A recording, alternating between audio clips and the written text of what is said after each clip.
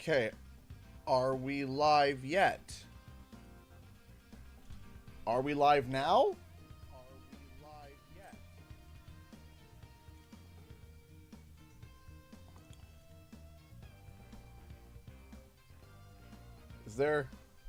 Is there a feed now? Yes. Okay. YouTube, what now? Oh my gosh. Okay, we had a whole countdown and everything. We had the countdown. We had the thingamabob. We had the shigamamashig. The ring-a-ding-ding. We had the whole thing. I did the whole opening, and I'm sitting here and I'm like, what's going on? Why is happening? And then YouTube's like, oh yeah, you have to click start. I'm like, but I started over here. It's like, but we didn't start over here. And I'm like, so I have to press start over here and over here now for some reason. Because why? I don't know. Why? But at least we're live now. Okay, we're here. We are here. We are present. We have begun. Hopefully all my links that I sent out are still okay. Let me check. Yes, it is. Okay. Guten Tag. I don't know what on earth happened. So, time for me to do my spiel again. I guess the first 15 minutes was just a warm-up. What's up, ladies and gentlemen? Canadian Guy here, and we are back with a 12-hour stream raising funds for PAX East 2025. This year we have a whole bunch of plans, and I am very, very, very excited to be able to be here. Thank you everyone for tuning in. If you didn't check it out, we did release a video this morning talking about the analysis that we had with Paul Yan and the interview that we had exclusively on this channel. And yeah, it's a thing. Feathers, that's why. Hi, I'm new to your channel and stream. I genuinely thought the Spyro fan was dead, but it's not, and I'm so happy I found my people. You have found your people. Let me tell you what, if you are a fan of Spyro, if you are a fan of Crash Bandicoot, but if you're a fan of any of the nostalgic platformers, but Spyro being a big focus spotlight, because that's what started this whole channel, was Spyro and the leading up to Reignited trilogy, you have found your people, you have found your audience, you have found friends among everybody. Okay, so I have already sent out all the alerts, so we're already there. As usual, for those who are interested, there is a donation link in the description below. If you are interested in helping out with the PAX East stream, we have the budget set there already, and anything helps. But if you can't and you just want to hang out for 12 hours, that's also okay too. Donations are appreciated, but never expected. So how's the audio balance? Can you hear me? Can you hear the game? Do you feel fired up, Bob?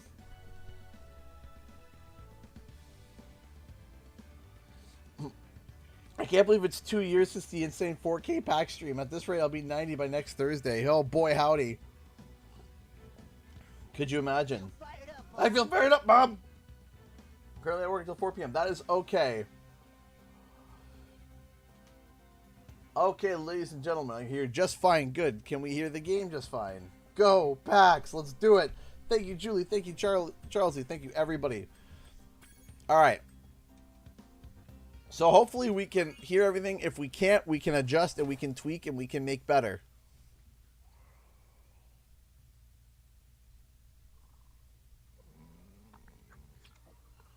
Okay, rolling. It's been peaceful here in the Five Worlds, or is it 6? For a dragon's age, we now have 12,000 treasure, or is it 10,000? What about this Ganasty Ganok character? Now, I understand he's found a magic spell to turn gems into warriors for his cause. I'll take that question. Nasty Nork is a simple creature. Simple? We can turn it up. Oh, sorry. I pushed the doodad over here and it's like, oh, you want to skip cutscene? It's like, no. Okay, well, I guess we're skipping it. To go to PAX? Yes. Between flight, hotel, and everything in between, food, Ubers, about 1,600. Gas.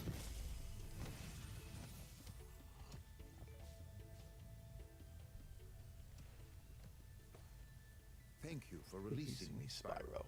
Free 10 dragons in the artisan world, then find the balloonist. He'll transport you to the next world. What about Nasty Nork? I'm going after him. Find dragons first. That's all I can tell you. Thank you so much, Julie, for the very first donation of the stream, the very first super chat of the stream. $5 to super chat. A little donation just in case I'm not able to be here much today. Well, we still appreciate it nonetheless, Julie. Thank you, thank you, thank you so much. Spyro. I feel like you gotta do like the SpongeBob. Bikini Bottom. The dragon rounds.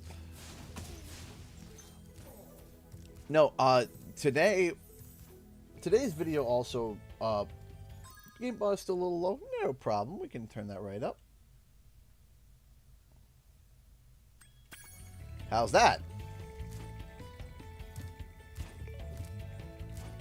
I like them apples.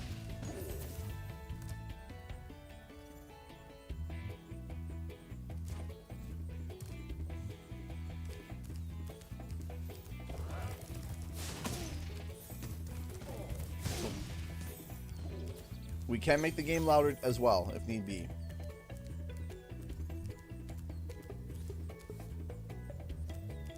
So, anyway, today's video was... Tell us what you think the plot will be. So, I think the plot has to be new dragons. I think. Crank it a little bit more, but maybe I'm deaf. Okay, we can turn it up a bit more.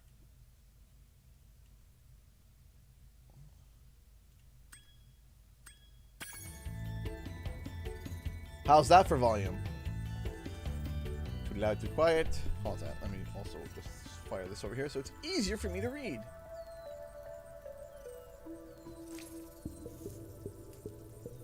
That makes my life easier. First time catching you live. Thanks for your recent Spyro videos. They've been feeling my Spyro hyperfixate for the past wee while. Hey, no problem.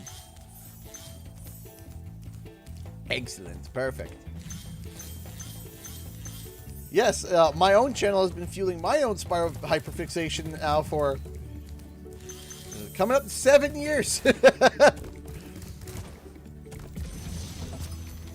I'm happy for you to join us. Hey, Spyro, press the jump button twice to glide.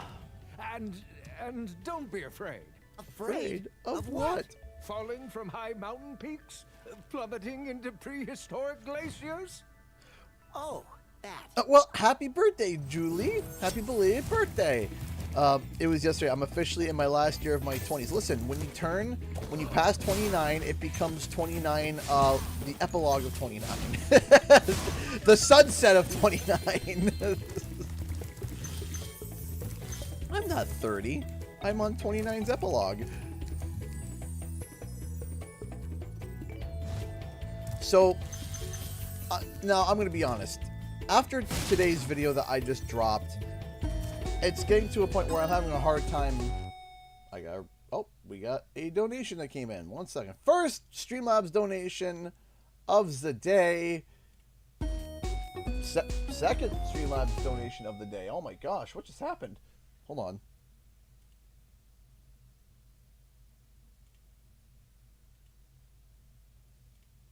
We just got 2 donations back to back? What just happened? Why is this going? There we go. Okay. Should have it up now. Oh my gosh!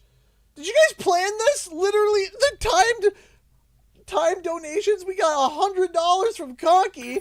Let's get the bar filling process started with a bang. Boy, howdy did you with $100.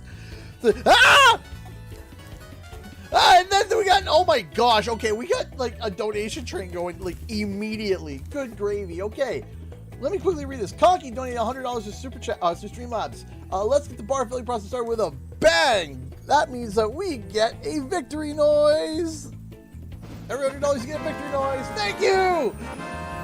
But then we got a $50 donation from Rennie Johnson. He's not going to be able to watch the full 12 hours, but I might play my PS4 Spyro Reignited while watching. I hope you have a wonderful day and get the bar filled by the end of the stream. Thank you! Thank you so much, Rennie. Thank you for the $50. And then Sarah Anderson donated $50 through Super Chat on Super Chat on the YouTube. Thanks for the vid. Now get to PAX East. Thank you. Thank you, thank you, thank you. Jeez Louise, the timing of all of that. Did you guys synchronize that? Because it was just like, and wham! Donation, donation, donation. Like, bang, bang. Thank you. You guys are amazing. What a great start. What a fantastic start. Thank you, thank you, thank you, everybody. You guys are all amazing. Thank you so much. Ugh. Good start for the 12 hours. Flash, do that again. The artisan's boss is through a portal in the Dragon Mouth. Good morning, my You love. are not yet ready, Spyro. Hi. First, you must complete one of the other artisan lands. Yeah, oh, we just got another donation from Gaming Pass. Donated $1. Can only stay until 12:45, but we'll be back around 7 for the rest of the stream. I wish I could stay for the whole thing. Also, loved your video, and I have zero doubt Spyro 4 is in development. Yay! Thank you. You say thank you? Thank you. For those who don't know, this is my daughter Hope. And this is my son David. Jonathan, sorry. No, it's Daniel. Daniel. Oh my gosh, I'm getting Get to mixed up. the right And child. there's 3 of them. Daniel. I thought it was Jonathan for some reason. Hey, what you? Where's your brother? Yeah, where are your other brothers? Go tell your brother to get down. Come on now. You need a hairbrush and you Yeah. I don't want to have a hairbrush. You gotta get your hairbrush.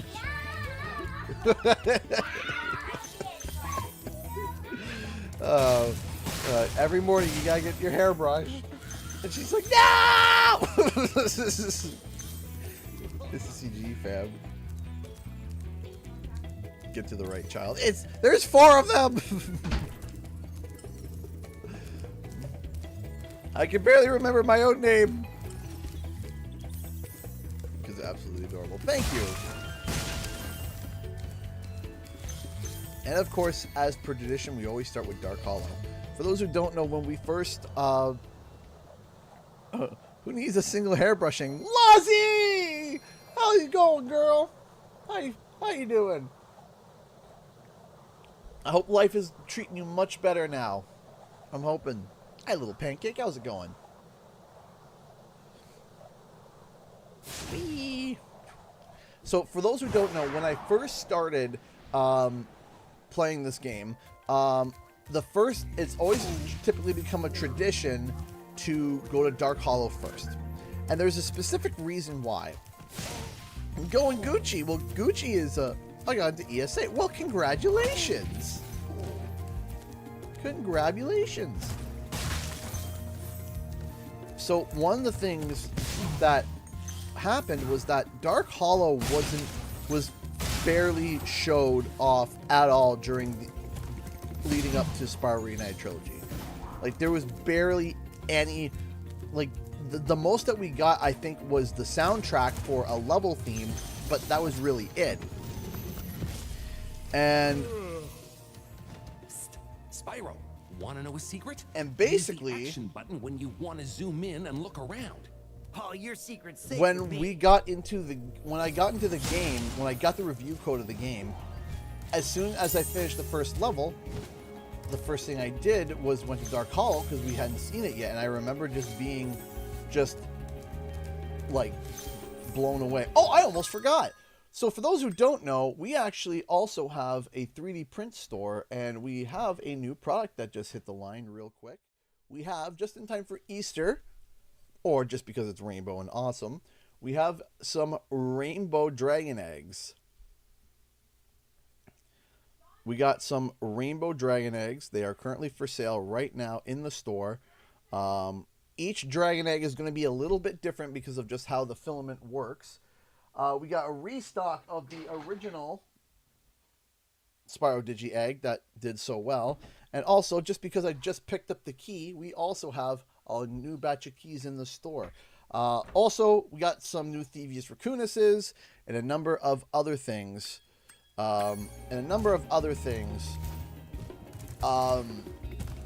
got a number of other things for sale as well. That if you like Spyro, we got a pack of gems, we got gem bottles, we got a whole bunch of stuff. So if you are interested in any of that, please check out the store. The link is in the description below. Have you ever made a cinder one? Actually, I have... Oh, I forgot the transition.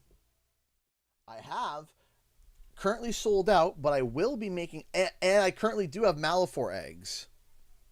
I do have Malifor eggs for sale right now. I don't have them on hand with me right now, real quick here. But I'll show you the picture of the listing that we have for the eggs. So,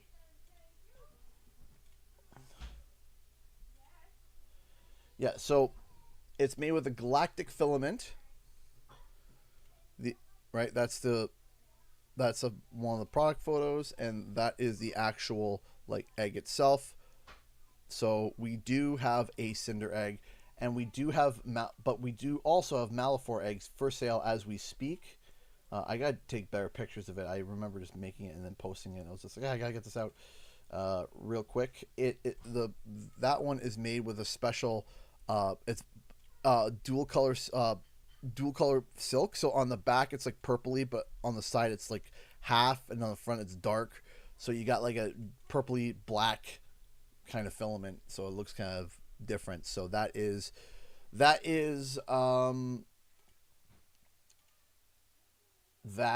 basically yeah. So we do have Malifor, we do have a whole bunch of stuff. We do have a link to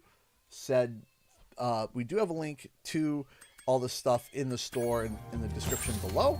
If you're interested, you can go check it out. We also have free shipping if you spend a certain amount of money and you're in the States, and there's a whole bunch of deals.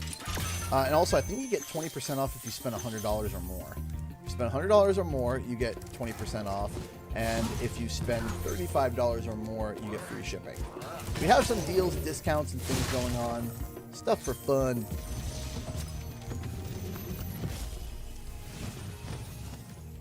Oh, it's you. I wasn't sure if you'd escape those annoying little creatures. Of course they wouldn't bother me, but here's a hint. Their metal armor is fireproof, but a charge attack will take care of them. I almost said should do the trick. I should know these quotes by now. No, but you know, we can offer eggs in this trying time. Yes, would you like an egg in this trying time? Honk, honk. Let's go. Yes, I can ship out to Australia. Not for free, but I can ship out to Australia. Yes, I can. We have numerous customers in the States. We can actually ship nearly all over the world. I say nearly. We've encountered some issues with shipping out to the Middle East, so we've paused on that for now. And I think that we've encountered some issues in Brazil as well. So I believe we've put a pause on that. If we haven't, we will be imminently. But everywhere else, I believe we're pretty much okay. We were worldwide before, and then once we did that and we kind of found where our problem spots were, we then kind of filtered it, and we found so far Brazil was a little bit of an issue, and Brazil was an issue, and Middle East was an issue. Australia has not been an issue, at least as far as I'm aware. Fernando Diaz became a $5 member. Thank you so much. Thank you so much for supporting the channel and helping us out on this 12-hour stream. Quick flame. That should Game audio still okay? Everything okay? What's happening this year at PAX East? Well, we don't know exactly. That's kind of the whole thing. But one of the things that's really interesting about PAX East is that sometimes you can find a really interesting gem there where you can be sitting there and then all of a sudden, hey, there's a this here. Or, hey, you encounter a developer there where it's like, hey, this developer worked on this game. It'd be a really interesting interview to get or whatever, right? The one year that we went to PAX, one of the big years was when we went to PAX, and because I was able to get to PAX, we got the CTR footage, and the CTR footage was such a big boon to the channel because none of the other journalists that we saw didn't really know how to play CTR, and I had practiced CTR beforehand, and so my footage was one of the few bits of footage that people were like tolerable to watch. Will there be any Wumpa fruits in the future in your shop? I've been trying to get a good Wumpa fruit. I have an idea for it because I want to make it a very specific way There's a specific way I want to do it. I don't want to just go, oh yeah, I just have a hard lines. I want a nice smooth transition so it looks really good. So right now I'm kind of looking for a very specific filament. I'm looking for a tri-rainbow filament that is green, yellow, and red, so that each time I print, and it has to be a certain, not retraction distance, what's the word I'm looking for. There's a certain measurement to where the transition is in a short amount of time, so a certain amount of time, so that it doesn't repeat 4 times, or it doesn't just be 2 colors. Let's hit 1, 2, 3. That could be useful if you run into trouble. Not that you ever run into trouble, Spyro. But that's kind of where I'm, that's kind of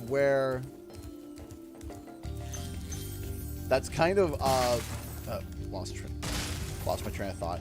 That's where I'm at with the Wumpa Fruit, right? It's not a matter of, it's trying to make sure that we get a good looking filament for it so that it could be like, yeah, this is my Wumpa Fruit filament.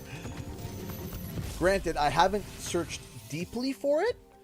I did a quick search. I haven't done a deep search of it yet. This fancy vortex thingamajigger. It'll take you back to the artisan home. But first, let me tell you a story. No thanks. See ya!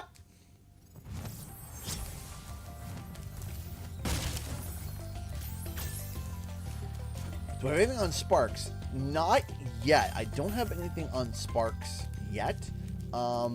I've been bouncing around some ideas. Sparks is a little bit difficult to print because of his fragile little body. However, I have, there has been a design that is actually, I can't even take credit for it. It's my wife's idea. She's been wanting to make Sparks hair sticks.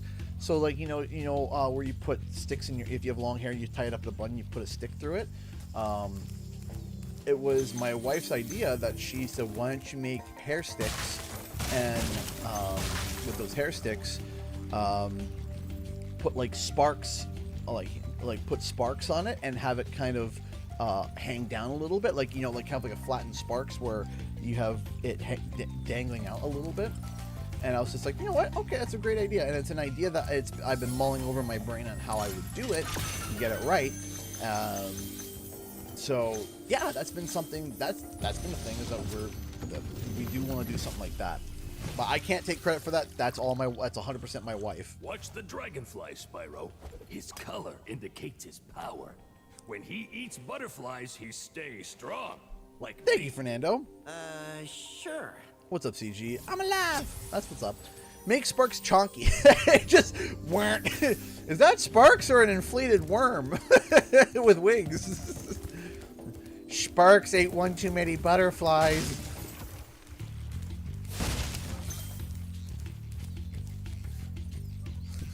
Pattern Sparks baguette. Is that Sparks is a baguette? The answer is yes.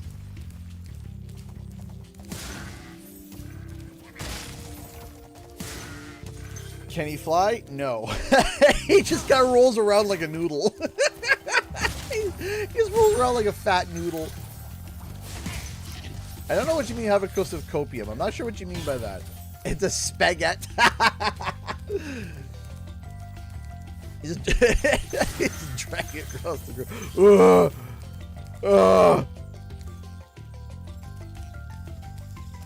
A dragonfly sausage.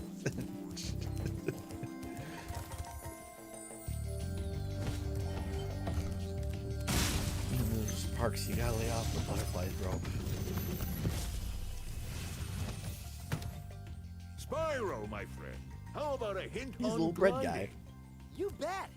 For the longest glide, press the jump button at the top of your jump, and try pressing the action button to drop down mid-flight. And then we fly. How are you? I am alive. today was an interesting start to my day, but you know what? It was, you know, we're here, and that's what matters. We had some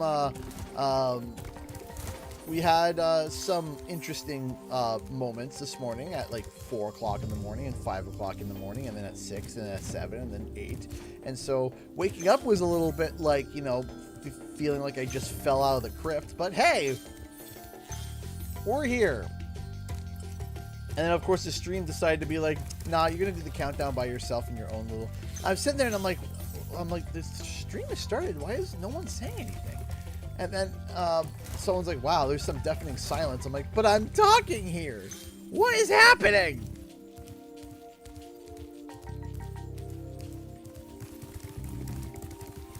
Will I live stream the Xbox Direct? I don't know. It's on a Sunday, which typically I don't do much on Sundays. I might make a exception, maybe. We'll see what time it starts.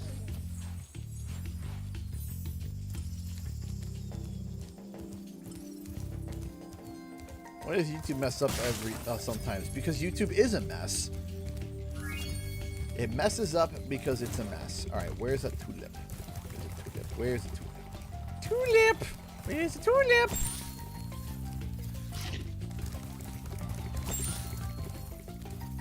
There's a tulip. Boop. So, I don't know if we're going to see Spyro necessarily at the Xbox Direct. I don't know. Could he show up there? Absolutely. 100% he could show up there. Will he? I don't know. Hi, my love.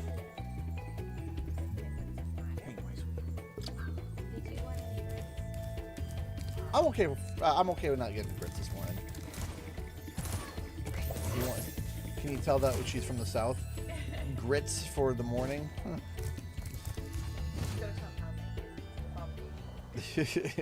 Just, I'll lose my Southern card. No. Yeah, no, just. I barely have it as it is. You're so far north, you don't even know where South is anymore. Until I have a phone call with my sister, and then all of a sudden I'm like, y'all better get off that. I'm like, whoa, where did that come from? Yeah, she has a phone call. Will go to sleep inside of me, and I start calling everyone bud. And then I'll have a phone call with my sister, or I'll watch something. And then I drop the G's. Yeah, she's everyone's saying hi. Hi. Hello. Yeah, she has a phone call with her sister, and all of a sudden, it's back to the twang. Sound like that. Not that twangy, but That's you know. Sunflower. Welcome to Town Square, Spyro. Photosynthesis. Begin exploring by gliding to that area I with don't the know. boat. I had like Use the maybe right 2 stick to hours get a and good seconds look. sleep together. It's not good. This morning it was not fun. I woke up, I was just like, hose? I'm like, why do I feel claustrophobic? Oh yeah, because every child is in the bed and on top of us. Hope was the only one that stayed in her bed.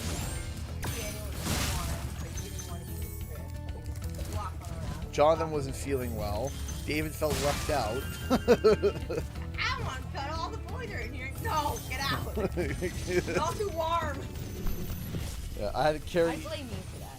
You have the worm. Thanks. I have the worm gene. That was a heat rock. I had the worst itch on the tip of my wing. What? Did you know that No. you get your longest glides by pressing the jump button at the very top of I mean, your that would jump? be cool if you made that cake. It'd be a very big cake. It'd Maybe be. I can make it smaller. I mean, listen, you came up with the idea. Nah, I didn't. I didn't come up with the idea. Speaking of cake, I'm gonna break the bow. Are you ready? What? Yep, tomorrow is Daniel's first birthday. My heart's breaking. There's a whole bunch of things in terms of this stream happening today. Was because we're not going to be streaming tomorrow because tomorrow is, of course, Easter, Good Friday, and also it's Daniel's birthday. So we're not streaming tomorrow. That's why we did a 12-hour stream today to kind of make up for that, Blue running around here? etc., etc. And he's stolen a dragon egg. You've got to track him down and get that egg. Run, run. Yep. I'm getting a little winded. Ooh, cheesecake. Double cheesecake. Double cheesecakes. I'm down for double cheesecake. All the bowls are stuck. I never got to do that. You instead of flaming them, you charge them. Yes, I know you do. The inner arsonist? No. Also, wait, could you take out the tea bag? I'm starting to taste the tannins or the... Use one of the pliers to get the tea bag out. Ew! Don't do that. I'm kidding! I'm kidding! I'm kidding! It's such a man way to do it. No, it's such a I'm gonna die early way to do it. It's a joke. Oh my goodness. It twice a joke. Wait, How? Daniel shows a birthday with David Tennant? There you That's go. amazing! Sorry. That's too sad. I'm sad he dies. He gets me dark, but... Yep. Bonk, bonk. Alright. Bye. Yes. In a bit. You paused. Yeah, I paused because I thought about it. I was like, skill point!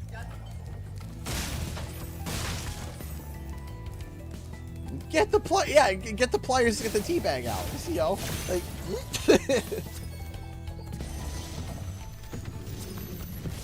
It's a great way to take out the tea bag. Thank you for releasing me, Spyro. You can always track your progress by accessing the guidebook through the pause menu. You know, if Jack Black voiced Dingodile, you know what? No, he could voice a character, but I think you gotta do. You gotta keep Tatascore as Dingodile. He's just got the iconic Australian accent, right? It's hard to replicate. I love Dingodile. I love Dingo. So after getting the interview with Paul, oh my gosh, I totally forgot this, right? After getting the interview with Paul, I Where's Nasty North? got a I'll torch feeling, Keep your personally, horns on, Spyro. You this have isn't much to official or learn anything. first. Do you know what the dragonfly following you is doing? His name is Sparks. and he's helping and protecting you. Keep an eye on him and see what I mean. Okay, so here is the thing. Is that I got a feeling.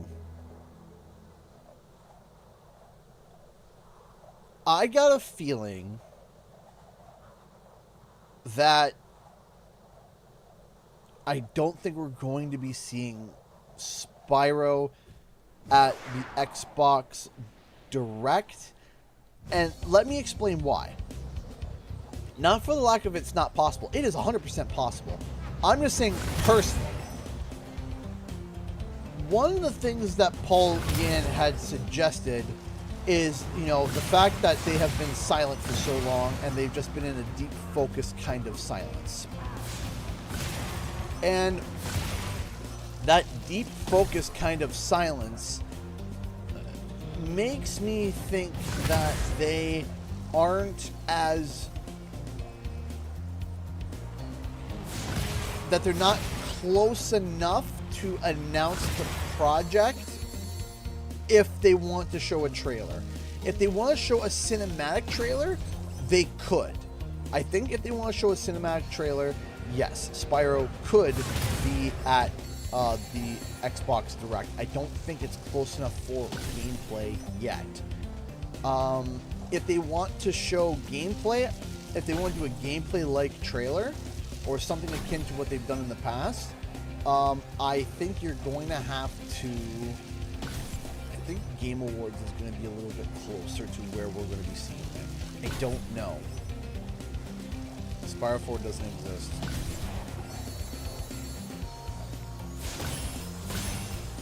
Okay. At this point, I released a video today. I had an interview with Paul Yan. I don't know what you want me to tell you.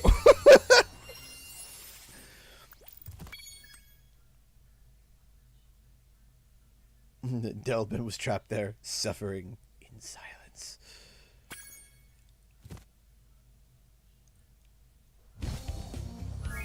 I just, at this point,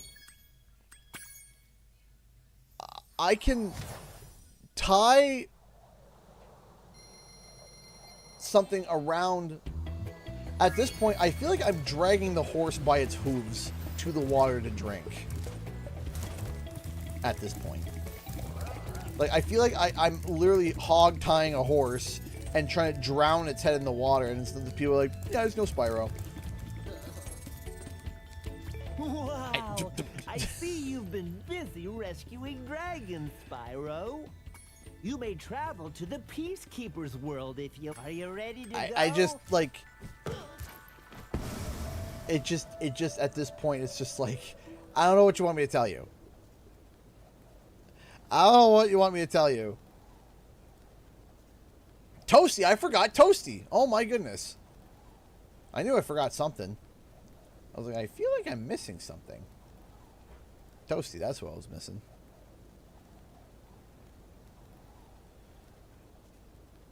I got so distracted by the sheer resemblance of still being told that there is no Spyro 4. And I'm like... Or new Spyro. Listen, I want to make something else clear, okay? Because somebody tried to suggest something kind of really, like, technically, right? Is technically, okay? So, to cover my bases, to cover that technically, fans, a new Spyro title. It doesn't necessarily have to be named Spyro 4. It could just be called Spyro blah, blah, blah, blah, blah. Spyro blah, blah, blah, blah, blah. Whatever it is, or Spyro 4 blah, blah, blah, blah, blah. We are just going with Spyro 4 because that's what they called Crash Bandicoot 4, even though there was a Wrath of Cortex that was considered as Crash Bandicoot 4. Okay, so we're just following the same pattern, okay? But if they turn around and they say, oh, Spyro, Spyro Portal something, I don't know. They call it, they turn around and say, hey, the next Spyro entry is Spyro, enter the whatever.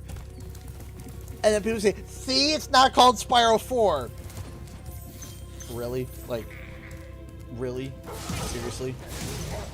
Like, are we really going to go, like, technically speaking? So, to cover my bases, the next Spyro title, whether it's Spyro 4 or just random Spyro name, whether it's whatever it is, Spyro the Dragon.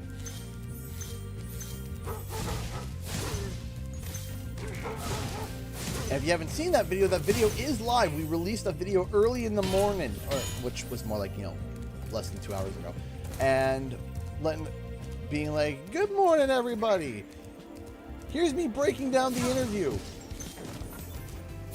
At this point, if you don't believe Spyro's not the next thing, I don't know what you want me to tell you. Nasty Nork has put one of his most devious henchmen in charge of the artisan world.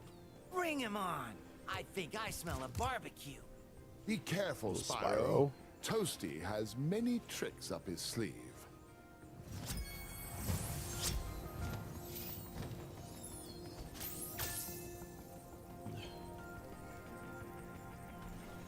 Influence them to make a Spyro 4.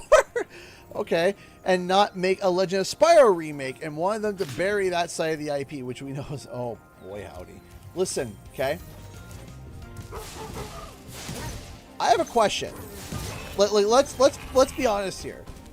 There's a comment that said, and I quote, apparently that I was the one that pushed them to make a Spyro 4 and to bury the Legend of Spyro side. Okay. Let's start with this. First off, let's define. Do I have that power or not? Because you can't people sit there and say CG knows nothing. Okay, and then also, but also there's a comment saying I'm the reason why, like, I'm that Legend of Spyro is getting buried. Okay, pick one. What, like, pick one. Am I a tyrant with power, or am I a nobody? Can we at least get the narrative straight? Can I figure out which role am I the bad guy or am I the good guy here? Can we start with that first? Or am I neither? Listen. Here's the thing. Okay? Am I a nobody or the bad guy? Neither, I think. Listen. If Toys for Bob wanted to make the next entry to The Legend of Spyro or remake The Legend of Spyro, I genuinely believe my comments would mean very little to them. Okay? I do believe that my comments would impact them very little if that is what they decided. Okay? It might swing one or two people, but it's not going to swing an entire company. If the entire company came together and said, hey, we're going to make another entry or something similar to The Legend of Spyro, then I don't think that I would have enough influence to sway their point of view. Now,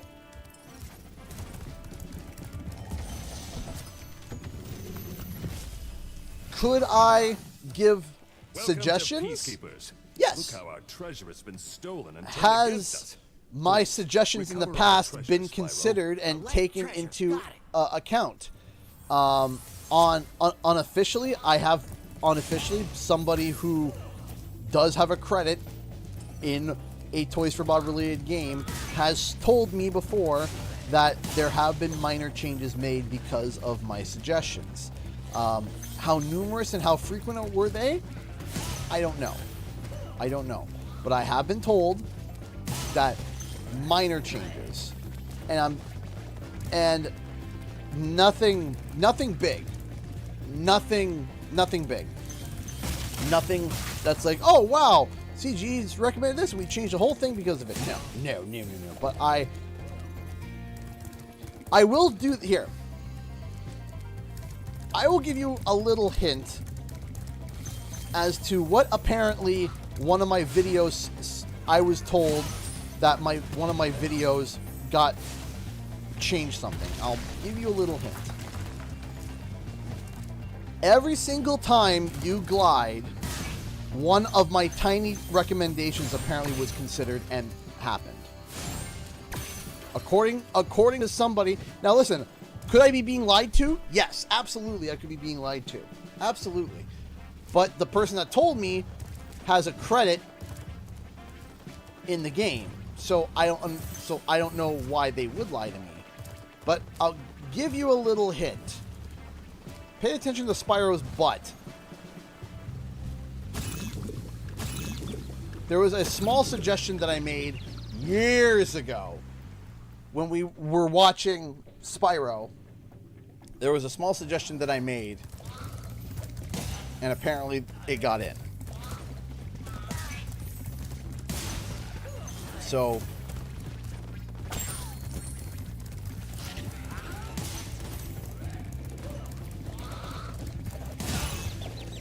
now that's what I was told.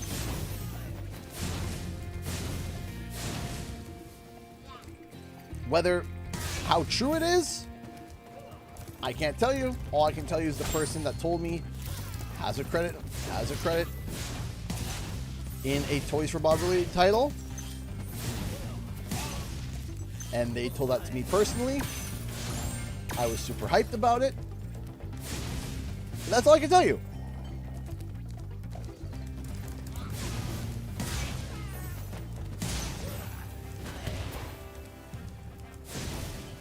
You know, I have somewhere, hold on. I have somewhere some of the old footage, B-roll footage that I used for Spyro. It is somewhere. Hold on. I'm going to quickly see if I can quickly pull it up. Some of the, like the old B-roll like, for the lead up. And it is wild how different it became. Let me see if I can find it.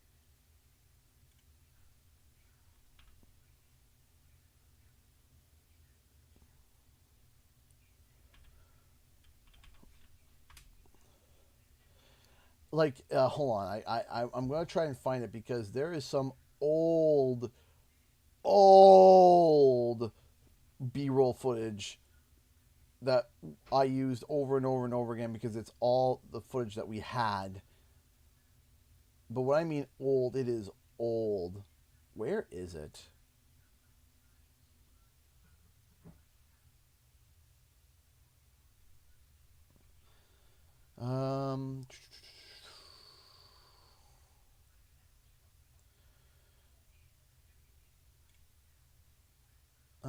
Let me just check a few folders. If I can't find it, we'll just move on. But there was some old footage. One second.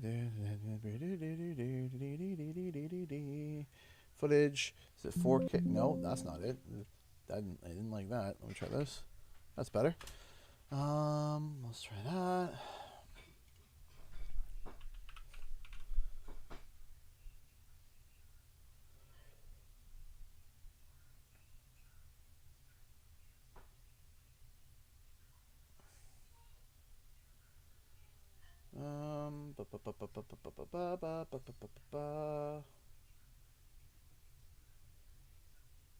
Where is it? See, I have a lot. Like, this is just one of many folders that I have of just gameplay. Where are you?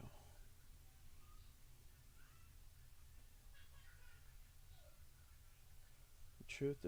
I can't find it, but I used it for so much.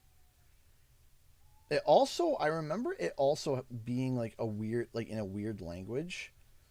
I remember sitting there being like, whoa, this thing's in, it was like either Russian or something, and it was randomly posted on a website, and I grabbed it, and then I remember it being like ripped away.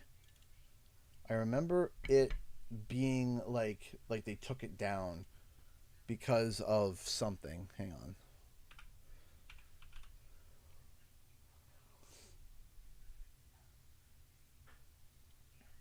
So I remember using that footage, and part of the reason why I used that footage so much was simply because we didn't have oh my gosh, there is so much. We didn't have here it is, found it. 3 minutes of like, this stuff is old B-roll provided by, so take a look.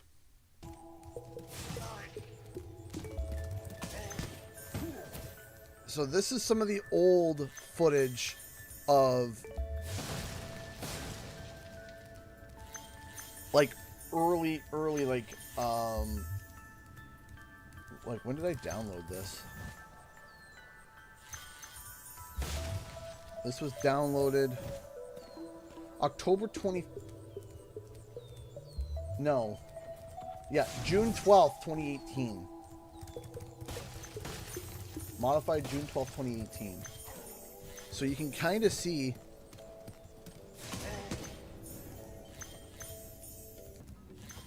right? So see some of the old stuff. Yeah, the broken tail. Yeah, the tail being broken. That's right. But watch the glide. Watch the glide. And then watch the current glide.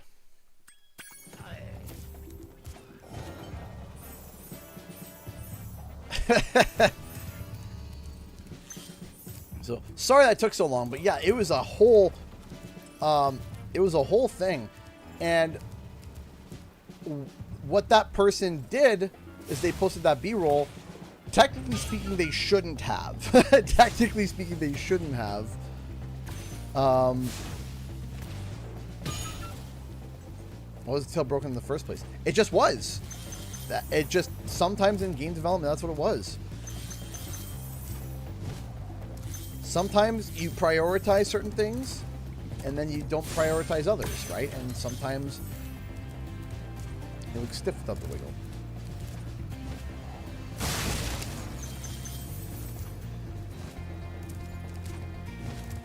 Let's go this way. But that's what I was told. Again. You can sit there and you can say, oh, it's CG's lie or whatever. Hey, you know what? Oh, I accidentally skipped that. That was not my intention.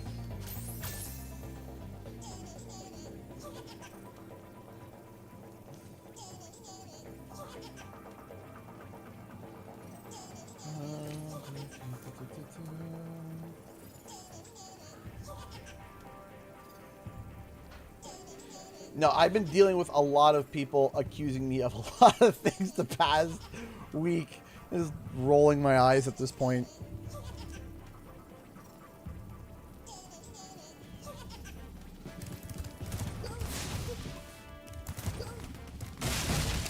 But yeah, at this point, it's kind of like, to me, at this point, if you don't believe that Spyro 4 is a thing, or at least you can replay. That's right, I can replay it. That's right, I could go on the platform and have a chat with the dragon. But the question is, now here's the thing. Here, we'll let Gunnar do his little speech of, I'm gonna kick some. Well done, Spyro. Keep up the good work, and I know you'll fulfill your destiny. Destiny? I just want to kick some. Just toast those enemies and collect the treasure. Jump. No. I've been dealing with a lot of like.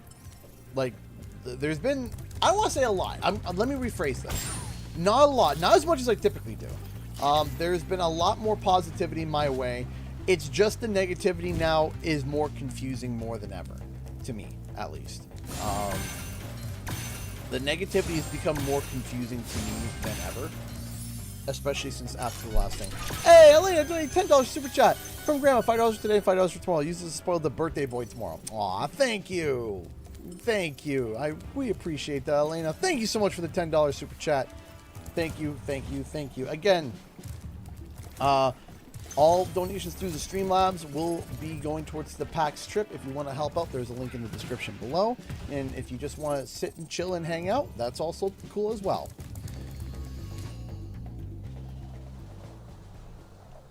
Here's my theory. Here's my thing. I'll say this.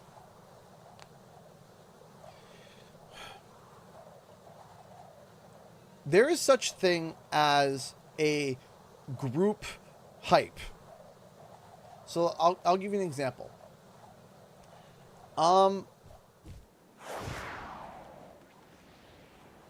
Let's say, you know what? I'll use this as an example.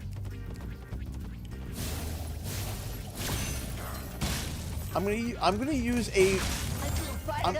use a wrestler as an example. Hold on a second.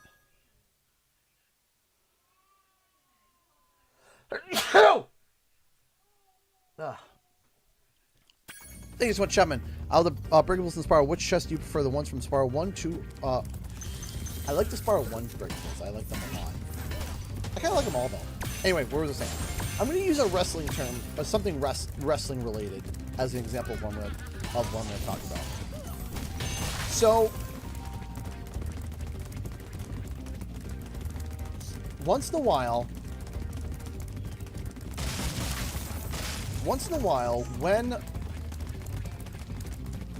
when you're in a group of people, let's say you're at an arena and you're watching a wrestling show. And it could be, or maybe a sports team or whatever. And let's say there is 70% of the people in that arena like a certain specific wrestler, and the other 30% either don't know or don't like him.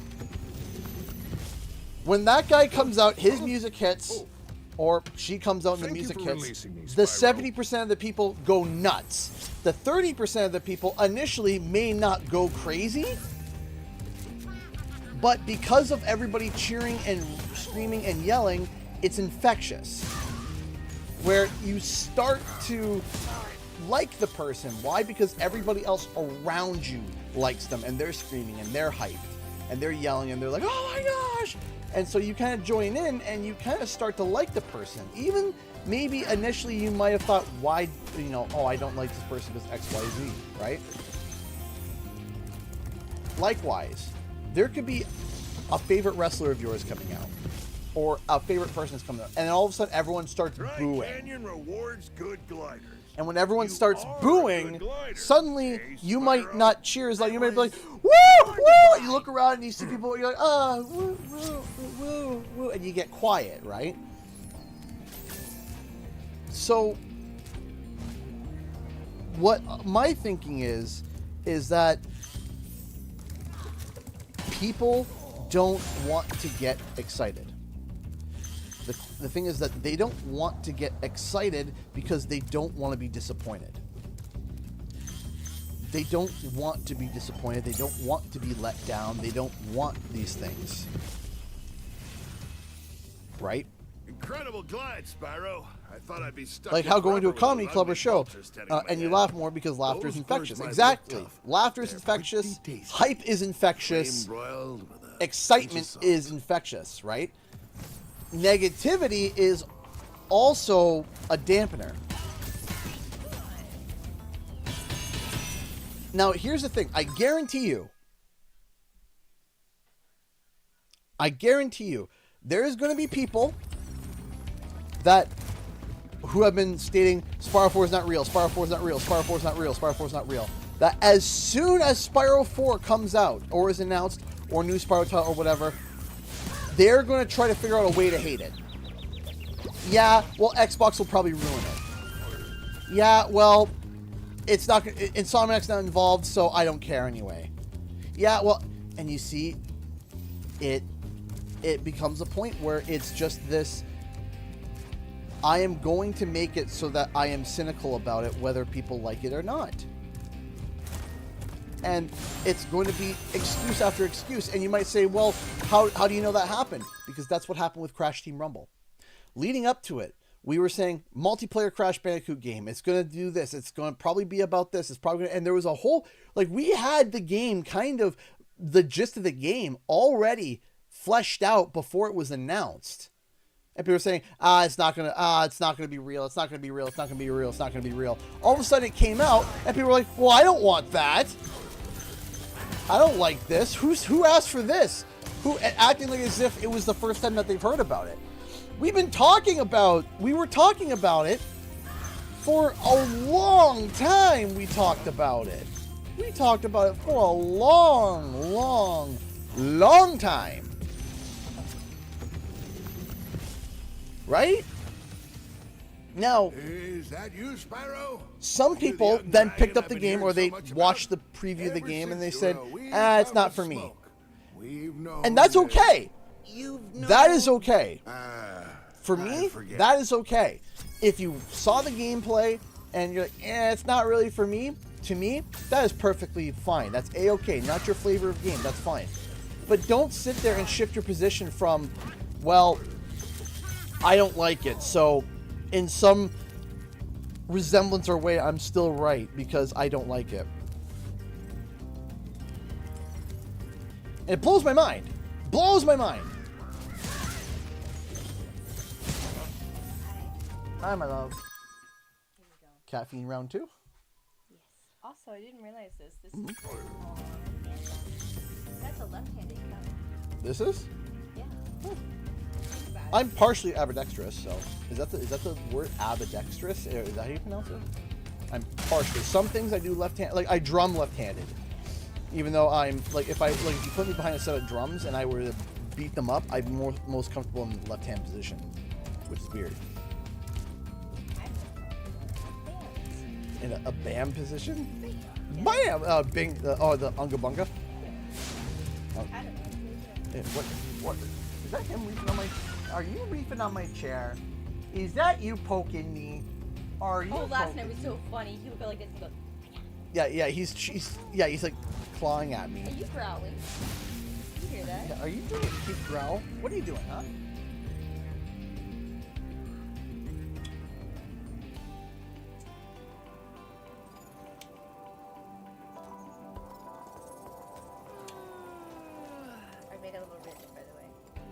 can smell it from here. Sorry. That's okay. Let's hope not. Okay.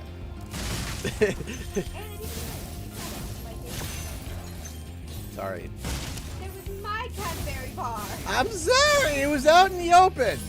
The big with. But I needed a little chocolate mousse. I need a little chocolate mousse. There are Lindors upstairs. I forgot about the Lindors. Lindors that are perfect for eating. Well, they're also good for baking. Why? They melt. They're so liquid. Well, then make liquid cookies. Oh. I'm sorry. That's alright. That's fine. The one with the Pop Rocks and the jelly beans inside. Those are amazing. Wait, you're just complaining about the you can't bake with that. No. I'm talking about bacon right now. Okay. I'm about eating. So you're complaining about... Never mind. I get the head pass. Bye.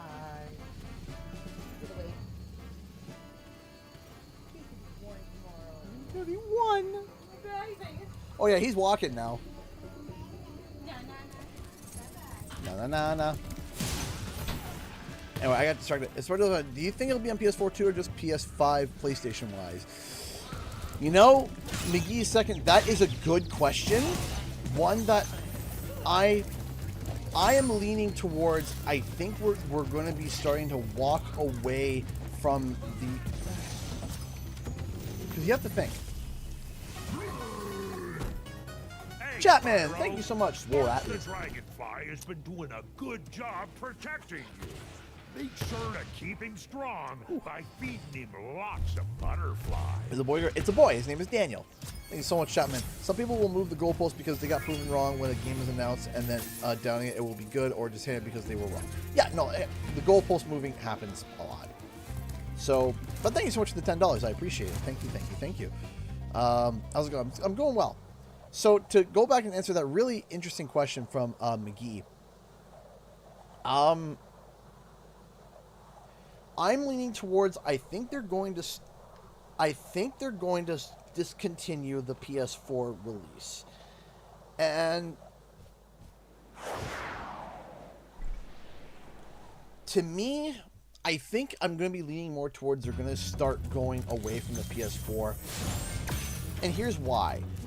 Games that people are already talking about the PS6, like the rumblings of it have already started.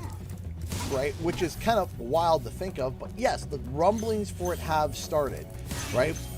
We already seen the Switch 2, right? Which is that's the first step to the next generation. That's why there's already been conversation about the PS6. Is it a lot of conversation? No. Is it some conversation? Yes. But not a lot. Not a lot of big conversation. However, nonetheless, still some. Now, here's the thing. Word of caution, little one. Wait until you grow big, like me, before charging those large enemies. If we're already chatting and discussing about the PS6, just the startings, not a lot. There isn't a lot out there, but, you know, there's rumblings of it. PS5 came out 5 years ago, so, you know, it's something. 5 years ago. If Spyro's going to be released in 2026, it would have been...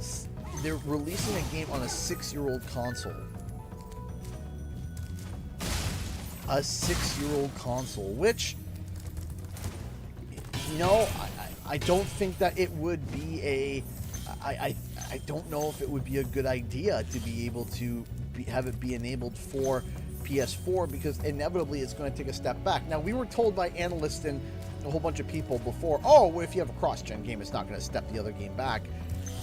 We've seen, though, happen right before our eyes. One of the things that I remember, there's a lot of business analysts talking about the Series S, the Xbox Series S, and how it being so underpowered and being such a budget console that it might hold back some games and some titles. And they said no, that wouldn't happen. And then there were reports that I remember reading coming out and saying that it did happen, because the way that Xbox had their thing, they said that every game that comes out has to be able to operate both on the S and the Series X. And because of that, there were some games that kind of lost their pathway to Xbox because it had to run on the Series S as well. And I remember reading in articles about that.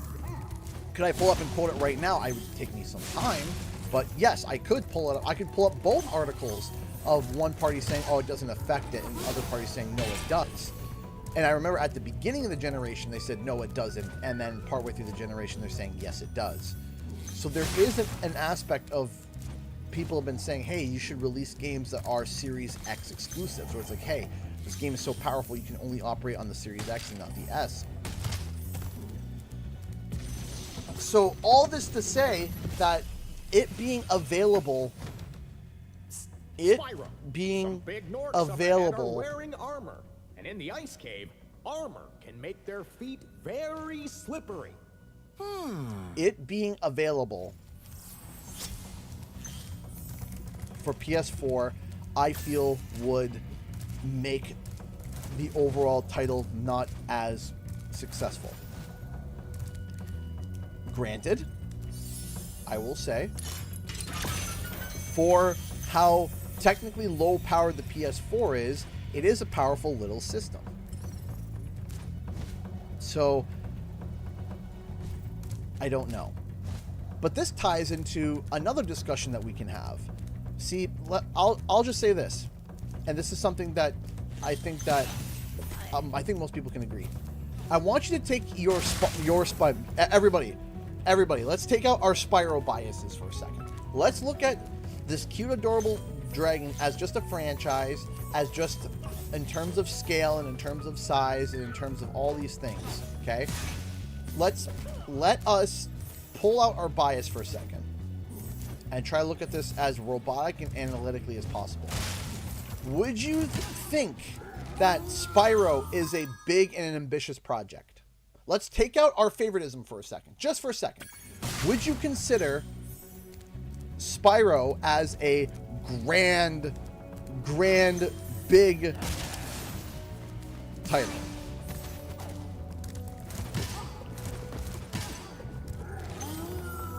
Would you? Bigger than Crash? Sure, okay, bigger than Crash. See, I love Spyro. When I think big and grand, I'm thinking something like Elden Ring, right? That type of grand.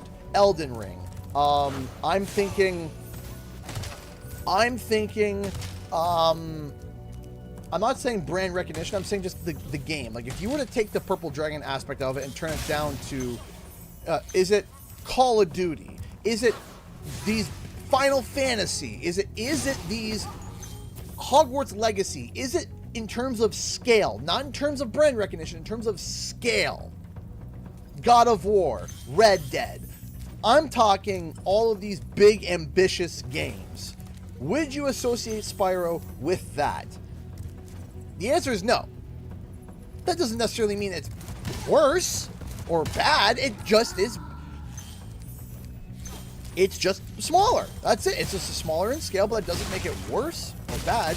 But it's not grand in that sense, right? Is it ambitious? You've done well, Spyro. Some dragons thought you weren't ready, but I knew they were ready. Analytically, I'm not ready, sure. all right. Ready for what? But Toys for Bob was stating that the game that they are developing, which we can get to the point where we believe that it's Spyro 4, which I think we can kind of get to that point now. The word ambitious and the words that are used for it, I wouldn't necessarily associate with Spyro in that way.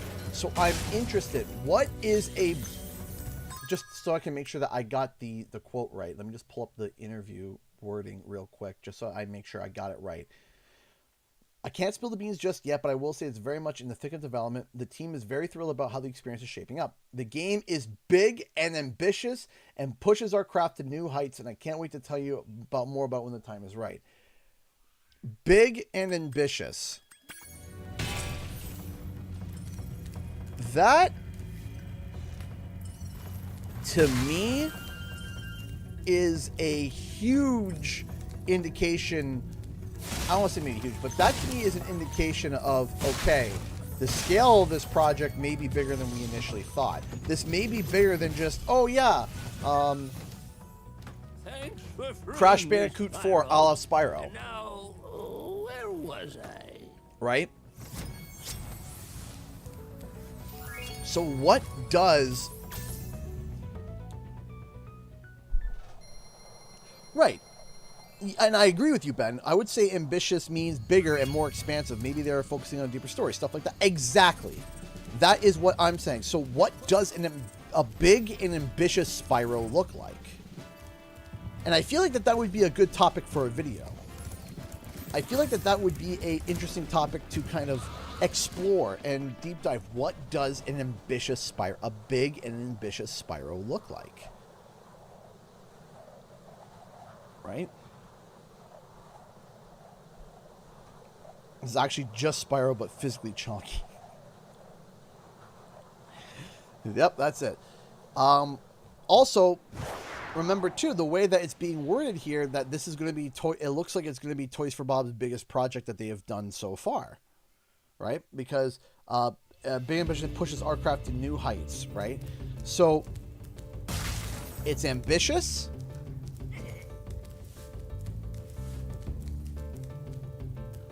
It's ambitious and it's big. So what does a big and ambitious Spyro look like, right? So I was having a chat with a buddy of mine, and we were talking about this, and he actually gave a really, really, really interesting point that I agree with. One of the things that he mentioned was, if you look at Crash Bandicoot was very much a by-the-numbers Crash Bandicoot game. Like, it was very much it had all the elements of Crash Bandicoot plus new elements that weren't as out there. They weren't too big. They weren't too bad. It was very much a by-the-numbers Crash Bandicoot game, and that's not a bad thing. It's a good thing.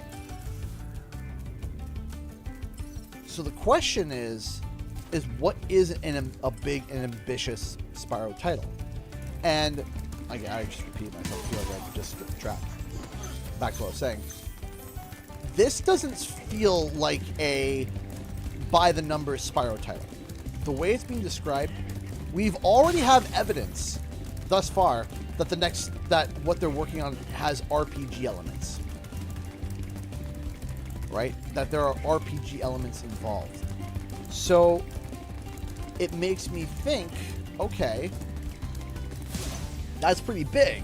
If you are introducing more RPG elements into Spyro, that typically increases the scale of the title significantly. And if you have RPG elements, that typically also means a more expansive story. So I'm interested in what Toys for Bob wants to... You just give me all the gifties tonight. Thank you. I got 12 hours of hard work. I got 12 hours of stream, that's right. 12 hours of playing a game. Woohoo! Now it's like, How's a dragon 12 hours of supposed playing to flame metal Spyro. armor anyway?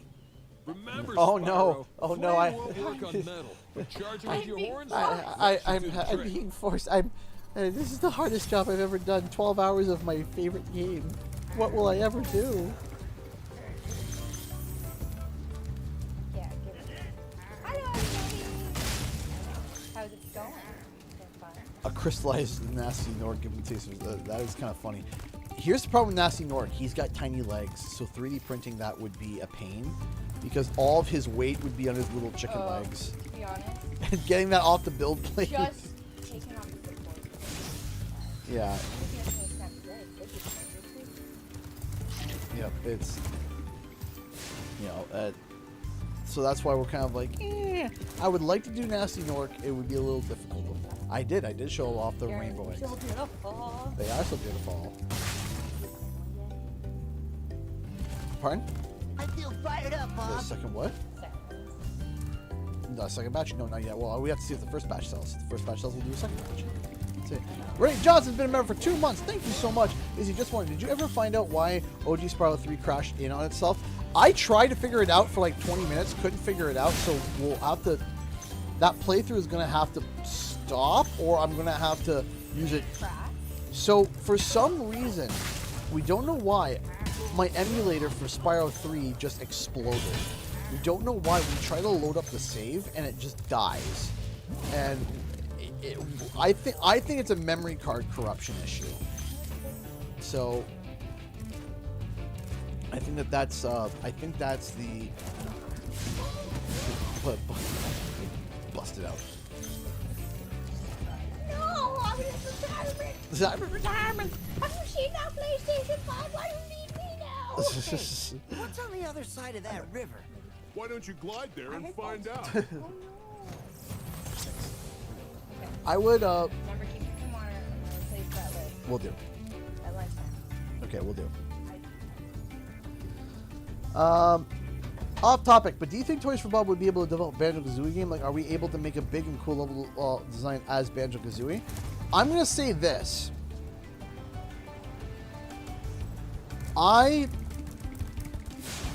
Just by the interview alone, among other things,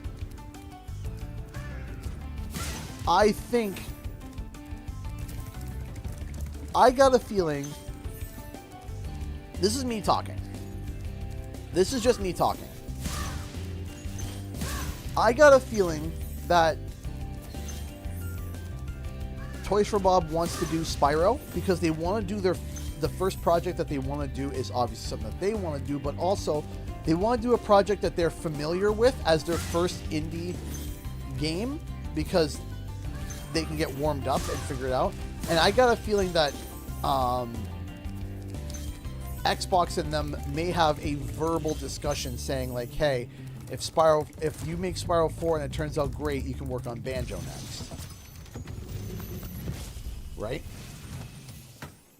You've reached the highest point in Clifftown. I got a feeling that that's... I'm not saying that that's official. I'm stating that that's what I think. Just with the way things are being said, I got a feeling that Toys for Bob is going to do... They're going to do Spyro 4 first, do what they're familiar with. I always forget that I'm missing. They're going to do what they want. They're going to do something that they're familiar with. And then once they show that, they can do it, and once they work out being an indie studio, all of a sudden they turn around and they're like, okay, the next project we're going to tackle is something a bit different. And then they tackle Banjo-Kazooie next, right? But that leaves a question of what about Crash Bandicoot? And that is the next question that I believe is going to be on the table. I also think that there might be other studios that want to work on Crash Bandicoot, but who? And we're going to have to go through yet another new studio, perhaps handling Crash. And I'm a little anxious about that. But it's possible that Toys for Bob could help out. Like, it could be a new studio handling it with Toys for Bob helping out. I don't know. Beanox. I mean, here's the thing. I'll tell you this. If you told me, I'll say this. If you turned around and you told me, hey, Tony Hawk 3 and 4 is coming back. We are 100% certain about that. 3 and 4 is coming back. Can you guess who this development studio is? I would have guessed Beanox 3 times. They say, I'll give you 3 guesses. I'd say Beanox. They say, okay, what's another one? I'd say Beanox. And then another one, Beanox. Like, I would say Beanox 3 times. Iron Galaxy wouldn't have even been in the realm, even within this universe. We'll even, use its own name as a pun. I never would have thought Iron Galaxy would have been the lead development of 3+4. So my thought is, okay,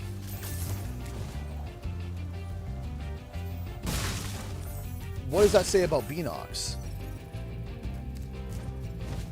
Right?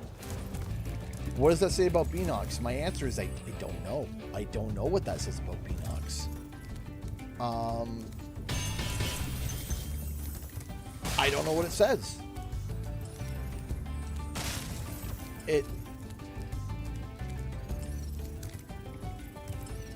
Is it that they're not interested? I don't know.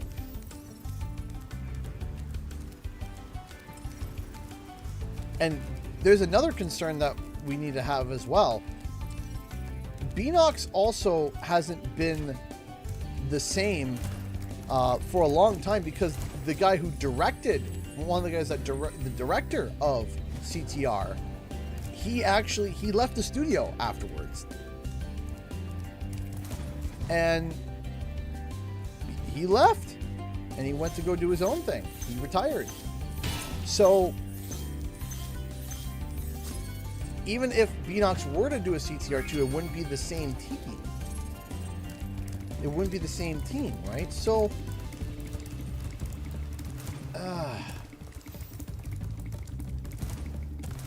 I don't know. Beanox supporting Spyro. I have no clue.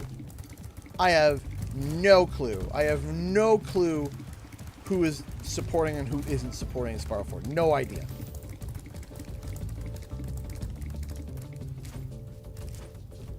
But I didn't see Beanox's... Beanox did like half the development for Tony Hawk 1+2, if I remember correctly. They did a large development for Tony Hawk 1+2. And they didn't touch it. Vicarious Visions technically doesn't exist anymore. They're now Blizzard Albany. But Blizzard could get involved, but it would be weird.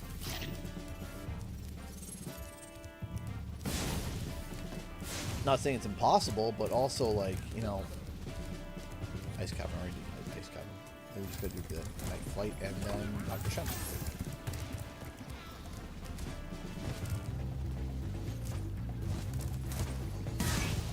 Yeah, it's kind of a weird. It's kind of just weird. It's kind of weird. I would love a CTR2.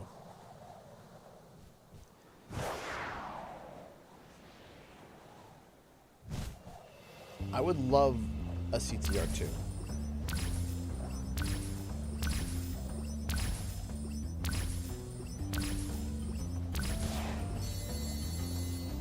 I think a CTR2 would be a really, really, really fun experience.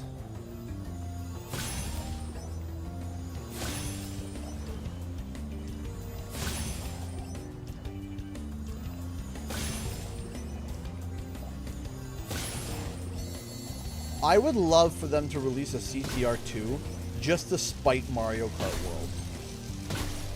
Just out of spite, and also make it cheaper.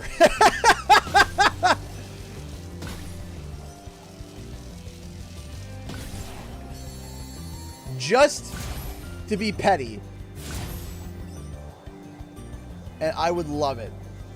I think it would be hysterical.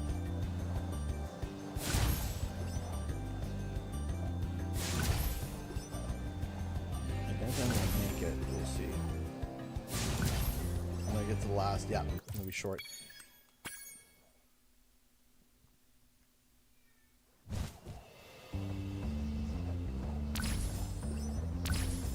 No, I love CTR.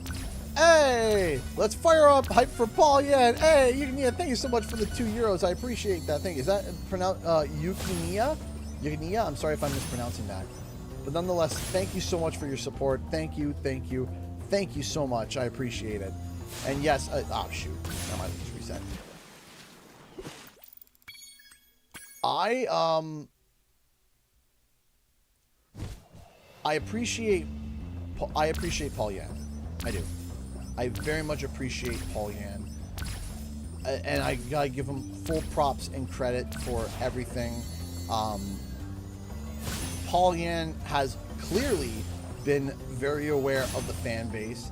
Clearly, he has a line tapped in, and he's always tried his best to be able to convey information or convey hype and be open about, as open as he can be about things, and keeping things low key while also giving enough of a wink, nudge, nudge to not get in trouble.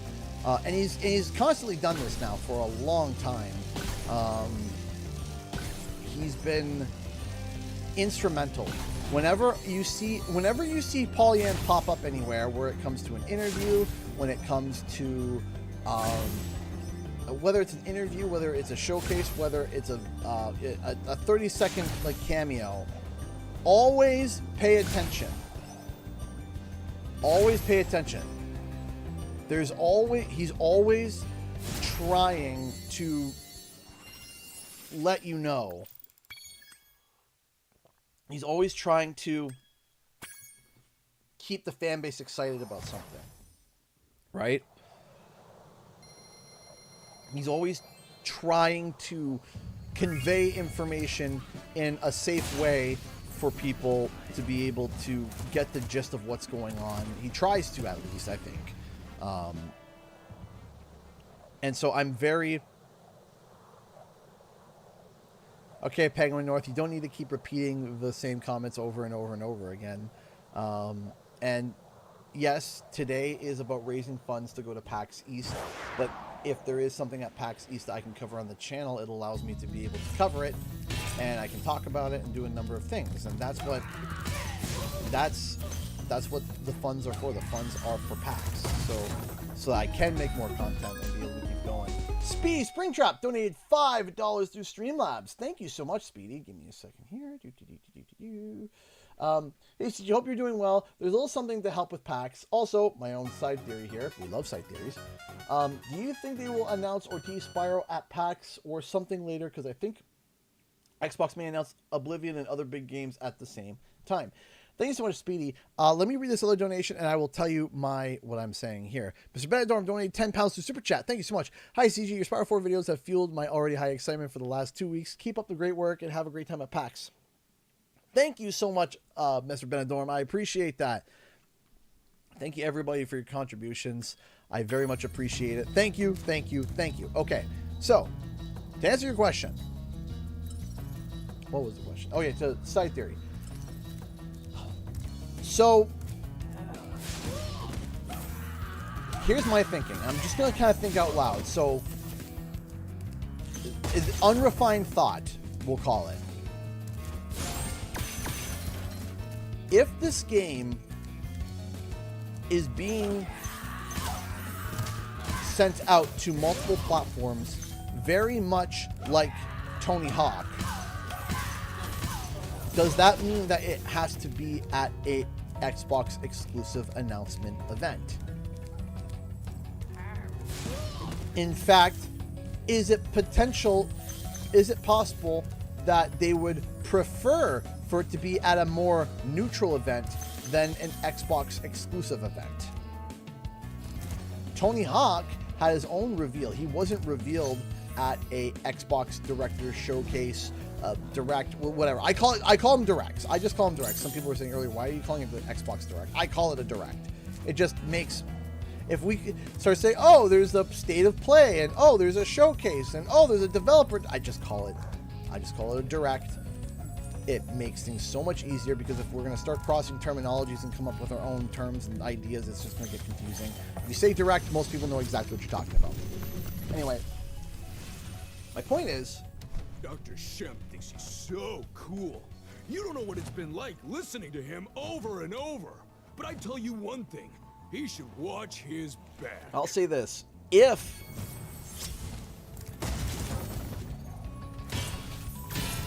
they want to have the game plastered on every platform coming out, don't you think that it might be possible that Xbox is leaning more on games that are going to have some more Xbox exclusivity? Maybe something at PAX. I'm not going to say no. I'm not going to say no because that's where Spyro Reignited was announced, which was incredibly unlikely and random and out of the blue. So I'm not going to say no to that potential possibility.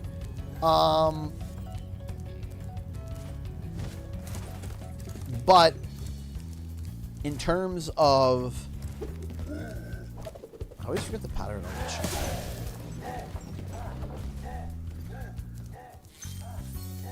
But I don't know if we're going to see it at an Xbox Direct. I would be more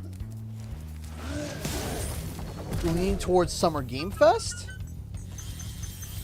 Spyro Reignited was announced at PAX, which is kind of weird because there's no shows really at PAX. There really isn't like a reveal where it's like, oh, you go to a theater and you sit down and you watch a bunch of game reveals. There was something like that last year, but it was really small. Nothing that was really like AAA and gigantic were there. But I digress. Spyro Reignited didn't have a show, but it was advertised everywhere and it went live while you were at PAX. And if you wanted to watch the trailer, you had to look on your phone. So that's where we're at right there. The fan game crisis of Crinolia? Nope, never even heard of it. Could do it again. It's possible. It's possible. I'm not going to say it's impossible. I'm just thinking that I can't believe how up aboard for if the they are Magic still Crafters in world the if you're thick ready. of it,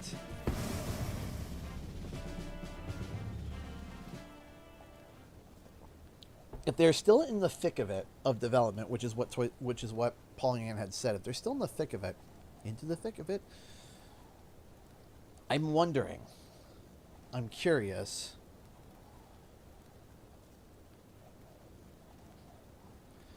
because there also was a mention of almost a pause, right?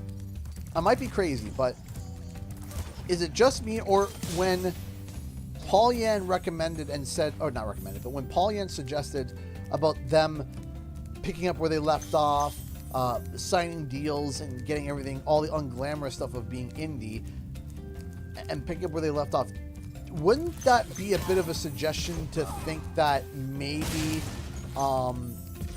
there was a pause in development? Welcome to Magic Craft. That they started it? I want you to release Indie development, the they went dragons, indie. reclaim our treasure, Pause and development, recover the eggs from took those 2-3 pesky months blue thieves. to sort themselves out, and then restart development. Does that, does it come off like that to you? Or is that just me? Because that's how I'm reading it as.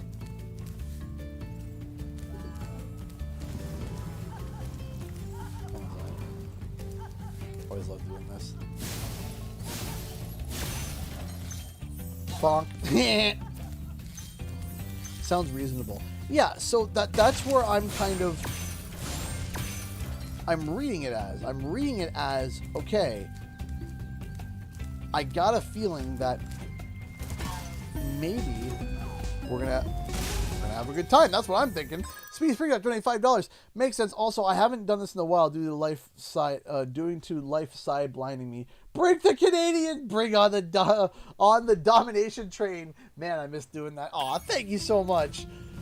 Yes, donation trains are always loved and appreciated, and we always get everyone always gets a good kick out of them.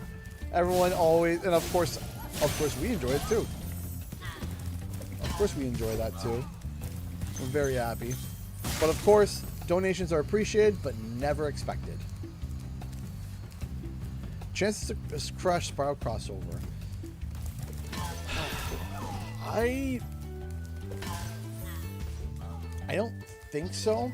I don't know if a Crash and Spyro crossover game is better than the sum of its parts right now. So if they turned around and they made a Spyro 4 and then let's say hypothetically the Banjo-Kazooie thing doesn't work out, and they turn around and they make a Crash and Spyro crossover game. I think you could do something like that. I think you could do something like that. But if you were to, the next game being a Crash and Spyro crossover, all you're going to get is Crash fans that are exclusive Crash fans basically saying, I don't really want Spyro in my game. And then, but the other problem that you're going to have is Spyro fans saying, why can't we get our own game? And this further proves that Spyro can't stand on his own and they don't care, blah, blah, blah, blah, blah, blah, right? But they turned around, you're still going to get, even if you were to do that though, Spyro 4 and then crossover game, even if you were to do that, you're still going to get Crash fans who are going to say, why is there a Spyro in my game? But at least the Spyro fans will be like, okay, it's another way to play Spyro and Crash too, who's kind of an adjacent character. So you're not going to be having two angry parties. But if the next one is a crossover, you're going to have multiple angry parties. Does that make sense?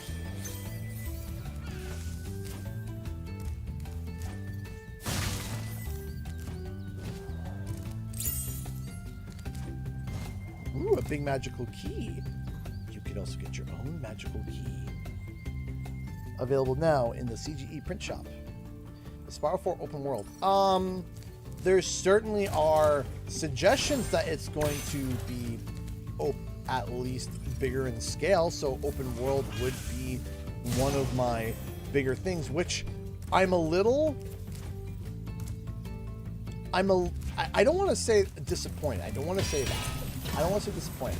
But one of the great things about Spyro is that there are so many levels with so many diverse, different, and crazy ideas that as soon as an idea starts to even age a little bit, you're out of that world and you're into a new world.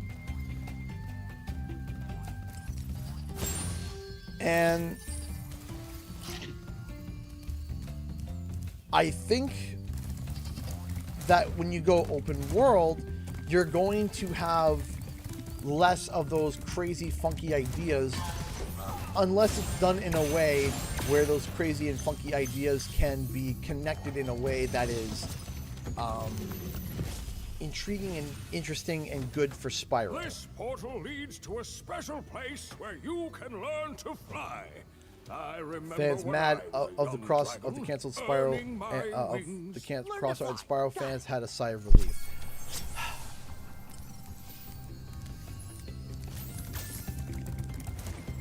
I'm trying to find my words for this to make sure I say this right.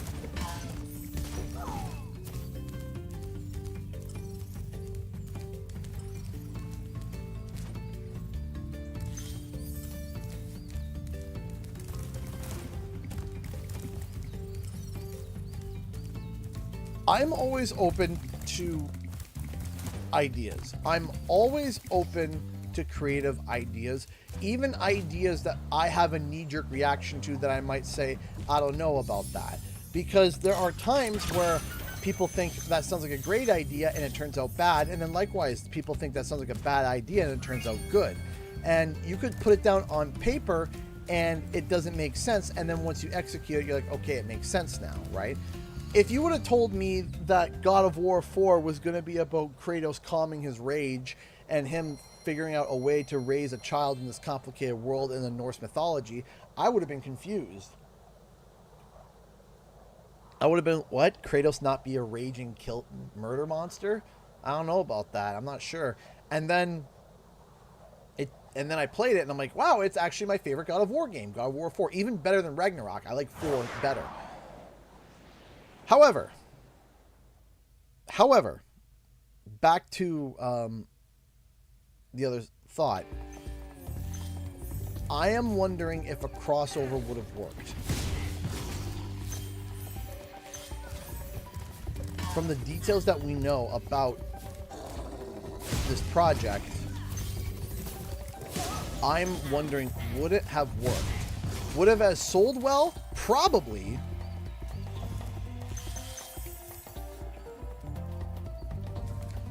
But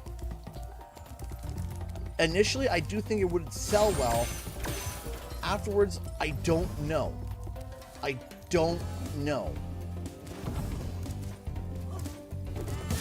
because it's really hard to have a crossover be better than the sum of its parts. To give you an idea, if you gave Spyro a value of 5 and you gave Crash a value of 5 and the product comes out a value of 4, it means it's not better than the sum of its parts, or it's less than, right? If you want to go 5 plus 5, you want at least a value score of 10 or higher, right? But if you go 5 plus 5, if you go with a 5 out of 5 game and you go with another 5 out of 5 game and it creates a 3 out of 5 game, not better than the sum of its parts. So I don't know. But again, I'm not going to sit here and act like as if, I know for a fact it would or wouldn't have worked out. You're not afraid of those big, noisy, gigantic, awful beasts, I don't know are you? if a crossover game would Oh, good. I didn't think so. be the best idea. And the reason why I say that is because while Crash and Spyro are very close in relation in terms of like grand space, they're very close together. They take platforming in very different directions. It would be like if you turned around and you were like, hey, let's mix Donkey Kong Country with Super Mario 64. Both legendary titles, both great games, loved by a majority of the same fan base, but would that have made the game, each game better?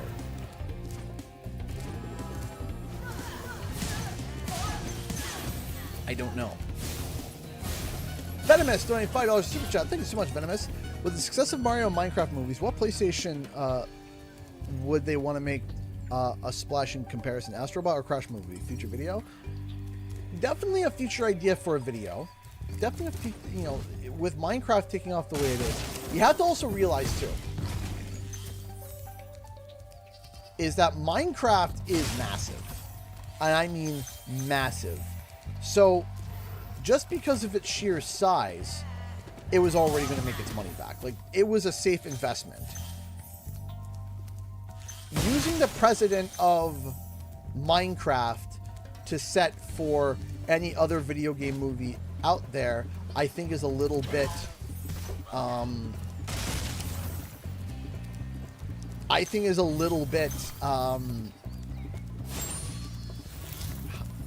can I word this? It's a little bit, not facetious, it's a little bit presumptive to use that, because Minecraft is gigantic. Thank you for releasing me. Mario and Donkey Kong go way back in the arcade days. Right. But what I'm trying to say is that the games where Donkey Kong and Mario clashed weren't respective to those genres, right? It wasn't a 2D side scroller like, Donkey Kong Country and a 3D Mario game for Mario 64. The point I'm trying to make is that Crash does 3D platforming completely different from the way Spyro does it. And Spyro does it differently from Crash. And they're two different playstyles. Crash is more of an intense platforming, challenging. There's collectibles, yes, but you're not collecting, it's not key collectibles like, for example, gems, or as frequent. I think that Crash and Spyro are on the same horizon, but on opposite ends of it, that if you were to make Spyro more 2D like, you're kind of taking a lot of the magic out from Spyro, and if you make Crash Bandicoot way more 3D like, you're kind of taking some of the magic away from Crash. Right? No, I saw it. No, I saw him. He's right over there. Yeah, I've done it. I've done it multiple times.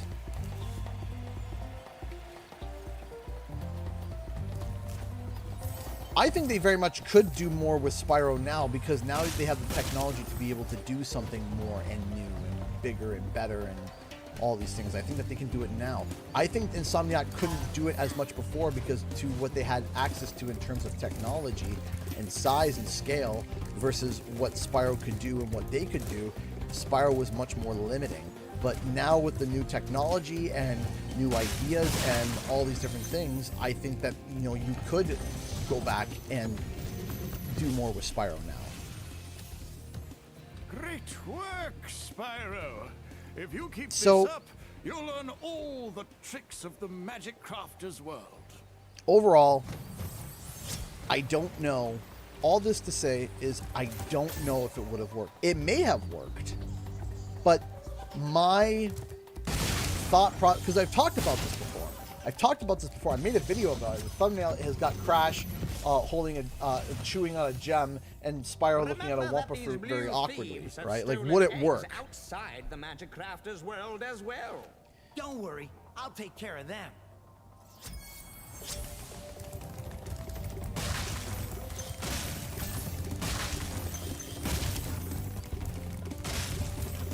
I don't know, but even if you were to turn around and make Crash Bandicoot 3D and keep the challenging and keep that, okay, fine. Then let's go back to a more even-keeled concept.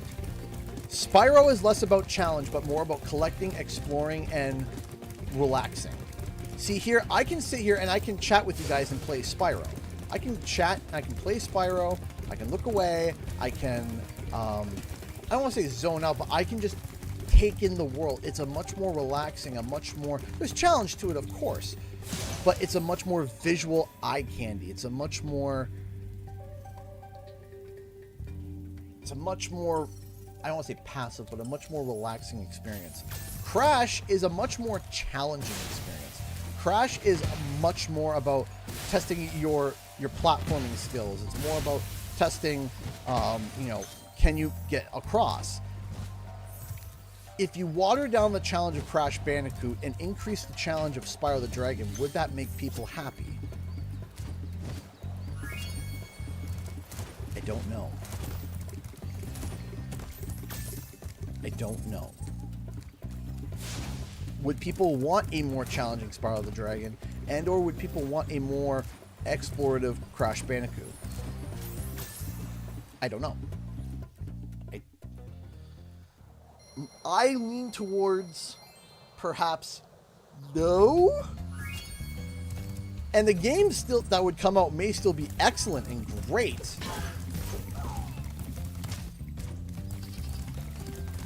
But would it be better or on par with a regular Crash game? I don't know. And I'm speaking in hypotheticals too. I'm not sitting here with a firm, like, I firmly believe this and no one can change my mind on it. It's kind of just like, it's different. It's you know, I'm not, you know, could I be convinced? I think I could be. I think I could be swayed. I think I definitely could be swayed. I'm not, like, hard set on these ideas. It's just a matter of my initial need, you know.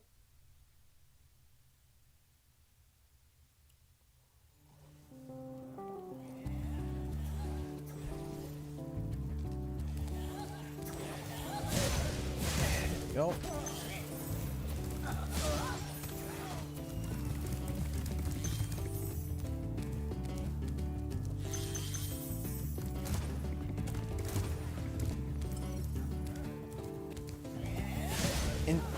Well, actually, in fact, there's a number of people that wish that Crash Bandicoot 4 was much easier, which I don't know. I still very much enjoyed Crash 4. I still think Crash 4 is my favorite Crash game.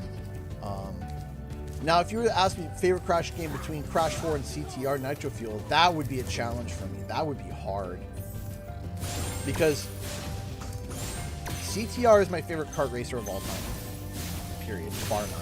Like, for me, it's better than Mario Kart. In my opinion, I like it more than Mario Kart. And that's not just because of it being Crash characters. It's just that it's the mechanics of CTR are just... I love the idea of being able to constantly the power Please drift do system something is about these green amazing. druids. They insist on moving everything in sight.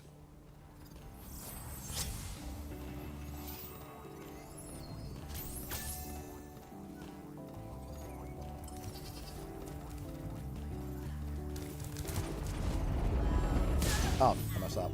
Here. For a mental experiment.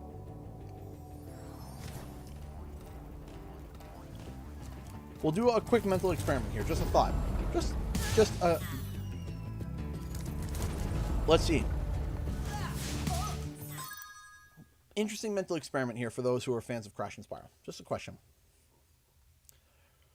Could you see a 3D style Crash Bandicoot game? Could you see a exploring, platforming 3D Crash Bandicoot game in the modern era? Could you see that? I would say yes. Yes, you could. Very easily. Now, let's flip it to the other way around. Could you see a 2D/2.5D Spyro game done like an old Crash style game? Could you see a Metrovania style of game and it would be as good and or better than the original 3D platformers?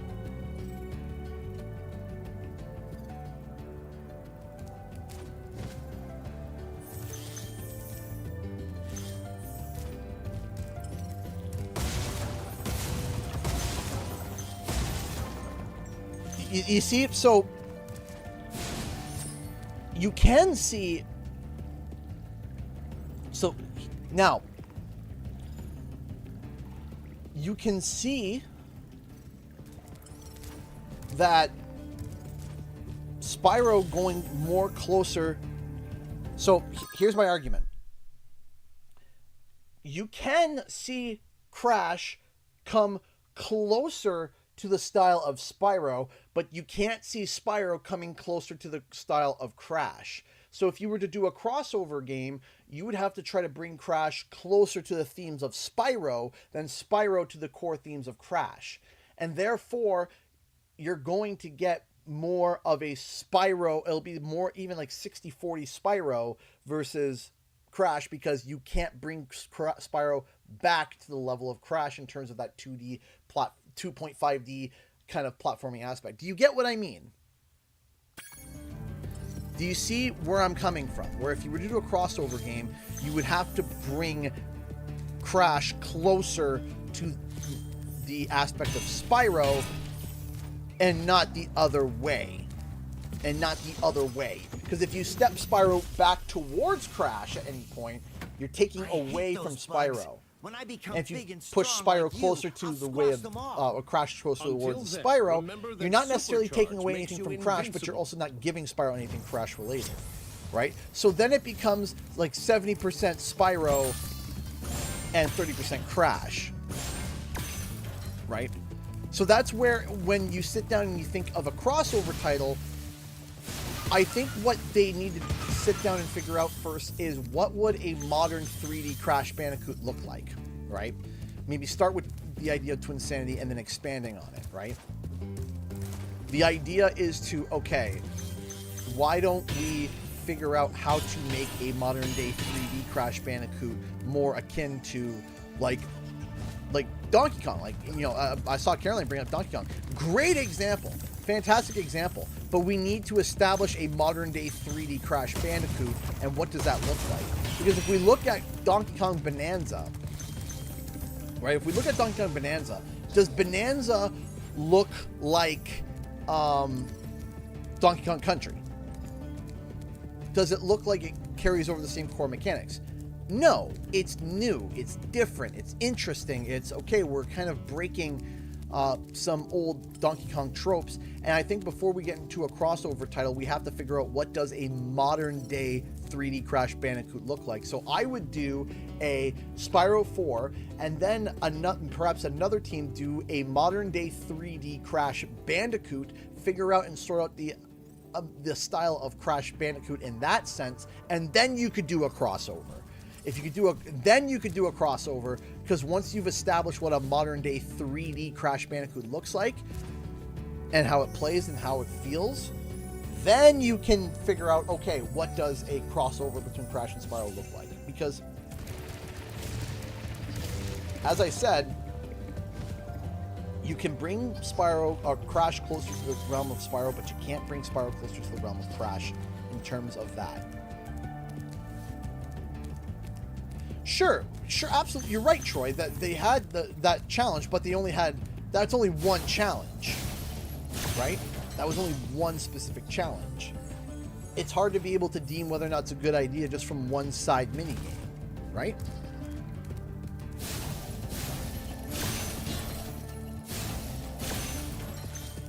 Good morning, everybody. Good morning. Good morning. Good morning. Good morning. We're starting to see. People over in the States. Everyone's starting to wake up. Good morning. Good morning. Good morning. Spyro time again. It's always Spyro time.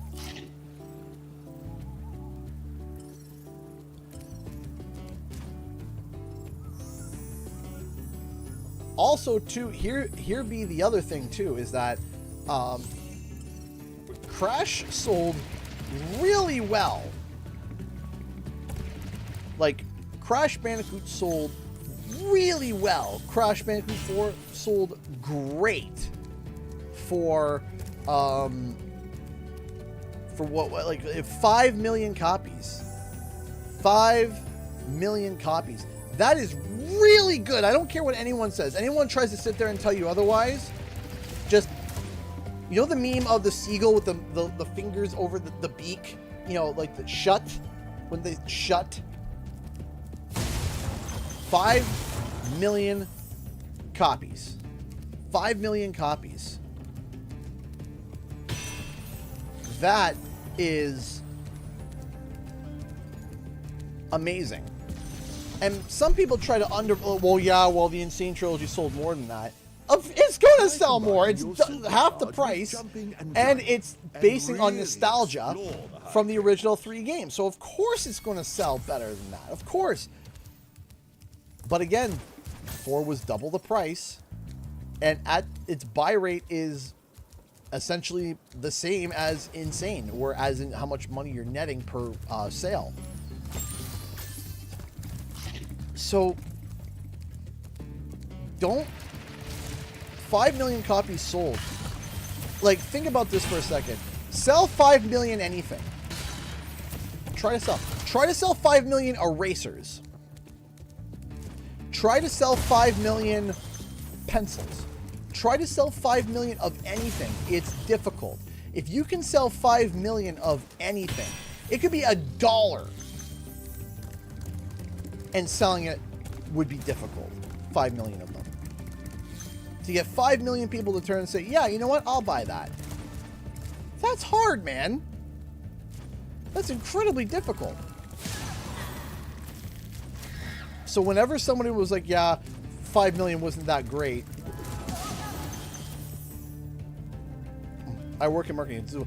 You're right, it's doable, but it's hard. It's not like, oh yeah, I just sold 5 million copies. You know, that was an easy project. No, it's hard.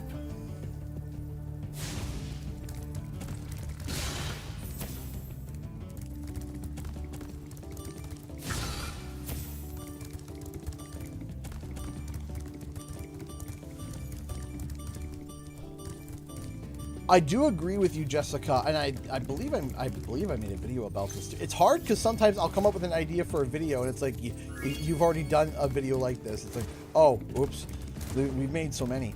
I do wish that they would do some sort of.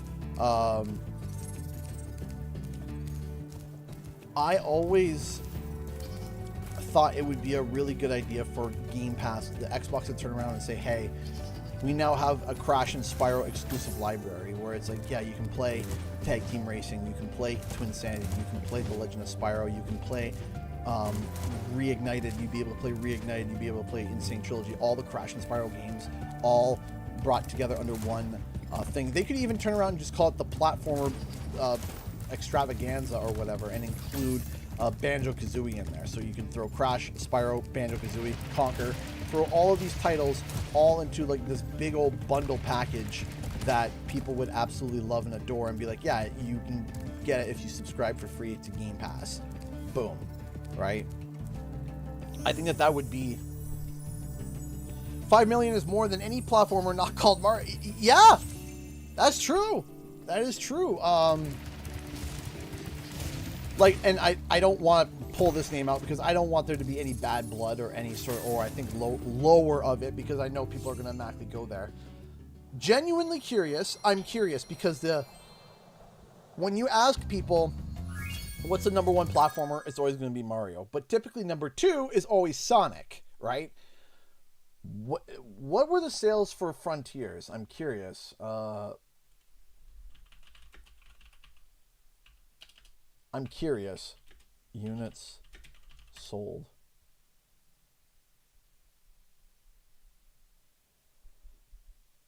So far, Frontiers has sold about 3.5 million units. That's impressive. That is impressive.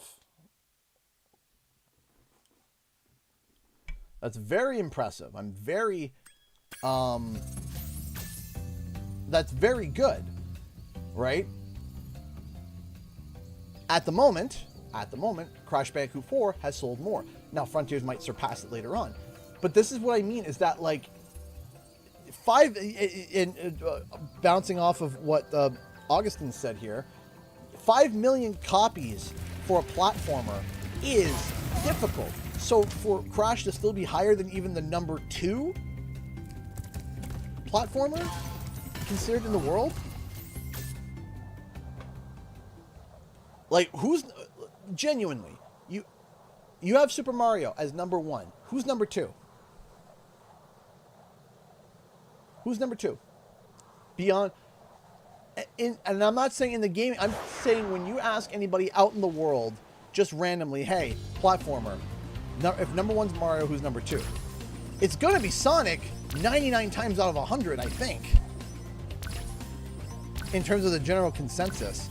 I mean, Sonic has comic books. Sonic has films. It has TV shows. It has all of... It has TV shows. It's featured Mario and Sonic at the Olympic Games. Right? I don't think it's a controversial statement to say that Sonic is the number 2 platformer in the general consensus of what people may initially think as the number 1 and number 2, right? When you get to 3, okay, we can start arguing and debating about who takes the 3rd spot, but I digress. The point is that Crash Bandicoot surpassed the number 2, which is pretty good, if you ask me. Also, it's also going to be a little bit difficult to compare Mario to Crash, and this is actually a boon to a boon towards Mario is that Mario is only releasing on one platform. Meanwhile, Crash and Sonic are releasing on a multitude of platforms. It's not exclusive to Nintendo or not exclusive to PlayStation or whatever. It's multi-platform, so it gives them more of a chance. Thank you so much, Conky, for gifting 5 memberships. Thank you, thank you, thank you. Congratulations, Milk Dud. I hope you're here, Milk Dud. May, CB, and Eben Wings, you now have... And Caroline got a was gifted a membership. I think every single time... I just noticed this now, and I thought, I was like, okay, we're going to see... Now I'm seeing it, I think it's hilarious. Nearly every single time Caroline's membership gets, like, timed out, someone gifts a bunch of memberships and she gets a new one. I think it's happened every time. I think it has happened every single time. If someone's like, I'm going to give 2 memberships and Caroline doesn't have one, it goes to Caroline.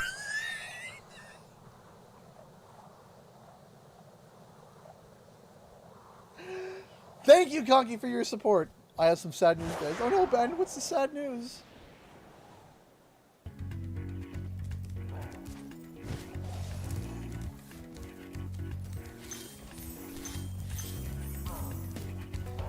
How's your day going? It's good. Every single time. Yeah, it's like Caroline runs out. It's like, and member again. It's hilarious.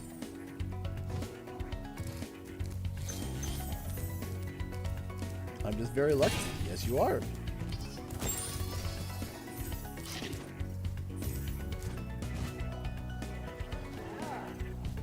Boop. Boop.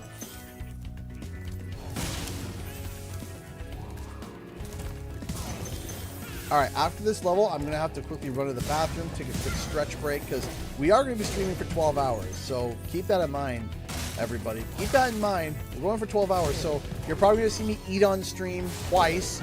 You're going to see me get up and stretch, get some water, because, you know, 12 hours talking, hanging out, and chilling while playing. You got to move. You don't move your body. You go, eh.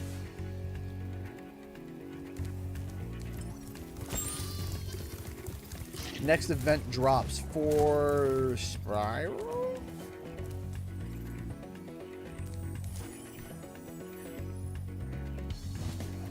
See, that's where I'm wondering is there is, Jessica, actually, you bring up a really good point, is that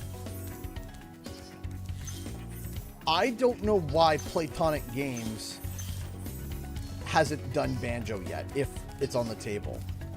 And that's a very good point to bring up, which I think would be a point I would love to bring up in my next Banjo video that I'm going to be doing, is for Spyro. We don't know. We don't know, Cascade. We don't know.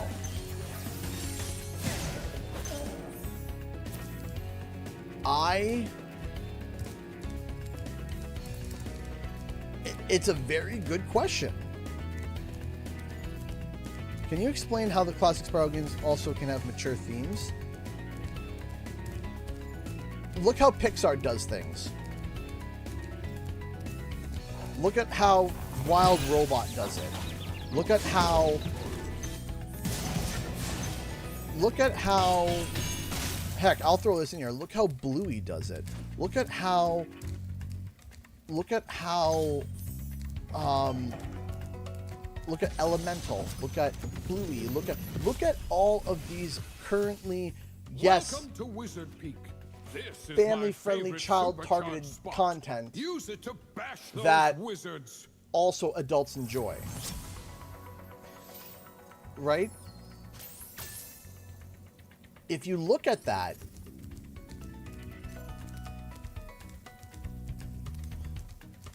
right? If you look at that and look at what are they doing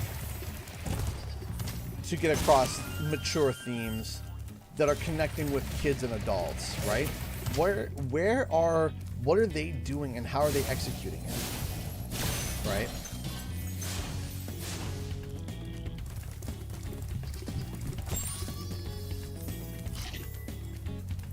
Wreck-It Ralph. Wreck-It Ralph is one of my favorite Pixar movies of all time, and I absolutely love and adore that movie. It's hilarious, it's funny, but boy howdy does it get me in the feels. Right? So to do mature themes, what I don't want, this is where I get a little bit this is where my for one of the things I don't hate Legend of Spyro. Let me start with that. I don't hate Legend of Spyro, but one of the things that I dislike about Legend of Spyro is at times it has that mid-2000s edgy... If I could summarize it, it would be like, you know Shadow the Hedgehog? How, you know, it's, I'm dark and I'm edgy, but I'm not really that dark and edgy, and I'm always riding the line, but it's in a campy way. Oh, right? Not my thing. Not my thing. I am not the... I am not well done, liking Spyro. the Thank you for releasing bear claw over the eye, you know, I am Edge, I'm gonna go make my fan art of Shadow, and, you know, not the biggest fan of the forced edge. But what I do like But what I do like is that when you have a happy-go-lucky character enter a dark situation and have to handle and deal with it, and not come out so like scarred and now I experienced tragedy in my life and now I'm dark and edgy. It's seeing someone encounter that and overcome it, right? That to me is what's important, is not the, oh, it's dark and edgy, ergo the main character is dark and edgy. No, it's, okay, you have to deal with dark themes and you're able to overcome them. That's more akin to what's more in a lot of the modern shows today. And it's not referenced either. Like, death is referenced in these, it's not referenced. Death is directly spoken about in these modern games, that in these modern movies and pieces of media where it's okay for anybody to watch. It's like, look at Up, for example. Okay? Up handled tragedy and death and grief in such a great way, and it showed it. It didn't shy away from it. It wasn't like, oh yeah, look at over here, look at the, you can tell he's sad because something happened in his life. No, they turned around. They're like, he had a wife, he fell in love, he lived a long life with her. They didn't achieve their dreams. And now, in memory of her, he's trying to achieve those dreams. That's heavy, man. But the movie is great. Right? You have Puss in Boots, The Last Wish. I think that is a great example of how you can do dark themes and still be, you can still have these dark themes, but still be something that is not overly crazy edgy, right? Like Puss in Boots, The Last Wish is fantastic, right? It has that happy humor, it has that dark humor, it has the adult approach to things, and it's not, it's not insulting to your intelligence. And I think that is something that is going to be a hard line that people are going to have to walk, but they are learning it now. They're learning it now. I've spoken about this before.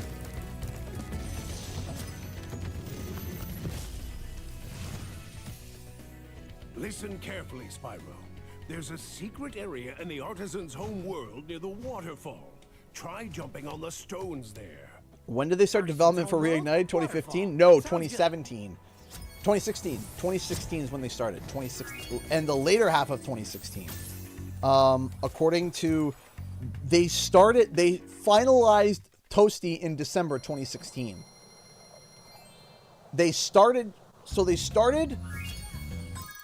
I gotta make sure I get my timelines right here, if I can make sure I remember correctly. So, to make sure that they, toys after. I'm trying to remember how the timelines worked.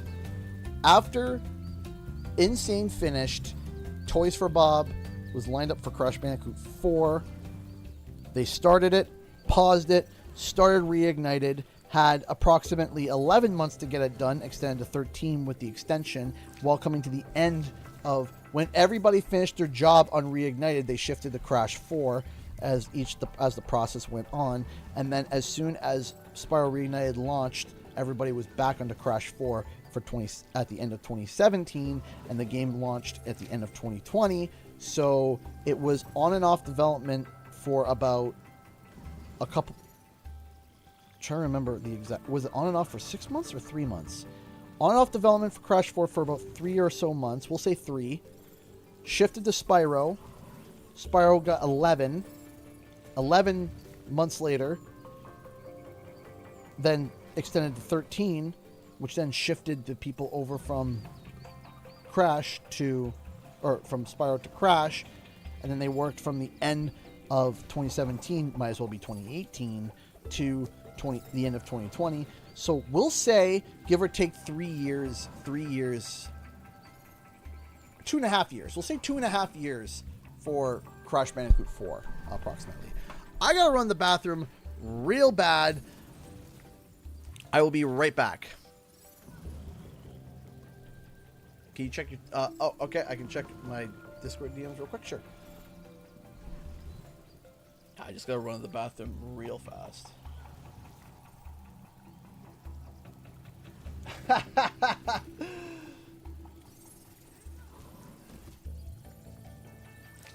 This is funny.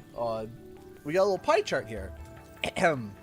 How likely do CG's viewers get gifted memberships from Conky? Anyone else who's not a mod?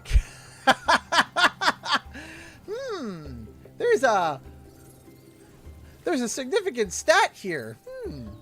What do you guys think? That's kind of great. Okay, I'll be right back. Again, first break in like 2 hours.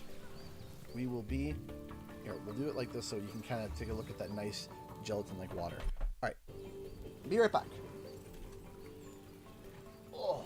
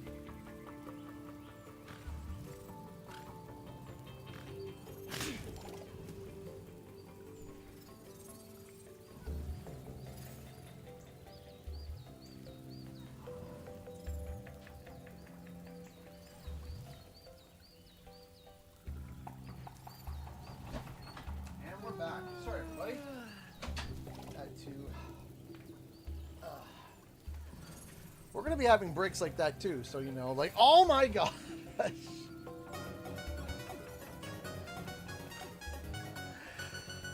Literally sit down to Elena donate $50 instantly. It's like, wham, donation. Hold on a second. Let me just double check a few things. Hold on. Goodness gravy, me oh my.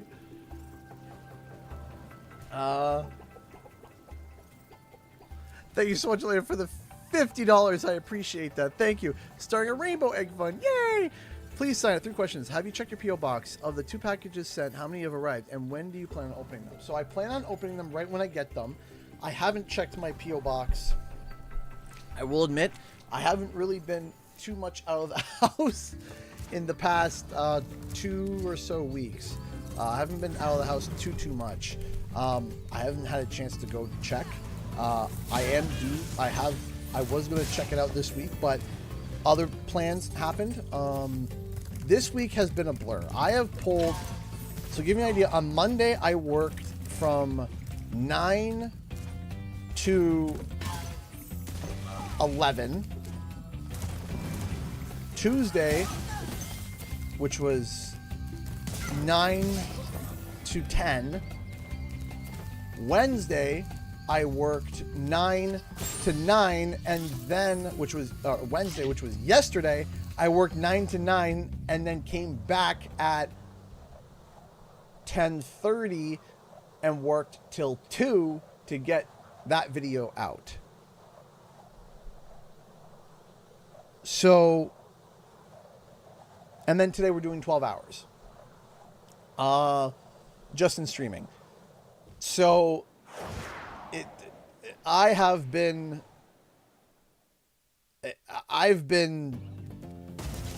this week has been pretty crazy. I'm not working tomorrow, and I'm not working on Monday either, but overall, it's just been a, overall, it has been a kind of,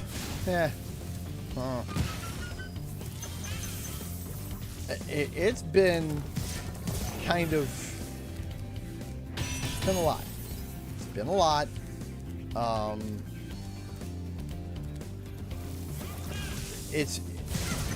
I'm looking forward to tomorrow's break, but I've been very tired. And all of it is not exclusively YouTube. There's other projects as well that I've been doing on the side. Phone calls, figuring other plans out. As some of you know, I have been developing what was originally supposed to be just a prototype, which is quickly turned into it's quickly turned into an alpha of a game. What was originally supposed to be a playable prototype has turned into an actual playable like alpha build for a game, which is kind of hilarious. Thanks for releasing me, because Spyro. what was originally just You supposed to be a have fun no prototype idea has how turned long I've been into trapped in Crystal. And, a much neither do like an alpha. Who are you again? So I'm out of here. we're going to be presenting that hopefully sometime soon. We're going to be presenting it again. That's part of the reason also why I'm going to PAX East, is I'm going to be bringing it with me for some private sessions and meetings to see what people think, and you know, keep it under lock and key. So it's me at good morning, LGBZ. So it's me and 2 others that are currently working on it right now. I've kind of taken the game like a game Unreal. I've kind of taken the game director role on it. And here's the thing, if it doesn't work out, that's okay. But we already have the ear of one interested party so far. That will help us push the game further. Oh yeah, the worlds are just fantastic. The worlds are magical and whimsical and beautiful, much like what Toys for Bob said that they want to work on. Huh. You know what? Let's do something interesting. Let's do something interesting. I did this before.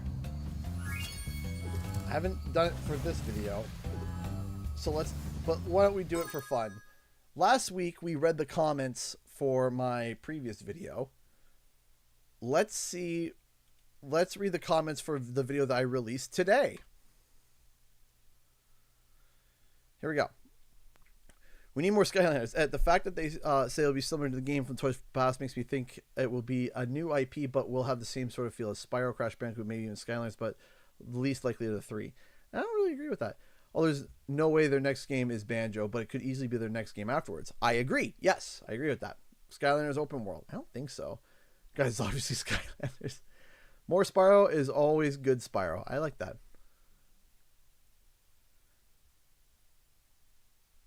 There's no Banjo game in Basingzi. Not sure what... maybe it's too early for me to recognize the joke. That is a good piece of news for Spyro fans. Yay! Hey, yes, I guess.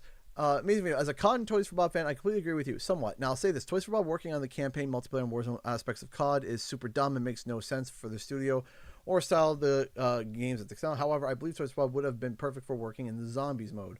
Zombies is way different than any other game mode. It has a lighthearted, nerdy story with an arcadey style gameplay. It would have been perfect for them. However, from what I know from insiders, articles, and interviews, they never even touched Zombies once. So as per usual, Activision just wanted to maximize profits and use many supporting development studios as possible to rush out these games. I know it's a bit of a yap fest, but I wanted to just give you some insight. I hope it's appreciated. I can understand that. I would still say no to them working on COD, but it's kind of like the least of two evils, where if they worked on an arcadey, colorful section of COD, well then at least, you know, it's kind of in their wheelhouse in terms of color. We need Crash 5. Balls for toys. I don't think Rare will allow another studio to make a Banjo game. The current studio lead seems to have a particular dislike for the franchise. Don't disagree. And if they have a veto on it, then it stays dead until he leaves. If they dislike Banjo, they should just sell the IP off to Toys for Bob. It's not quite how that works, but I can... Yeah, I that's what I'm worried about, because Ben puts a really good question here. And the question here kind of is something that I believe it was Stephanie Lewis that said earlier about why doesn't Playtonic do it? Because I feel like Playtonic would not be naturally the third party to do it, because they were all originally Rare developers and they made Yooka-Laylee, which is the spiritual successor to Banjo. So I'm not sure what's going on there. CTR for PC? Unfortunately not. Motion sickness from Spyro.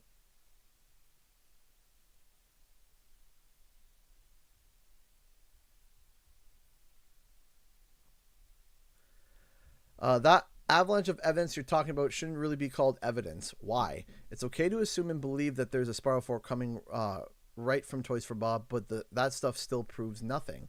I believe a few people will have more issues with this than whether or not they're making a new Spyro game or not. But how is that avalanche of evidence not a connection with Spyro? I don't understand. Do I believe a new Spyro for the last 4 years? At least my take is even a broken clock gives the time correctly at least twice a day. Okay, so here's what I don't understand, right? This is where I don't understand. I was right about Spyro Reignited. I was correct about CTR, but granted, I will say CTR, there wasn't really a lot of time to get there. Thank you, Spyro. I was correct about Crash Bandicoot 4. I was correct about, well, Crash Team Rumble is a weird one, but at the end of the day, multiplayer Crash game, it came out. The only two that I've said, the only two titles that I've invested into significant time and energy into is, oh geez, just did a verb where it was like a bunch of acid came out.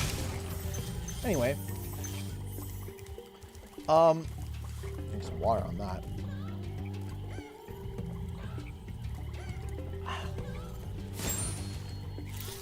the only thing that I have been wrong about so far in terms of... Oh yeah, also I had a moment where I was talking about Banjo, and I said that something was coming, and then he was released in Smash. Right? So, but even if we discount that, I've only been so far not correct about Spyro 4 and so far and Sly Cooper. Here's the thing, and this is what it comes down to at the end of the day. Nasty Nork is turning our swamp into an electrified jump heap. And it used to be so beautiful. I'm sure it was. The lesson that I have learned is that because a developer has a significant interest in something, and maybe even a publisher has a significant interest in something, the lesson that I learned is that it doesn't necessarily mean it's in development. Which sucks, because in my brain, if the publisher wants it and the developer wants it, what's stopping them? Right? Because over the years, we have seen nothing but strong evidence of there being something related to Spyro coming out. And I still stand by it, right? Where I said, hey, it looks like there's a Spyro in development. There's interest from parties. The biggest lesson that I've learned is that that just because both parties are interested doesn't necessarily mean that it is in development yet. Also, the pandemic threw a wrench into everything. Also, that also doesn't include the fact that there may have been other Spyro pitches that were floating around and started and stopped. Right? Spyro, it's great to see you, but I gotta go. With your Spyro 4 is now in development video, you had heard from a source that Spyro is in fact in development. Yes. Yes. That is what I heard when I did the report last year. And since I did the report, there has been nothing but things backing up the report coming out left, right, and center.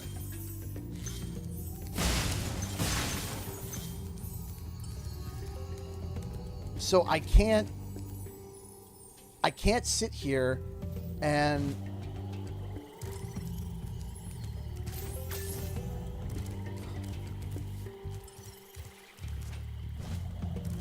again, there is a significant difference between when I was speculating and saying I believe it's in development, I think it's in development, here it is, and here's the evidence that I think for it, here's why I think this. And then there's a difference between saying, okay, no, this is a report, it is in development. This is not a, oh, based on merch, based on copyright, based on, no, based on, here it is, here's the information.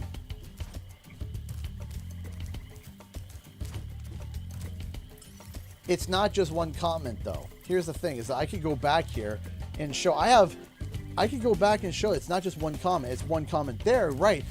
I'm saying this as a representative because people have said this numerous times. I'm using that one comment as an example comment of what I've heard numerous times, where I'm just like, hey, like, no, I disagree with that, and here's why I disagree with it. And also, I'm not making a video about it, and also, I'm allowed to talk about the comment sections in my videos during my stream, right? So, I don't know. Anyway, point is that I'm not right all the time, and I know that, but I try my best. And I don't try to throw wild things with there being no thought or evidence to back it up. I try to say, hey, here's why I think this. And I give, here's the articles that suggest this. Here's, from a source that I believe is trusted. I try, right? I try to back it up with something. I think this, and here's why. Here's the source. Right? That's what I'm trying. That's what I try to do, is I always try to turn around and say, okay, is there an article to back up my claim or what I think? That's what I try to do.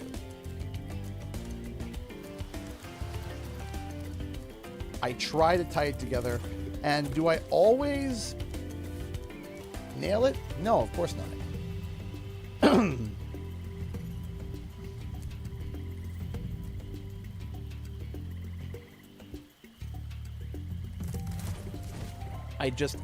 I personally don't understand it.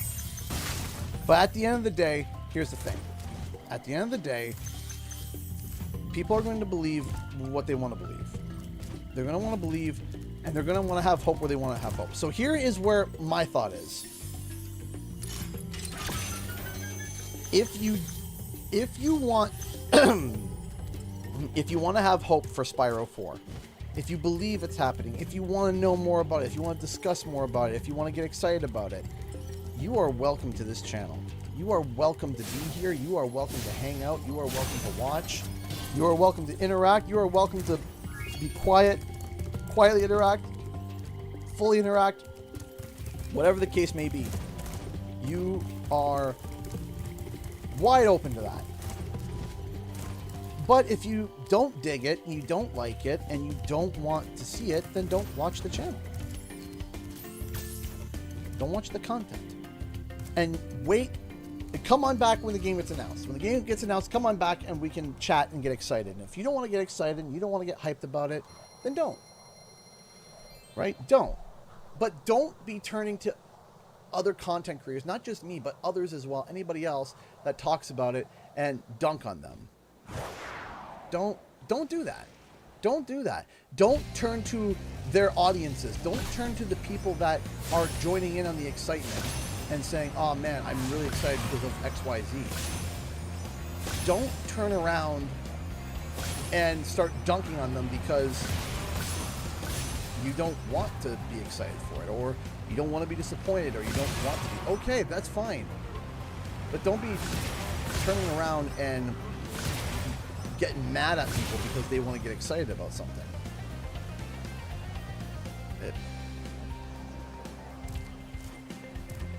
No, where's that last plane? There it is. That's just me. That's just my thoughts. If you want to come to the streams, come chat, hang out, by all means.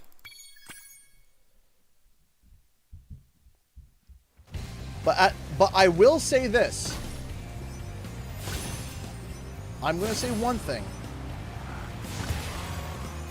When someone turns and says CGE is not a very reliable source, after I just had an interview with the co-director of Toys for Bob, and people are saying, nah, I'm not even going to watch it because CGE is not a good source. I am not the source, necessarily. I conducted the interview. It's an interview with the co-director of the studio. I can't stress that enough. And it's also been proven that it was him. He came out on Twitter and said, thank you for the interview. So even if you don't like me, don't discount the interview because it came from me. It's like Paul Yan conducted it, or I conducted it, and it was, and Paul Yan, which button is it? Is it this one? Got it right. Oh no! Try to do something cool.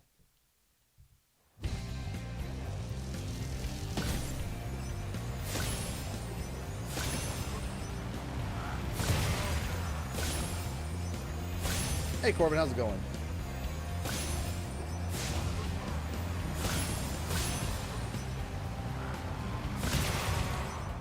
Also, something came up for me while I was having a chat with my wife, and then when I went to the bathroom. Apparently, there's been a bunch of merch that was just dropped for Ape Escape, which is interesting. Official merch, like official merch has just dropped. More official merch for Ape Escape, which I do believe that it's continuing my theory that Astrobot was such a huge, and I mean huge impact on platformers and the gaming industry as a whole.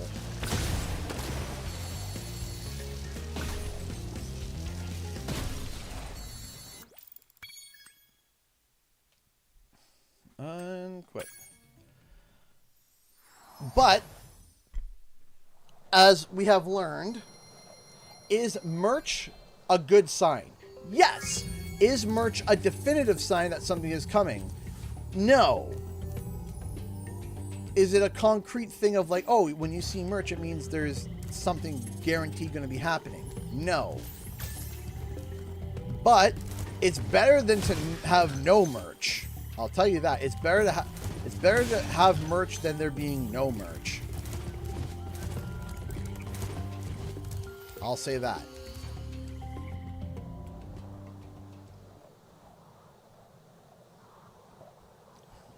And I've been doing some research. I've been looking into it. And I've been doing some research. I've been looking into it. I've been figuring some things out. I'm not ready to pull the trigger on it yet. I'm not. But I'm wondering. I got my eye on Ape Escape right now. That's what I got my eye on. I'm not saying it is happening. I'm not saying it isn't happening. I'm just I got my eye on it. I'm seeing signals, but that doesn't mean necessarily anything. But I'm keeping my eye. I'm keeping my eye on it. I'm wondering. I'm sitting there. I'm like, I'm not confident enough yet to suggest that there will or could be something in development at the moment. I know that there was at least something in development. There was something in development. I can almost say that to be pretty true. There was something in development that was no longer in development. I made a video about it, talking about it. There was something. Then it was stopped, which that sucks. And now there's something again, I think. Well, maybe. I don't know. I'm still kind of investigating. I'm still looking. I'm not sure. I'm not sure yet.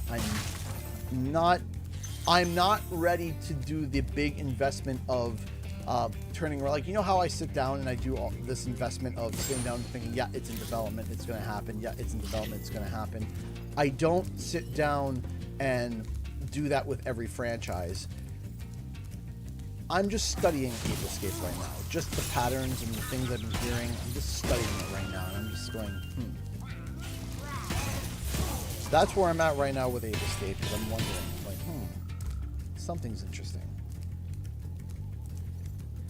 That merch, does it help a little bit? A tiny, but not the de facto, like, yes, now because of this, I'm going to start talking about a thing that's going to be in development. Not yet, but I'm eyeballing it. I'm like,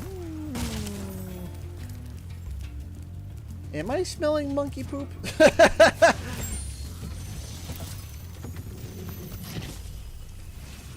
Am I smelling apes? Watch out, Spyro. The Norks in these parts have discovered the power of electricity, and it really stings. Yeah, I don't think they're going to put Cinder as a damsel in distress. I don't think so. I don't think they're going to do that. I don't think they're going to do a damsel in distress Cinder if Cinder is in the next game, which, by the way, I do believe there is a really interesting, fun way to introduce Cinder into the story and it not be silly and weird. For me, in my brain, the game that I've had like sketched out mentally is to really to kind of keep the game still within its like it's not too crazy deep. Hey, Julie Axford donated $5 super chat. Thank you so much. I'm back for now. The ER got a little crazy for a bit. Oh geez, yeah, that I mean, a calm day in the ER is a good day. I guess today is not that day. Thank you so much, Julie, for the $5 and for all the work that you do. Thank you so much. We appreciate it. Thank you, thank you, thank you so much. Thank you, everybody. So I think, and I think I've stated this before, but since we're now on, the stream, I think we can maybe restate it again or remind people. My thought process has always been, if you were to introduce Cinder into the game, what I thought would be a really fun storyline would be comparing two different types of heroes. So you have Spyro. Spyro is cocky. He's quick-witted. He charges headlong into things. He doesn't think twice. He just goes for it. And the thing is what I like the idea is Spyro being a hero. Spyro is a hero, and he likes being a hero. Right? He's got an ego. Spyro's got an ego. Good job, Spyro. One day you'll be able to tell all the dragons about your amazing adventures. Sure, but what I'd really like to do is get out of this swamp. He's cocky. He's fun. He's a hero because he wants to be a hero. What I think would be cool is that if there was another world out there where Cinder is the hero, but it's a much more grim dark. She is the hero because she has to be, not because she wants to be, not because she likes it, not because if anything, she wants to be left alone. She doesn't want to be the hero. She's calculating. She's very risk averse. She's very much like, let's sneak through here. Let's not fight. Let's try to get this. Let's try to make sure that, hey, let's not be too risky about it. Let's not be too rambunctious. And what would happen if her world came into a peril where Spyro needs to come over and help save the dragons of that world? So there will be a new realm of dragons. So that's the most fun collectible, I think, out of the 3 games is dragons, right? So a new batch of dragons, brand new batch of dragons to save. And Spyro comes in, and he's just like, and Spyro just comes in, and she's like, okay, we need to sneak past this guy. And Spyro's just like, ha ha, you're gonna die, and charges straight in, right? And but then Spyro saves the day, and he gets it done, and she starts giving him a tongue lashing, like, what are you doing? What is wrong with you? Are you insane? He's like, what? I saved the day. Aren't you happy? No! Look what you did!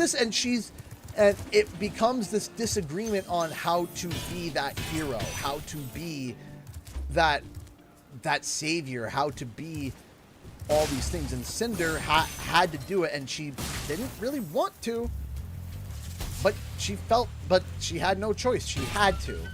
And so that's where you get this interesting dynamic of somebody who wants to be the hero and somebody who doesn't, right? So I think that would be a really interesting idea. And then by the time you get to the end of the game, Cinder embraces being that hero a little bit and enjoys life a little bit more and isn't as tense and isn't as, scared. And Spyro is a little bit more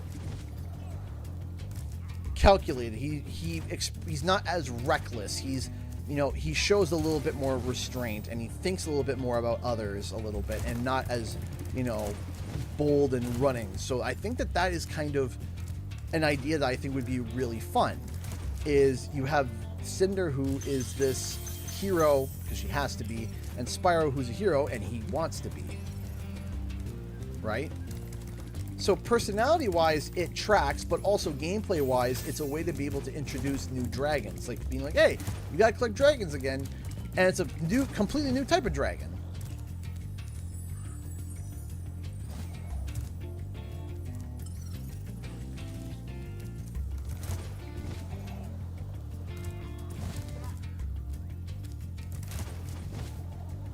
Well, in my mind, when I wrote out my pitch for Spyro 4, the idea was a portal opens up, it gets hijacked, and Cinder falls through.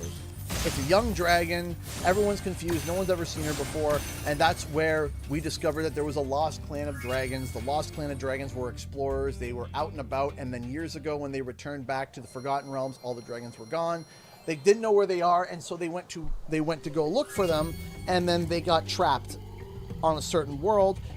And somehow Cinder comes through a portal that gets hijacked. And she comes through. And all the dragons come together and they start deliberating on what to do. She wants to just, like, Spyro gets an idea of, there's more dragons. I'm going to go find them. And tries to sneak into the portal. She catches him. She's like, what are you doing? We got to wait for everybody else. He goes, no, we got to go through. They tumble through the portal. The portal collapses. And then now Spyro...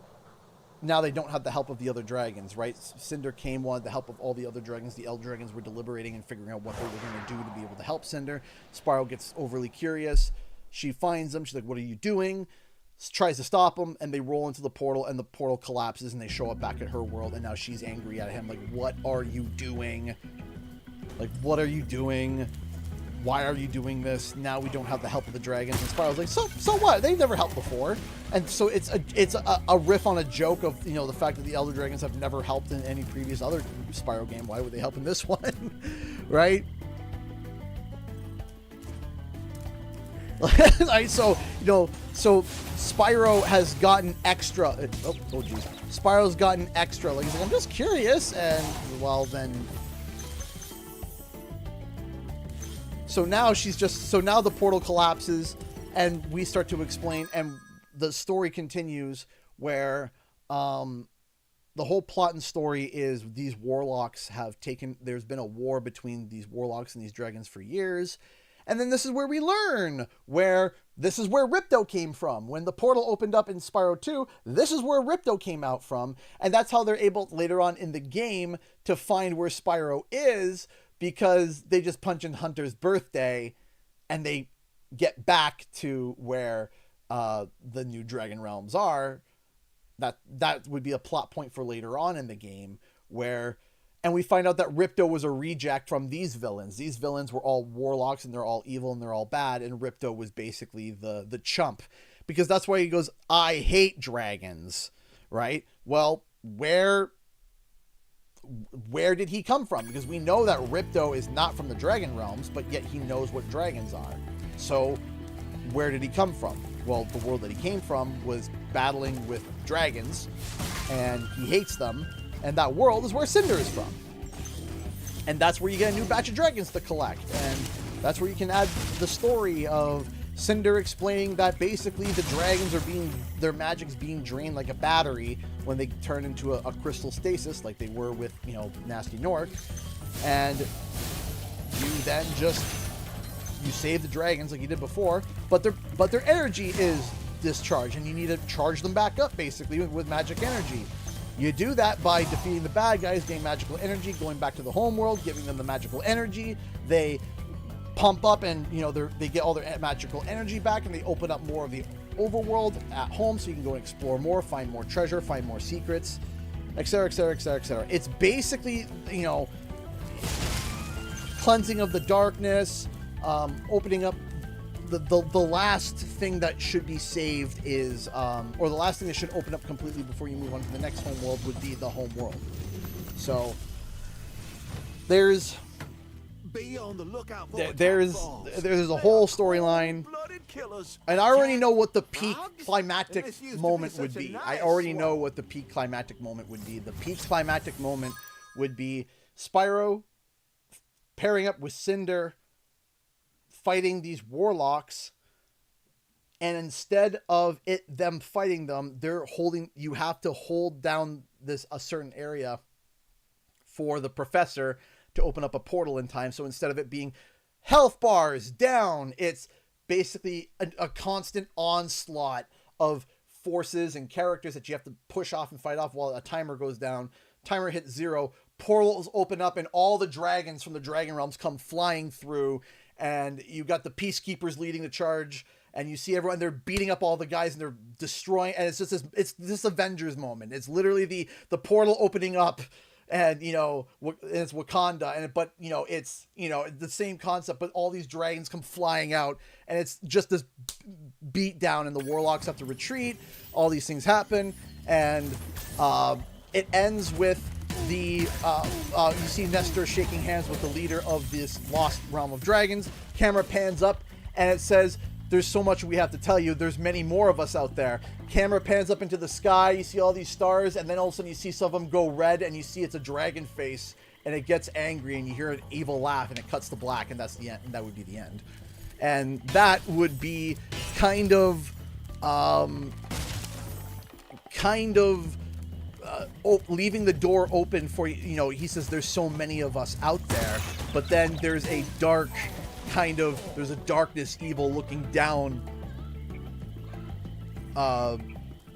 looking down upon them all, and it would introduce and leave the door open for the idea of there being a dragon destroyer, which we would find later to be Malefor, right? So kind of finding a way to repurpose him in a way where in the stars, you know, in the stars you see like this grand dragon that's like looking over, and it's just this dark evil looking down. And again, so it's the story in my idea for a Spyro 4. That would be my idea. I did do a start to that video where, hey, 1H, how's it going, my friend? How is things? You guys are not going to know the context of this. How's your face? How's your wisdom teeth? I hope that the extraction, you're getting better now. Have you eaten a solid yet?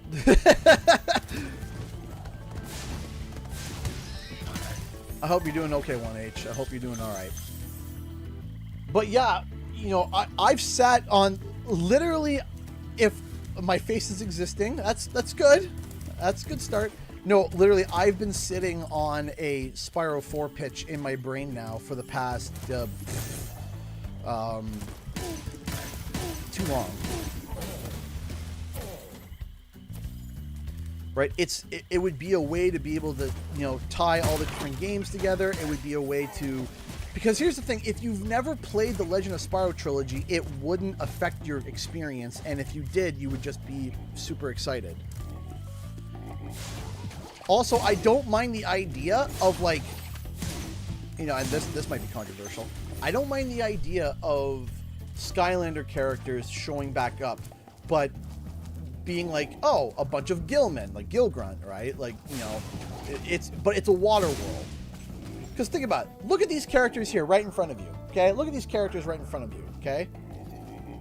Would you, if you are a fan of Spyro and then they turn around and they're like, yeah, like, let's say you don't know Skylanders at all. They're not going to say they're Skylanders. They're not going to say they're Skylanders. But they turn around and they're like, oh, yeah, here's a character from Spyro, and let's say you've never heard of Skylanders before, and they're like, yeah, here's a character. Are you going to think twice? Look at this, like, look at this guy. Look at these guys. And then you're going to look at this and say, nah, that doesn't make sense. Right?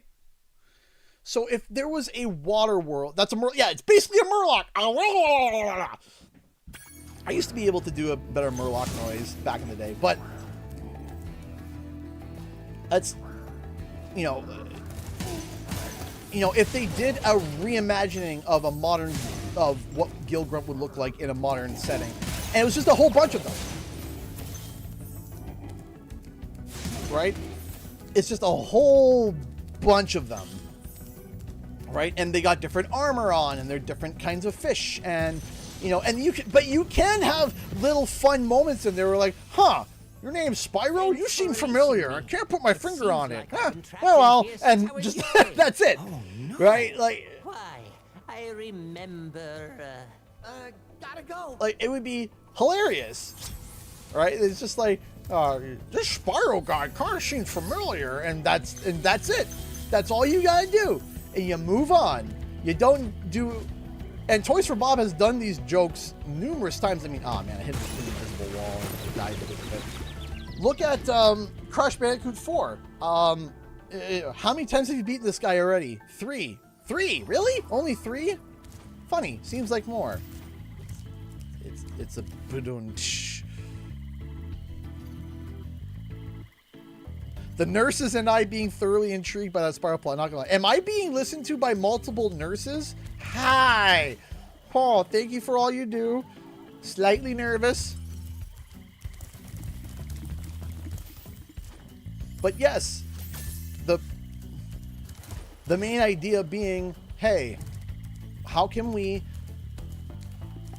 The idea started for me. The way that I started the idea was gameplay. What was the funnest thing to collect in Spyro? It was the dragons. Finding dragons is by far the best collectible, I think. The crystal dragons, they only showed up for one game, and they are by far the best. Second to baby dragons, and then orbs, right?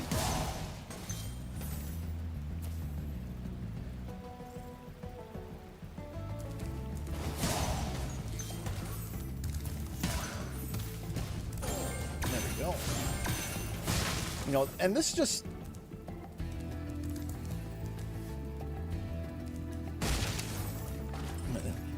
And so that's where it becomes fun. It becomes fun again. So, okay, we gotta introduce dragons. But it wouldn't be fun to just resave all the dragons that we already know, right? Like, we already know what this guy looks like. If we had to save all the same dragons again... Thank you for releasing me. Well, it wouldn't really be that original, really. If you think about it, right? It wouldn't be that original. But if you were to introduce new dragons to save, okay, but the problem is that why would there be new dragons? Why would there be new dragons? Because Spyro saved all the dragons in Spyro 1. Why is there all of a sudden now 100 new dragons that weren't around in Spyro 1? Bit of a logic gap, right? Could you bypass it? Sure, but could we find a way to make it more exciting? Is there a way that we could make it a little bit more, like, could we riff on it? Is there something that could be done? And it's, okay, introduce new dragons. How do you do that? Well, I explored, and I came across the plot hole of I'll tell you what to do Ripto. with those creatures. Smash them, Spyro. Stamp them out and squish them and squash them. How about charge them and flame them? We are dragons after all. So it's like, okay, there is a plot hole. Okay, because how does Ripto know about dragons, but he's not from the dragon realms? Well, clearly then there are dragons outside of the dragon realms. And Spyro doesn't know who Ripto is. It's not like Ripto shows up and he's just like, oh, Ripto, I hate that guy. He's like, who was that guy? Like, who's that guy? Right? So how does Ripto know where dragons are if he's not from the dragon realms? Well, clearly it means that there are dragons outside of the dragon realms. And that is where the clicking started to come together, where it was like, okay, so what if there was, you know, Spyro went and saved other dragons from another realm, because we already have an established evidence that there was dragons outside of the dragon realms because Ripto. And then that's where the idea started to germinate, is, okay, oh no! I was this close! The sorceress hated dragons, but they were from the Forgotten... She's from the Forgotten Realms. And the Forgotten Realms... remember, the dragons from the Dragon Realms lived there originally. Right? It was... They lived there originally.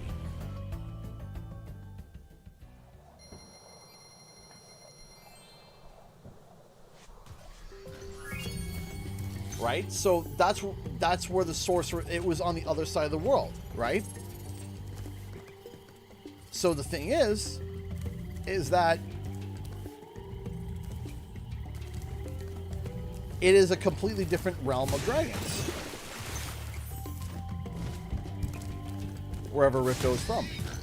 And then that's where the idea started to germinate. And it was like, okay, so, and that's where it's like, okay, well, the main villains could be like Ripto's companions that didn't like Ripto.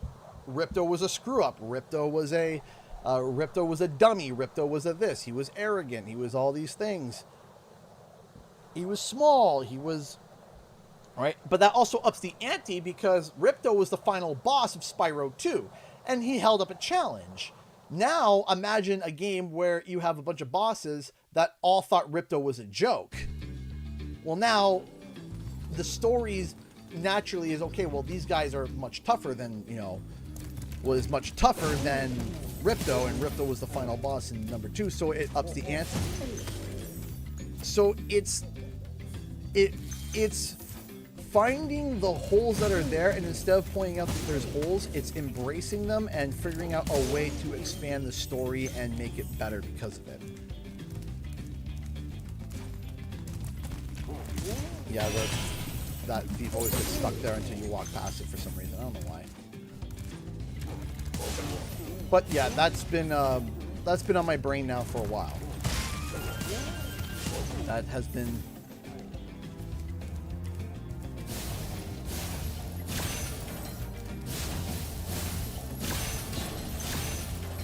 And really the only callback that you need to know is Ripto, right? And Spyro can even fill in Cinder, who Ripto is, for the players who don't know, who never played the first 3 games. Greetings, Spyro. For an amazing tour of the treetops, don't just stop at one supercharge. Ah.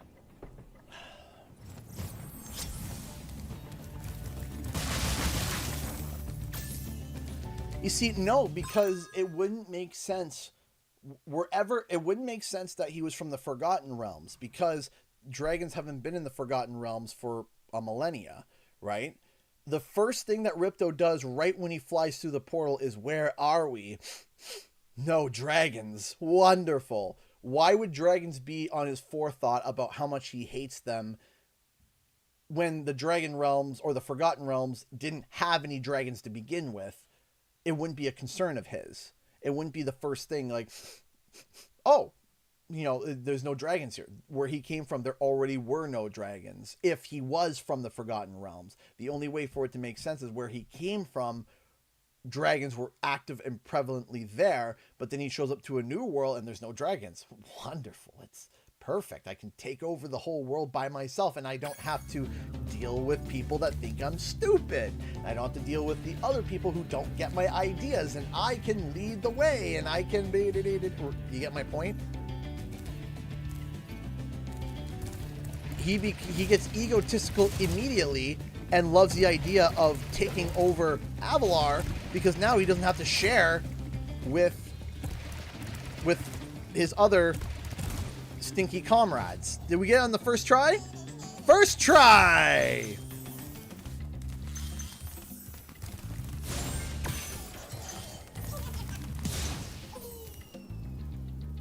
Hey, Cody. How you caught the stream? Well, welcome. I'm happy that you caught the stream. As I said, we're going for 12 hours today. That was quite a ride, Spyro. You learned a lot since you were a young glider. Yeah, well, you could have found an easier spot to get stuck.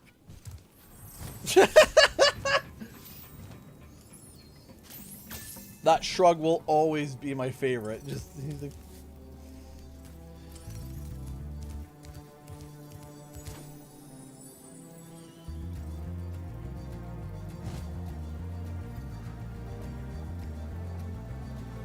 once again, ladies and gentlemen, if you are new to the stream or you just got here, welcome. My name is King Gae. We are streaming for 12 hours today. We're playing Spyro Reignited because it is tradition. Every year we've raised funds and money to help me be able to go to PAX East.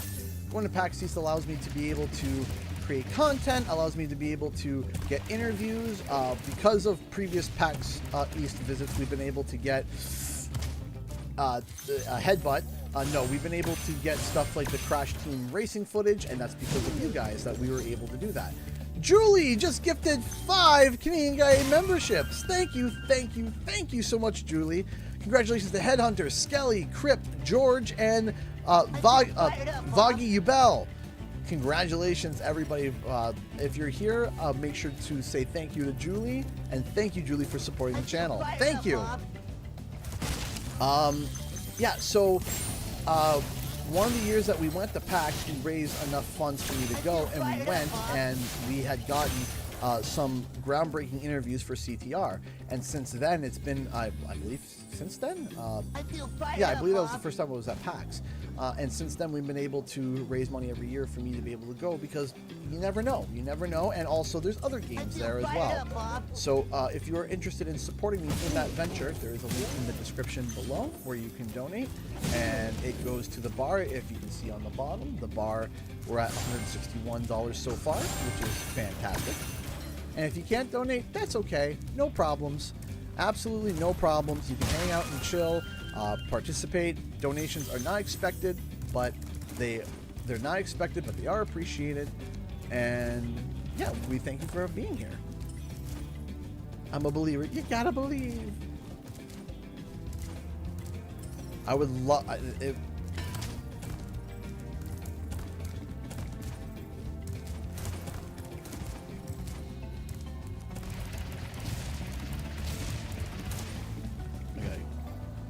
This. No, I don't. I gotta go back there. I gotta go around the other way. Derp. See, I get so focused on making sure I do the challenging run that I forget how to do the basic run.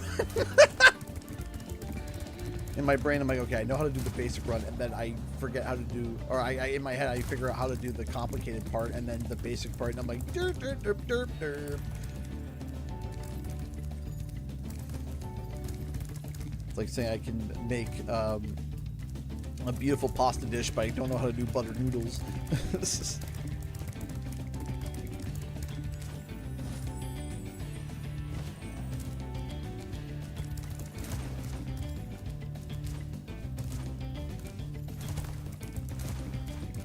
go this way.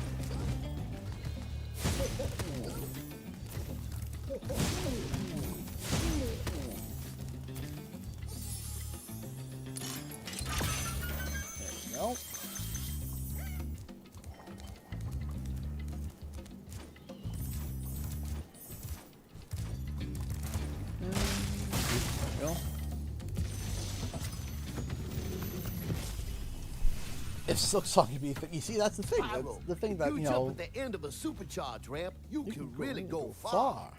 I'm all over it. Yeah, I'm a believer.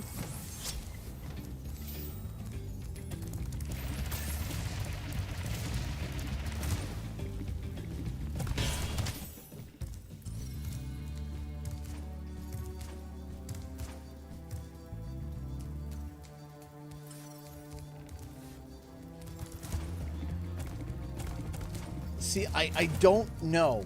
I don't know. I just did it again, jeez. I think there has to be a limit to Spyro's flight. I think there has to be. But that doesn't necessarily mean that we can't upgrade his flight. I think it would be really interesting that maybe when he... Oh, jeez.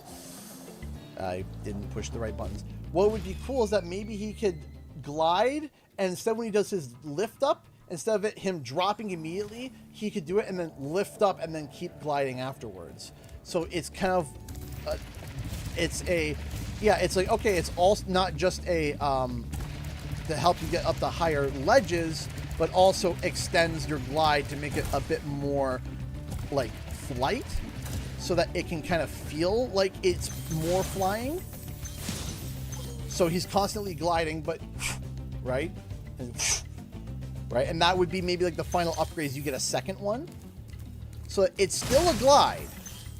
It's still a glide, but it's a it's extended, and it allows you to use that, right, to be a little bit to get you up higher, and you're still coming down though. It's an improved glide that allows for better, yeah. Right, so you would do this, and instead of just dropping and then would keep going.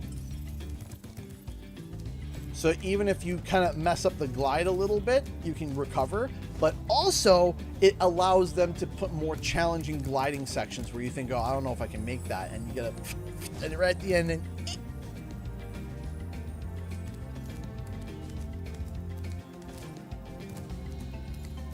You know, like there's different ways that they can go with it. My big thing, too, is I trust Toys for Bob because I trust them with Reignited. It did great. I trusted them with Spyro 4, or Crash Bandicoot 4. It did great. I trust them with Crash Team Rumble. I thought it was good. It definitely was a game, though, that should have gone free to play, and I think a lot more people would have tried it. But I digress. So I got a feeling that Spyro 4 may be a little bit different than what we might be picturing in our heads, but I trust Toys for Bob to do something good with it.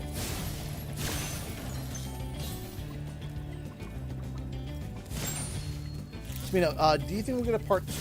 hey, Canadian guy, love your channel. Been watching you ever since I found you back in 2019 when you were posting news about CTR. Speaking of that, do you think we'll get a part 2 someday? Boy, do I want that. Boy, do I want that. I would love it. I would absolutely love a new... I would love a new CTR.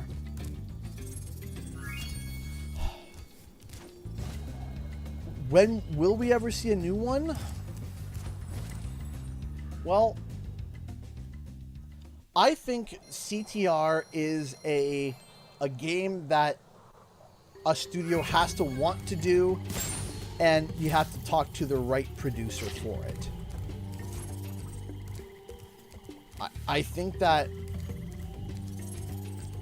you would have to talk to the right person at the right time and do it, because there's a lot of precedent to sit down and say, hey, we could do a really good modern day CTR, because look, the first CTR that we did so well. And not just that, it's the only time that Crash Bandicoot has ever won a game award was for CTR, right? I mean, sure, you can sit there and be like, well, it was in the racing category, which doesn't have a lot in it to begin with, blah, blah, or it was in this category, which blah. Sure, we can sit there and, you know, pick at whatever, but look at the optics of it. The optics of it is CTR Nitro Fueled is the only Crash Bandicoot title to win a game award. And that's a pretty significant statement, even if there's nuance to it. Even if you sit there, yeah, but XYZ, and yeah, but this, that, and the other. It doesn't matter. Just that sheer marketing thought alone. That sheer marketing statement alone states, hey, there's something here. I think.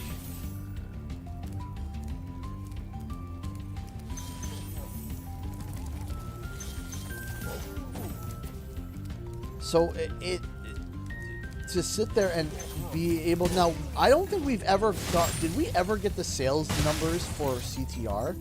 Did we ever get that?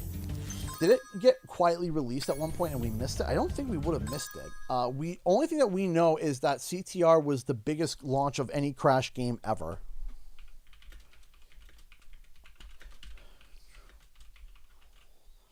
Sales?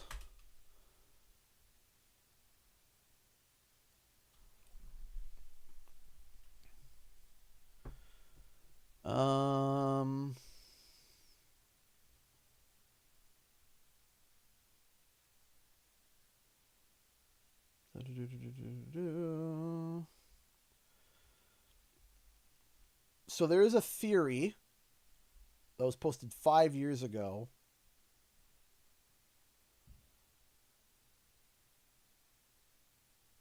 Somebody posted an estimate, an unofficial estimate of over. They're saying here their estimate is over 6 million units sold, but that's an unofficial estimate. Another company is saying over 4 million units sold, but that's VG Charts, which unfortunately has, unless you're referring to old stuff,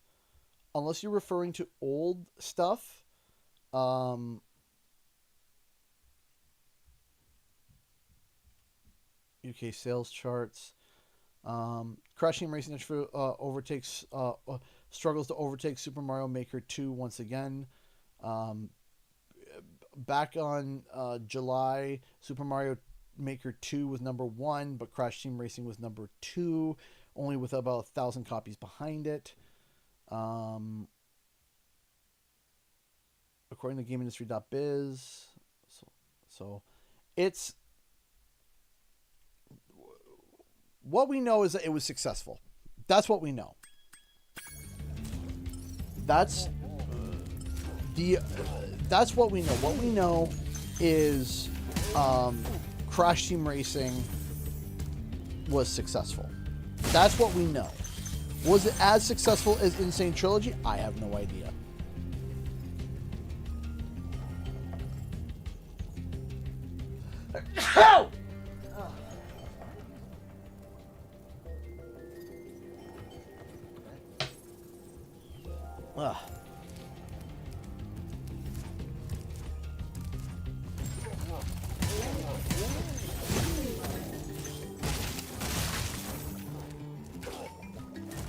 All of my kids have been getting sick, so I'm hoping that it doesn't affect me. I'm hoping that it just bypasses me and it moves on, because otherwise I'm in trouble. Because I got a 12-hour stream and doing it sick would not be a good idea.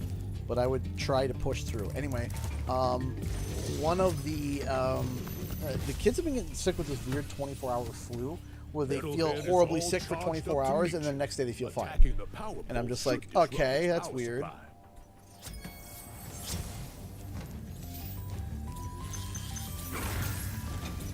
So it affected David, it affected Jonathan, it affected my wife. It has not affected Hope, and it hasn't affected me, I think, yet. Spyro jacket. What Spyro jacket? What Spyro jacket are you talking about?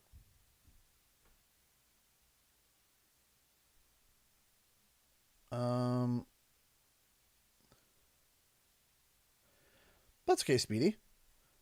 That's okay, Speedy, the Dragoness. Yeah, that jacket was what jacket? What? Since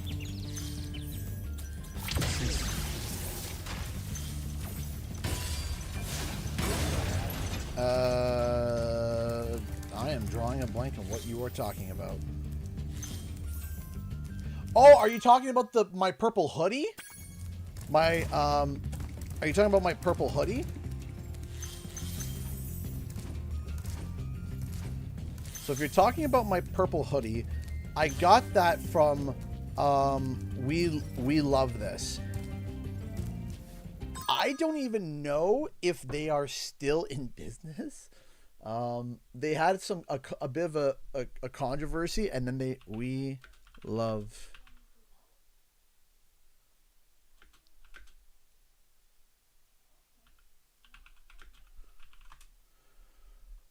We Love This .store. Okay. Uh-oh.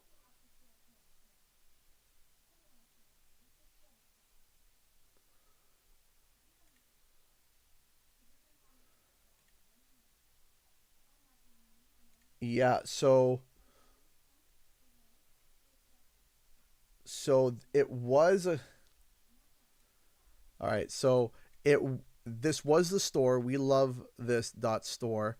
They had a whole number of Crash. Yeah, see, here we go.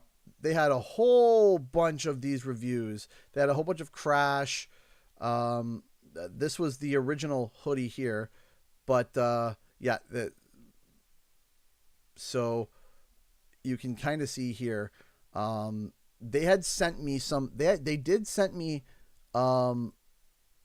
some stuff. They sent me a whole bunch of shirts and stuff, but for some reason it is no longer there, and I haven't seen them.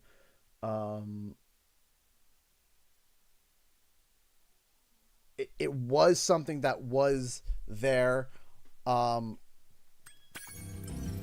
don't know what happened. There was a bit of controversy that happened where they gotten Crash and Spyro merch. They had a whole bunch of it, but then they did one piece of merch for Ember, which was shocking. Unfortunately, it was stolen. It was stolen art, and a lot of people were raging and angry about it. So they came out, they apologized for it. They had stated that it was an independent contractor that they hired that like basically traced the art. And it was based off of a mod, and then it got a lot of bad blowback. They got a lot of bad blowback, and since then they kind of went poof. And we haven't seen them, and I haven't heard from them since. I was in email chats with, I don't know if it was the CEO or the CFO or one of the head of a department. I don't know whom they were. I will say though, I'll say this.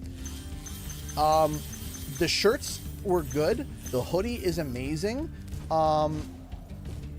They were expensive. They were very expensive. They still are expensive. Like they still are pretty expensive. Like even though it's in Canadian dollars, you can kind of get the gist of the price. Just for the We Love This .store, just like this shirt alone, boyfriend t-shirt for $50 Canadian, like because it's a vegan shirt. It's a, you know, like it's you know, for a t-shirt, right? It's a little, that's, you know, that's pricey even for me. And then we go over here, the Unity hoodie, just unbranded. Like that's pricey. That is pretty pricey. Which it sucks because they had some really good designs, but it was expensive. Any sites with the Spyro Crash shirts, hoodies aside here? Hot Topic used to have a bunch of stuff. It's a good question. Where would be a good site to get? So here's the thing. When it comes to the legal boundaries of the printing stuff, when it comes to the eggs that I print, there are no eggs that I make that are in the Spyro games, right? Like, this does not exist, right? Real quick, just so that, so if I were to turn around and be like, yeah, this does not exist, right? This is a completely original model, right? Completely original, something completely changed that I was able to design, right? So this is a completely different, this is something that's completely different that is not from Spyro, right? While these are almost identical from the game, almost identical, they're not identical, but they're very close. There's no copyright on a key from the game, right? There's no copyright on the key from the game. Now, if I were to sell a perfect one-to-one replica model of Spyro, while people do it and they don't get charged for it, that technically is not good. Did I sell one or two of those at the start of my adventure? Yes. Did I know about it? No. But then there's a lot of arguments. There's a lot of debate about that kind of stuff. So for example, let me ask you something. What would be the difference of me going to a convention and buying a t-shirt from a vendor who has buying a t-shirt from a vendor that has Spyro the Dragon on it and it's not an official licensed thing? Or if I buy fan art, like someone sat down, they drew and they printed off a piece of art. Like technically I have some art up here from Arcane It's not from League, though. It's not from Riot Games. It was homemade. It was hand-drawn, right? Is that copyright, right? And so it's a gray area. It's a gray area when it comes to that kind of stuff. And I will admit it is a gray area. However, I have spoken to some people about it. I have spoken to others, and I have close relations with some people, and thus far, to my knowledge, nothing has really hit a trigger point of, hey, you need to not do that anymore. It's all kind of stayed within an official gray. And I'm not standing here saying that, oh yeah, it's official Spyro merch. No, it's not official Spyro merch. Of course it's not, right? You know, of course it's not official, right? But also, they're not selling Spyro eggs, right?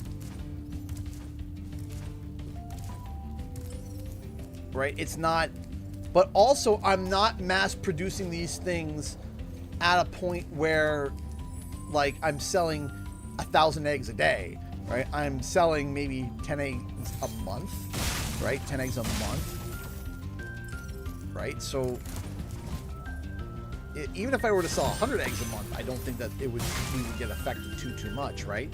And if I was selling 1,000 eggs a day, I would reach out to Activision to get an official thing. Like, if I'm selling that many eggs per day and I'm running through, okay, now I am going to reach out and be like, hey, I would like, you know, an official thing to state that these are official things. Here's why, right?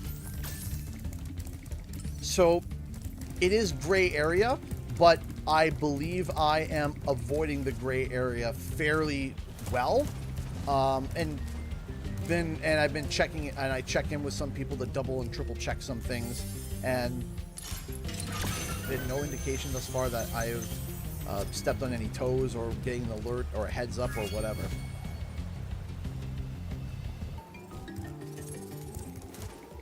Right? Because, you know, that's how some people, or, you know, when people do commissions, if they do a commission of like, hey, I want Spyro, I want a commission of Spyro and Cinder nuzzling, right? They're nuzzling noses. The commissioners made money. What, you know what I mean?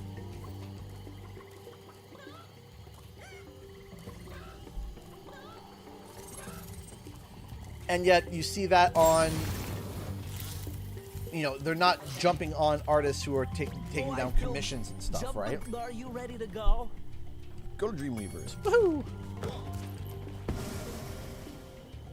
But when it comes to the world of 3D printing, it's also kind of, it's spicy. It is spicy, and it's something that I'm also still learning about too, right? Which is why some models I have taken down or have adjusted or whatever, because it's, you know, I'm personally learning as well.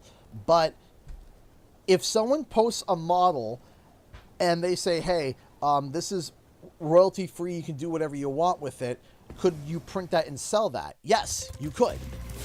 Completely open source and completely open source.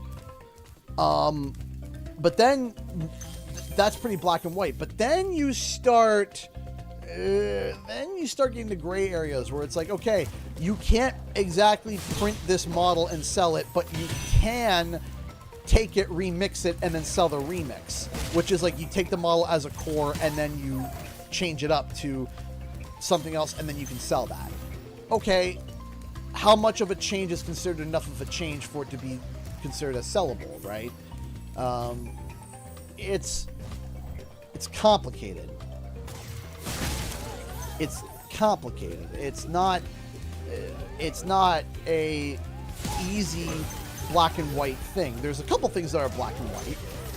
There are definitely things that are black and white, but if, you know, if I were to remix something and change it up, is that good enough? I don't know. Well, some things are clear and some things are not. So when it comes to selling prints and stuff, it's definitely interesting. And I don't know.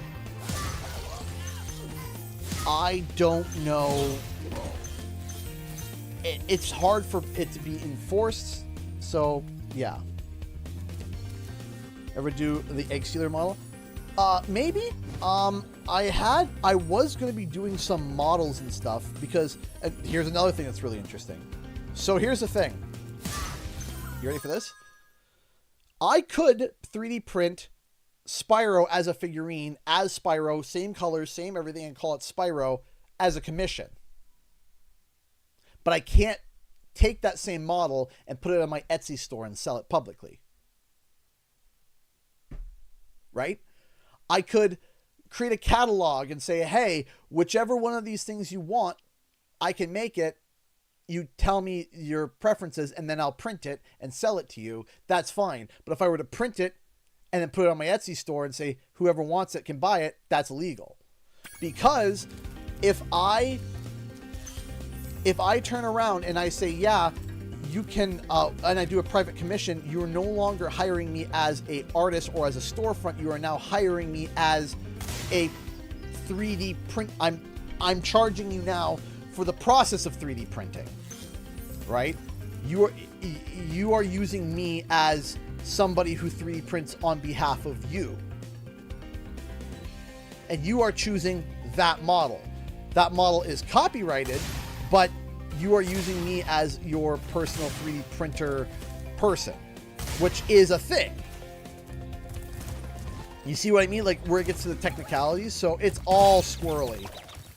But, and I will say this, if anybody ever reached out and asked, hey, can we adjust this? Or hey, can you change this? Or hey, can you do this? I would be open to it. And I would be open to like, hey, we can, you know, we can talk and we can get this to a point where it's like, hey, I'm not comfortable with you selling this or whatever. And then I'd be like, okay, you know, what can I do to change it? Or what can we, if anyone were to say that, we can work that out, no problem. But beyond that,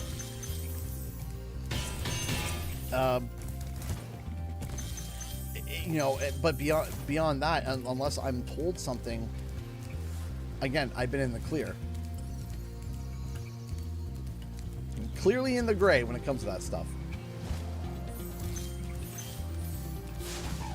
There we go.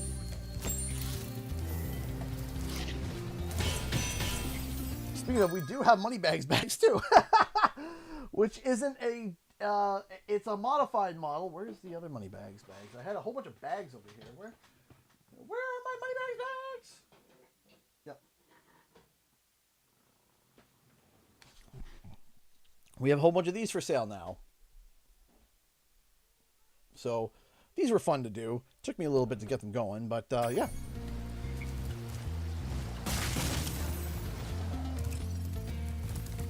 And we're going like that. There we go. That's going to detonate. Boom, boom, boom. Bonk.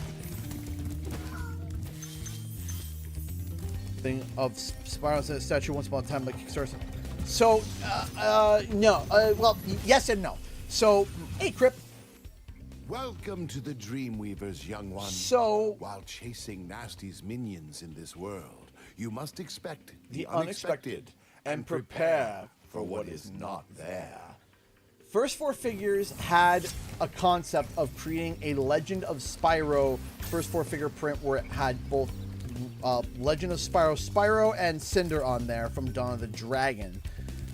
They had created the statue, gave the idea of the ballpark of the price, but it wasn't approved yet. They didn't start collecting anybody's money. They turned around and they were like, yeah, this is the estimate price. This is what we're doing. We're going to be reaching out to Activision. And then it was silence on it for like a year and a half. And then eventually someone actually asked and said, hey, hello, Spyro. Nicely done. You know, I'll be done when I've toasted that nasty Nork. but then it's a matter of, sorry, my brain just totally short-circuited there. What was I? Brain. Hey, Kraken. My brain is cracking right now. Yes, so the First Four Figures. So it went silent, and then nobody talked about it for a while, and they didn't even talk about it. Then eventually they were like, someone asked during a Q&A, and they responded that Activision did not approve of the statue because they didn't want any sort of brand confusion with the fact of Reignited. So they had the Spyro Reignited coming out, and then they were pitching to release a Legend of Spyro statue, and they didn't want, their wording was like brand slippage or brand confusion or brand, I can't remember the exact verbiage that was said, but it's basically surmised to, hey, we don't want people to get confused between the two different variations of Spyro.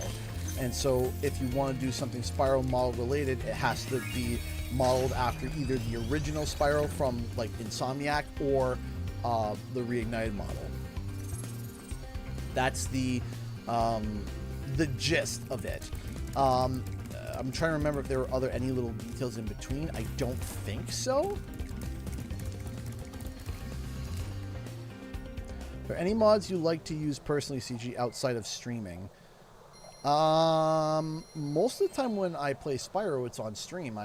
It's so that I don't get sick and tired of it. So, I've been playing Baldur's Gate with mods. That's been fun. It's been a lot of fun, actually. I really enjoy doing that. It's Baldur's Gate with mods has been a fun little treat. To be able to kind of experience the game again in a different and new way.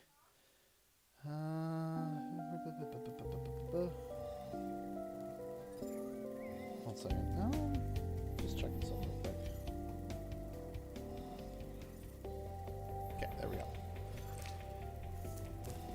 Makes sense that they have marketing prepared for Reignite. Yeah, I got a feeling that's probably it, so.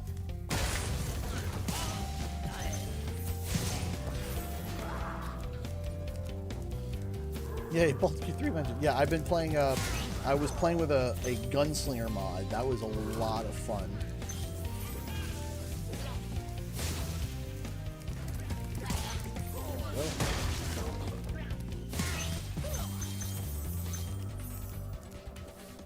Alright, get a smooch from the fairy. Big smooches. Big smooch.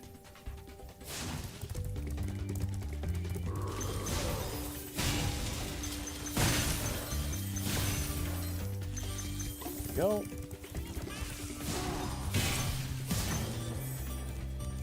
Go. Which one's your favorite companion? I think Karlach. I really like Karlach. Karlach is really cool. She's just this big, buff, angry girl, but then cries at a flower, and it's just kind of great.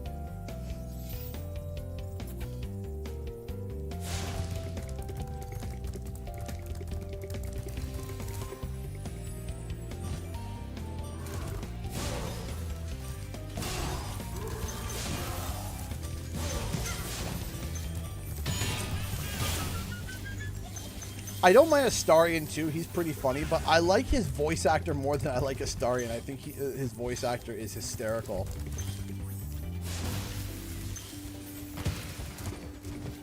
Hey, Aaron Jordan, how's it going?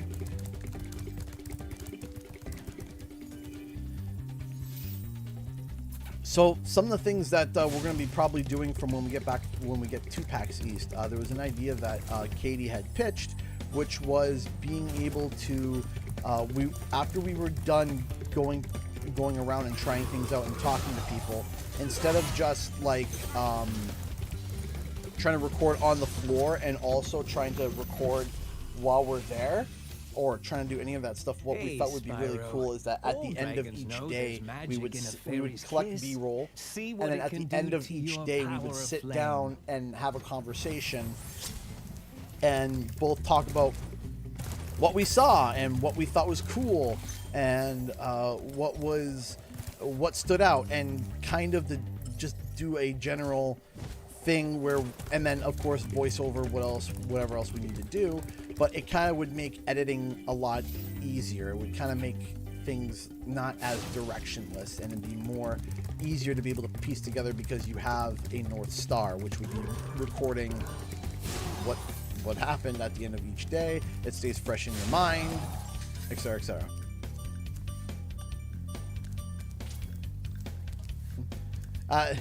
Nothing is going to be announced today. I mean, I don't think there would be anything announced today. I would hope. I would be shocked. But yeah, it helps, you know, and then it creates content, and also it allows us to be able to see if there are any games that we think would be really good for the channel, right?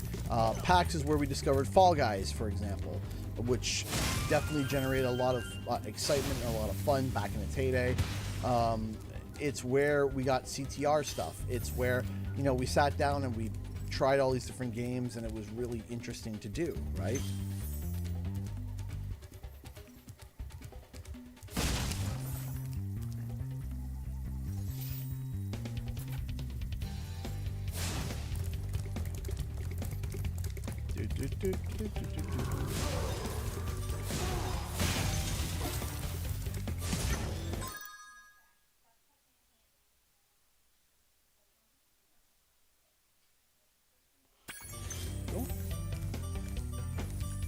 Up we go.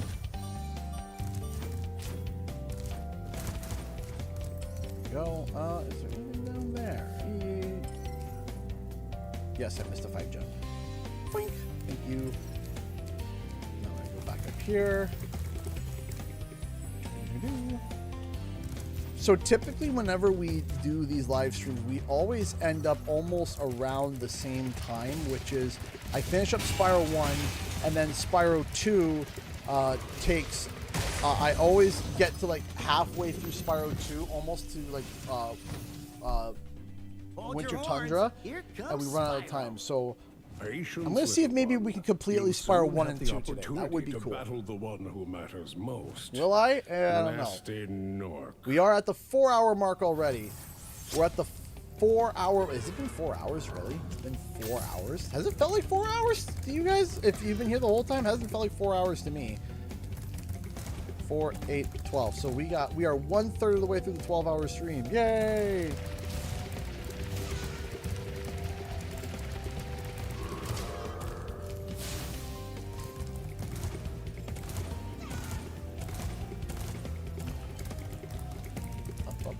Up.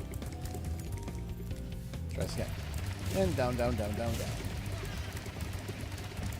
Actually, you know what? I'm gonna do something that's gonna help me out. 1 second.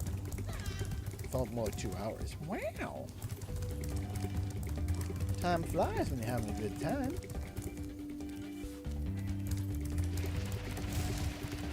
Down to here. Up around the corner. Turn here. This way. That way. Oh no! No! No!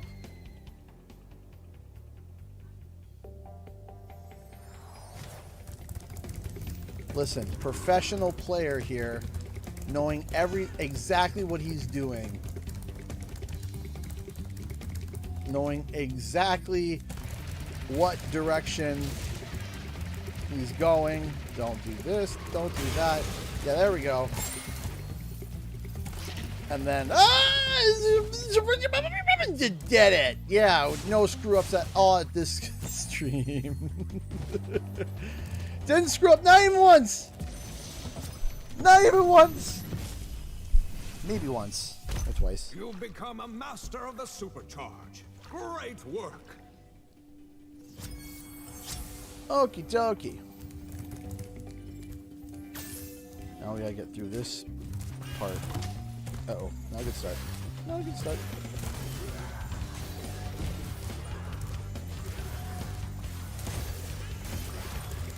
Huzzah! Now give me a smooch, fairy. Smooches. Awesome. Let's do it.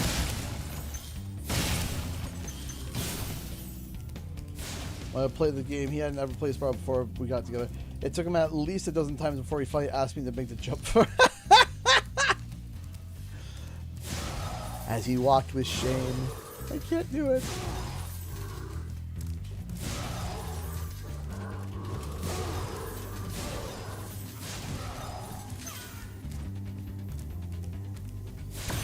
Go. There we go.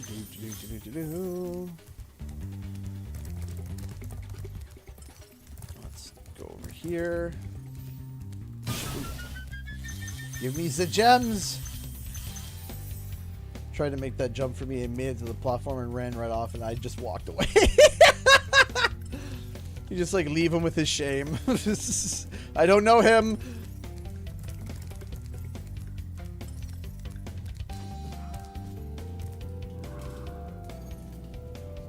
Hands the controller. Here, you were called Dragon Lady as a child for a reason, weren't you? There you go.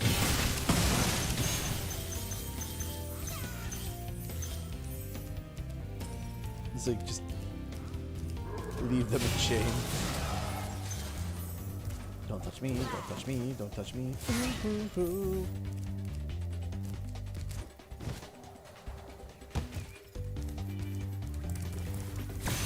Hit that, hit that.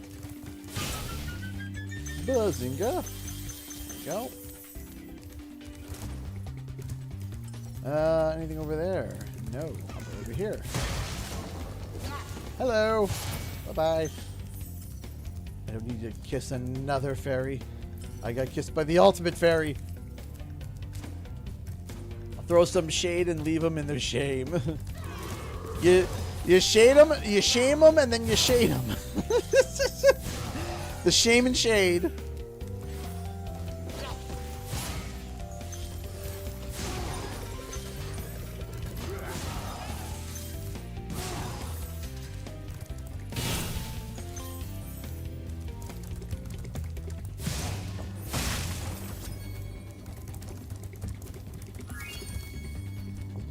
Smooched by another fairy, but I don't need the smooching of another fairy.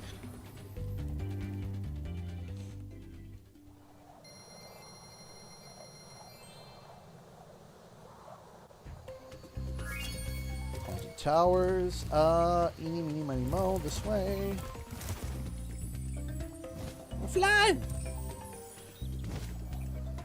What's your favorite non-playable?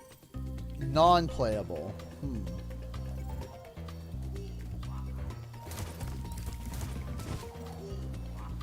You know, as a kid, I hated Moneybags. I think he's hysterical now.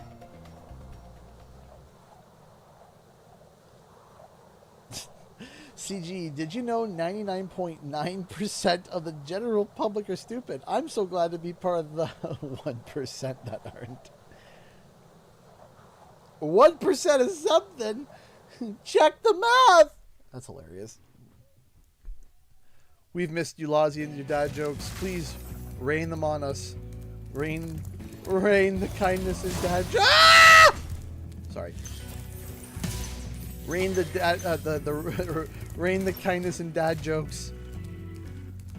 Is that what Lozzie's made of? Kindness and dad jokes? Would we agree on that?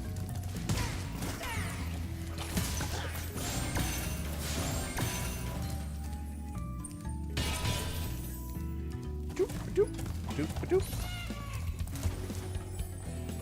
Up, and up. There we go. And boom.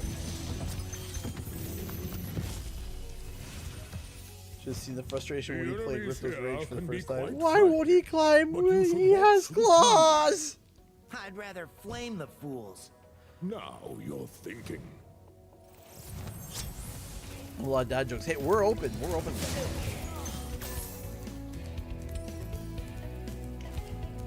A classic one that I heard again the other day, and I couldn't believe I forgot it, and then I heard it, and I was like, oh, I've heard this one. What was it? And I heard it, and I started laughing. It was just like a, what was it? It was, what did the ocean say to me? Nothing, it just waved. I heard that, I was just like, I just sat there and I was just like, I can't believe I forgot that one, but it's that one still gets me. Thank you for releasing me. What did the ocean say to me? Nothing, it just waved.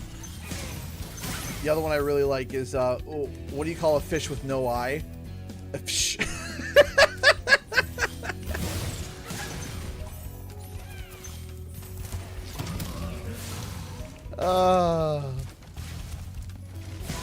That one like haunted my dad for like a month.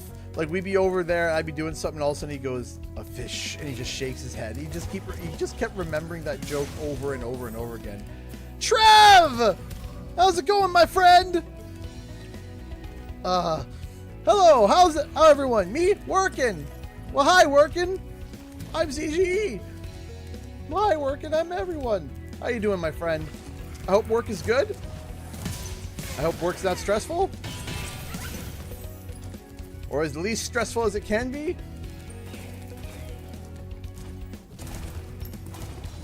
My favorite days at work was where it was fast enough pace where it didn't feel slow, but not so fast it put me into a panic. It was just a steady pace. You know, I think you just might be the dragon to defeat Nasty Nork. That's me, all right. Dash me, all right.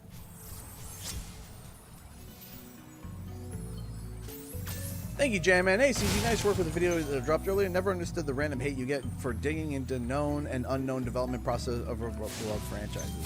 You know, I believe that it's just two sides of the same coin. Eventually, the positivity will return, like the overwhelming positivity. In fact, I think it's already started to return. Because, I mean, when you have an interview with Paul, with, you know, the co-head of Toys for Bob, it's kind of, you know, it kind of, in my opinion, I don't know about you guys, but in my opinion, it sets a precedent where it's kind of like, okay, in my opinion, here is my thought process.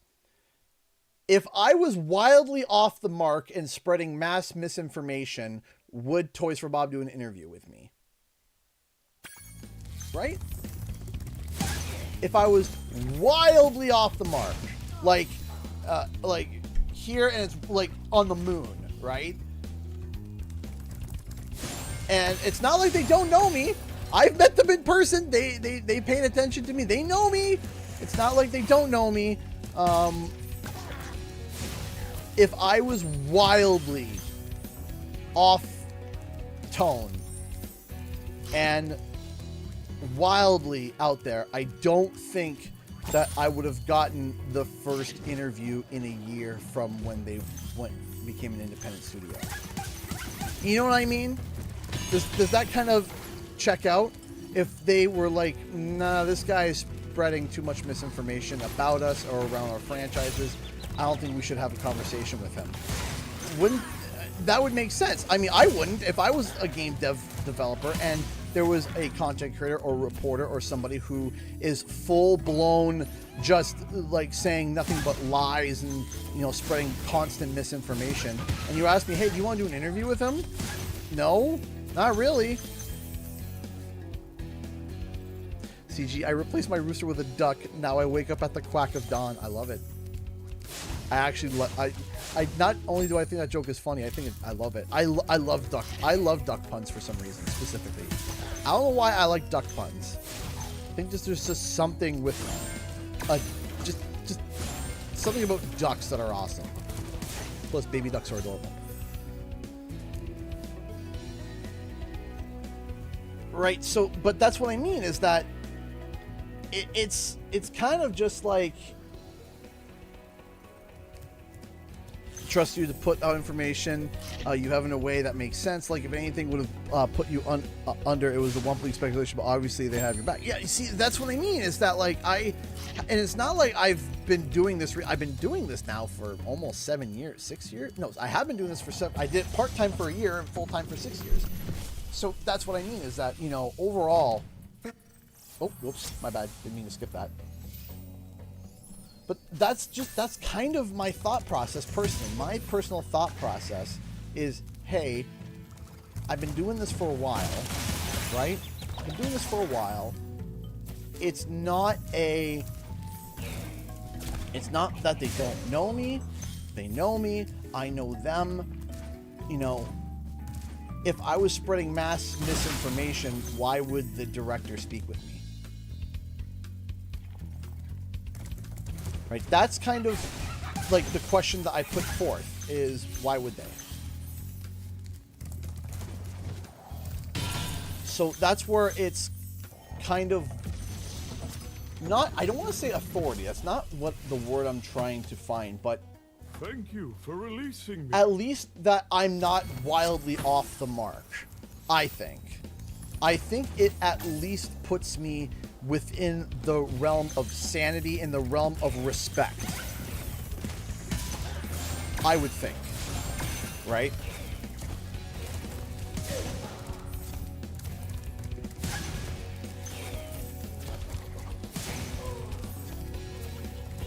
And on top of that, it was an exclusive as well. That's the big thing too, is that it was an exclusive, which, you know, you're not seeing anybody else saying, yeah, I got an interview with Paul Yannon, this is what he said, or I got an interview with so-and-so, and this is what they said from Toys for Bob. It was only, I was able to nab that, and I don't think somebody who gives mass disrespect or mass incorrect information would get something like that, personally. But that's just me. I hate it when people act all intellectual and talk about Mozart like they've never seen one of his paintings.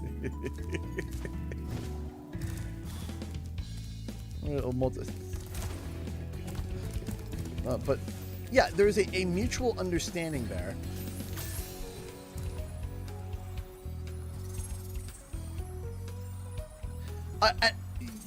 I don't want to say that that is what I am, but I'm hoping that that's what I am. That they see me as Jam Man. They literally trust you to run with information, break down every single little detail, and share that information to give fans hope and a lead without officially spilling any information. And you see, that's what I'm trying to do. That's what I'm trying to do. And I'm trying to keep things respectful. I'm trying to keep things positive.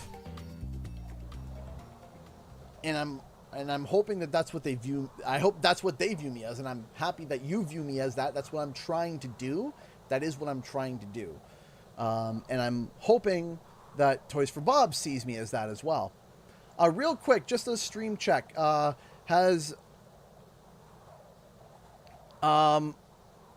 Just a quick question. Has audio been okay? Has there been any lagging? Has there been any, like, anything on the technical side of streaming?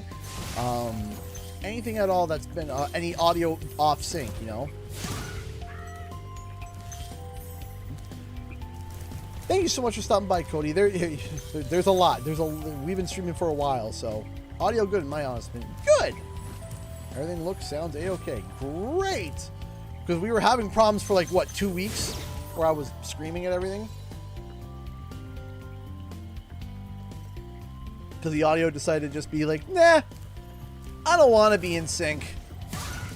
Nah, I don't want to be balanced. Nah, I don't want to stream cleanly. Nah, I don't want to do any of the things. Like, please, for the love of all that's good, just stream normally.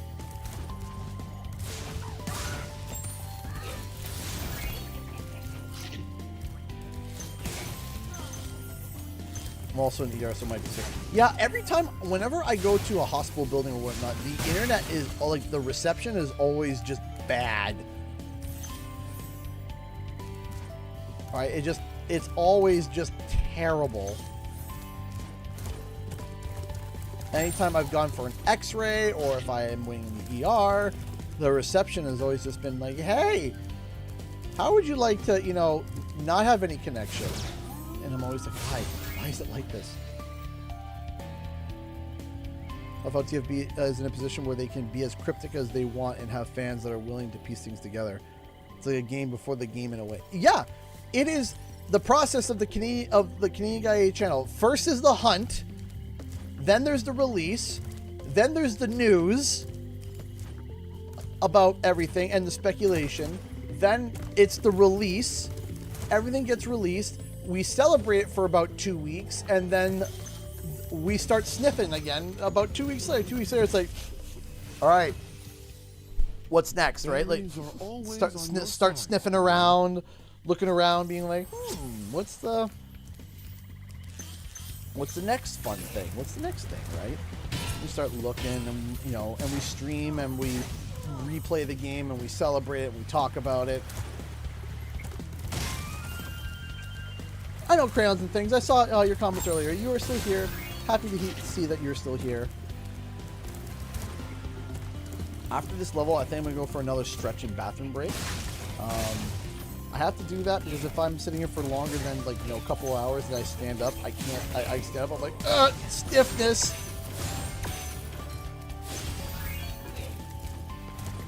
Stiffness.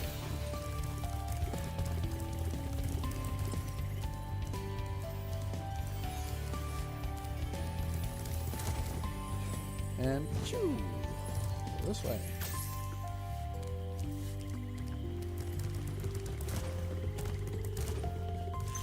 There we go. Always stretch, please. Your body will think yes. Especially since I have old injuries that are in my lower back area. That's always just like I hate existing. It's a fantastic process. I hope they start leaving subtle in-game hints towards their future projects, even if they stay within the same IP. So, yeah. I hope so too. Toys for Bob recently, especially the past like 5 years, has very much been, hey, let's leave little nuggets of information. Let's leave little tidbits, little things to look forward to. And Toys for Bob has been really good for that kind of stuff. And I really do like when they do that. I really do. I think it's really cool. I'm really enjoying your recent videos. Brings joy to my... Well, I'm happy to hear that, Sir Dentless. Thank you. How have you been? I hope that you've been well.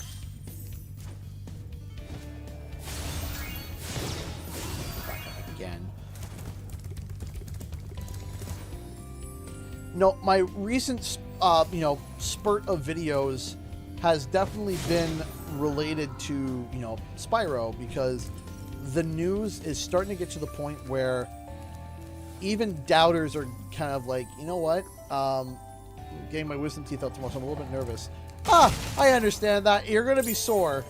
But I hope that the stream brings calmness and Spyro, serenity. thanks.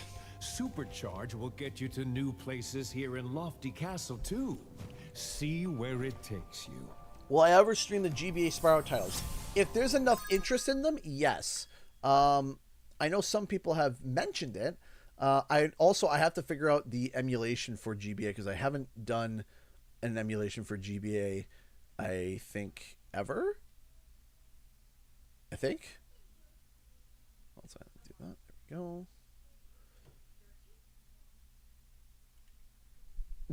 Oh yes, and Spyro's my favorite. My favorite content creator streaming my favorite game. I am currently at peace. Good. At peace. I appreciate being your favorite content creator. Thank you. I appreciate that. That's something that to be called a favorite is something I wear proudly, and I appreciate it. Thank you. Yeah, there we go.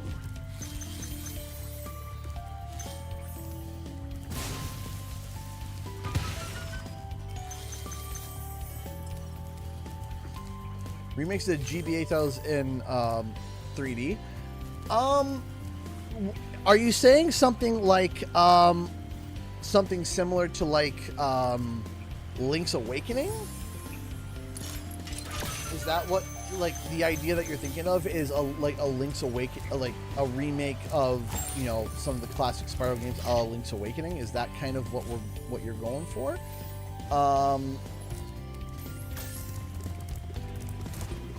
I would be open to it. I don't think should be something that Toys for Bob should do, mostly because it would take a lot of their development time, and I think it should be focused elsewhere on the more mainline stuff. However, I do think that that could be another team.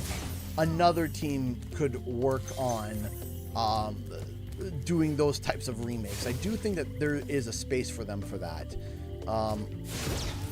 I think that would be pretty neat, in my opinion. I think that would be pretty cool to kind of have that 3D-esque top-down. I think that would be interesting. Thank you for releasing me. Okay, there we go. Go like this, go like that, go over here, go up here, this way, thank you. Where? There's the other fairy, down there, and fly.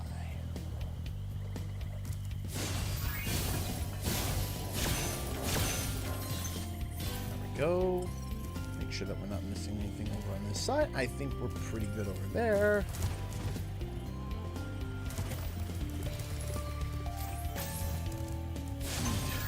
The signs do not feed. Do not pass go. Do not collect $200. Also, when it gets to the next, you know, I feel like also now with all the information that's kind of been coming out has been really, it feels really nice for me because there has been an uncomfortable feeling making Spyro 4 content since before the recent videos. For the past like 3 months, it's kind of started to feel uncomfortable because there was definitely a upsurge in there was an upsurge of people like coming out and, you know, kind of yelling and getting upset. And to say that it didn't deter me would be a lie. It definitely did, because I was like, man, you know, I would like to talk about Spyro 4. I would love to talk about Spyro 4. But in 2024 was the least amount of times that I spoke about Spyro 4. I think we uploaded around 30 to 40 videos, and only like seven of them were even related to Spyro 4. Even if it wasn't directly about Spyro 4, it was Spyro 4 adjacent. It was only like 7, maybe 8, and so I definitely felt that. But with all this information coming out and this interview and stuff, I've been seeing a lot more positivity as well. I've been seeing a lot more positivity. People always have their own opinions and will shoot down and make you feel like you should be doing something. Do what you feel is right. And I want to do what's right. That's the ultimate goal. Is I want to do what's right, right? I want to do what I think is. But does TFB have you any sort of NDA at this point in time? I am at this point in time. Let's see if I wrote this correctly. I am currently under one NDA that is, and it is not related to Activision or Xbox. So I'll say that at this point in time, I am under one NDA, but not related to Xbox or PlayStation. Would that help kind of answer your question a little bit? I'm not. This isn't something that's going to be like, oh, a big giant reveal. At least I don't think it will be. But when it does, it'll be like, oh, neat. At least, right? At least people will be like, oh, that's neat. I don't think people are going to be, you know, jumping out of their seats, but I think people will be interested. Did I just do Lofty Castle? I did Lofty Castle. Yeah, I did, Dirk. I'm asking the right questions here. There you go. But, no. Under that aspect, no, I'm not. But, you know, however, I will say that if I was under NDA, I don't know if I would be able to say anything. I think my comment would be closer to no comment than no!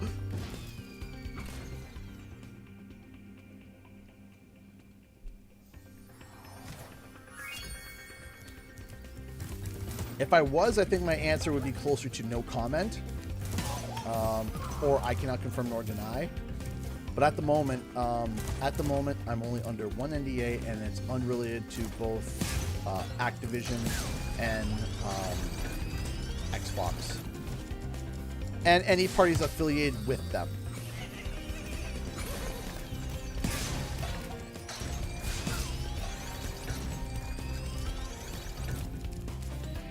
There we go. I don't know why I was getting some problems. All right. After Icy Flight, I'll go to the bathroom and stretch.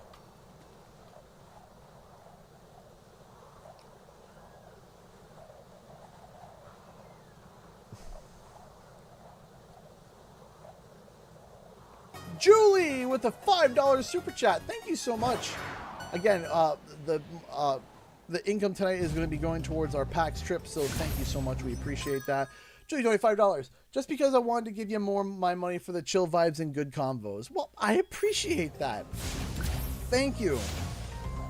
Thank you so much. I hope that you and everyone else have been enjoying so far the chill vibes and the conversations. Oh, come on. That was malarkey. Watch this malarkey.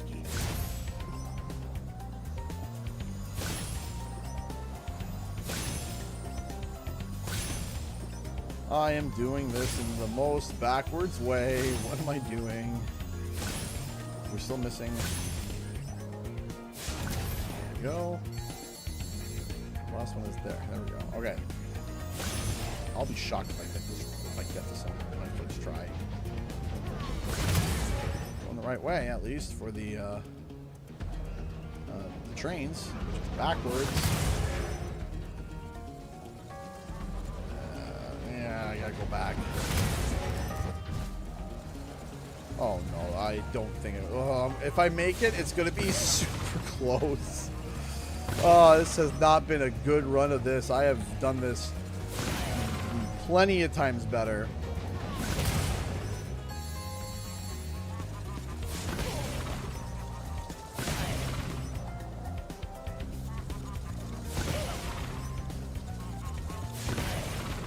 Oh my gosh, I'm gonna get it.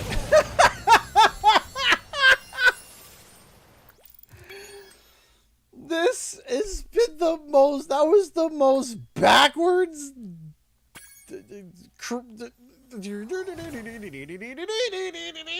Like talk about like the drawing on the map going like all over the place.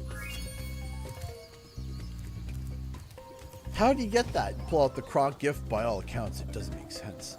So, all right, I think I'm safe here. I don't think I'm gonna get slapped by some monstrosity from the darkness. So I think I'm gonna be able to go take a go pick a tea. I'll go pick a tea. We're gonna go pick a tea. Be right back, guys.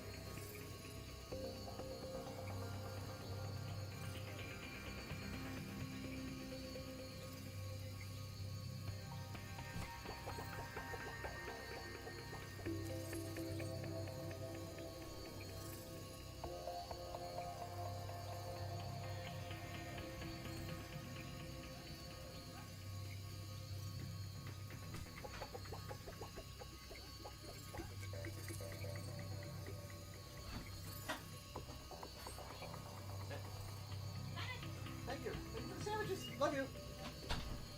I had to stop for a sandwich. Hey, Jessica Lewis, thank you so much for the $10 super sticker. I appreciate that. Thank you.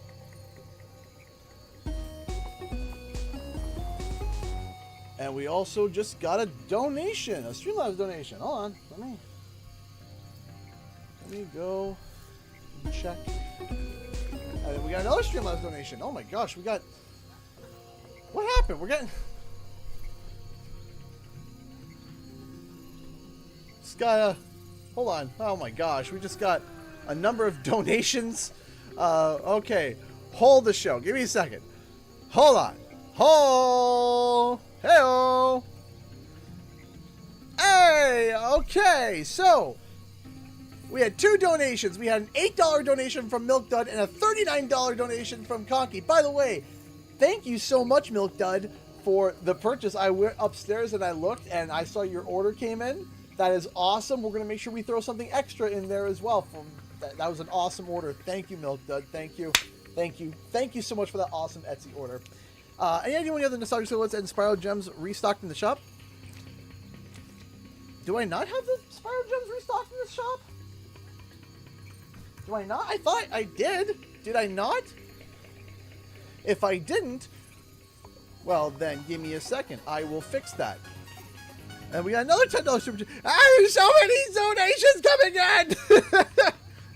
Okay, hold on. I'm trying to sort this out. Okay, I thought I put because we do have the gem sets. Okay, here we go. We have 4 gem sets, ladies and gents. We have 4 of them. Renew changes. Renew. The silhouettes, we sold out of those. I have to reprint them. I can start the reprint process maybe sometime during the stream. We might be able to do that. I might be able to start the reprint process during the stream, and then we can actually, you can order them today. Maybe when we go for a quick break. And then we got a $39 donation from Conky. Gonna round out the bar before I head off to that for a few hours. Hope to catch you later on the stream. Take care, good sir. Thank you so much for the $39, Conky. But I love how you and Milk Dud donate at the same time, and now it's not running. Yeah, that checks out. That totally checks out. That happens quite a bit. Thank you, thank you, thank you so much, Conky. You are amazing. Thank you, everybody. Thank you again, Jessica Lewis, for the super sticker, the lemon cheering. Yay! And then Elena donated $10 super chat. 3D print ideas. 1, TFB rocket. We'll see about that one. 2, Avalar guidebook. Definitely on the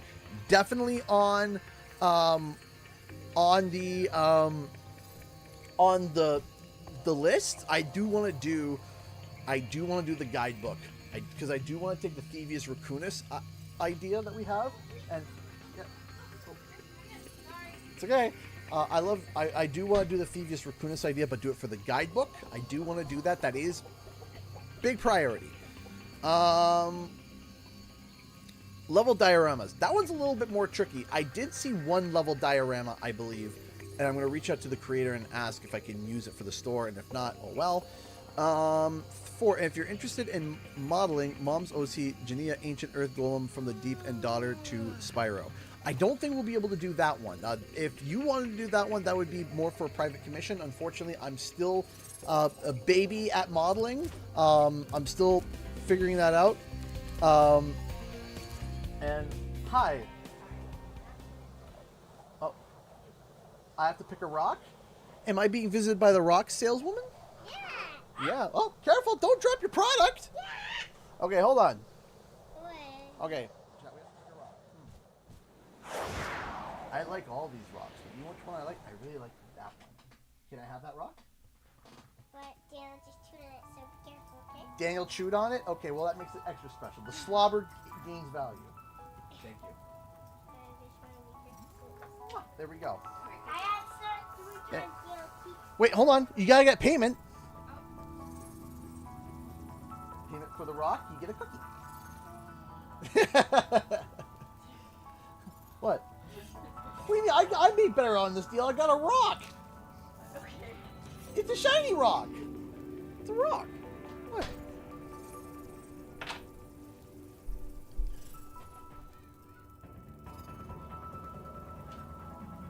if you're buying rocks from someone, you gotta give them something. A rock or a cookie.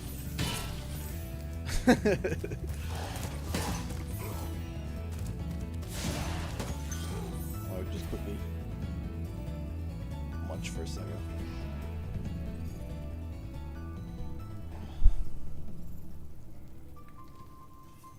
Oh, I got a napkin.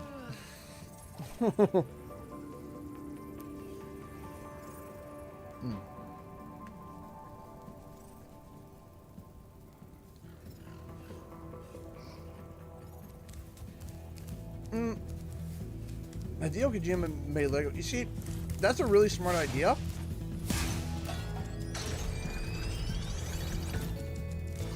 I don't know if I would do that personally, but it's still really smart. I'm more of a pen and paper. If I did a level design, I'd be more of a pen and paper kind of guy, in my opinion. Or I might be a Lego person for that. I don't know, because I haven't designed a level like that. I haven't done any level design, even in our game that we are developing. It's a small game. I've done some sketches for like designing how something will look, but in terms of level design isn't really part of. It's hard. I'm gonna stop talking about the level design. Again, Milk Dud. By the way, I haven't seen you in a little bit, Milk Dud. How have you been? I've seen you liking posts on Twitter. Have you, and also, I believe it was Conky that gave you your membership. That gave you a membership. Was it Conky? I think it was Conky. But because I believe there was a second person that gifted. I think it was Julie and Conky. I think. Might be wrong. But I hope you've been well, Milk Dud. I hope that life has been treating you good, and I appreciate all the love and support that you have always given. Thank you so much.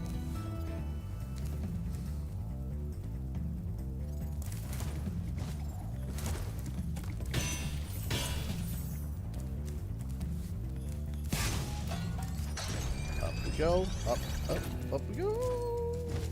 Ah, I forgot about the second. You like so. Fan of your channel back in the day. Hey, Panda Girl. I think I vaguely. Did you have the same username? Because I vaguely remember a Panda Girl before. Fan of your channel back in the day. Glad to be back. And boy, time does fly. Time certainly does fly, much like a Purple Dragon. No, it's really nice that, even with all the news and stuff coming out, even people that used to be like older supporters are starting to come back and say hi and what's up and checking in, and it's really awesome.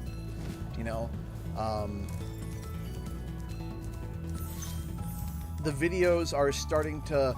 I'm looking at the performance of the videos, and it feels really good to see the videos performing like they used to, where before it was, before. Oh, there we go.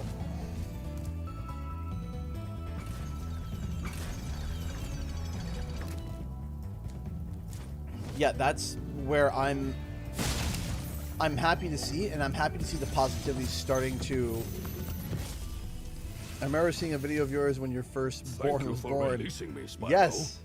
That was my son David. Now it's David, Hope, Jonathan, and Daniel.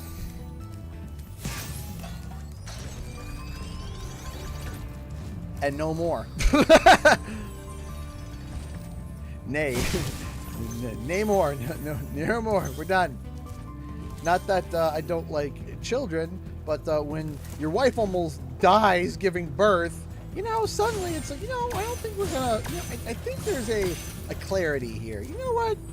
I think we're done. Did you ever do a collab with Miharu the Fox? Absolutely. I've collabed with her years ago. I mean, when she did the Spyro cast, I wasn't the first guest. I wasn't the second guest either, but I think I was like I think I was like the third or fourth? I can't remember. But I did years ago. This was back when I was small Babby and she was small Babby, and we both were fumbling over what we were doing and figuring things out, and it was a lot of fun to do. And if she was interested in doing it again, I'd be up for it, because it's been years since the first time we've done it, and it'd be interesting to kind of contrast and compare between the two. Go have a nap. Go have a nap, Conky.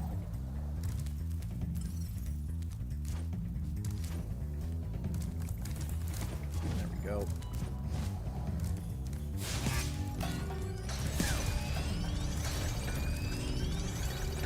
No more so confidently. No more. We're done. In fact, I hope to see you more. Mostly remember seeing you without the mustache. Yes! So the mustache was a pandemic development. So my family, all of my grandpa, my uncles, not my one uncle anymore, he shaved his off, but my uncles, they all used to have mighty mustaches. My dad, when he was younger, had a mighty mustache. He shaved his off. Before this battle? But advice. A wise dragon once told me aim high in life, but watch out for flying boxes. Huh? Looks good suits you. Thank you. So, my father had a mighty mustache when he was young. My uncle currently has a mighty mustache. My uncle had a mighty mustache, and my grandfather had a mighty mustache. All on my dad's side. All on my dad's side. And so I tried to grow out a beard, because I was okay, it's the pandemic. They say if you want to grow out a beard or anything, you gotta get through the awkward phase, right? And I knew I could grow out the mutton chops real easy, but then the rest was pretty, And so finally, I got to the stage where I could try, where I was like, all right, let's see what happens. And over time, I still learn, even giving all that time, I am bald here. So where my mustache comes out, right here, right at where, the mouth comes down here, bald as a baby's butt. But then I got hair on the bottom here. So everything that connects is bald right here. Bald on both sides, not just one side either. So bald as a baby's butt right here. I can grow hair here. I can grow hair on my neck, side, no problem. Here, bald as a baby's butt. I don't know why. So I was just like, okay. So I started shaving parts of it off to figure out what made sense. And eventually I was going to shave it all off. I was just like, this is not working, whatever. And I decided I'm going to leave the mustache. That's it. I'm going to shave everything off, but keep the mustache. I kept the mustache, and everyone kind of was just like,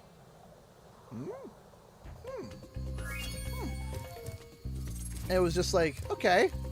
And then I was like, maybe the handlebar mustache. Maybe we can, because I can grow out the mustache. So I was like, well, let's see if we can go for the handlebar, which does the whoop with the product. So I decided to do it. My sister actually bought me my first cream to do it. I did a curl on it. I was only getting a small curl on it, and once I did it, it stuck. Everyone was like, you got to keep it now. And I was thinking about shaving. I was thinking about shaving it after the pandemic, but it just grew more full.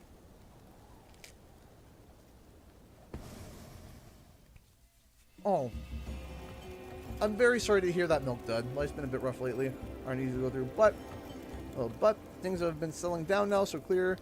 So these guys are ahead. Thank you again for asking, CG. A little bit more active. Hey, I'm just happy that you're okay. I'm hoping that things are better. Yeah.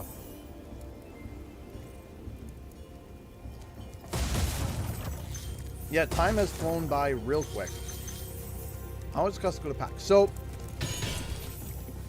you got tickets, you got flight, you got hotel, you got food, you got Uber, and then you got a little bit of spending cash, right? So there's 6 factors you have to figure out, right? Tickets, flight, Ubers, food, spending money, and something else I forgot to mention. Something else anyway, the point is that it can cost anywhere between $1,000 to $1,600 depending on where you go and what you do and how you do it, right? To give you an idea, 1 year... Need a lift? I do not have a cat, no. Because unfortunately, I am semi-quasi allergic to cats. But I can tolerate them. Like, if they're around me, I'll pet them, I'll give them scratches, and I'll pet their heads, and I'll snuggle them, and that's fine. But if I'm at the same house for like 2 or 3 days, I start getting, my eyes start to water, and I start, you know, getting itchy. And that's just nature of pets. If I don't have a cat, I would love a dog. You can challenge the Nork afford a dog himself. right now. But anyway, yeah, so I have the cost set to $1,600. What that does, that covers tickets, that covers flight, that covers hotel, that covers food, that covers a lot of things, because Boston is expensive. To give you an idea, one time we decided to go out, I believe it was Saturday night. I can't remember if it was Sunday or Saturday night. I can't remember which night it was, but we decided to go. We decided to go actually watch the movie. We actually went to go see the second Sonic movie. That's what we went to go see. And the second Sonic movie was really good. But for us to get there, one Uber ride was $59. And we're like, wow, that's really expensive. It wasn't that far of a drive either. It was maybe 15, 20 minutes. You know, closer to 30, 40 minutes with traffic. But if there was no traffic, it would have been like 15, 20 minutes. And then we had to get back to our Airbnb. And that trip costed on Uber $110 for an Uber trip. So that was something that I didn't account for the 1 year, and literally we went over quite a bit the 1 year just on Uber trips. Now, they have gone down in price, but still, that's still significantly expensive for a trip in an Uber, right? So we set the budget. The budget right now,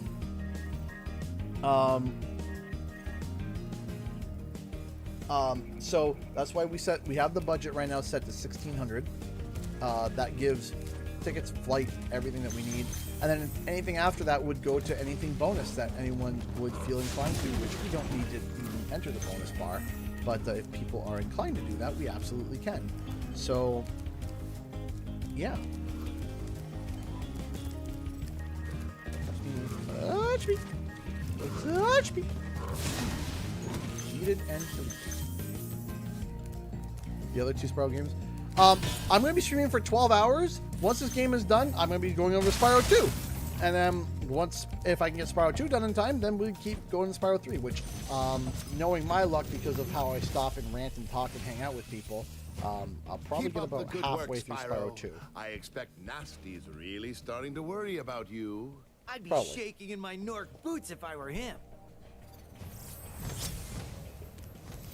Don't be upset about being chit-chatty. Just don't be upset if I miss your comment, though. Anyone can ask any amount of questions, suggestions, or whatever. Just if I miss it, don't be like, oh, you know, he's missing my questions on purpose or whatever. No.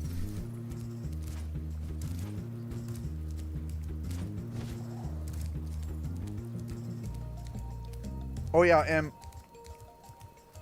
I'll ignore it if it's an uncomfortable question. Like, hey, what's your shoe size? I need to know your shoe size. Can you tell me your shoe size? Please, it's desperate. No. Stuff like that, no. No thanks. Don't need to answer that.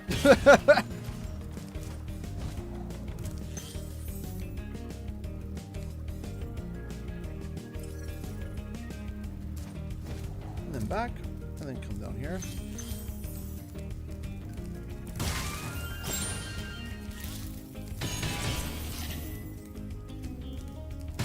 What's the 3 digits on the back of your credit card? It's not for anything bad.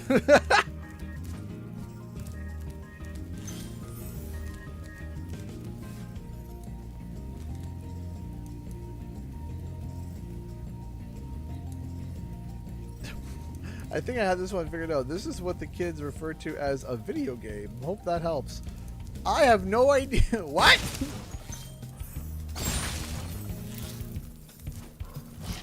I am very confused. But hi? Yes, this would be a video game. There we go. That goes kaplooey.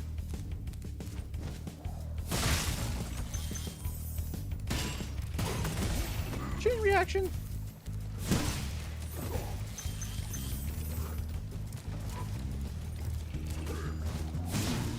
By the by, if anyone comes to the store and they want something signed, like if you buy something from the Etsy shop, if you buy it, blah, blah, blah, blah, blah, blah, blah. If you buy something from the Etsy shop and you want it signed, let me know in chat and I can sign it for you. So I can do that. You know, as a thank you. I don't sign everything because, you know, not some people, they don't want their stuff signed. Some people they do. So if y'all want it signed, I can do that.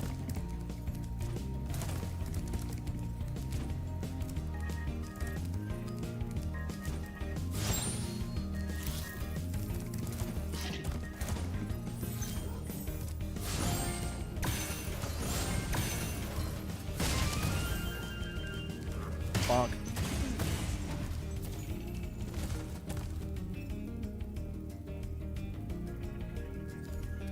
I don't like the idea of... I'm not a fan of constantly remastering stuff. Now, that might sound controversial, especially with my channel, but I'm of the focus of if they turned around and they made up-res 1080p ports with like enhanced resolution, I'm down for that. I'm down for that. Totally down for that. Right? Wow. But I never thought I'd be rescued, especially by such a little dragon. What I mean is, I always believed in you, Spyro. You gotta believe. one could say to know someone's shoe size is to know their soul.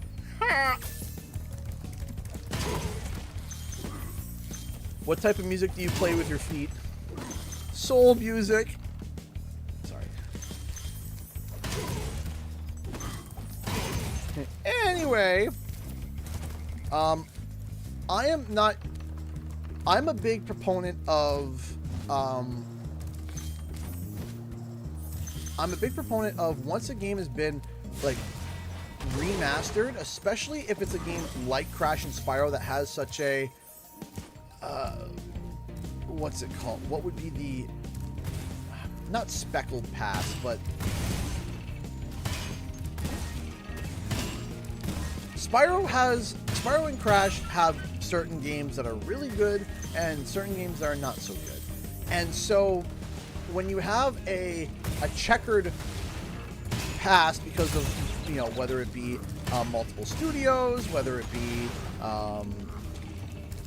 whatever else you can think of, you want to kind of focus on, okay, this game has been passed around from company to company and it has multiple identities. We kind of need to bring something under one identity when it comes to a remake. And so when it comes to the remake and the remaster, you want to make sure that for a game like Crash and Spyro that have had numerous takes and numerous points of view and numerous design choices, I think that you have to be able to save your resources from sitting down and being like, yeah, we're going to remake a Hero's Tale, but with the Reignited models and control scheme. And it's kind of like, you know, soul music, that's a toe jam. I'm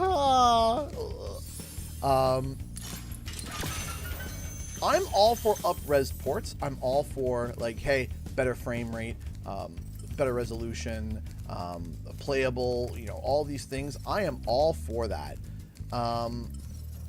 But when it comes to allocation of resources, I would prefer if they spent those resources on, on a new title. Right? I would rather them spend the time and resources on a newer title. Also, it would make sense for another company to do the up-resing. You wouldn't need Toys for Bob to do it. You wouldn't need Toys for Bob to do that, so that you can still get the same smart allocation of resources towards a new game without... Oh my gosh! Jeez, okay. Without delaying the other game, right? But then you have games that are pretty high quality across the board, no matter what take you have on them. One of the things that I see is a really good example is Zelda, for example. Right? Does Zelda need a remaster? Does any of the Zelda games really need a remaster for the brand to stay relevant? No, absolutely not. Zelda is just such a legendary title. So a game franchise like Spyro, or like Zelda, doesn't need that. So you can have the different alternate takes on Zelda come back as remakes and remasters and fully remade from the ground up, and you know, it still be like, yeah, this is a really good idea. I would disagree for that for Spyro, right? I would disagree with that for Spyro or Crash Bandicoot. Mario is another good example of, yeah, you could do that. You could do that with Zelda. You could do that with Mario. You could do that with Kirby. Kirby's another one you could do. There's these games that are like universally like really enjoyed, and any take of it can be enjoyed.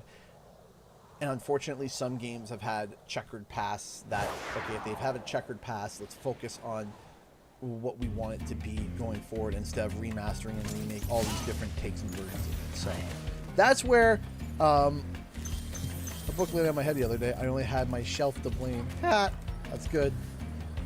It was a doc. Oh man, there's a whole bunch of jokes. Hold on. Let's see. Dogs can't operate MRI machines, but cats can. Cat scan. That's good. That's hilarious. What did the green grape say to the purple grape? Breathe. That's good. I like that too. A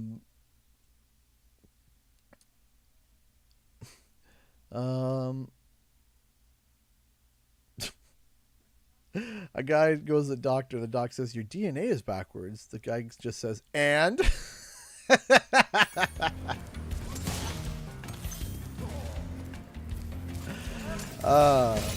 No! I like that one. And? A checkered pass is a great one. You see, it's true though. Like, it's not like we can't sit here and be like, oh yes, A Hero's Tale was universally loved. Nobody did dislike that game. Every single fan of Spyro enjoyed A Hero's Tale. Can't really say that. Or, hey, you know what? The Legend of Spyro Eternal Night was beloved by all, and not one person ever complained about it. Can't say that either. Right? But you can turn and say, hey, what made Spyro like land in North America, or what made Spyro become a hit was Spyro 1, 2, and 3, right? You can say that, right? Crash Bandicoot, again, with Crash Bandicoot, you can't sit there and say like, oh yeah, Twin Sanity was a massive success, even though there's a lot of, what color is the wind? Blue. It's good. It's good. I like it. I like it. I like it. Blue. Color blue. Blue. Subtle.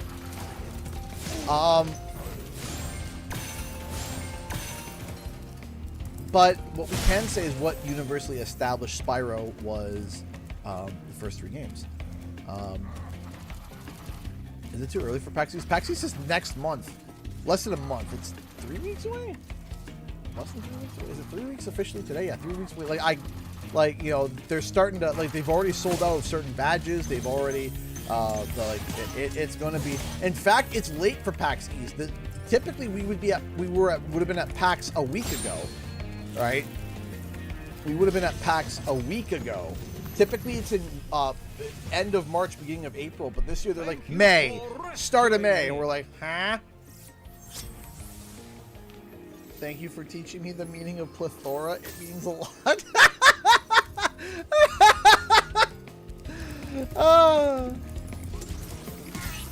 That's good. That's good. I like that one. That was really good. Thank you for teaching me the meaning of plethora. It means a lot. Hoping for a new Spyro game. Same. I think it's now become not a matter of if, but a matter of just when. I mean, I really hope that my video today really just tied everything together. I mean, here's the funny thing about today's video. I didn't mention the word Spyro 4 is in development until the end. I didn't say a word. I didn't say that. I didn't turn around and say, you know, oh, this is because they're developing Spyro 4. I didn't say a word. I just said everything. I skirted around it. I skirted around it until the end where I was just like, look, I can't spell it out anymore. I can't drag the horse to the river and make it drink. I can drown it, but it won't drink. Like, whether it's me talking about my report from last year, whether it's the avalanche of evidence, which apparently I was told by a commenter or two that, well, no, none of that is evidence. You know, there is such thing as, like, a process of elimination, right? There is such thing as process of elimination, where if you sit down and you're like, okay,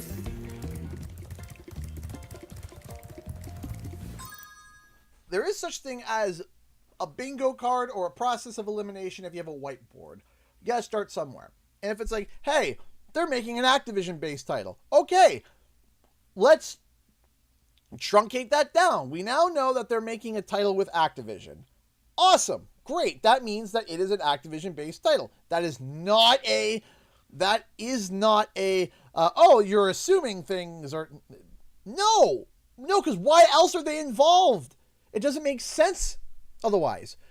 Okay, so then they turn around and say, we want to make magical and whimsical and colorful worlds. So then all you do is you look at the Activision IP portfolio and say, okay, what isn't that?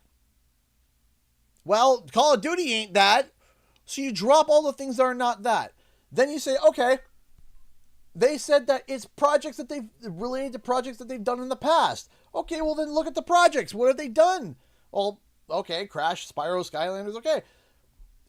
And you can just do a process of elimination all the way down using evidence to say, hey, how can we look at this where all of this evidence is true? Thanks again, Milkta. We'll make sure we include that in the initial order as well. I adopted a dog from the blacksmith. As soon as I brought him home, he made a bolt for the door. That'd be one helpful dog. That's a good one. I like that too. Why am I... No, come on! Where do penguins vote the North Pole? Yeah, again, it's... You can sit there and you can say, all right, do a process of elimination. If we sit here and we assume all these official statements are true, right? What does that leave you with? Right? So someone's saying, until they outright say we're working on a new Spyro title, I won't believe it. Well, listen, if you're solving a crime, you walk in, you find the dead body, you found, oh, would you look at that? He was stabbed by an 8-inch knife. Let's look for the 8-inch knife. All of a sudden, you turn over, there's a guy in the other same house, sitting there with a nervous look, chewing his nails, covered in blood, with the knife in his hand, acting guilty. And when you ask him, did you kill that man? He refuses to answer. Oh yeah, his fingerprints are also on the weapon and on the guy. Well, did he admit that he killed the guy? Huh?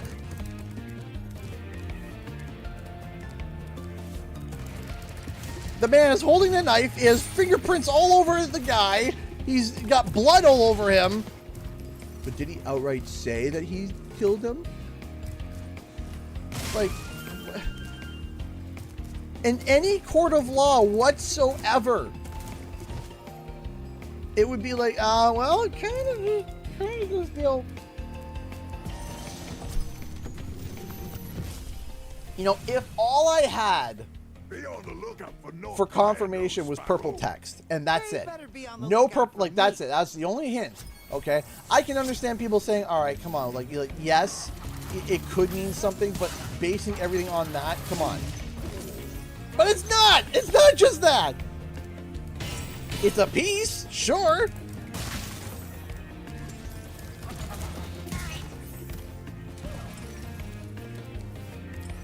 Why is it easy to tell how much a dragon weighs? Because they come with scales.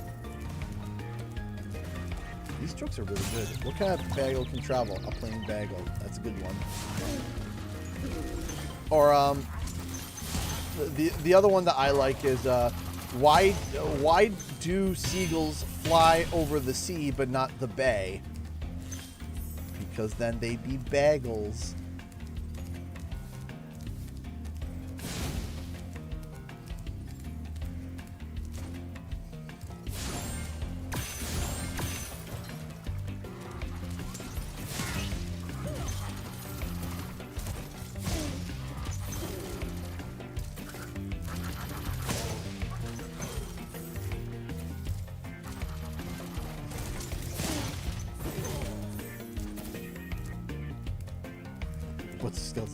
Or spare ribs.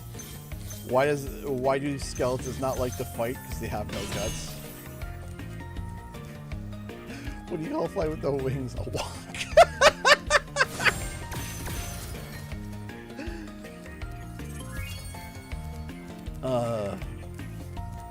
When does Friday come before Thursday? The dictionary.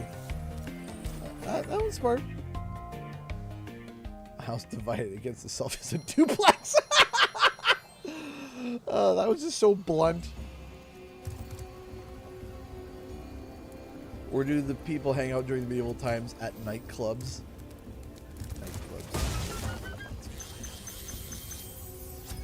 Okay, why do I feel like I'm missing something? Icy flight. I think I got everything. Get nasty, good Nork.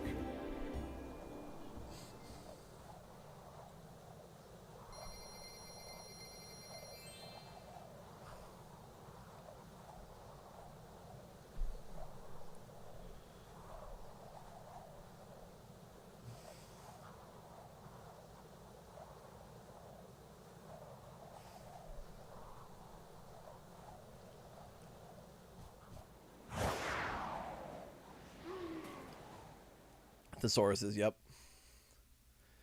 I sadly don't get the Friday joke. So when you look at a dictionary, when you look at a dictionary, it's done by alphabetical order. Right? A, B, C, D.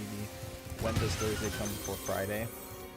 It's usually done after Thursday will show up in the dictionary before Friday does. In alphabetical order.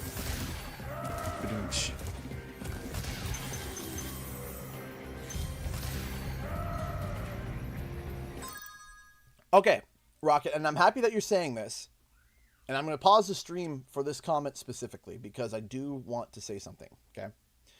I believe you, but I understand where the skepticism is coming from. Some people just don't want to leave even the smallest chance for disappointment. Okay, bang. I want to lock in on that right there for a second, okay? You cannot have mass excitement and hype and good feelings without ever feeling disappointment. You can't have one without the other. If you are constantly a cynic, you are depriving yourself of feeling that hype and that excitement and that wonderful, exhilarating feeling when it turns around to be there. Where you're like, I'm excited for it. I hope it's there. I'm excited for it. I hope it's there. And then that build up, and then the payoff is such a great feeling. But you can't have that feeling if you don't ever have disappointment. There's going to be disappointments in life. You can't shield yourself from every single little disappointment there is in life in the scared of feeling disappointment. You can't. You have to be able to understand that, yes, there are going to be disappointments. And sometimes there's 3 disappointments for every one that's not a disappointment, right? But if you don't have any sort of hope or some sort of these things, you're going to deprive yourself and put yourself into a dark corner of cynicism and not feel joy. Right? Because there is a feeling of joy for when you are, because there are many people who are in the chat right now who were here leading up, and I think Crayons and things can vouch for this, because she's been around for a long time. And leading up to the announcement of Spyro, there was this build, this excitement, this energy. You couldn't explain it. This energy, this shakiness, this, oh my gosh, we are about to hit nuclear levels. And then it hit and it exploded like a bomb. And that feeling of hype, when I think about it, I still remember, I still feel the internal shakes when I think about that lead up to Spyro Reignited being announced, and at the time where it was seen as impossible, or no, it's not going to happen, it's not going to happen. And then there were people that held out hope and held, and they held, and they held, and they held, and all of a sudden, bang, it exploded. And it was such a hype moment, and it was such an excitement, and it was such an overwhelming amount of feelings, right? But you can't have these moments if you don't have these moments. It's a part of the same side of the coin. There was a therapist that I listened to briefly that was really interesting, where he explained that on one side of the coin, he explained having children. He said his children, they bring him joy. He loves them. They bring him so much joy. He loves seeing their creations. He feels fulfilled taking care of them. He feels that he is, completing something that he was born to do. And he listed all of these positive things. But on the same side of the coin, he flipped on the other side. They're expensive. They're messy. They're hard to take care of. They are. They make you worry. You're like, oh, are they making the right decisions in life? Are they going to be fine? You worry about them. You try to make sure that they do every little thing when they're small. They brush their teeth. They eat healthy. They wear their helmet on their bike. You do all these things. And you're constantly, micromanaging them, and eventually you have to let them go. And there's a heartbreak to letting them go one day as they become adults. But you can't have the one side without the other. You can't have that sense of joy and fulfillment and love and caretaking of taking care of a child without having that feeling of dread and worry and concern for taking care of that child. It's all of the same coin, right? So now I went something more serious just to kind of give an explanation, right? I'm not equating getting hyped for Spyro for taking care of children. I'm not saying that. Don't take it out of the context. But I'm using a very, very, very dramatic point to pull back, and that's anything with life. It's not just with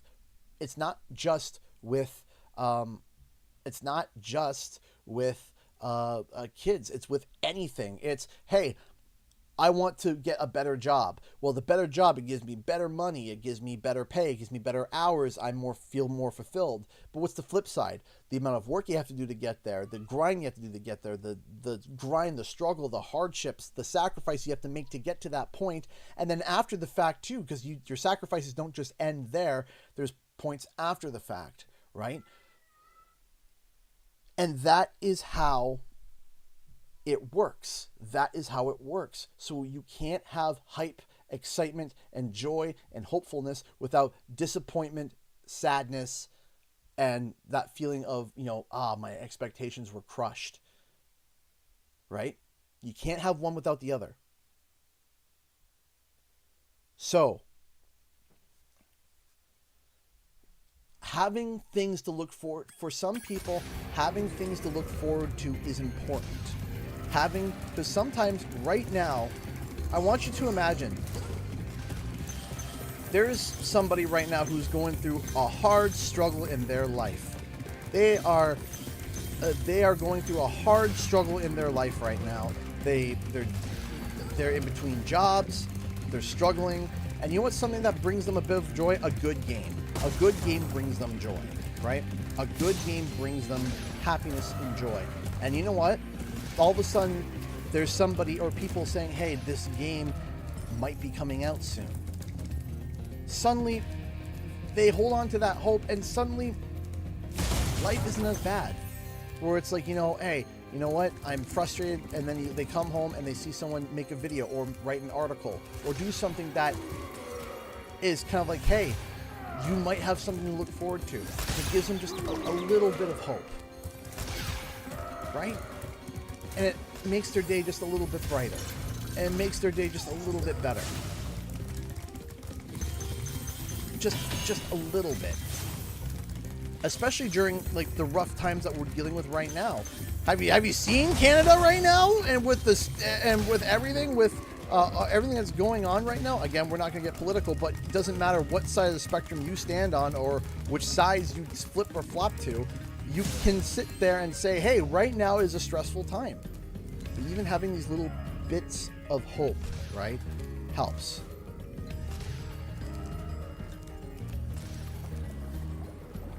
So the point is that when you sit there and be cynical about everything, you're also depriving the people around. Like, if you sit there, you want to be cynical by yourself, okay, fine. But here's the thing, is that if you want to sit there and be cynical to yourself, okay, that's fine. The only person you're affecting is yourself and those around you who love you if you don't want to find joy in that, and that's fine. But to turn around to other people and stomp out their joy as a means of, I'm just being realistic. No, you're not being realistic, you're being mean, right? Now, people will get antsy when somebody is intruding to cause panic for no reason or cause hype for no reason. I understand that aspect too, where you're kind of like, hey, I felt that before. I have felt that before, where someone comes forward and says something, and I feel the need to say, hey, this should be clarified, right? But at the same token of time, it is coming. It feels like, for me, when people get so cynical and stuff, people sit here for me and think that I'm not a fan, that I'm just trying to harvest from views. Like, I'm trying to harvest the views of Spyro fans for money. I'm a fan right there, right beside everybody. I am a huge fan of Spyro right beside everybody. Okay, and I think I've proven that enough with how many times I've played Spyro, with how many times I've enjoyed Spyro, with how much I post about it, Crash, whatever. I've been accused of just not being a real fan and just exploiting it for money and views. Boy howdy, if I want to make money off of video games consistently and have these millions of subscribers, I picked the wrong games. No offense. You have channels out there that just make Minecraft content and they have millions of subscribers, hundreds of thousands of subscribers, upwards to millions. You have people that do Roblox. You have people that do Call of Duty. You have people that do World of Warcraft and they have hundreds of thousands and millions of subscribers. It doesn't really make sense, if you ask me. So now thank you so much. Give me 1 in second. the Dragon Kingdom? Well, mostly. I've still got some treasure. Is that a Madam Trophy? What will you do next? 1 second. I'd say the sky's the limit. Do I just get a donation from Madame Trophy? Gotta contribute to the bar because of all your kindness, helping me get ready for PAX, and because you're great. Got to stream on while I eat lunch. Love you. Aw, Katie, thank you. Thank you for the $40. I appreciate that. Thank you. Thank you. Thank you. Thank you so much. I appreciate that. You are amazing. Thank you. Thank you. Thank you so much, Katie. Thank you so much for your love and support, as always, on and off stream. Thank you. No, of course, I'm a big fan of Spyro. I'm saying it doesn't make sense for people to say that I am not a fan. I'm just... Nasty's ancient history. I hate the word grifting for views. I hate that word. Yeah. This is Nasty's treasure hoard. But the gate will only open right if you have found everything in the Dragon Kingdom. Come back when you have reached 100%. Right, there are people that say that, and that sucks because I'm not. Right, because I'm not faking it. I'm a fan of Spyro. I don't understand, looking at my record, how am I not considered a Spyro fan? It comes down to, you need to set expectations, of course, but also don't deprive yourself to not be excited for things. Thank you, Katie. Thank you. We are currently at $248. That's great. That means that we are... Listen, I've been streaming for a bit. Math is not a strong suit of mine. 2, 4. We are $1,352 away. That is amazing. I'll set this aside over here.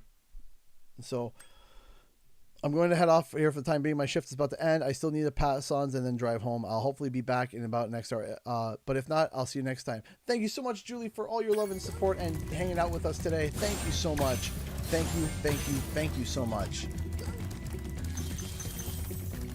But yeah, the point is that if you don't want to feel a sense of disappointment where you're like, hey, I've just been dealing with a lot and I really can't feel that need of disappointment, okay, fine.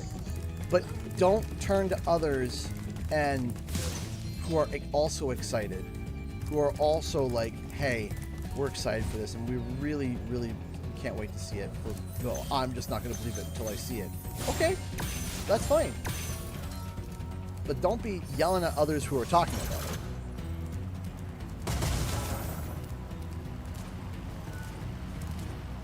That's just me, though. That's just me. That's my opinion.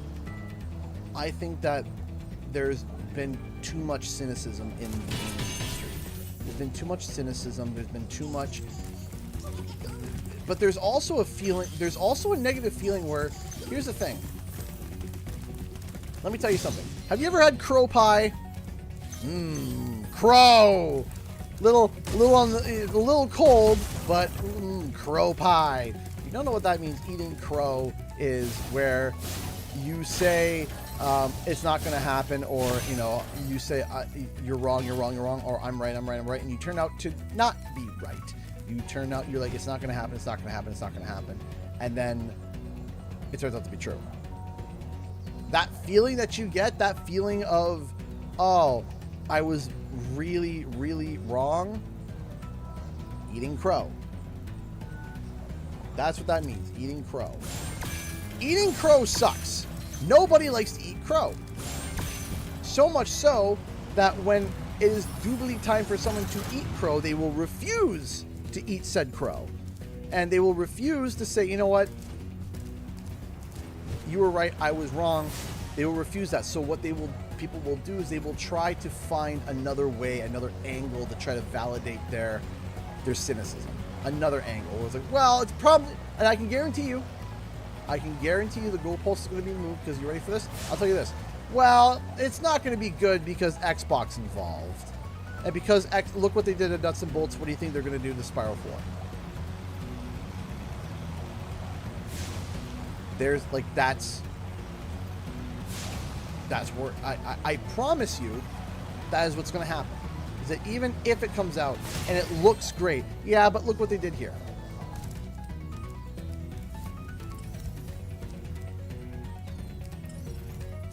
Right? Or, well, yeah, sure, but also this. Because it will have some sort of resemblance of holding on to that I was right in some weird, the grass is too grassy. Yeah. The Spyro Reignited Nitpickers video. I remember that video got a huge reaction in both positive and negative sense, where I was making fun of the people that were making fun of Reignited for a number of silly things, and I just characterized them all as Bubble Bass. And now Bubble Bass is kind of like the de facto representative of someone who's just yelling and screaming and complaining all the time about the game's like, look at the grass, look at it.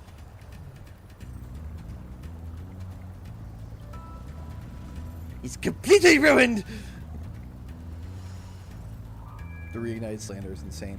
Some of it is insane. I can understand some of the slander for Spyro 3. Yeah, okay.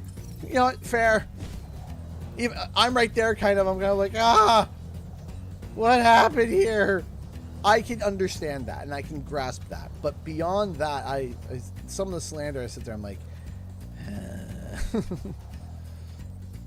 here we go again.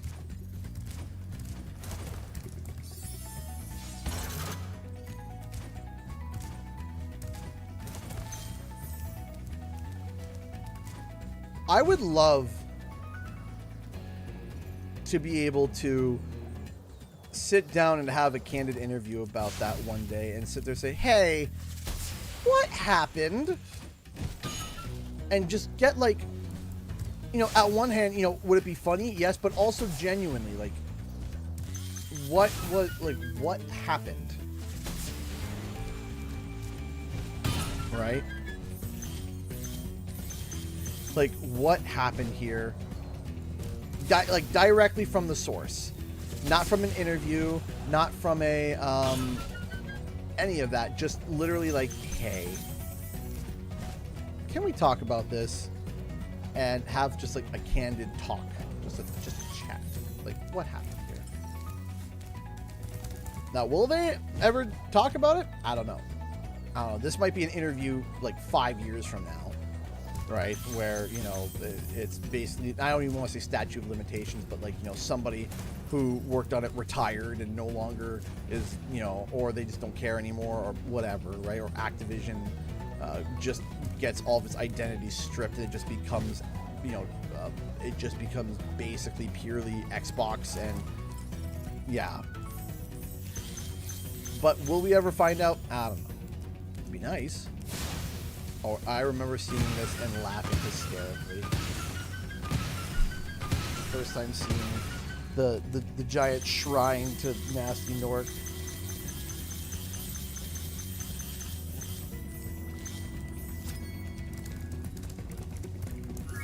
Well, 100% level complete and done.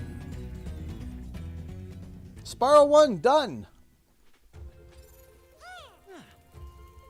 Spyro the Dragon, you defeated Ganasty Ganor, collected the dragon eggs, saved all the dragons, and recovered every bit of treasure in the Dragon Kingdom.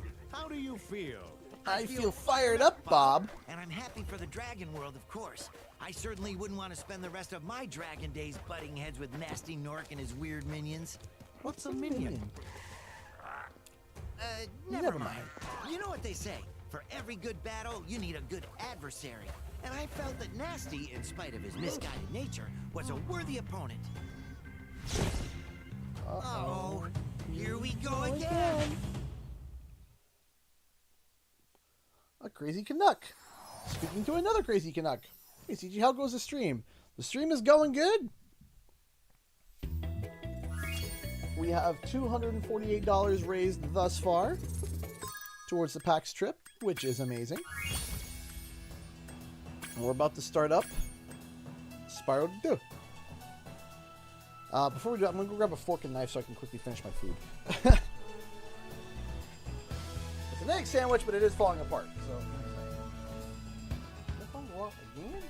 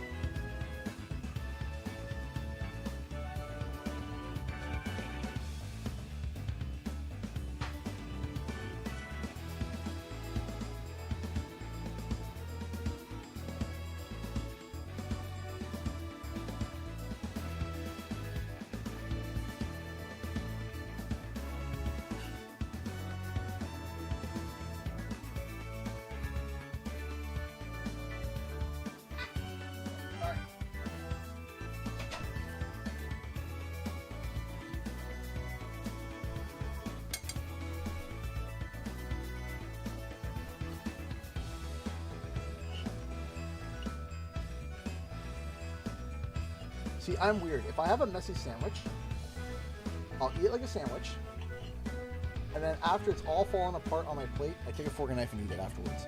Like, I don't know.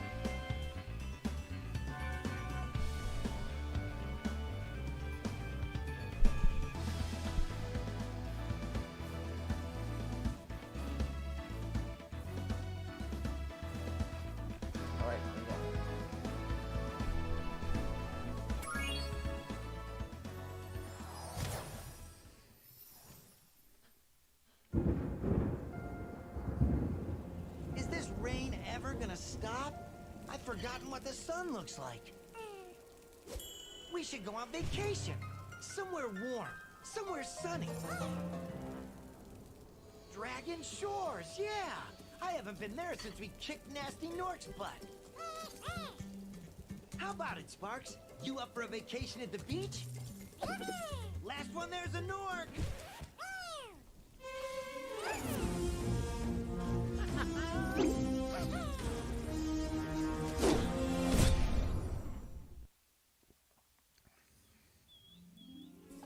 Is it working, Professor? Almost. Just a few more adjustments to these orbs and... Maybe this isn't such a good idea. Bringing a dragon here could just make Ripto more angry. Calm down, Hunter, and stop fidgeting. But you saw the professor's book. They have claws like this, and teeth like this, and they can spit fire like this. They sound much more dangerous than Ripto. That's exactly the point. A dragon is our only chance of stopping Ripto, and you know it. It's working! It's working! I've got a dragon! Huh?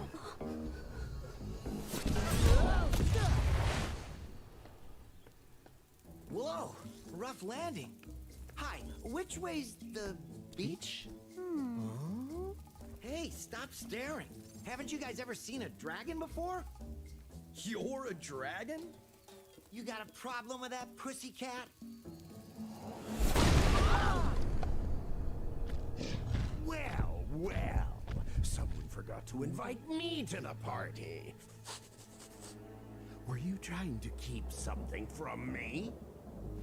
Why, yes. A dragon? You brought a dragon to Avalar? I hate dragons. Yeah!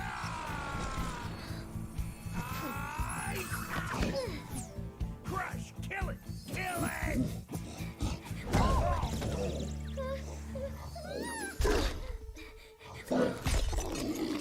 Go, you imbecile! You ate my scepter! I'll deal with you later! Who was that jerk? That was Ripto, and we have to get rid of him. He's causing all sorts of trouble around here, but I haven't got time to explain. Here, take this magic guide to Avalar. It'll help you begin to understand our worlds. Right now, I have to follow Ripto and see what he's up to. I'll meet you in Summer Forest, okay? Hey, wait a minute! How do we get ourselves into these messes, pal?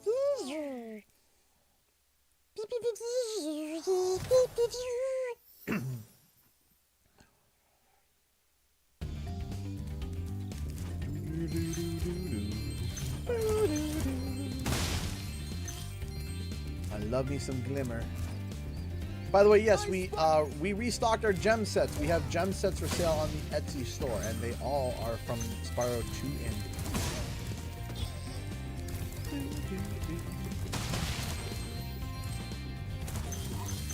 3. In the original, I think Ripto's Rage is my favorite. Yeah, the original trilogy, Ripto's Rage is very much my favorite. For Reignited, I think 1 beats it out, but not by much, but 1 beats it out. My original list when I was a kid, it would have been Spyro 2, 3, 1, 2 being number 1, and now the Reignited list is 1, 2, 3. I love your Sparks voice, EG.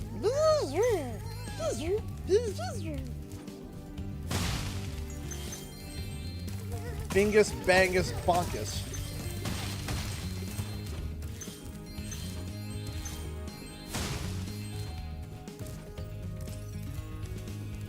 Over here.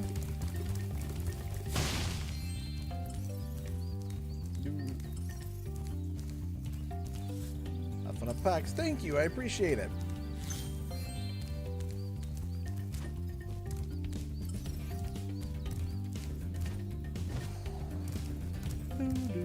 Hello from Brazil. Hello from Canada.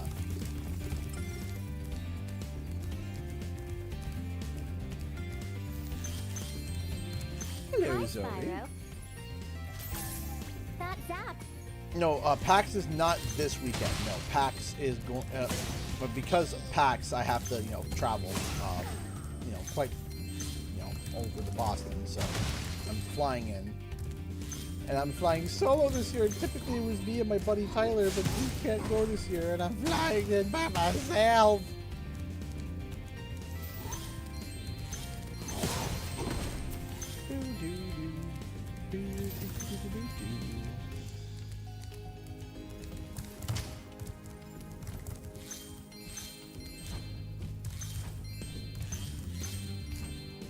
All right.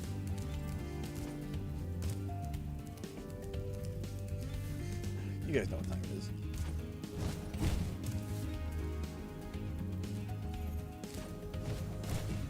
Oh, if I got first try, I was gonna be like, let's go!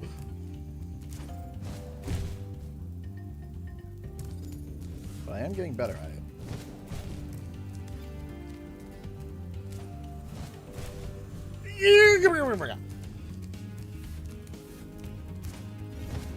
Anything to not pay the fare. Hold on. Thank you, Banner Girl. I appreciate that. Especially since with all the planes kind of falling out of the sky. It's been come on! So close. I just need to remember, is it a run forward or is it just a jump forward?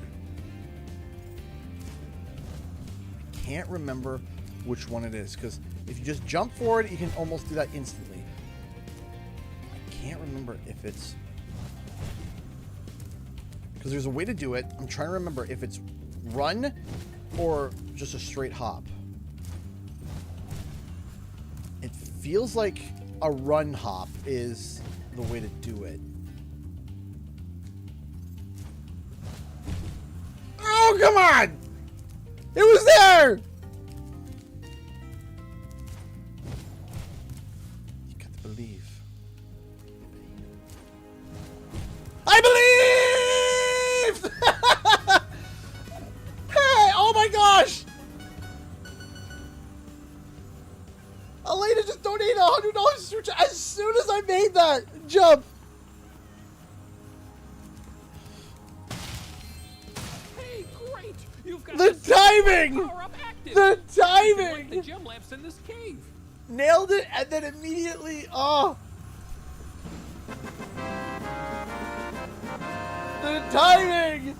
Thank you so much. Even in the darkest of times, there's always hope, but sometimes fear clouds our vision. Sometimes our strength gives out, and yet sometimes when all seems lost, a light shines in the darkness, and we are reminded that even the smallest amount of courage can turn the tides of war. Is that Ignitus? Is that Ignitus? It sounds like Ignitus. Thank you, Elena, for the $100 and the on-screen timing of just nailing it like kaboom. Like right as I nailed it. Kablooey! $100 donation. Thank you. Thank you, thank you, thank you. We always appreciate the support. Thank you so much, Elena.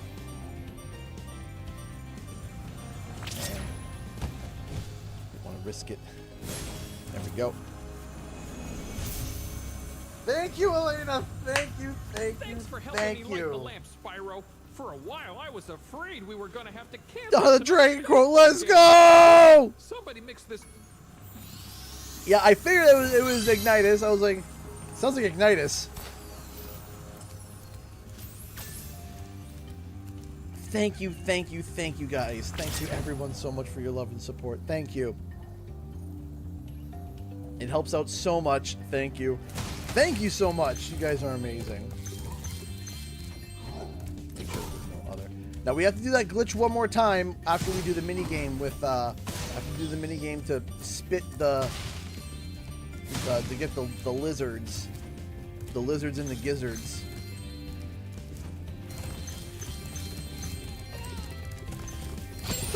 Oh jeez.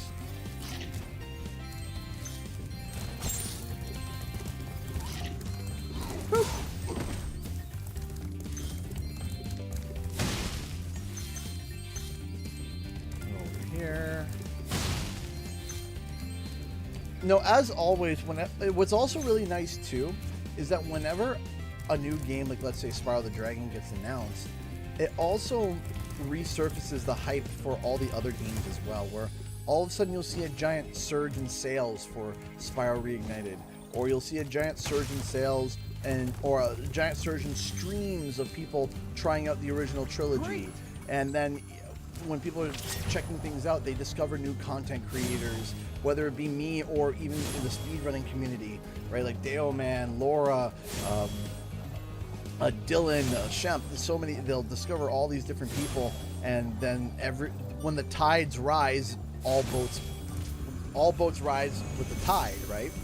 And that's something that I really Thanks for helping me. really like, and I really like that idea of because I encourage people to create content. There was I'm not gonna say their name, but they reached out and they're like, hey, should I make some content about Spyro? And I said, hey, if you think you These want little to, lizards. go for it. Like, genuinely go for it. And I'm not going to sit there and think, oh, well, he's going to take my views. No. Nice. Because that used to be a thought process that a lot of people had. Was like, oh, I don't want as many people in my creator space because now, you know, they're going to take the views that I could have. No. That's not how that works. That is not how that works.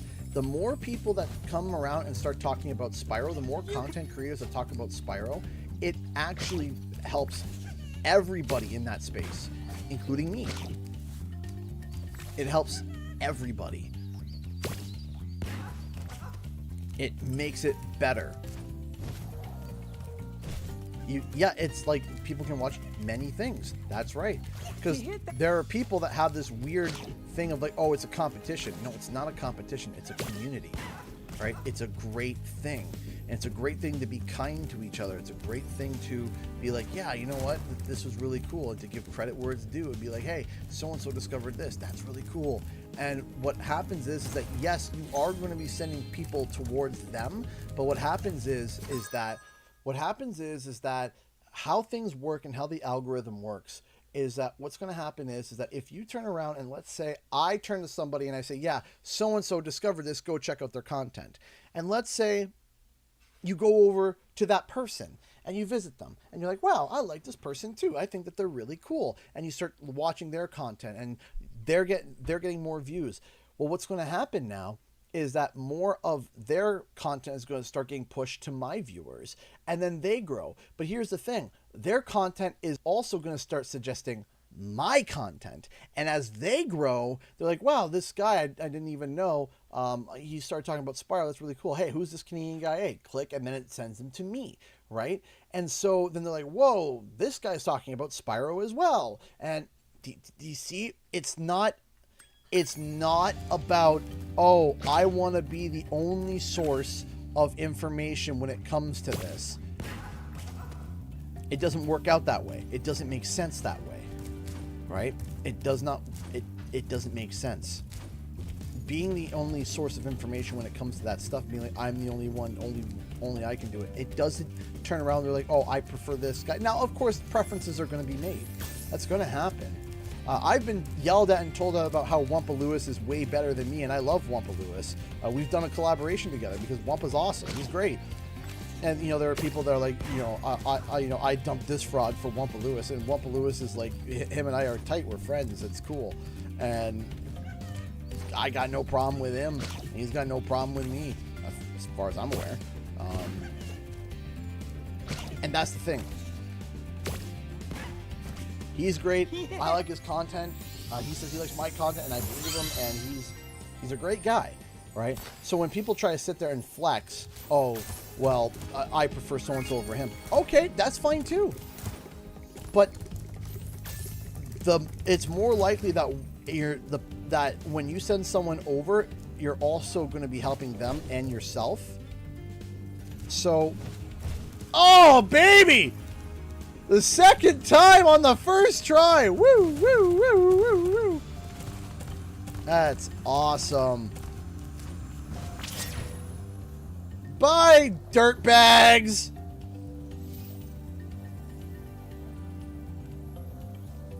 La, la, la, la, la.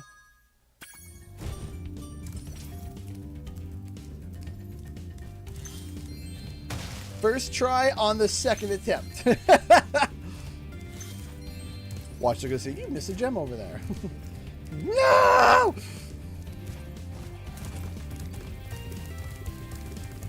Oh yeah, first try. Also a thing from Katie.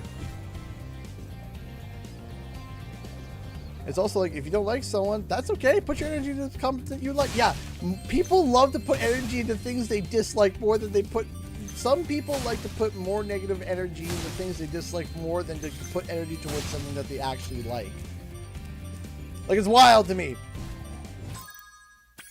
It's like, man, if you could just invest half of that energy. Yeah, first try. That's from Katie.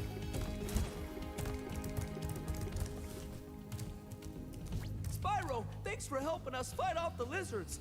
Please take this talisman of glimmer as a sign of You our too gratitude. can also get yourself, I would say, a bag of dirt, but, you know, money bags, gem bag.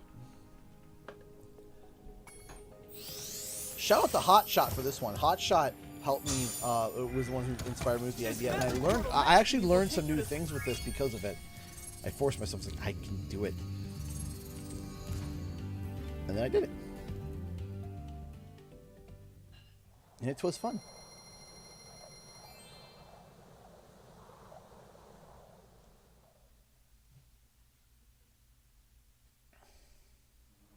Boom, boom, boom, boom. Punt. Oh, no. Oh, no. Oh, hello.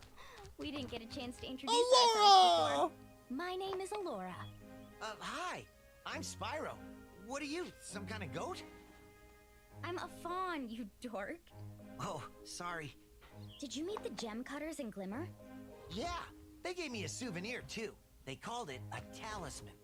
They gave you a talisman? What, is it special? I just stuck it in the guidebook you gave me. Well, there are 14 talismans in Avalar, and they are all magical. If you can collect enough of them, they can be used to defeat Ripto. Hunter, where have you been? Oh, I got a little lost. Spyro's gonna help us collect the talismans. I am? He is. Spyro, look. There's no way you can get to Dragon Shores right now. Ripto and his monsters have taken over the castle here in the Summer Forest. You're going to have to go to Avalar's worlds and convince the inhabitants to give you their talisman. You can keep them in your guidebook. Hey, I could do that. Why doesn't the dragon just torch Ripto? Hunter, you can't even keep track of your running shoes. How can we trust you with 14 talismans? If you come across any orbs, they're important too. But I'll tell you about them later. Okay, no problem. I'll collect a few talismans, give Ripto the old hot foot, and be in Dragon Shores by lunchtime. Oh, yeah, here's an update that some people may not like. If Cinder is involved in the next game, I would prefer if Spyro and Cinder's relationship kind of just stay platonic. I would be super cool about that. Super 100% cool. If people want to go nuts in the fan art, that's one thing. But I hope that, you know, it just stays super chill. And, you know, just keep a subtle, subtle thing for Alora. Nothing over the top. And that's it. Spyro, this is the homeworld called Summer Forest. There are portals to many of... Just keep it like that, and we move on, and that's all we need.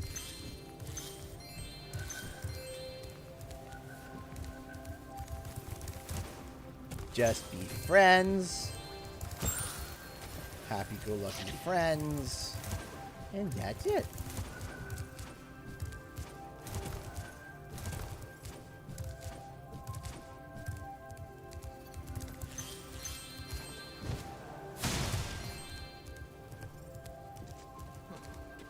Hey, Spyro. Bing, bang, boom.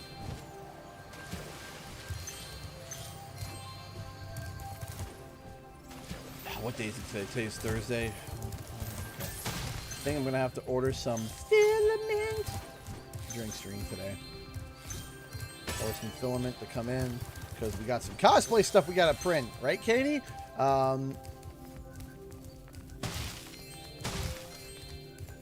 We got some stuff we gotta design, print, get ready.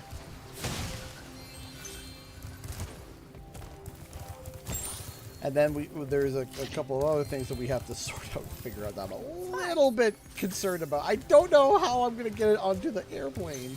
But that's for future me to figure out.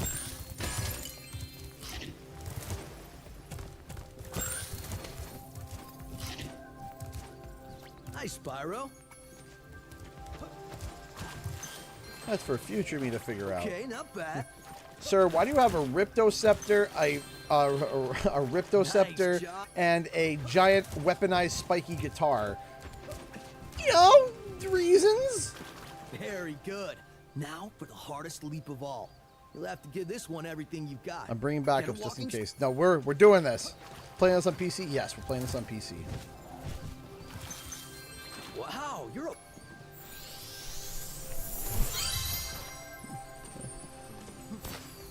Now, what would be dope, which has happened in the past, where I would get a guard that would just be like, you know, like they're a fan. Okay. My friend in New Jersey likes to be difficult.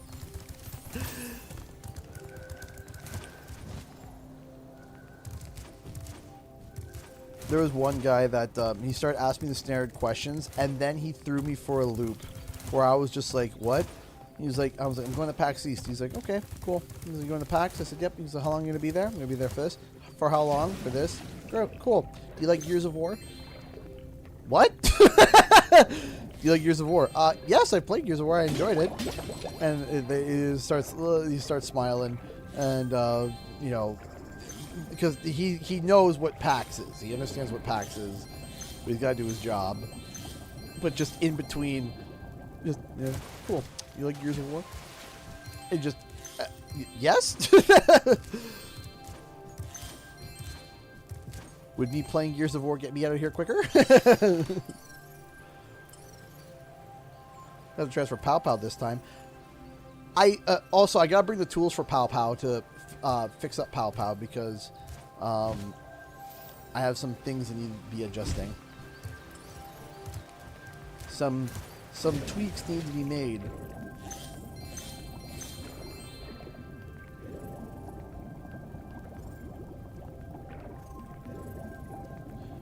We're not gonna. Katie hasn't watched through the rest of season 2 yet, but we're not gonna talk about we're not gonna talk about the one weapon that we're not gonna print because I think Katie would just explode if she had to carry it. So.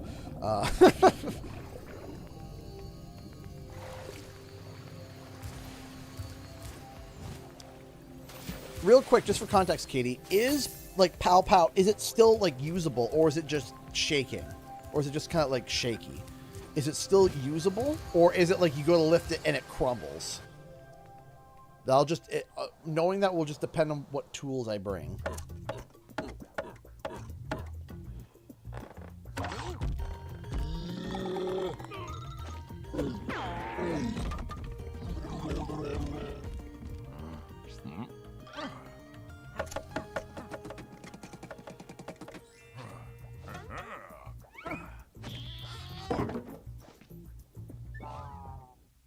Big sad.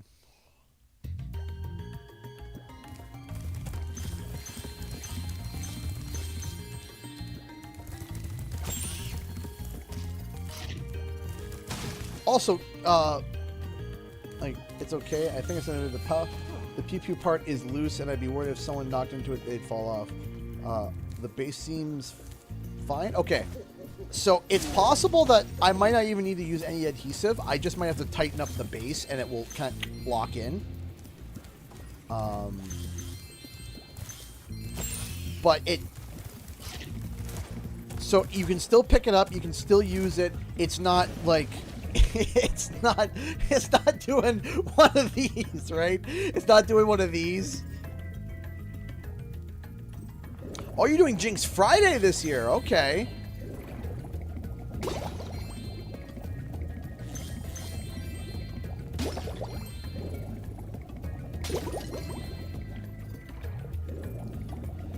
You know, that means it won't be as, like, crazy.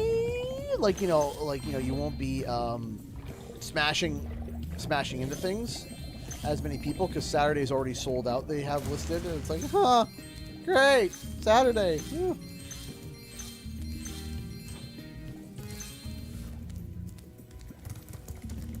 I've been locked in here with all our tools. The first puzzle. Yeah, we're going to, for Demix, we're going to make sure that, my key concern for Demix is making it solid, Spyro, you did it. but also not like,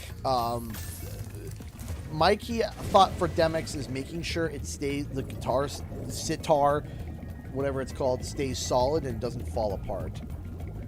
That's the, but also keeping the weight not as crazy, because I don't want to exceed more than like 10 pounds. I want to try to keep it as minimal weight as possible. Hey, Ender, no problem. We're going to be so buff. This idol says... What's nice though about this sitar though is that, you know, the strap that we would use, it would be like for a guitar, so it'd be like having a guitar strap. Hey, Gaming Pez. Yeah. Well, National Idiot Day. Well, it is the day before the Easter long weekend, so you're gonna get people that are gonna be like, "Why is my things not thinging?" So.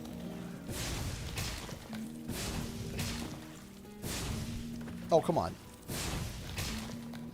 Okay, Spyro. You'd be shocked as to how busy some stores get that aren't even related to like the weekend. It's just like, you know, like I remember, was it last year or the year before? I can't remember, where I walked into Rona or Lowe's or something at like Home Depot, and it was bustling and people were crazy in there. I'm like, what is going on? Oh, Easter long weekend. I'm like, why does everyone need to rush to get their home improvements done during what? Welcome back, Julie. You haven't missed too much. You completed Year of the Dragon. I got 5 hours and 30 minutes. I'm not sure. I don't keep track of that. I gotta make sure I don't track too much of my speed running stuff, because I would get compulsive and obsessive with it personally. I gotta keep an eye on it. Because I know if I found out that I was any good at it, it would be like, oh no.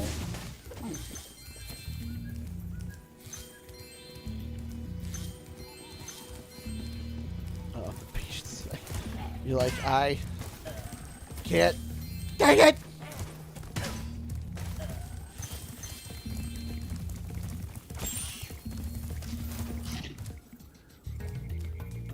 Texting Okor about the work tea because someone I didn't like may have gotten in trouble today. Plus, I gotta move my laptop, so be right back.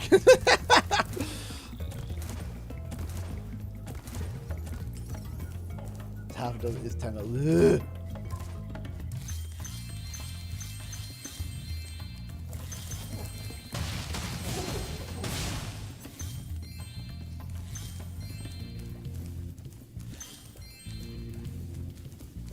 There's one thing that I have definitely been blessed with, and that's with, and that is definitely my wife's skill in cooking. And what I mean by that is that she can take like anything and make it taste really good. Like, she rarely misses on her meals, and she's able to do it on a cheap price, especially with the way Canada is right now. Ugh. It is expensive to live, and so she knows, like, you know, she knows how, like, okay, I have a very few things, what can I do with this? And she's been able to make delicious meal after delicious meal at a discount price, and I love her for that and many more things. You know, she's awesome at it. I've done this. No, I've done this over and over again. I've done this so many times. How did I mess it up already?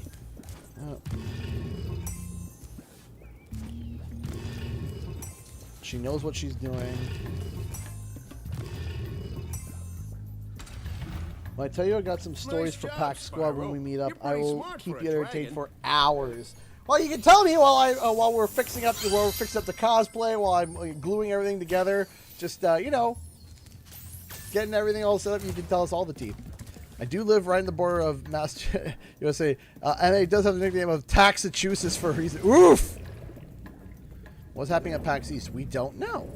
But we go every year, and when we go every year, we're able to raise funds for it. We're able to go. We're able to enjoy ourselves, and we're able to meet with friends, and we're also able to see what's there. There's been a number of times where we've gone, and there was stuff there that, where we talked and got stuff on the channel because of it. Sometimes there are people, there are companies there. There's a lot. Baking is just yeast craft. That's funny. Yeah, Boston. I can't speak on behalf of living in Massachusetts, but we have been to Boston, and it is pricey for some things. We go to the store and we look and we clutch our pearls like, ha! Why is it that much? Why are apples $6.99 a pound? They're apples!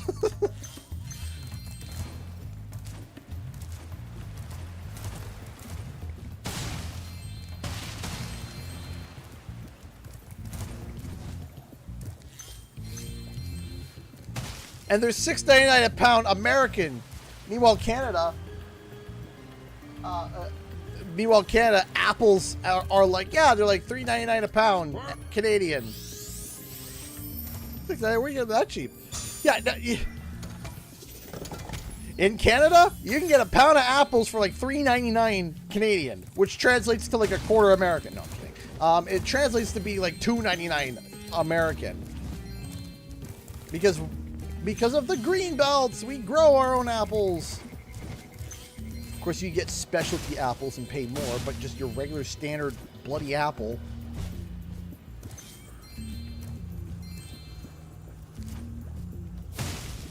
Listen, the Canadian dollar is not doing good right now, okay? Comparatively to the American dollar, boy howdy. Why are apples $6.99 a pound? They're apples! Bloody apples! Oh, yes! Look at that. It's like bananas! Bananas! It's like in Canada, they're like 97 cents a bundle. Boston, they're like, yeah, it's about $3 for a bundle. Get out of here!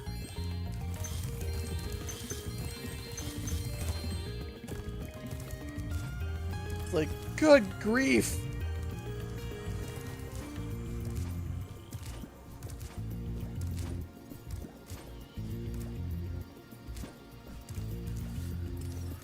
So the one thing that's really nice about Canada is that a lot of our like fruits and vegetables are relatively locally grown, and because of that, their costs have gone down. However, a menu board so we can plan meals. It has a grocery section. I always tell them this is all we are getting. Yeah, it's like that's it. That's all we're getting. Nothing else. This is.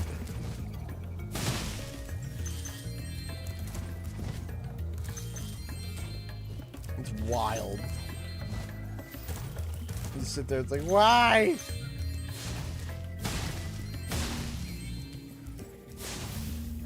Like I knew something was bad when they're like, yeah, chicken is expensive. I'm like, it's chicken! It's literally chicken!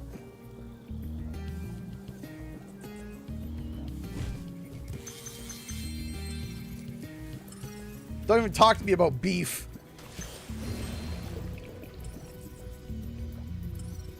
Like, I don't even want to talk about the price of boof.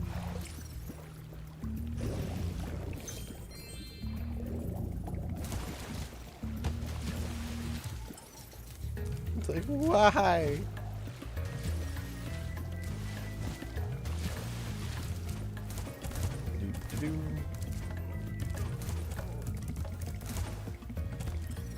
I'll take a look in a bit, okay, CJ?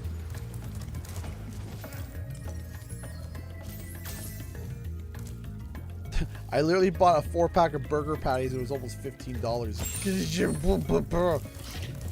No thanks.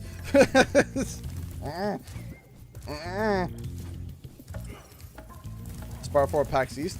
We don't know. Maybe. Maybe, maybe not. I don't know. What I do know is that there will be games at PAX East. That I know. That I can bet my bottom dollar on. There will be games at PAX East.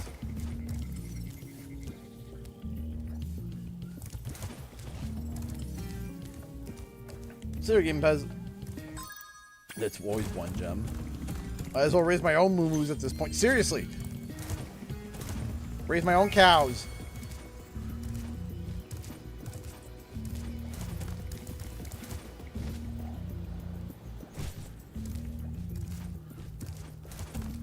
And return home. And yoop. Returning home.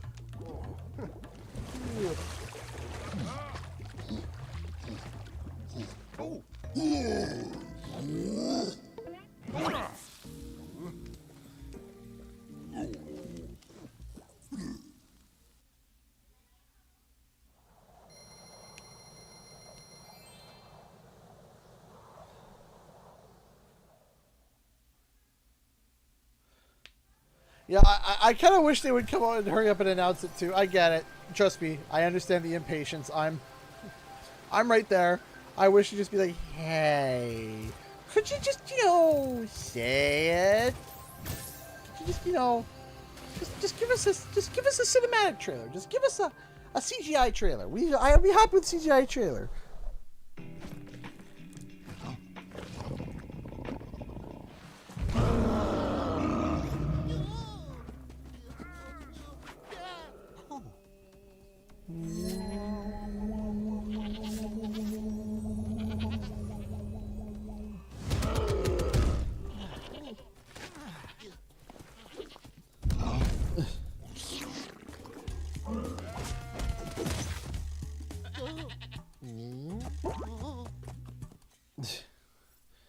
Wrong thing got munched.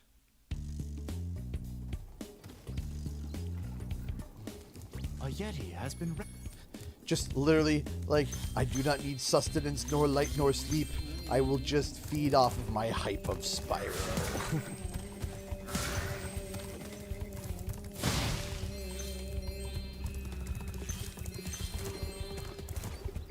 Bing, bang, boom. By concentrating. Thank you. Oh, hey!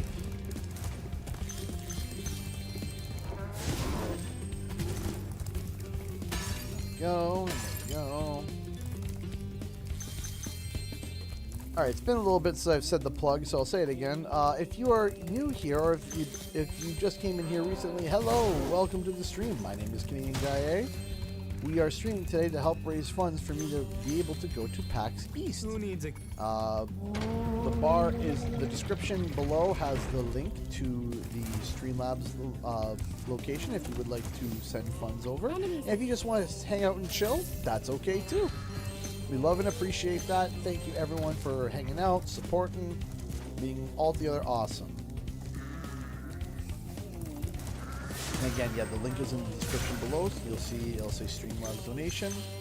And yeah, all the funds today go directly to being able Each time you defeat an enemy, try to get to PAX East. Why?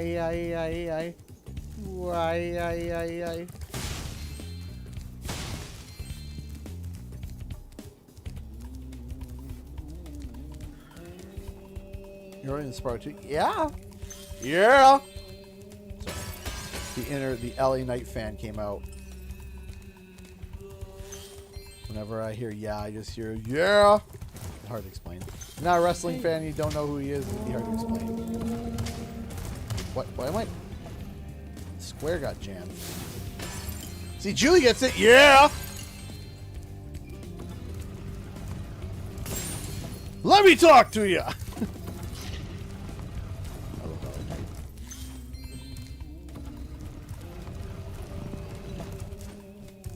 See, Julie gets it.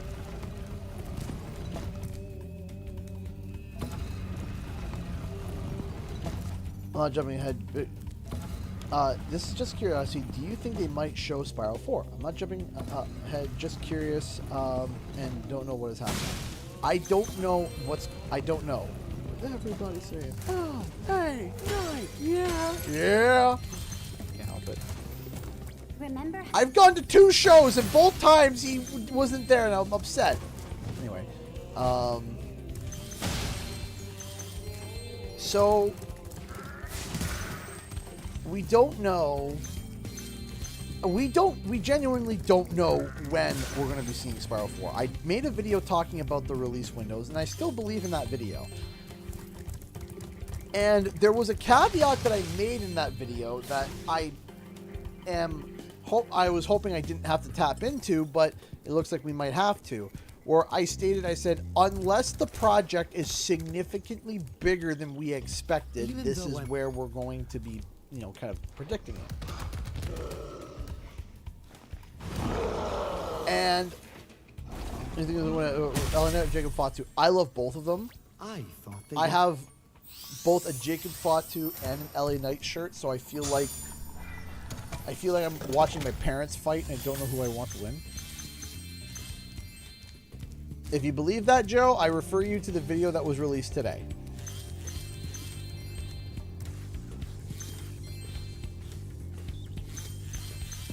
And that's all I'll say about that. I'm going to try not to start ranting and raving again. I think I've done enough of that. I think I've tried to prove my point to the point where it's like, you have. Because if I keep talking about it, or if I keep stressing myself out about it, it's just going to get to the point where I think we are pretty darn close as possible to saying, hey, they're working on Spyro without them saying that they're working on Spyro. I don't know how much more can be done without it becoming literally like NDA breaking and like to the point where it's not even funny anymore. You know what I mean?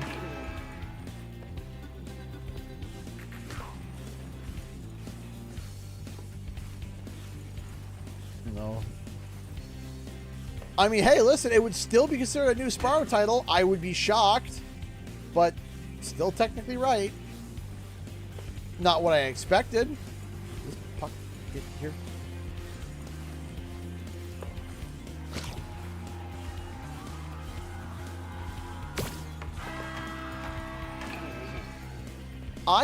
Sly Cooper has been a weird one.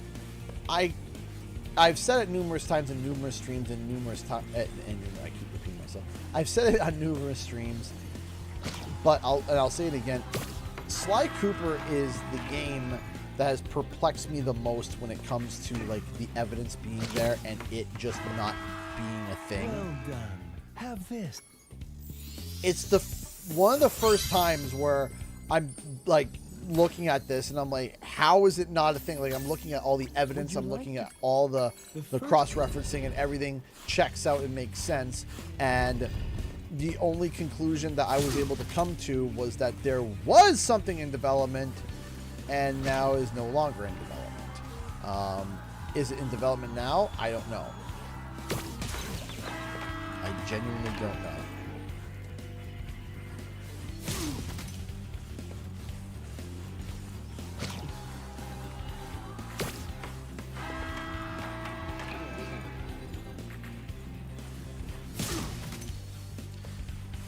I also believe that I also genuinely believe that I believe that Toys for Bob is going to be making a bid to making a Banjo-Kazooie game after they've done Spyro, the next Spyro title. I genuinely believe that they're going to be making a bid for that.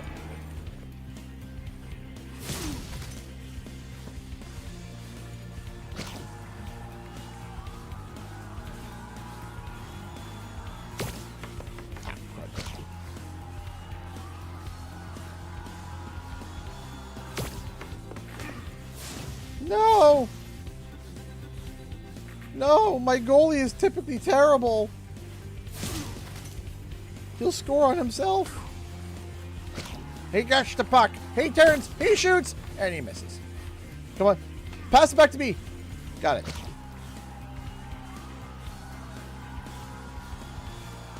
Pixel to retro. That's not a weird question. that's not a weird question, because I do believe that that is a contested question that I think is 100% plausible. Will it have a 4 in it? I don't know. I don't know. They may have dropped the 4, right? They may have dropped the 4 because. Yeah. Well done. Yeah. Have this. If you stare at it long enough, you might not see anything. I was watching WWE. He see LA Knight against Jimmy Uso. My dad was saying, "Did he just knock Jimmy Uso?" Then my dad just flat out said, "He just called it LA Knight perfectly typed this out." Yeah, yeah. Well, the original IPI also. Just think it would be nice to see what they could do without constraints. I agree with that too. The big thing. Here's the thing. If I got my way, we would get a new Spyro every 2 years, followed by a new Crash every 2 years. 2-3 years. Every 2-3 years, we get a new Crash, and 2-3 years, we get a new Spyro. And if I had it my way. But that would mean that we would be kind of regulating Toys for Bob to, hey, you have to put... Thank goodness you scared that. Hey, put constraints. You're just regulated to nothing but Crash and Spyro. Because right now, what we need is we need another studio. We need another studio, or even 2 or 3 studios that will get involved with Crash and Spyro to kind of bring it back to being at least a bi-yearly thing, right? Toys for Bob can't be the sole developers of Crash and or Spyro, because they're not going to be able to... you're just going to get a bunch of people who are going to be upset because if they ever do anything outside of Crash and Spyro, it's going to take 2 or 3 years for them to get there, and then both parties are going to feel like, oh my gosh, we haven't had a new X game in XY game in a while, and Toys for Bob is just going to be focused on either Crash or Spyro, or if they want to try something new, or if they want to do their own IP. So it's a matter of trying to figure out who wants to work on Crash and Spyro, right? Who wants to do it, right? And who has the skills to do so, because, you could have somebody who wants to do it and they just don't have the skills to execute. I mean, case in point, Spyro 3 Reignited. Senzaru Games did not, in my opinion, did not hit the bar of quality that the rest of the game had. And I think that a lot of people... Welcome back, Katie. Hey, at least there was tea. But yeah, that's where it's kind of... There are other companies, but just because another company wants to do it doesn't necessarily mean that they have the skills, the tools, or the know-how, or are a right fit. We're off to the races again. I don't think it would be CTR. I don't think it would be. I don't think it would be. I think that, there's more to suggest it's Spyro than it is, CTR. Right? But, off to the races is a regular saying. Because you could sit there and say, what about off to the races? And I can raise you with, this game is taking us to new heights. Spyro, flying, right? Right? So it's the same, like, it's a figure of speech as we're right off to the races again, right? And I could also say it's taking us to new heights. Flight, height, Spyro, right? So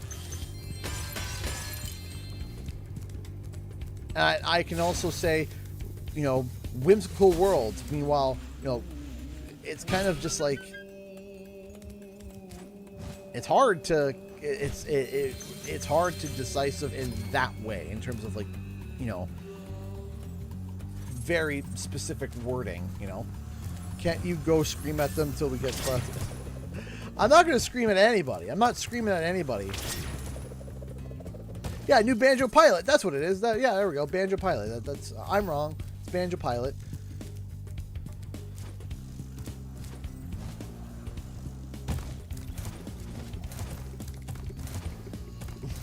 That's what it is. Maybe such the biggest gotcha. Also, too, like the big thing too, and there was a comment that I read earlier. Let me quickly read it. I'll pull it up because it's from somebody that. Hold on, let me see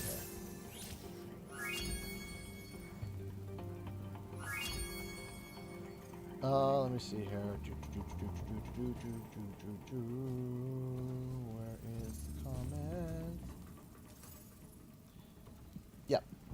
If somehow it turns out not to be a new Spyro, it'll be the biggest kick in the teeth of all time. TFB have to be aware of how much we're all expecting it. I feel like they'd be kind enough to put the rumor to bed if it wasn't true and save us the heartache, but they haven't. Yeah, it's, you know, we know they're actively developing a game. We know that it's in development. We know what's going on. It's not like we're a community of small people where, you know, we make videos and reports and stuff that only get 100 or 200 views.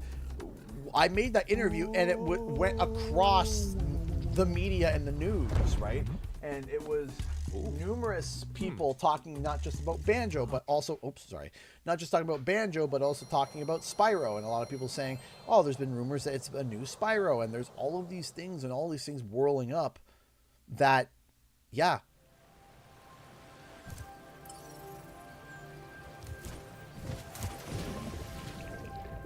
And that's what's exciting, is that, you know, they know. And also we did an interview with Paul Yan, and he knows the channel.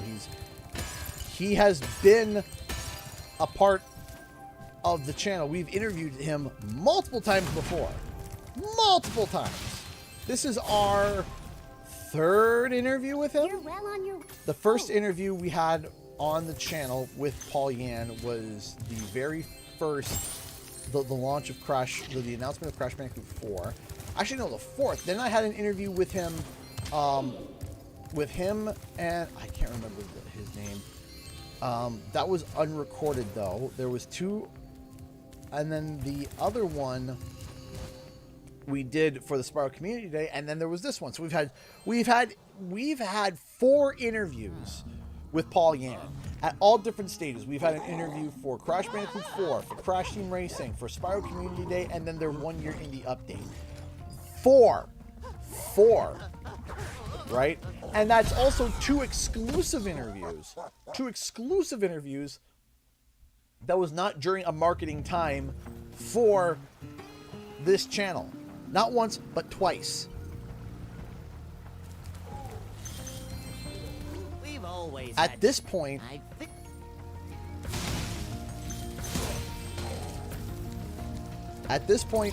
we're there. We're bloody there, man.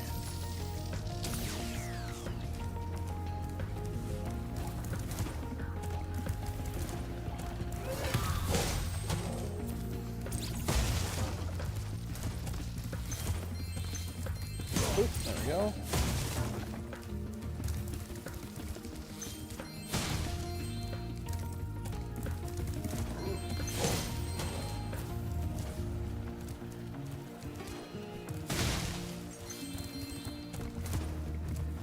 Go, but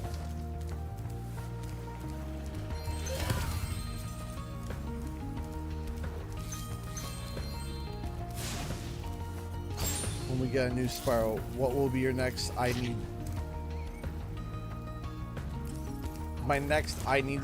not, could you clarify your question, Kenzie? I have, if you could clarify your question, I would be appreciative of that.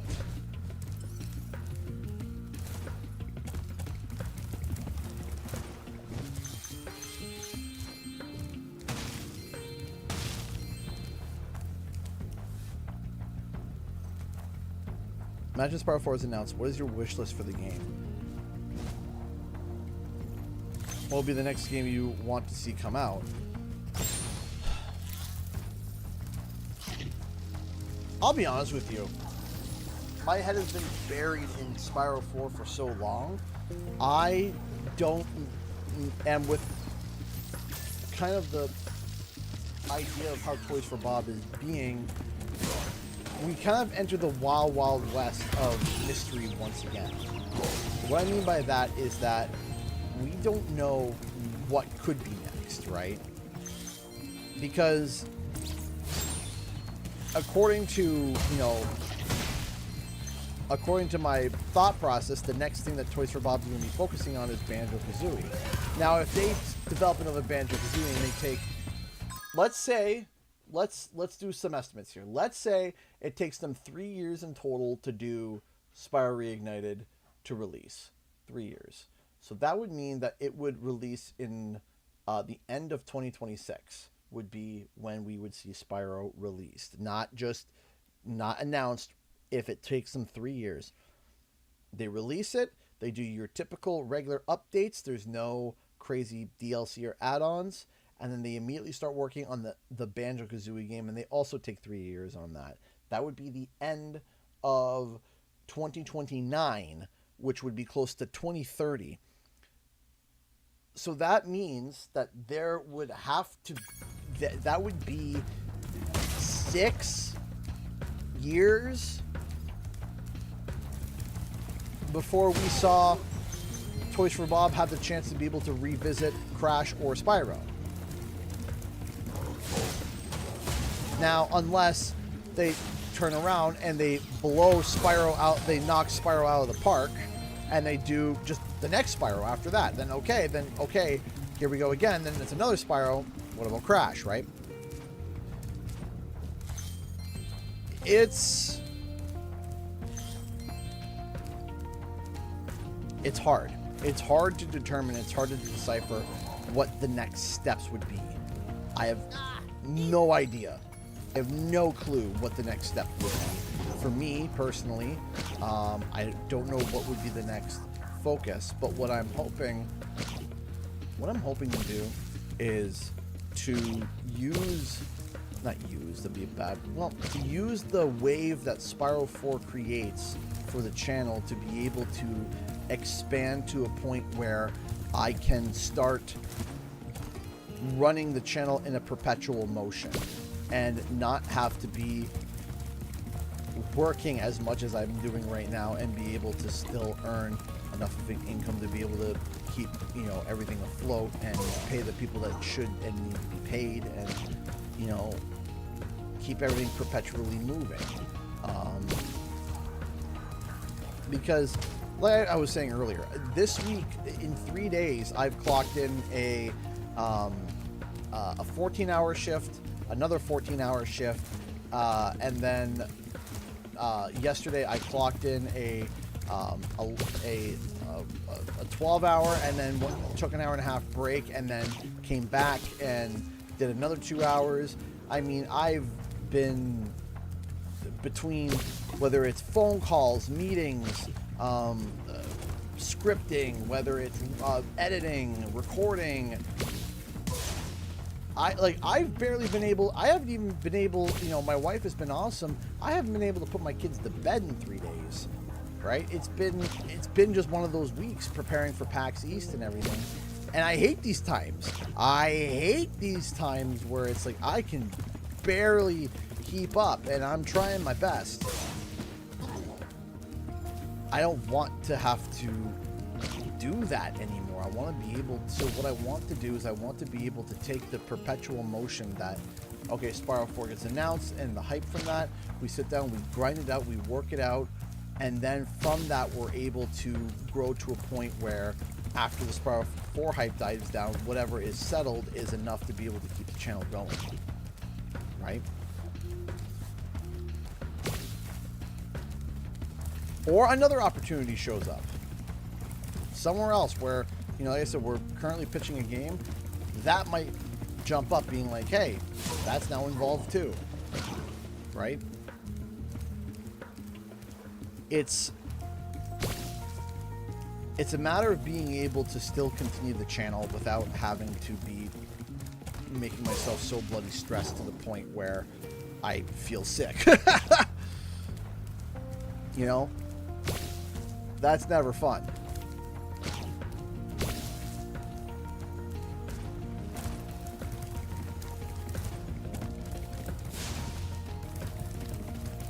Go.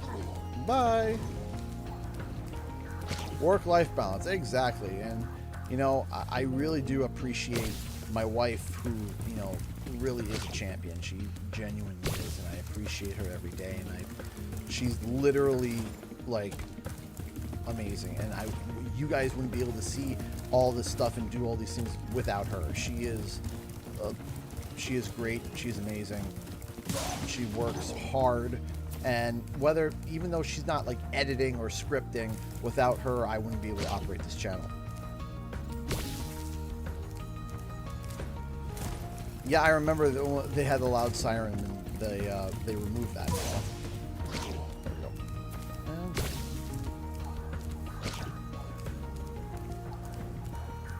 A huge shout out to her, absolutely, and she deserves it.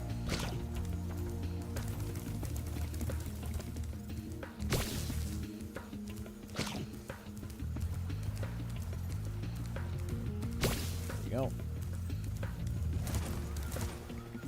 Hey, Train Lover. I've noticed a lot of your comments recently have been definitely a big rah-rah in defense of Spyro, and I really do appreciate that, so thank you. I do appreciate that. Thank you, Spyro. I found this shiny thing mixed up with our lightning stones. Please, take it as a reward. The claim is that they want someone also with the skill, and that out of a dozen companies that want to work on Spyro titles, only two has those skills. I said, I don't think. No, I'm not saying they are the only company that has those skills. I'm not saying that they are the only person, the only company that has those skills. There are other companies that have those skills, but do they have those skills and also want to develop for Spyro? We just got a Streamlabs donation. Yay! Let me take a look here. Mike Higby donated $2. Thank you so much. ACG, thanks for your videos keeping me sane here in unstable America. Do you think there are any studios that would work on Crash, and Spyro? Any other studios? You see, I think that is going to be, if for future proofing for these games, that is going to be the question of who is it? Are there studios that are going to want to work on a Crash and Spyro game? Absolutely. The question is who's going to work on it? And that is, I don't think the question is whether or not people want to work on a new Crash and Spyro game. I think the question is who's going to work on it? Who is going to do it? Who's it going to be? This animal I did see. Yes, even up about a 250, that's right. We're now at 1350 away from filling the bar. Thank you so much. Thank you, thank you, thank you. Hashtag Team Even. So, one of the things that I think the overall answer is yes, there is going to most likely be a team that's going to want to do it. Who's going to do it? $1 million question. Who's going to do it? We don't know. And I'm not going to sit here and pretend like I do know. Right? I'm not going to sit here and pretend like, oh, it's obviously going to be Double Fine. No, because Double Fine seems to be more focused on their own titles and their own games. Right? Even at the suggestion of Banjo-Kazooie, they were like, yeah, no.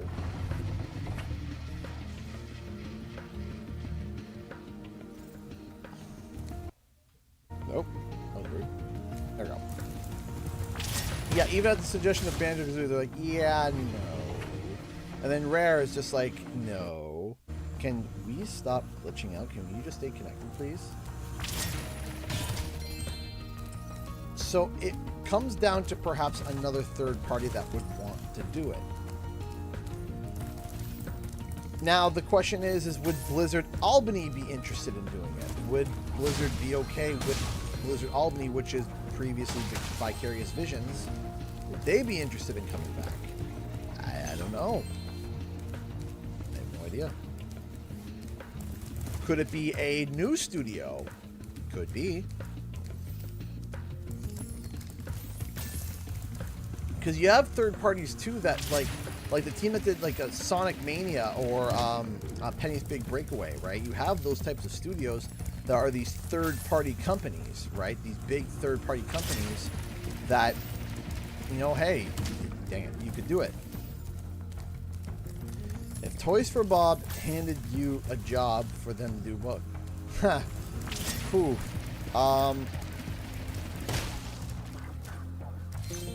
I would love to be... Spyro. There's a few options. I'll give you 3. I would say writer. I would absolutely see if I can make this without the stopping. Nope. I would love to be a writer. I would love to be a writer on the team to be able to tell like the story and being able to sit down and figure out, hey, you know, I would do a story, the writing for it, right? Would you make the toys that are for Bob? Yes, we would make the toys that are for Bob.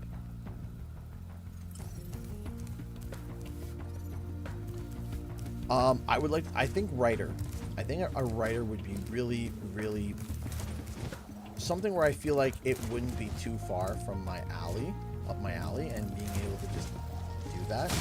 Cinematic director and editor, I think that would be another one that would be really interesting, where it's like, you know, we write about what happens in the cinematic and then direct it and figure out the camera angles and stuff. Spyro, you have done well so far. You could have this little... That's, you know, that would be another dream job. Oh, goodness gravy, I apologize. Remember to press... We're at 6.5 hours, almost 7 hours, ladies and gents. We're coming up to the 7-hour mark.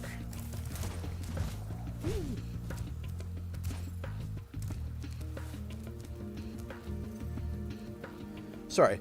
What's your wish list for Spyro 4? There's a lot of things for a lot of wish list things for Spyro 4, but I'll say this, and I think it should be a big driving factor. And I said this to Paul directly: is I love games that have a restorative nature to levels. I think games that start off with like the levels corrupted and dark and it's really not great, and then once you destroy and remove the corruption, the level's revealed.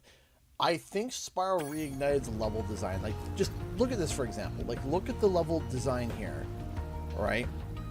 I think the level design and the environment art of Toys for Bob is such a strong suit. It is so strong that it's, to me, unbelievable. Like how strong they are when it comes to their environment. So I think a way to be able to put the pedal to the metal in terms of a donation coming in. Let's see. Rennie Johnson donated $20 through Streamlabs. Thank you so much. Hey, CG, last donation I can do today. I appreciate that. I'm going to get some sleep before working an hour. I had a bad day. Had to create a new PlayStation account because somehow the two-step verification got activated. I couldn't play my game. Now I have to play Spyro all over. I'm sorry to hear that, but I'm hoping that the stream made you feel a little bit better. I hope the stream made you feel a little bit better. I appreciate the $20 Streamlabs donation, though. No, I don't want to quit. Thank you so much. That puts us at $1,330 from our goal. Thank you so much for helping out. Thank you. You are amazing. Thank you so much. But I would say the environment of Reignited and of Toys for Bob in general, and also look at like Crash Bandicoot 4, for example. Their environment art is fantastic. Their environment in general, their environment direction and the way things are laid out is fantastic. So the idea of experiencing a level twice over because of you cleared the corruption, now the level is pure and it's beautiful, and now you get to rediscover all the secrets, right? At one point, it's like, oh yeah, you tried to explore this area, but you couldn't quite explore it, or you explored it in one way, and then you restored it, and then you can explore it in another now. Those types of things where it's like, okay, we can go over it. It's almost like playing the level again, right?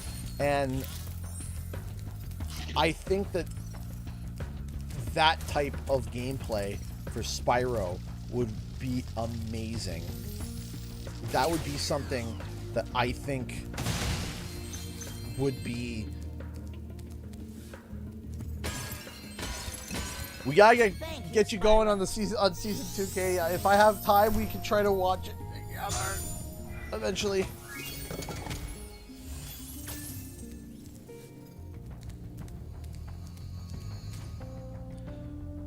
The original Spyro 2, it'd be like a 9.5 out of 10. This one is like a 9 out of 10. The only reason why, but they're very much on par for me. I very much like both of them. I think they're both really good. Oh, my body, it's in pain.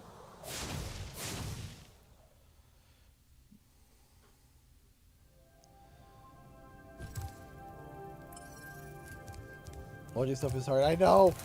We got 3 weeks. We got 3 weeks.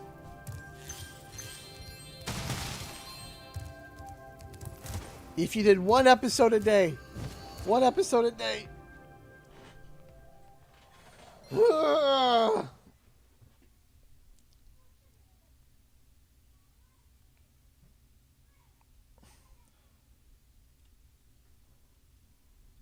I'll speedrun it last minute. Oh boy. You're gonna show up at PAX East sobbing. Be like, did this happen? And we're gonna be like, uh-huh. You're like, hey, this happened. And be like, yeah. And then this happened. Mm-hmm. Hi, Spyro. It's all gonna be raw and tender. You need healing time.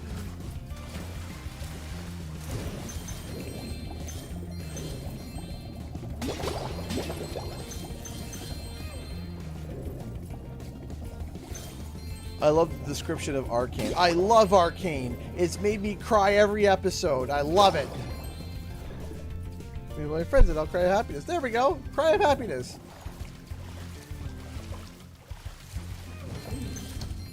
Should have done something different. I think the weak point of Spyro 2 is the collectibles. I think orbs are just kind of you know, just orbs are just there. Like, oh yay, orbs. Yay. Right? You know, they're nice. They're nice little trinkets, but they're not like, you know, not crystal dragons, right? They're not, you know, baby dragons. I think that would probably be the only thing that I would change. Like, hey, can we do something a little bit more fancy and funky? You know, not so stationary and, you know, unintuitive, I guess. I don't know. I don't know how to word the things of the stuff. Don't hit me. Just die.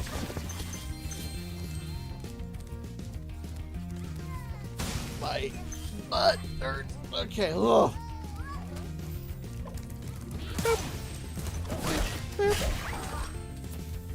What would you pick Spyro 4 for being main collectibles? Dragons. Easily. More dragon designs. Give me more dragons. I want dragons. But then the second thing that we would do that I kind of... So in my one that I wrote down, I would have dragons and then dragon batteries or dragon crystals. And the idea that I thought would be interesting is that the dragons are being drained of their power. And basically their power is being used for evil machinations of, you know, bad stuff. And that's what their power is being drawn from for the bad guys. So what would happen is you would save a dragon and he would return back to the home world, but he or she, they are weak because, you know, they've had all their life drained, and they're like, man, I really wish I could fix up my shop, but without energy I feel really bad. And so the mini games and all the side missions and stuff would you be finding these dragon crystals that are full of this magic. You go up to the dragon and you give them the allotted magic crystals that they ask for, and it restores them, and then they open up more of the home world. And now all of a sudden it's like, okay, I'm powered up now. I feel much better. Now I can get back to helping and opening up the homeworld for you. Hey, Florina, how's it going?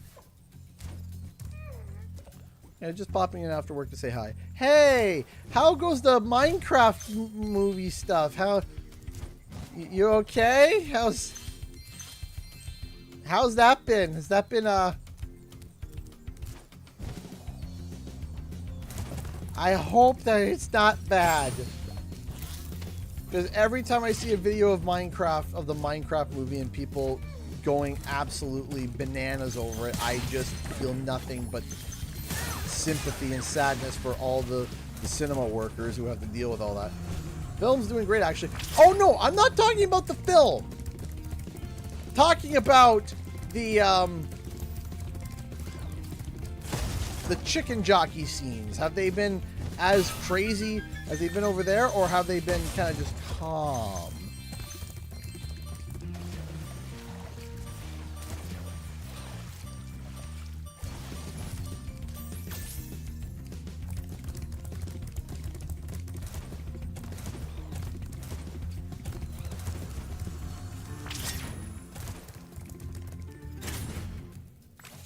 Hey, AB, how's it going? What is that?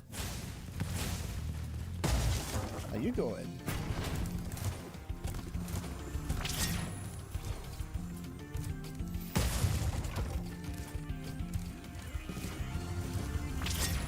Wasn't too great. Well, okay, well, that's good because. Hey, Daylight. Hey, I'm from Newfoundland. Well, hello. How's it going? Dive, dive, dive.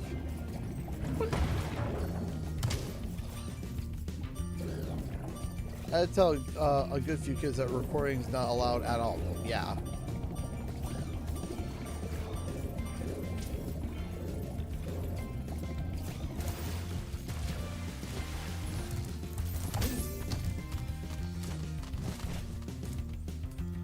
Water hoochies.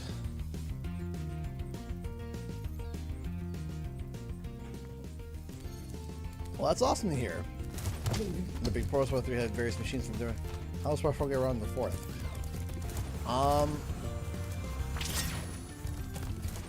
Again, I mean, I have my own ideas. I think it'd be cool if it was kind of portals again, but the portals that are offline until you can save until you beat the boss, and then also Most impressive. Please. I like the idea of, you know, the Spyro 1 bosses, they're like bosses, but they're not that hard. What I thought would be cool is that in Spyro 4, when you get to the next homeworld, the homeworld's corrupted, right? And it's all destroyed. And there is the Elder Dragon of that world is stuck in the middle.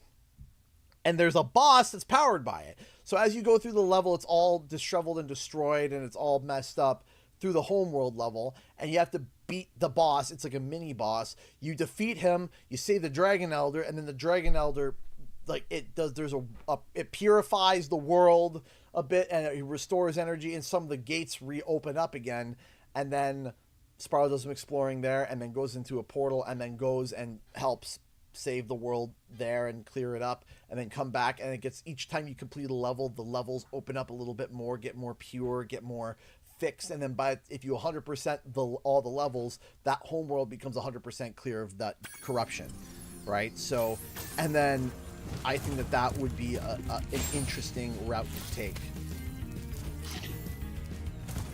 Again, I have this fan game all written down in my brain. It's all, and on paper. On paper, I have like a chart. I have a whole thing. It's a whole thing.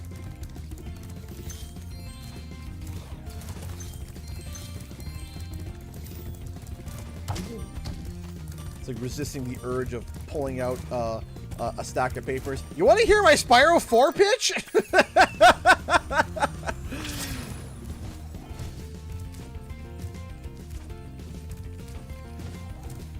I wouldn't really care about the number of levels. It's just the gameplay time. I think the gameplay time for playing through Spyro 1 and 2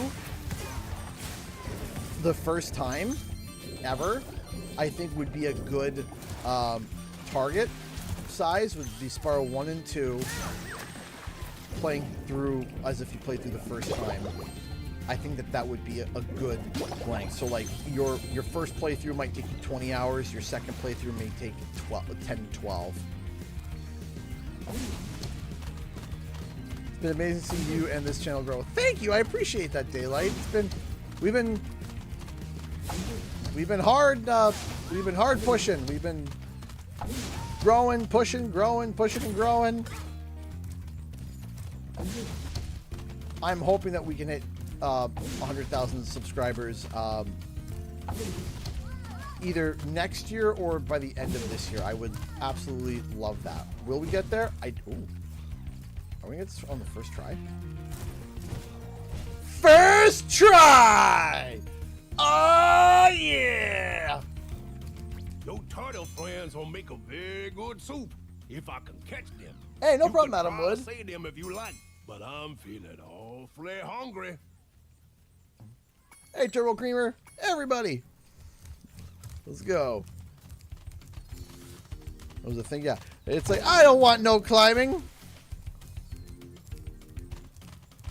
I want no climbing. No, away from the turtle soup. Away from the soup. It's not good soup. Not good soup. Not good soup. Bad touch. So you saved a few turtles. There are more where those came from. Here, take this orb and go away. Well, that's the only luck to do. No, Flirta, don't say that. I need more luck.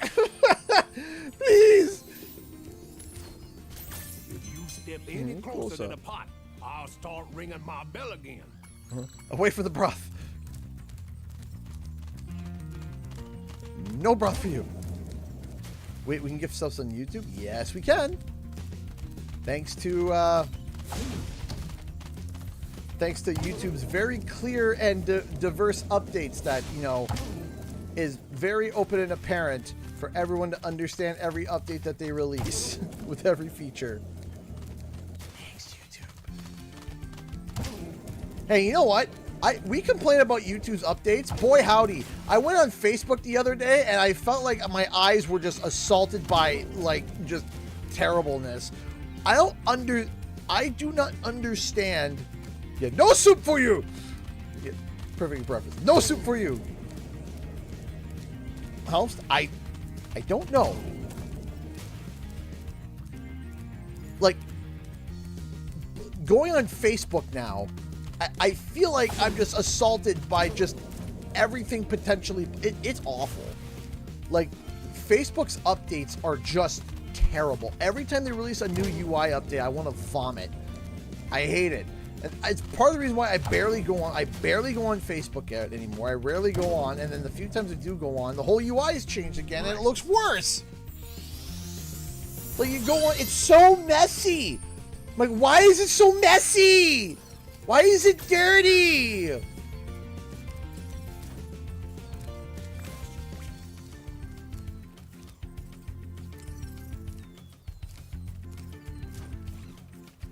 No, I had to go back. I was even reminded, and I forgot. I gotta go do it. Hold on. I even use Facebook. I use Facebook because of I have. Okay, yep. We're gonna do this again. Don't worry, we got this. We can do this. We can do this again. We did it once. We can do it twice, right? Oh baby. I was half joking. Ha!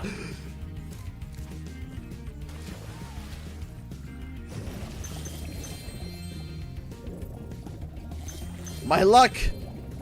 I have been granted good luck today. I think it bodes well for today's stream.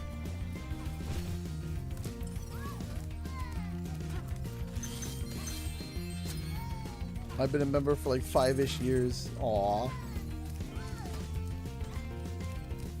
Hey, Lord Musings. Thank you, young dragon. The baby turtles will be safe up here. Please take this talisman as a token of our gratitude. I forgot it was the other frog. Frog. That's what it is, a frog. No, the other turtle that was just like, have this, thing.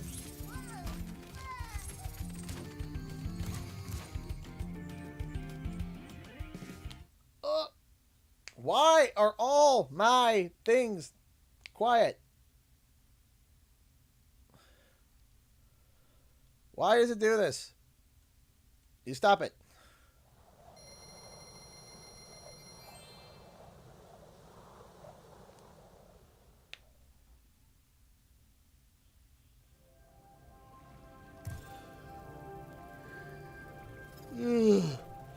Ugh. All right. I think we kind of gotta let Robbie take the spot now of Hunter. I'd be okay with Robbie Damon staying as Hunter's voice. I love Greg Berger, but I would love Greg to come back as like a new character. Say, Spyro, you see this? All right, lower the wall. Yeah. Spyro's on the phone with the turtles. Where are you? I'm at soup. What do you mean you're at soup? There's just more soup. I would love to do an anime, like a comic of that. Of just the Spyro on the phone with the turtles. Where are you? I'm at soup.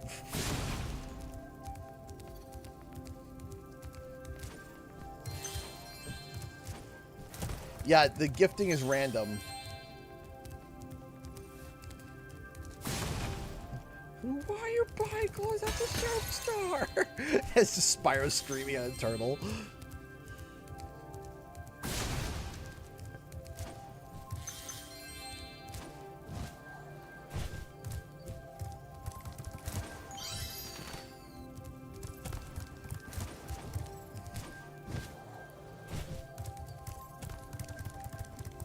Nice work, Spyro. The orbs you're carrying have activated the special portal. See you later, Clipper. Oh no. Is it the 7-hour cramps? Yeah, it's 7-hour cramps. Right about the 7 or 8 hour mark is when it's like, okay, things are starting to hurt. The butt starts to hurt. The legs start to hurt.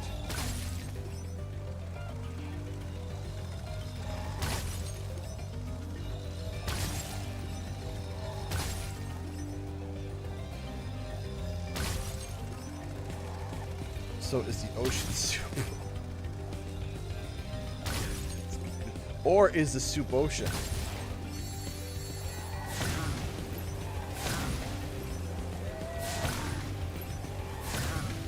It's just a nice big old bowl of tomato ocean.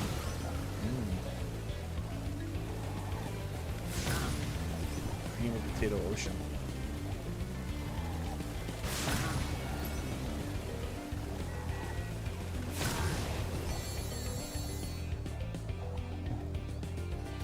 Hey, that's a fucking carrot. How's it going, man?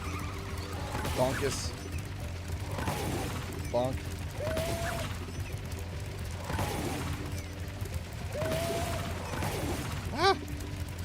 Okay.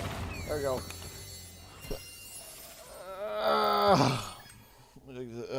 Retry. Because I'm gonna go to Hunter and say hello, Hunter. What's the skill point for this one again? I forgot.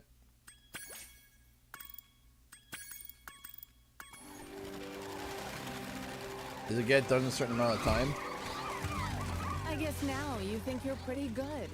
Well, let's see if you're as good as the current champion. All right, let's go, Queen Finny. All right, Spyro. Meet the course champion. Oh, little pops in my neck.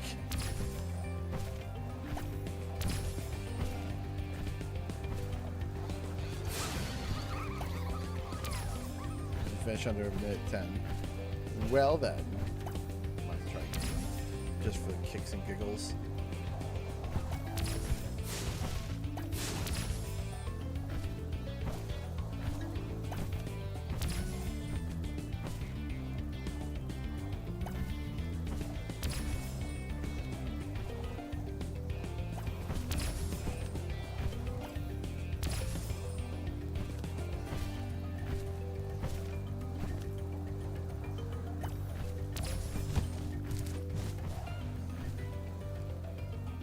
Go.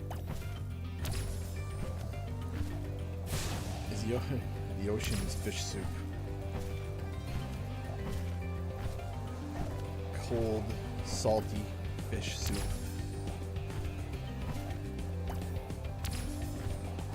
Just add potato. There you go. What would your take on it? I don't think you technically can. I think it's rubber banding. So like if you get close enough to try to overtake him, he'll just go wee.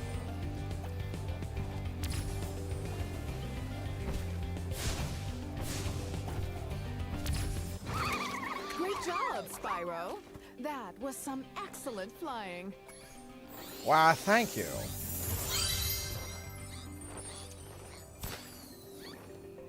All right, so we need to get the course done in one. All right, let me see if I can do this again. Let me see. Got this in a minute 10. Get the skillus pointus over here. I missed.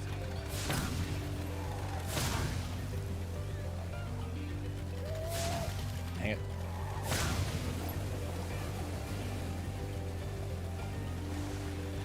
So far, not a good start.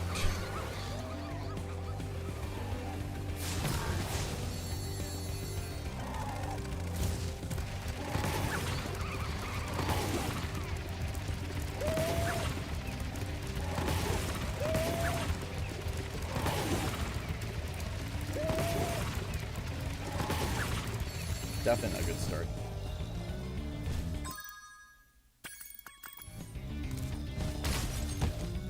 Yeah, let's try this again. You do want the skill point. Give me the skill point or give me death. Okay, maybe not death, but give me a point.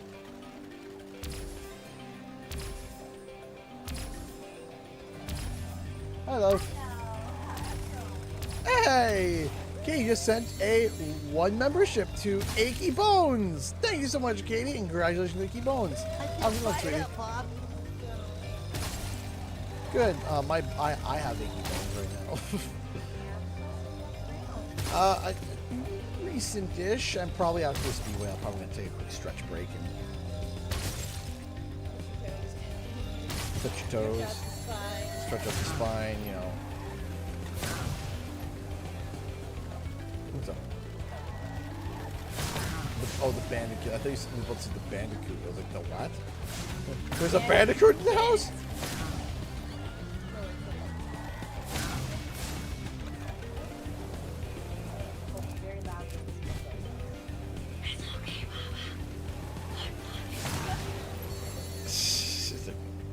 Hi! No, so I'm like,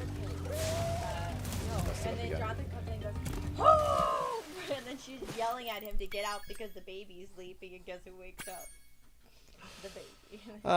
Sounds... David's like, are we playing in here? She's like, no, get out! They walk up there, and David's like, I heard you. I literally thought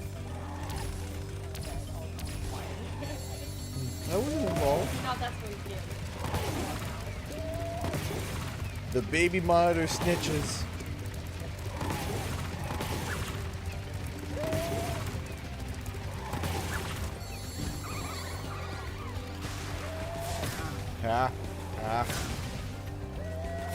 Skill point here. Just complete this course in a minute and 10 seconds. This is my best run so far. And this lines up great. And then... There we go. I think we're going to be able to do this.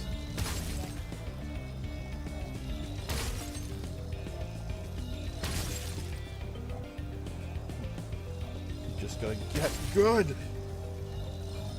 You know it. Oh no! Oh no! A minute and 10! Woo! Yeah! Yay! Hello! I'm having an okay day. I may have lost control of my life and ate like 2 slices of cake, but it's fine! There's cake? There was cake. What do you mean there was cake? We needed to clear the fridge. I didn't get cake. I'm gonna go stretch out my sadness. No, it was all cake. I'll be back after stretching sadness. Stretching sadness. Stretching sadness.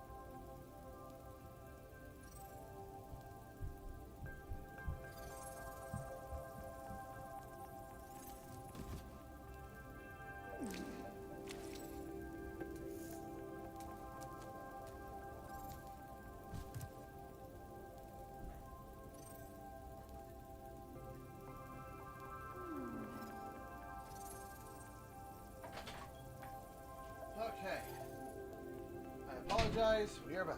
Okay. Oh. Stretched. Ugh. Oh, my neck.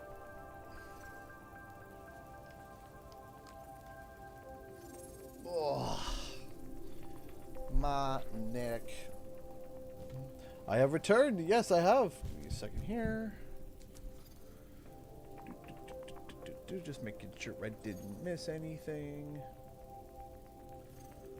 And we are good to go. Also, shout out to everybody who has been making some purchases over on the 3D print store. We very much appreciate that. Thank you. Thank you. Thank you so much. You guys are amazing. Okay. There we go. Okay. And we'll get back to it. All right. Let's do it. Yes, I'm flying in May 7th. Okay, we got stuff up there. Hold on, so Sunny Beach is done. Hurricos is done. Then we got, that's done. Then we got Aquaria Towers. Not the biggest fan of Aquaria Towers, not gonna lie. Aquaria Towers is one of the levels I'm kind of like, eh. The cinematics are all squirrely for some reason. I don't know why it goes squirrely like that. I'm gonna see if I can. The funny looking guys with the shocks. I love how like the original games are like these really big seahorses, but in this game they're just itty bitty little guys. Average Shell doing £2 super chat. Thank you so much, £2. How are you and the family? We are good. We are good, yeah. Been getting over a little sickness, but we're okay. That is until the next one comes along. They're just little guys. Just little guys. We are on hour 7 hours and 20 minutes, so we are over halfway there. Over half.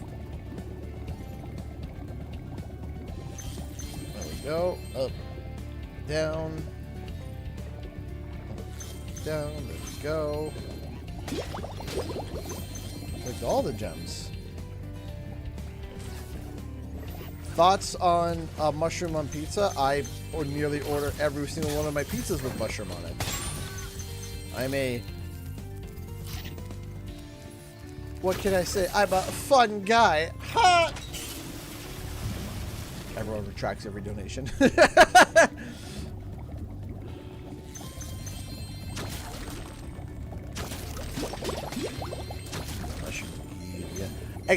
I'm not a big fan of canned mushrooms though.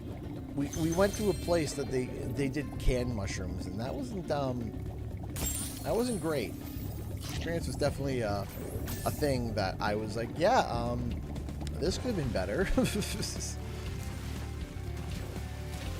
You know, a little less canned with my pizza would be delicious.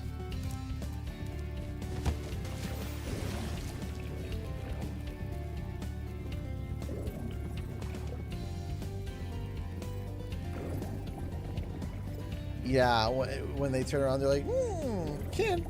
Never heard that before. Don't want it. You don't want it. You don't want it. You want something that kind of tastes like soggy mushroom, but somehow chewy, like jerky? Oh, geez, Daniel. He is winding up.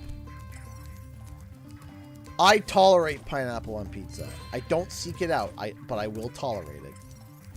I'll be like, not, you know, this isn't my favorite, but I can tolerate it.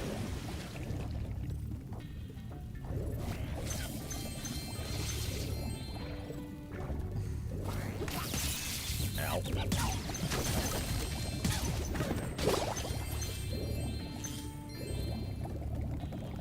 Yeah, I don't order it. I don't order it. It's if it's there, I'll try it. Like if there's like I show up to a party and they're having pizza and they have like 3 trays of pizza and there's a Hawaiian, I'll take a slice. But hi, Spyro. I'm not a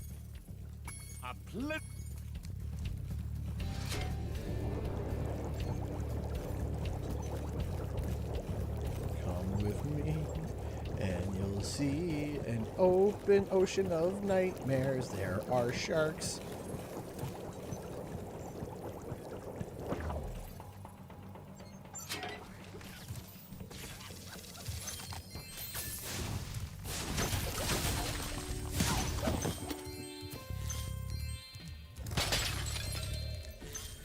See, I'm not that picky. There's just certain toppings that people put on pizza that I question. I'm like, okay, why? Why? Like, here's the thing. When you're ordering a pizza for everybody, okay? When you do, like, let's say you go to do a pizza party, or you you're going to host a thing and you're going to order pizza. This, in my opinion, this is me talking here. If you're going to be having people over, you order at least 2 pizzas. 2 pizzas. Or 1 pizza, but it's a very specific pizza. If you have 3 friends over and you order 1 pizza, and it's just company and you're getting to know each other, pepperoni and cheese. You can't go wrong with that, right? But then if you order like 3 pizzas, or you order multiple pizzas, you still have your one, I call it your safe pizza. It's your, okay, you may not be a fan of the other 2 pizzas, so you have this pizza. This is the most palatable. This is the most... But I've been to places, I'm not going to say where we show up, where we show up, and they're like, yeah, so over here, we have olive and feta pizza, and over here is spinach, anchovies, and green peppers.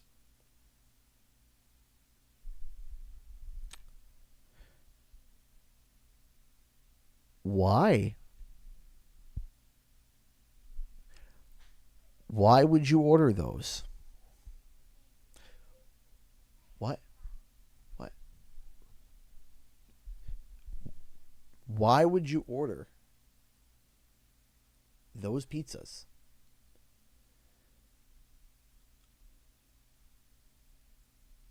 Olive and feta.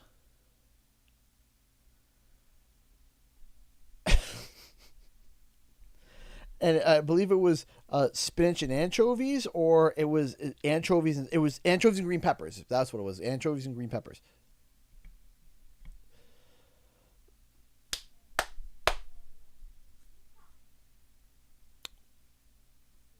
Why? Safe pizza. You have your safe pizza, okay?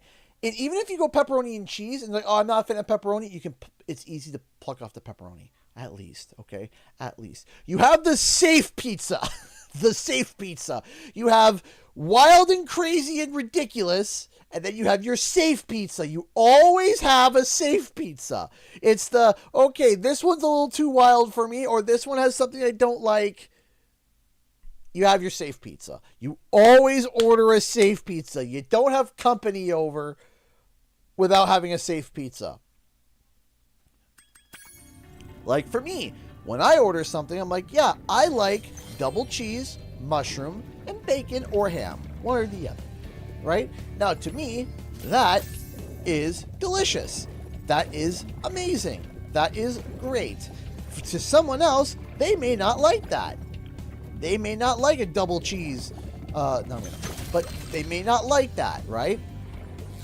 So you always do a cheese and pepperoni, or just cheese, or whatever, and you call it and you have that as your safe pizza. So if you show up and you're like, oh, I don't like that specific pizza, let's have a slice of the safe pizza. Our world is wet again. We all want you to have this talisman of a... Company 101. So whenever I go over to someone's place, 99 times out of 100,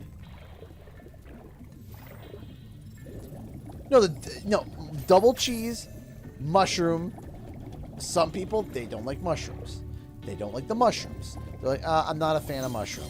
That's fine. Okay, we're gonna make sure that we have the safe pizza, right? Or some people are like, hey, I need to go light on the pizza right now.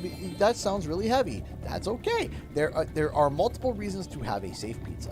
But when I go over to a company's place and your safe pizza is olives and feta, I'm about to raise a hand and say, excuse me, well, what planet did you fall off of? Like, in what way is the safe pizza olives and feta cheese? In what planet is that the safe pizza?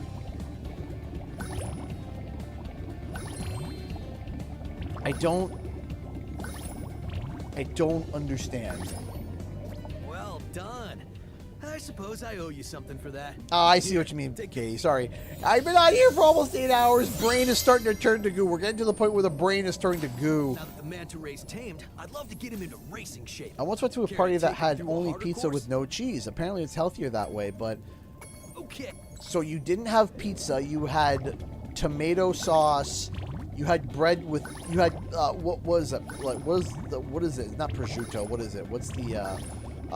it's just bread with tomato sauce with other stuff on it. What is it? It's not a caprese. I can't remember what it is. But it wasn't pizza. It wasn't pizza. It's like, I love when they're like, oh yeah, free 2-topping pizza, but cheese is included in the topping. Then it's a 1-topping pizza.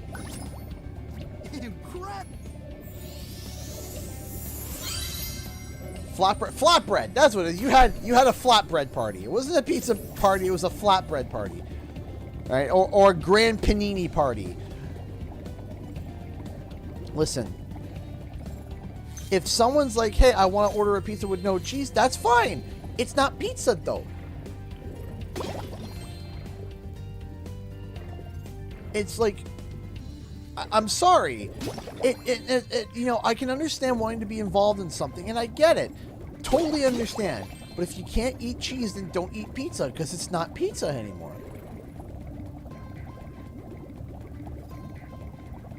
So if I sat there and it's like if I sat there and I'm like, yeah, so I exchanged the pasta noodles for potatoes. Well, then it's more like a soup. Well, no, it's still pasta because it's chunks of potatoes like pasta. No, that's not pasta anymore. That's more like a soup. If you can make it to the top of the 6-numbered tower. I remember seeing a debate about where to call a pizza where it's just cheese, sauce, and bread, a plain slice or cheese. So to me, I see it as both work, but I would call it a just cheese pizza, right? Right, just cheese pizza. I would say they're the same. Sheep pizza. Yeah, seriously. Yeah. Yes, I would like a double curry pizza, which I've seen. Again, it's not really like you gotta have the safe pizza. You gotta have the safe pizza. Okay, bringing the chaos of the but you see, a double cheese pizza isn't just it's not just a cheese slice. There's a specialty there. That's a specialty. There's a little bit of specialty there. Ow.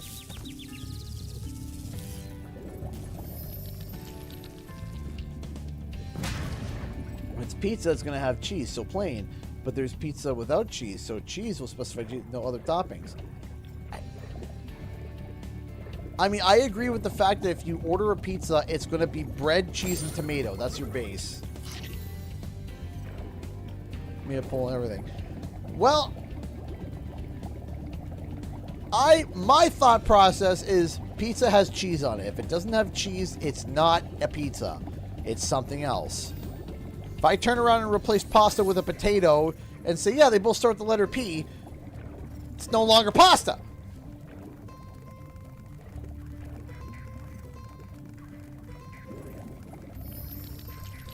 Yeah, but it has all the other ingredients. Doesn't matter if you don't have pasta in there anymore. It's no longer. It's now a soup. That's how things work. Listen, if I turned to you and said I would like to have a Caesar salad sandwich without the bread, it's no longer a sandwich, it's a salad.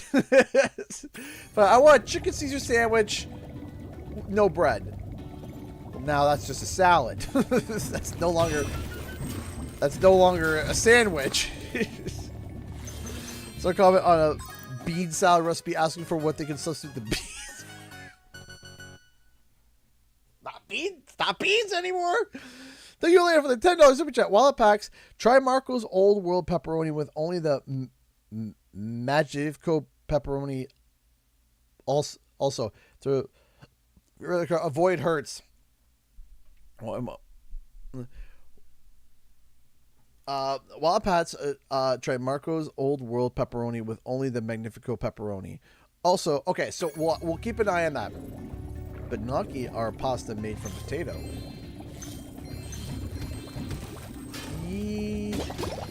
Gnocchi, though, typically isn't considered as, like... Would gnocchi be considered as pasta? It's not just potato, though, right? Right, but there's still an aspect of pasta to it, right? There's still an aspect... Yes, it's absolutely pasta. Yeah, so still an aspect of... It's not just potato, though. It's gnocchi is potato and other ingredients, right? So it's, yeah, it's pasta with... It's a different kind of pasta, but it's still... Yeah, it uses flour. So if it uses flour base, then yeah, it's still pasta. It's still a pasta.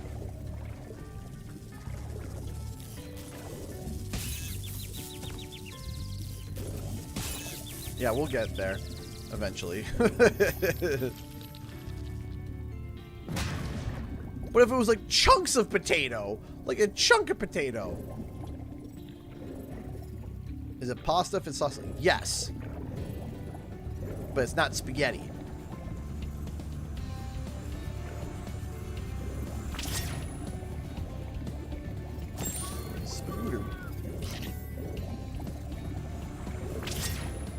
Look, I remember there was a push at one point where they were like, oh yeah, cauliflower wings.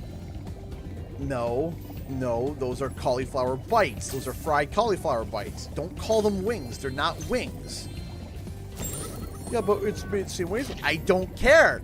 You know what's the whole point of wings? Is the wing part. That's what makes wings wings. Don't tell me these buffalo or these cauliflower chicken cauliflower wings. No. I'm having a tantrum about, okay, so it started off the debate of pizza. Is pizza cheese? The base of pizza, if you say, hi, would you like a pizza?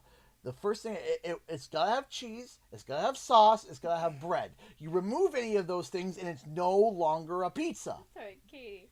Maybe the cauliflower flu. You don't know its life.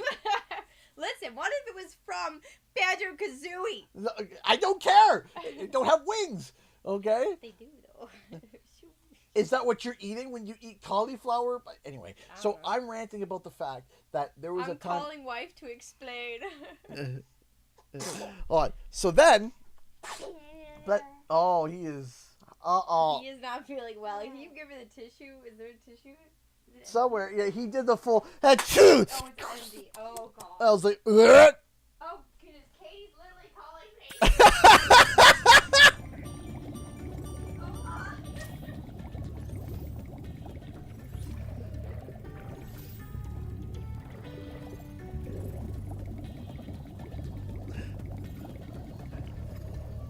My secretary is calling my wife.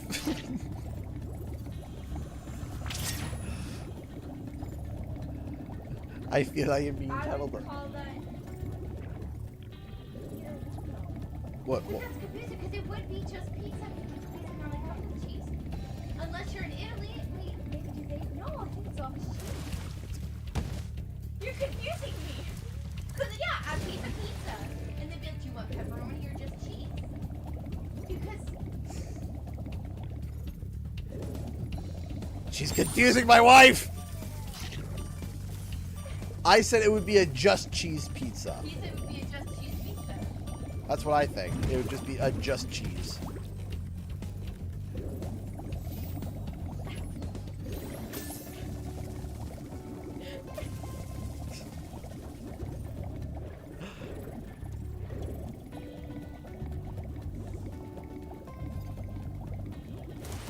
Unless you're at Domino's, because you have to pay for cheese at Domino's. She just said Domino's, it's silly. When I hate when say, oh yeah, it's a 2-topping pizza. Cheese is included as a topping, so it's a 1-topping I pizza. just typing in the chat. Wait, left beef? What? I don't get it. What? None pizza with left beef? What? I don't understand the meme. No, I've never heard that meme. I'm raising children. Wait. I don't know anything. Wait, no, is that when we went to, wait, is she talking about the time where we went to, no, that's when we went to Boston last year. Okay, so if I remember correctly, we went to Boston last year. Wait, no, pizza with left, no. So, I remember though, remember when we went to order the pizza the one year? We went to order the pizza, and they were like, yeah, it was like, what would you like? And there was an option to put none on everything. Like, no bread, no cheese. Like, you had the and you could order it. You could order just nothing. You could be like, I like a pizza, no cheese, no, and that was an option. Wait, so it's just the bread? No, you can order no bread. No, wait, but what do you put it on? That's the joke. That's why we were dying. We were all exhausted. We were all dealing with the travel, the travel giggles, and we opened it up, and it was just like, and also bake it yourself, where it would just show up raw. It would just show up raw, and you could bake it yourself. I was like, it's like for the same price as a regular thing, and I'm like, what is wrong with you people? I would understand it's like bake it yourself for $5 off. Okay, I can kind of sort of see that. But this PAX Pizza was just like, this pizza place at PAX was like, yeah, you can just, cook it yourself. Like, but why? Why on earth would I bake it myself?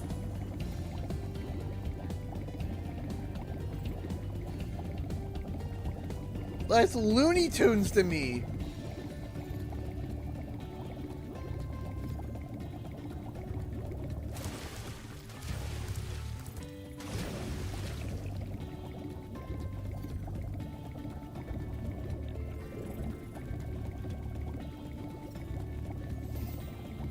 Absolutely nutty.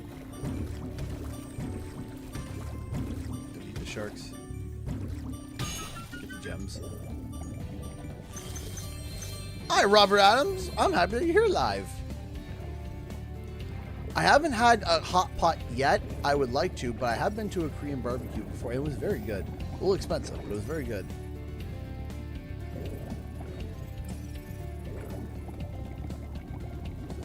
They're still talking in the other room about it.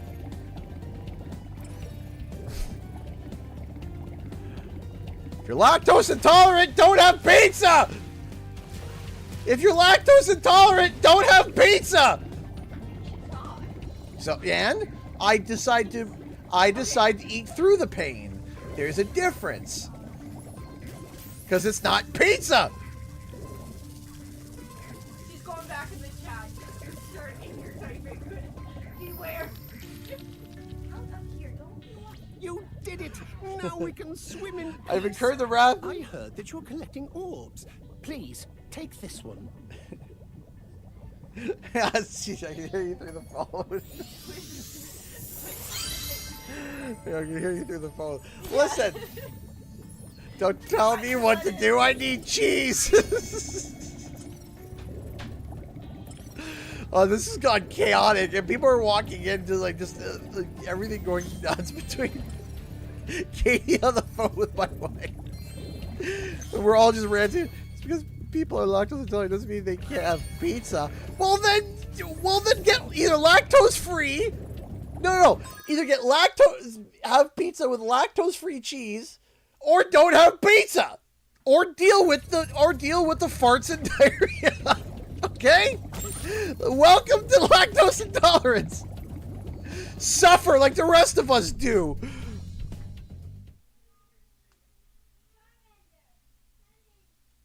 See, yeah, me and J-Buns are this. Listen, you gotta deal with the consequences. That's it. Or take medication beforehand. Take your lactase to make sure that your body can break it down. don't eat it. Or find a place that does lactose-free cheese. Or don't have pizza. Because pizza has cheese. Now that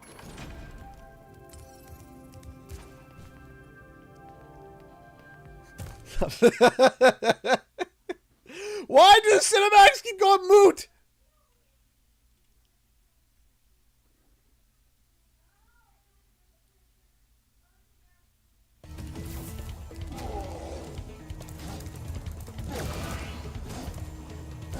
I'm gonna get it from Katie and my wife. I'm gonna get my head caved in. I'm gonna show up at PAX and Katie's. Hey Aaron, for my cosplay, I would like you to 3D print me a hammer. What'd you cosplay as, Katie? Oh, nothing. Hannah Turk get bonked in the head immediately.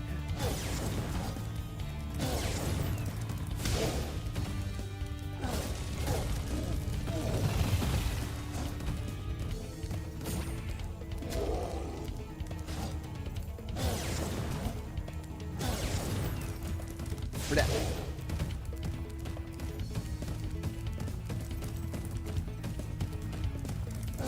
This is one of my favorite cinematics because of that weird glitch. Crush, go through the portal, you idiot!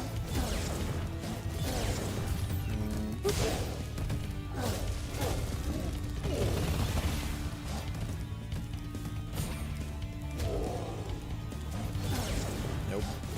Nope. Nope. Nope.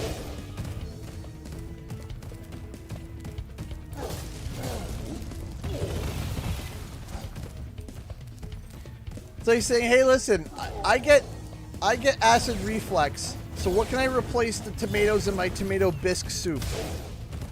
Don't have tomato bisque soup. It's tomatoes.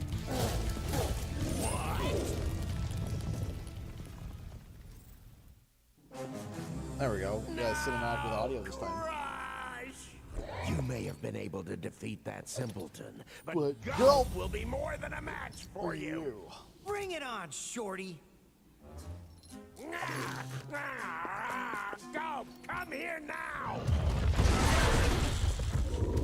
We also sold our first our rainbow Spyro egg today. Go! Get me out of here! So long, dragon.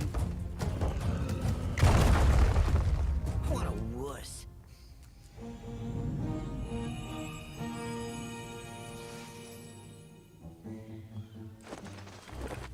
I'm gonna pull a quote from my buddy Tyler's favorite line. It would be, "It's like, can we not have tomato bisque soup? Okay, have something else. But I want tomato bisque soup. Okay, then don't have it. But I'm allergic to tomatoes. Then perish." That Ripto has caused enough damage. All his meddling has cost me a fortune. If it wasn't for Spyro, I'd be bankrupt. Whoa. If Ripto were here, I'd give him a piece of my mind. In fact, I'd give him a lot more than that. I was a champion bantamweight boxer at university, and I still know a few moves. Take that, and that. The fingers. Why you?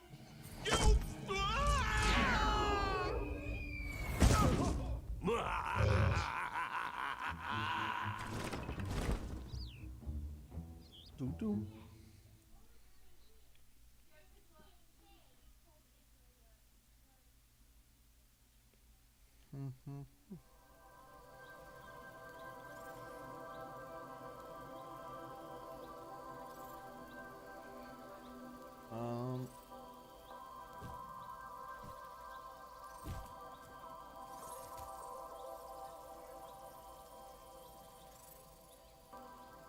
I'm just taking a look at how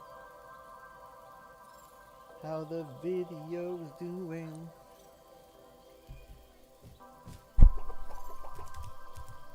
All right.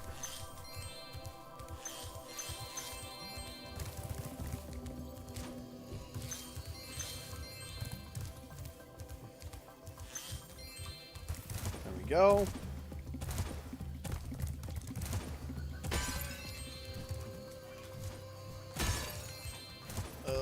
My hips are sore. There we go.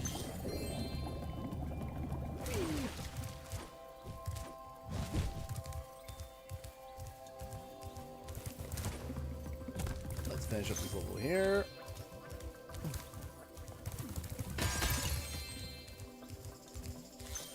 Go to fast food place. Okay, so go to fast food. If I'm like, I need something, I need it for a decent price, and I'm hungry, and I know it's going to be pretty good if I order it, it's Wendy's. I enjoy Wendy's very much. I feel like it's a solid, solid chain. I think it's pretty good. The price of it is pretty decent. I can deal with it. I don't get the hype around McDonald's anymore. Lately, they've been like the cost to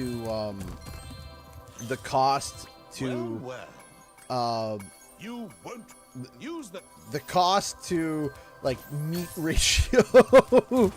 Is that a bad way to put it? The cost to meat ratio is pretty abysmal.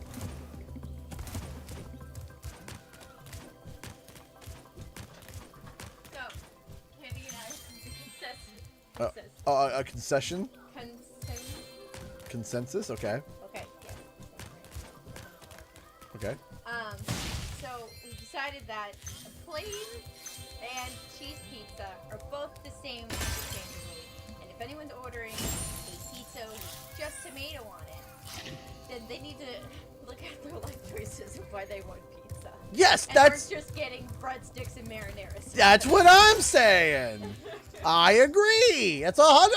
I agree. Like, listen.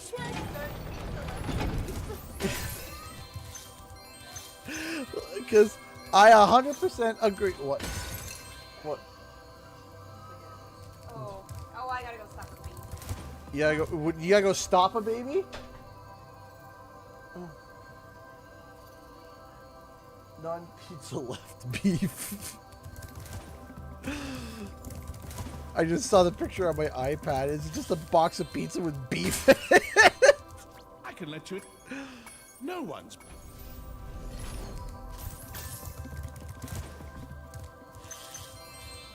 So, yeah, Wendy's is really good. However, if I want to be extra bad, I will once in a while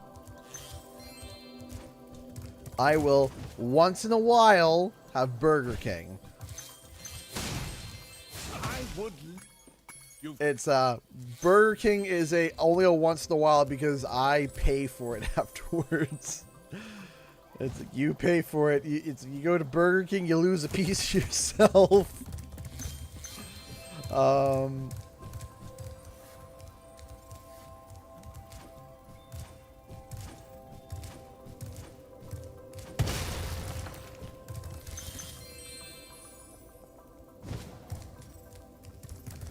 Philly cheesesteaks pizza. See, that's not bad. That's good. That's fine. I do like Popeyes. But there's no drive-thru for Popeyes, at least down where we are. So that kind of.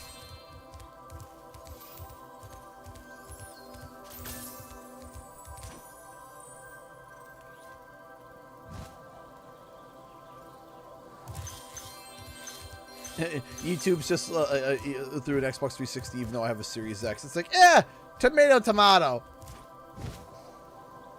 Yeah, Burger King, but yeah, no, Wendy's is definitely the, all right, blood sugar is crashing.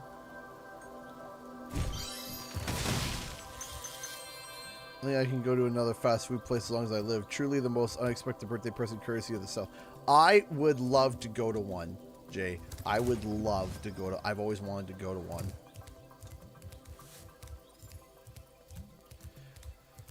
Church's is pretty good. I like Church's. Church's is good, and I like Popeyes, but, you know, when it comes to, like, just quick drive-through, but also they're a tad expensive.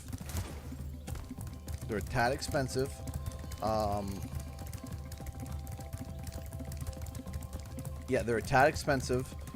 So when it comes to bang for your buck, I do think Wendy's is pretty good.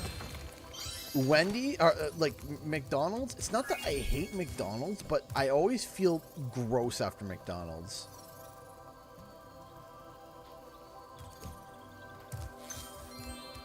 I thought it was bland. I don't know, maybe it was just that specific, you know, churches, I'm not sure. There was another place I went to, and it was down in the States, and I remember my experience overall being pretty good, but I can't remember the name. It was relatively new. It wasn't Jockeys, it was not Jockeys. What was it? Oh, did you show chat? I did not show chat. Okay. I just looked over at my iPad. I just see Katie saying, did you show chat? Hang on, let me pull it up. I have to go to the Book of Faces.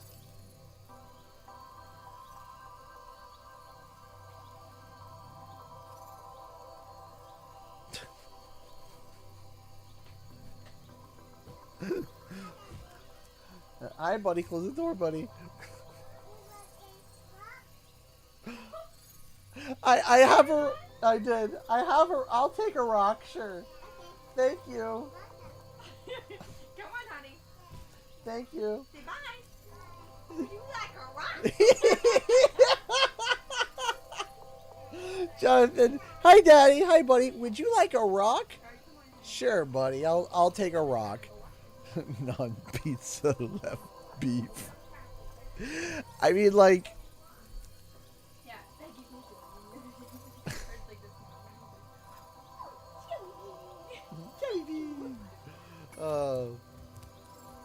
Yeah, I'll take a rock. Those darn birds in Zephyr never paid me for all the bombs and TNT barrels I gave them. Money bags.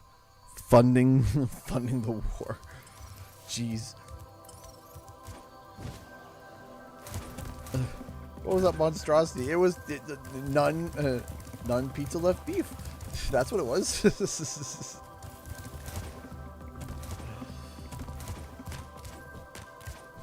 Jonathan, hi, Daddy. Hi. Would you like a rock? Sure, buddy. I'll take a rock. You're welcome.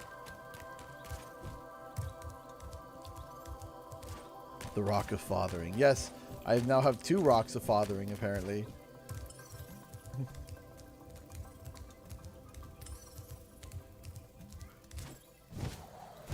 Now he's asking the other kids, do you want a rock?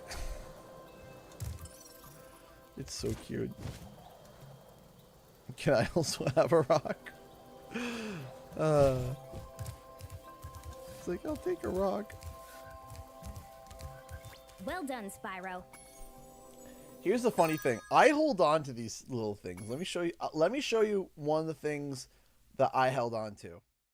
Real quick, sweet moment here. So this happened about last year. I was going through a very stressful time at the time. Something very personal in my life. It was so stressful, where I was like, every day I woke up and it was just horrid. It was so bad. I put on a brave face, but I was not having a good time. And David was telling me about how he was learning to like do sentences in senior kindergarten, and I was just like, you know, and I was paying attention. I was like, oh, that's really good, buddy. So I walked away and I came back to a little notepad on my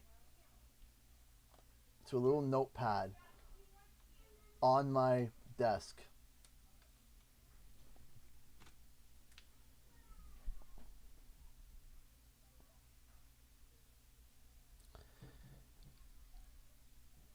David made that for me when he was unprovoked. I didn't ask him to write me anything.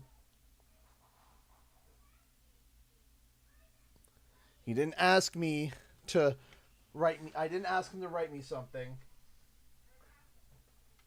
I sat down.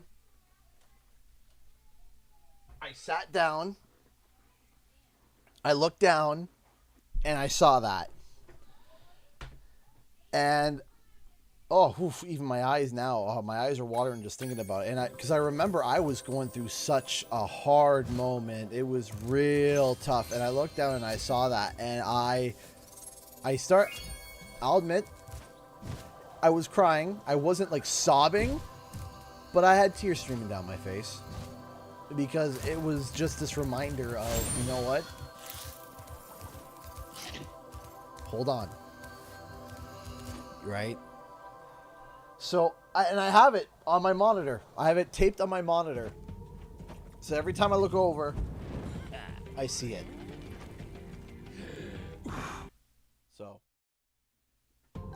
So every time I look over at my monitor, I see it, I clock it, and it stays there.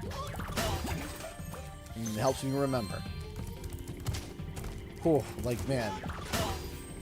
Like I said, even now, my eyes watering a little bit thinking about it.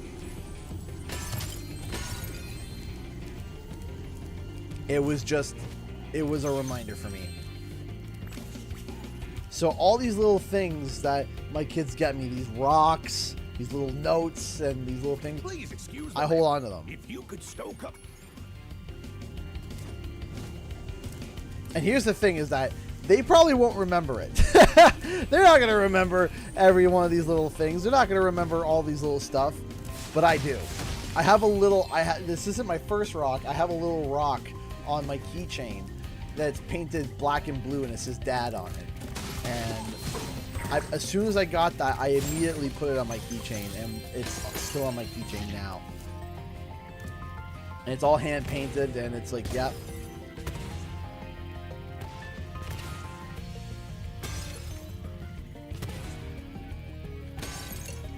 And I'm starting a little collection of stuff here. I have another thing over here from David in this year where they said my important person. So draw a labeled picture of someone important to you. Draw them doing something that is important or helpful to you or others. Write a sentence describing what is included in your drawing.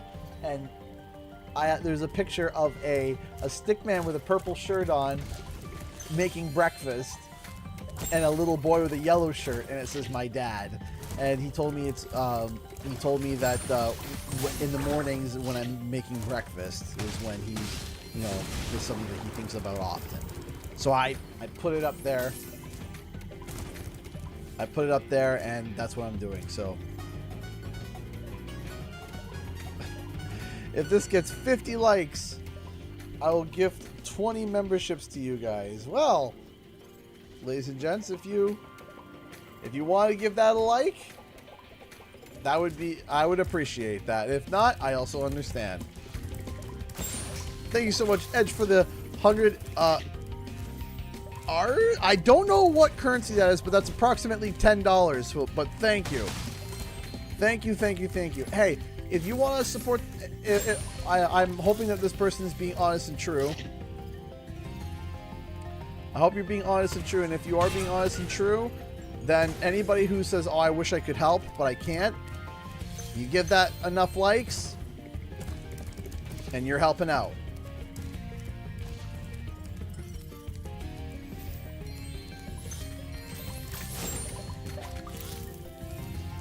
It's at 14, it just needs 6 more. If anyone wants to help out, all you gotta do is click like on that comment. We'll see. Is Argentinian peso. Okay, thank you for the 100 Argentine. There we go, 20 likes. Oh wait, 50 likes. Sorry, it's 50. Sorry, I got mixed up. It'd be 50 likes. Sorry, I thought it was 20. I read it wrong. It's if you get 50 likes.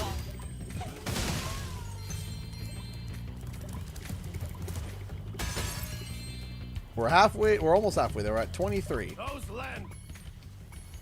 There are like 100 people, so there is like 100 people, so it's gonna require half people to do it. So, hopefully we'll be able to do it. But if not, that's fine. Give me a second here. Hold on. Just got.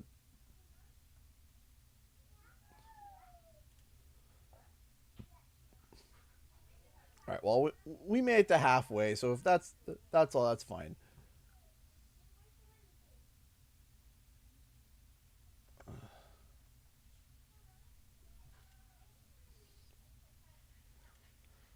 Get some lurkers and membership. That's right. I missed some trouble with Trolley. Not yet.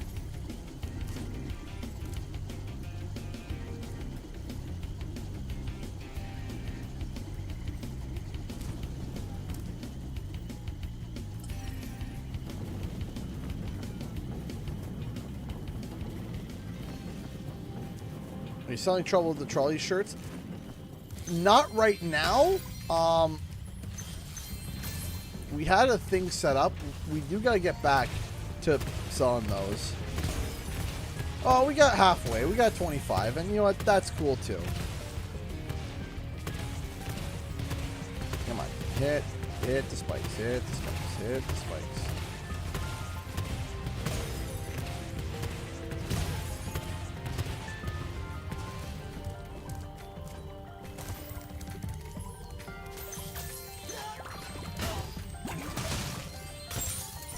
Go.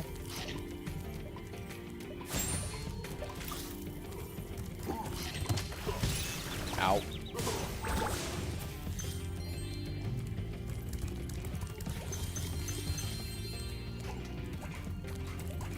And boom.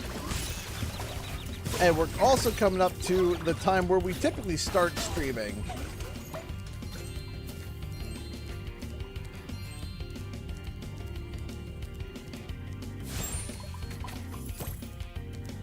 I've been memed. Yeah, that was my old the Trouble with the Trolley A Rage videos.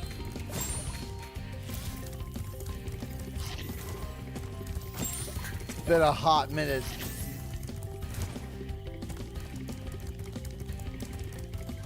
Grab that. Thank you.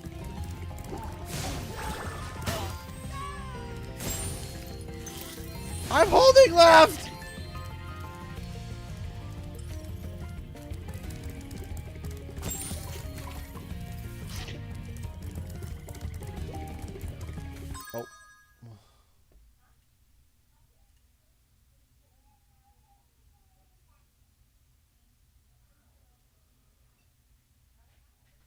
Oh, sorry.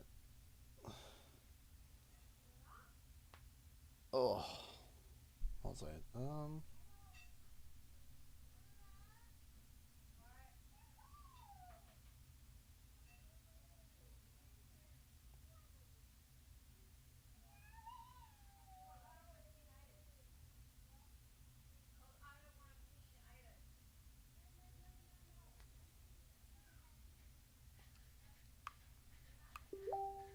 Alright. I feel fired up, Bob. Oh. I had to look at something. Hey, you know what? Edge said 10. You know what? That's really cool. I feel fired up, Bob. That's really cool. You know what? I appreciate that. We got half, and you sent 10. So I appreciate that. Thank you so much, Edge, for the 10 membership gifts. Thank you. That is very kind and very sweet of you. Thank you. Edge, membership by Edge. I feel fired up, Bob. Mr. Wild Gadget, Shadow Koi Dragon Master, Whomping Luigi, Ghost Ravenstorm, John Lee, hey, it's Chelsea, hey, it's Chelsea Green, sorry, Blade, Jolene Gerst, and Ange. Fired up, Bob. Thank you, Edge. We appreciate that. Thank you so much for the support. Thank you. It's Chelsea Green. Yeah, it's green too, so it makes sense.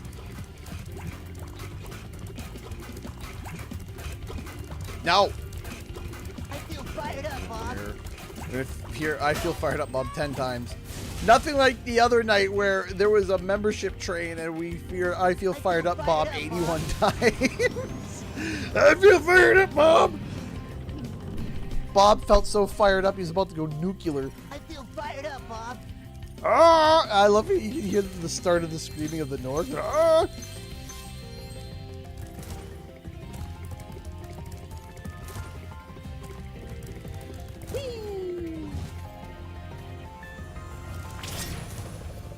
Dang, I got membership, so it's unfair. I have to come. Thank you. Thank you. You've been very kind. Thank you. It's very kind of you. I got membership myself, so it's unfair. I have to compensate. Thank you for the Argentinian peso. I appreciate that. Thank you. And then, oh gosh, You just said 20. What? Wait, what? That's 30. Wait, what? Oh my gosh! Fired up, Bob. Oh boy, I hope you're all feeling fired up! That's 30 memberships in total. Thank you. I hope you all feel fired up. Because you're about to hear it 30 times. Thank you. I feel fired up, Bob. That's very sweet of you. Thank you. Thank you so much for the support.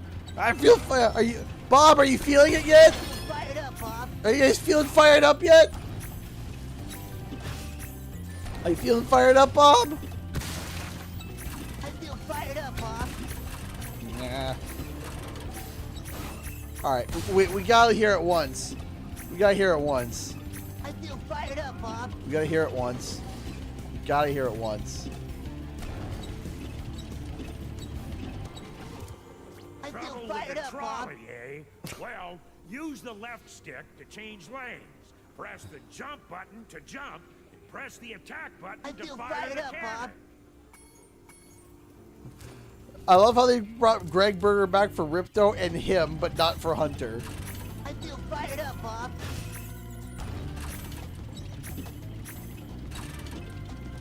Trouble with the trolley, eh? I feel fired up, Bob. I feel like I got chili Tim.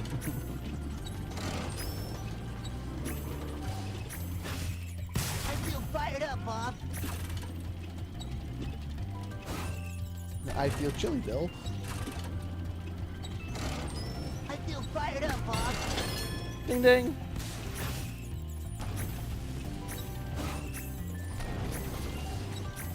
I feel fired up, Bob. Ding ding. I feel fired up, Bob.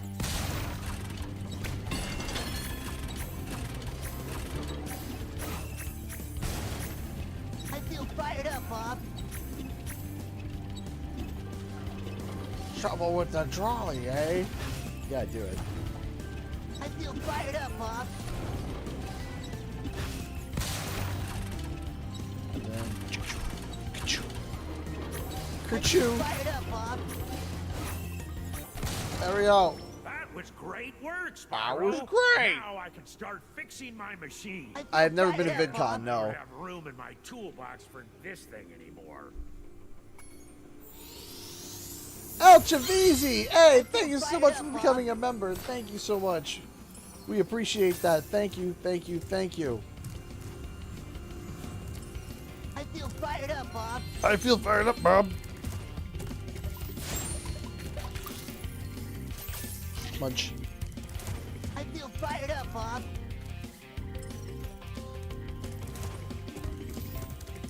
Thank you, everybody. Thank you, thank you, thank you so much. Your kindness and contributions, we appreciate it. Thank you. So many great folks feel fired up. I know. Thank you. Once I just gotta take a look at something real quick.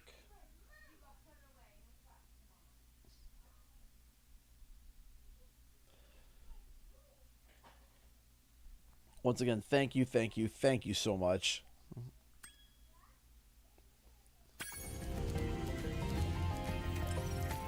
This way, go this way. Boop. I forgot, I have to go and take these ones out. I'll also hit the thing! Hit the thing! Hit the big old thing!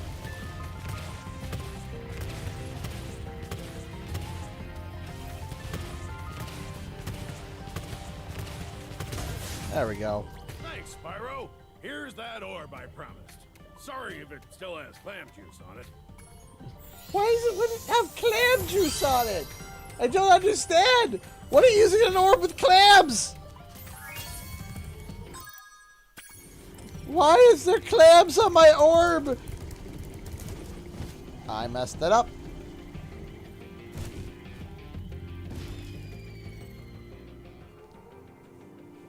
You found it in the clam. Why? Why is there an orb in a clam? Hold on, did I think That chest may have respawned. Did it? Yes, it did. Yep. Just...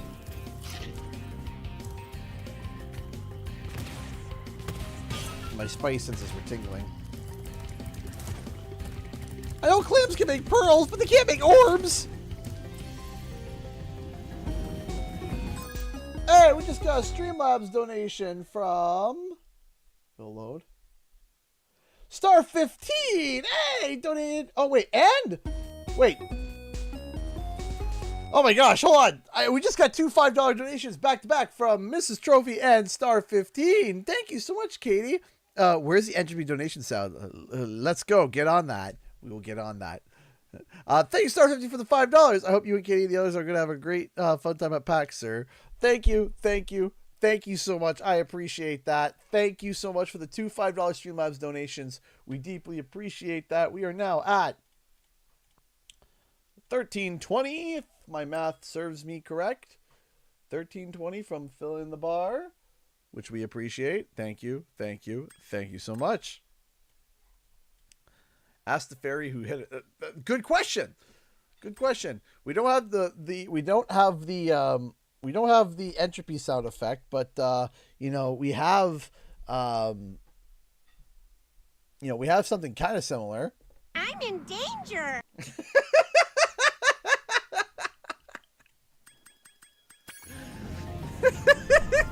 Sorry.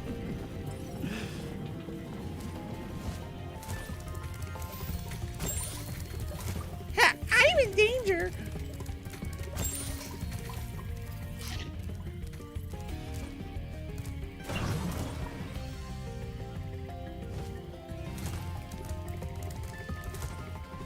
Hey! Crayons and Things donating $50 to Super Chat. Thank you so much. Doing my part, my good sir. Flame on. Thank you. Oh my goodness, you guys. Thank you all so much for your kindness and generosity. You guys are amazing. Thank you. Thank you for helping out. Thank you, thank you, thank you. Thank you. You guys are amazing. I am super hyped. Thank you guys. Thank you so much. Disrespect my mans like that. I'm sorry. I had to do it though. I had to do it. I'm in danger. I mean, I could have done this one.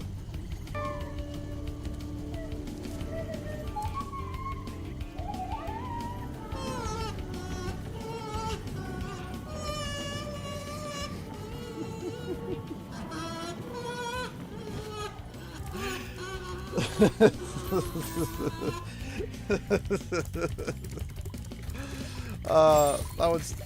Did this become a sound? When did this become a sound? Listen, alright? Thanks for getting our ship fired up, Spyro. Now we can proceed with our counterattack on Zephyr. We've made some updates. You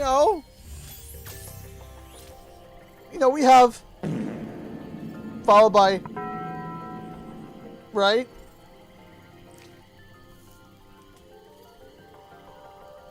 Of course, we also have. They ask you how you are, you just have to say that you're fine when you're not really fine, and you just can't get into it because they would never understand. You know, classics.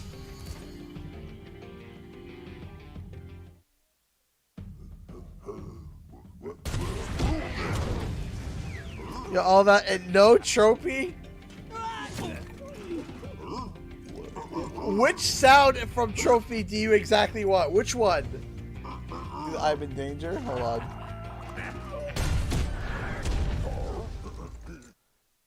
I'm in danger. Tell me, Katie, which specific entropy sound would you like on the soundboard? Would you like to... Now you on my time, you little skunks! Bring me the crystals! That?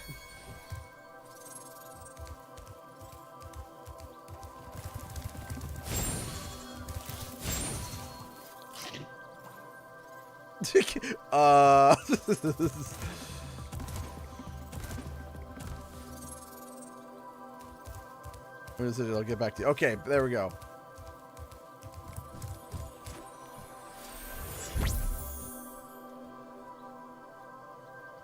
Beady eyes.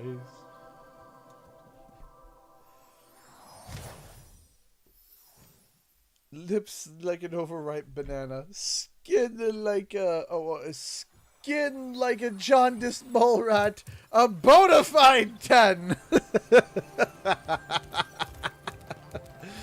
Oh.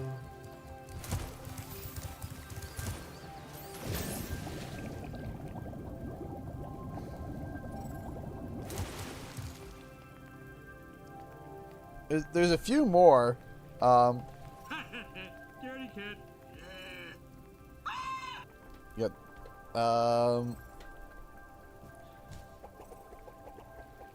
We have. Oh no. Oh no. Oh no. And then we have a classic with, you know, CGE.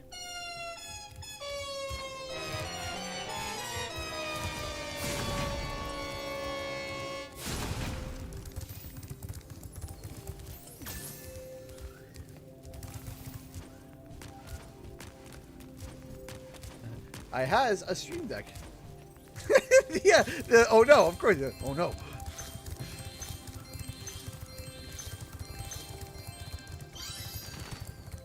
You gotta have the oh no.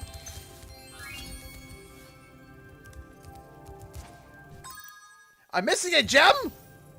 Excuse me?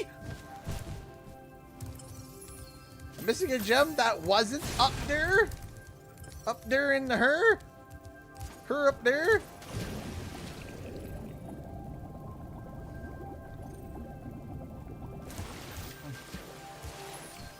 Up there in the der? Where's the der? Oh, I know exactly. I know exactly which gem it is. I'm not even. Hey, listen. I am not even going to tap the gem finder. I know exactly which one it is. Where are you? Oh, I thought it was you. Okay, maybe it's the other side. Hold on. Is it the one on the other side? Where is it? I was wrong.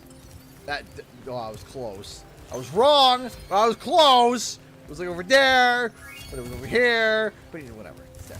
Done. Anyways, moving on. What are you cooking? It smells. Oh, that's what you're cooking. Okay. I was about to. Some plates here. I'll trade you some plates. I'll trade you a half-eaten egg salad sandwich for a roasted You just chicken. ate the eggs.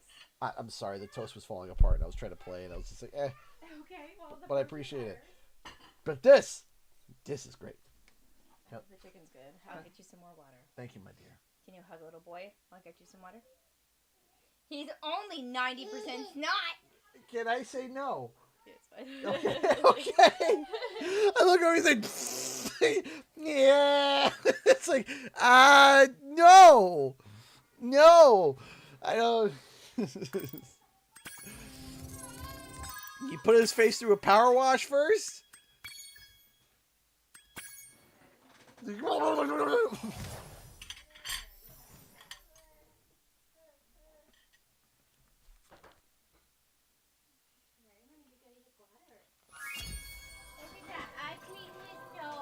Okay, yes, now I can give him a snuggle. Here, give him a snuggle, because he was pretty hurt. He was like, oh. Hey, buddy. How'd you? Hi. Oh, did you hit Spyro with your foot? You guys spill? Did you hear that? Water spilled. Oh. Oh, his face hurt. Oh, I'm sorry. I'm so sorry. Now I feel terrible. Did I mustache him too hard? Yeah. Okay. It's okay. I'm sorry. I mustache. He got mustached. That's what happens with. Yeah, is it silly? Oh, is it silly now? Oh, now he's laughing. Yeah, he's not feeling good, so. Okay. Yeah, you keep on. Bye.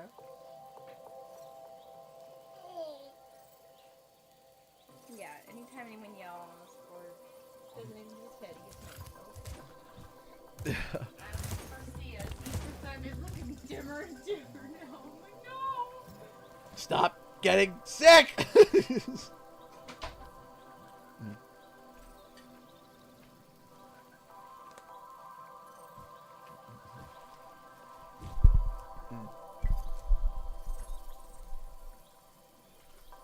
What's for dinner?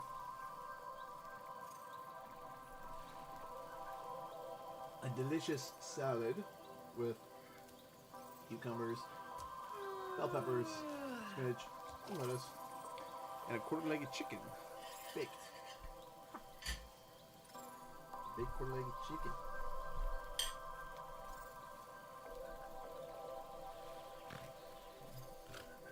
Was not kidding. My wife knows how to cook very well. Drives me nuts over the kids like, I don't like that. And I'm like, I'll eat it.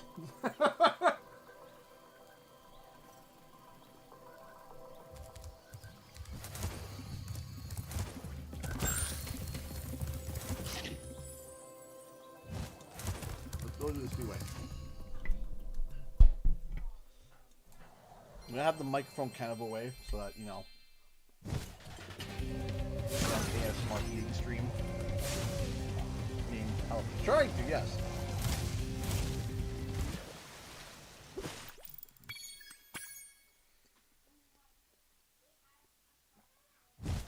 A balanced with what? For breakfast we had 2 pieces of peanut butter toast with all natural peanut butter. Then we had egg salad sandwich. Now we have quarter-legged chicken with shallot. I miss it.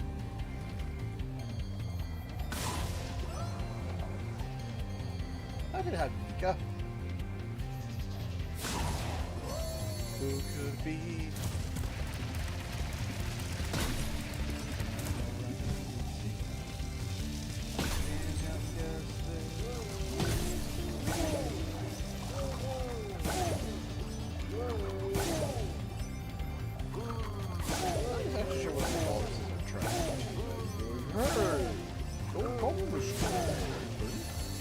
Oh no, he's coming this way.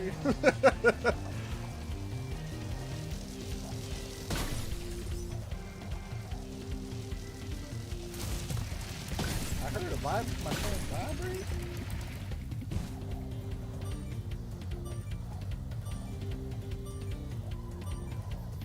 Where'd I miss it? Where'd I miss it? Eh. Fun.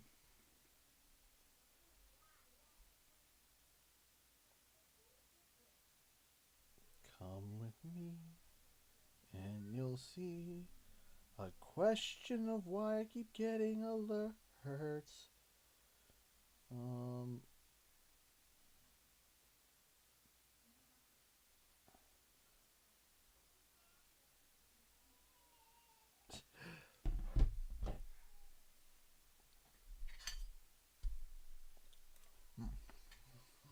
Retry.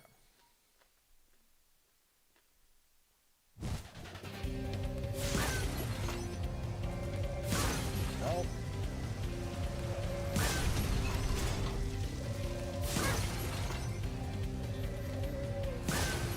Nope.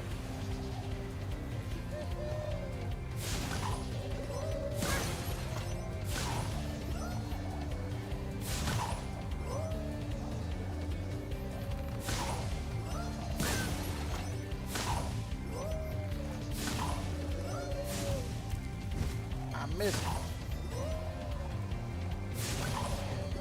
Nope.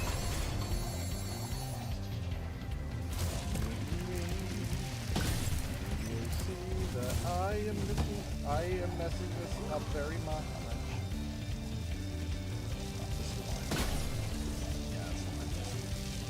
You make me want to re-download Spyro. Well then, do it! You should!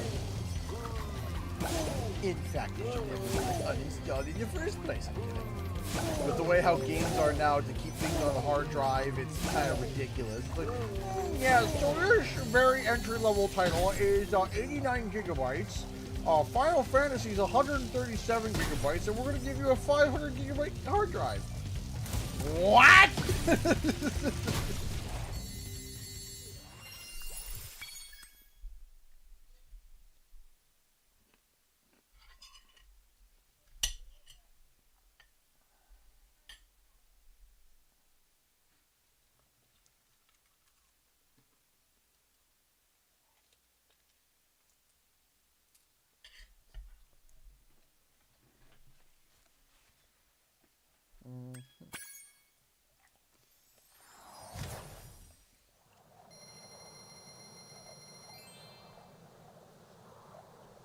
I didn't want to quit. I have to go back and deal with the hunter mission.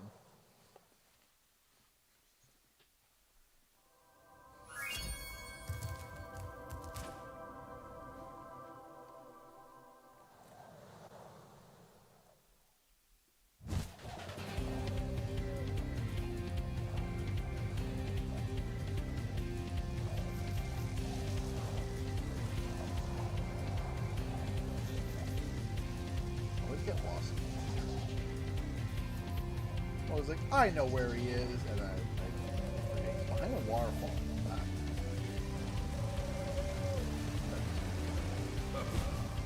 Or not We've hunters, been but, having a crime problem here in Metro Speedway, but I think you might be able to help. A band of cat burglars have been raiding my re-election funds by scaling the walls of the buildings. Would you be willing to help get rid of them? Great! Hunter can knock the scoundrels off of the buildings, but we'll need you to catch the loot before it lands in the canal and gets lost. Good luck. Hunter is waiting for you outside.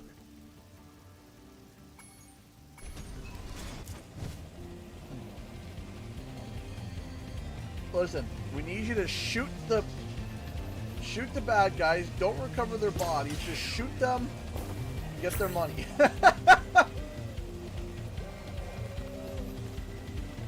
It's like, what? Yeah, just shoot them. Get their money.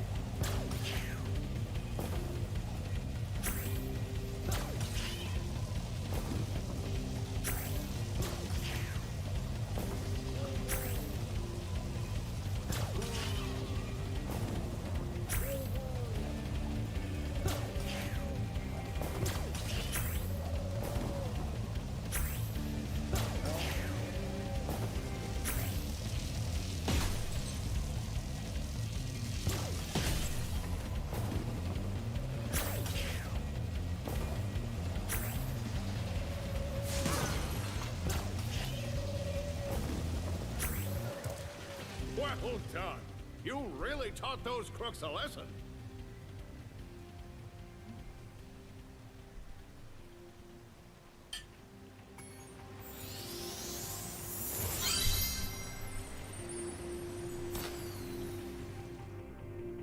Well, I think it would be great to have Crash 5, of course.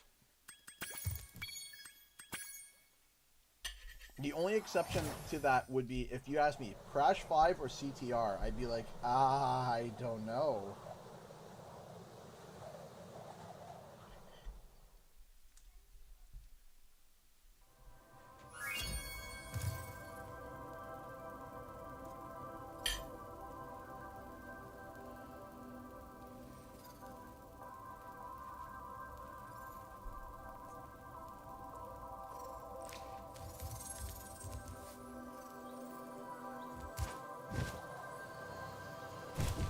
That would be very hard for me to choose. I love Crash Team Rumble. I wouldn't recommend it now though because everything's on auto, like auto servers. It's not getting support anymore, so I can't consciously and actively say go ahead. I loved it though, and I still do. I love Rumble, and if it was still getting support, I would still play it.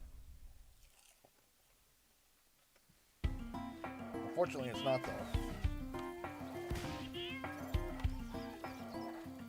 Yep, I agree with you too that Rumble wasn't given its due.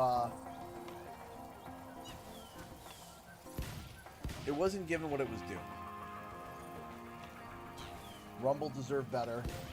It really did. And the fact that it didn't still, you know. You guys don't mind.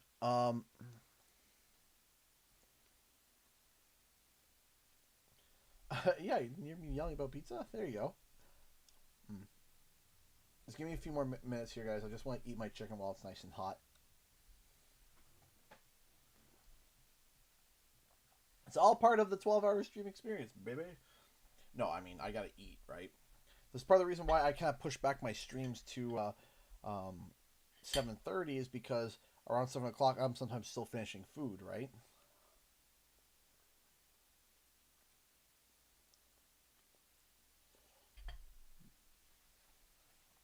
So real quick, yep. You have to play Spyro non-stop. Like, for example, the player base community is very small. There are also a lot of high school players on it now, which makes it tough for new folks to dive into. Yeah, that's the problem, is that I love Rumble.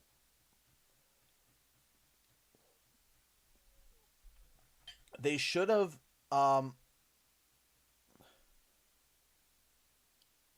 they should have, as a final send-off, made it free to play.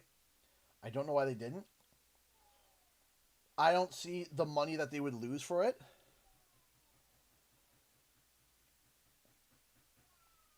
Right? Like, that's what I don't get and what I don't grasp. And what I don't get and what I don't grasp is why they didn't turn around and say, hey, we'll make it free to play as a final send-off. Right? So that, you know, it gives people to try it. And if they like it, they can, you know, unlock all the stuff and lose stuff in the things. But they didn't do that. And I don't understand why.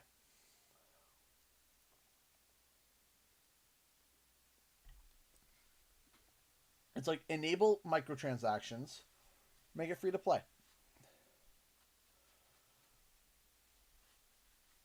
Right? Make it free to play. And see what happens, right? And if it takes off, it starts blowing up, and things are going amazing with it, then you can be like, all right, well, maybe we'll get another team to pick it up. And if not, leave it where it lies. But they didn't do that.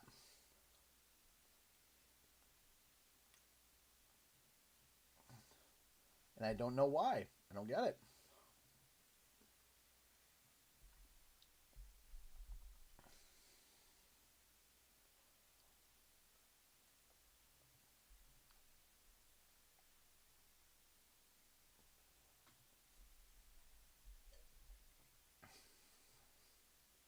See, it makes me upset. Because games have been revived that way, where they kind of go onto like life support, and then all of a sudden it goes free to play, and like a month later, suddenly it just picks up a player base, and it lifts up and takes off, right?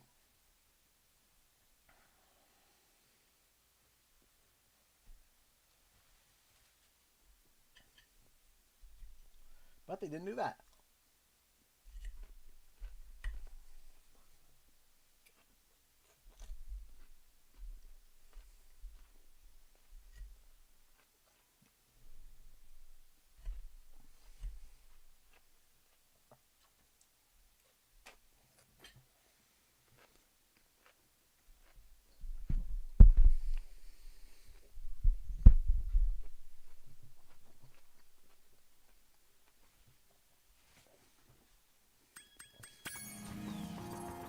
Alright. Okay, Spyro. Looks like we got us a bit of a situation here. Alright, Colonel Bluff, let's do this.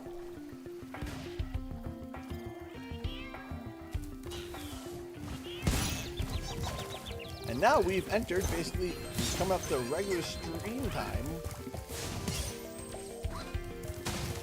Oh.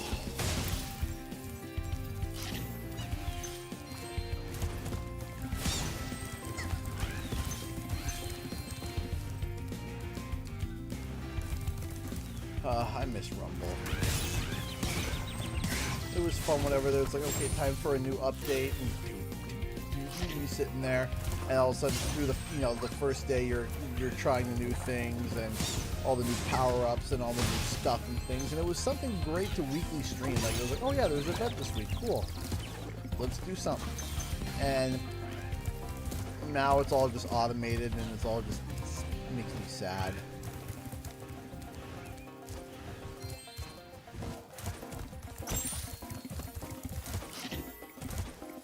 I've thought about it. I've missed playing Rumble with the squad too. I do. I miss playing Rumble. It was so much fun.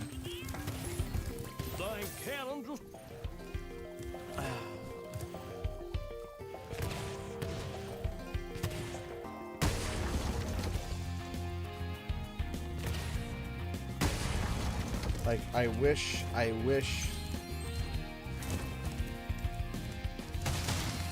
that another company would at least pick it up. Like, I wish that another company would at least say, hey, let's see if we can make something out of this.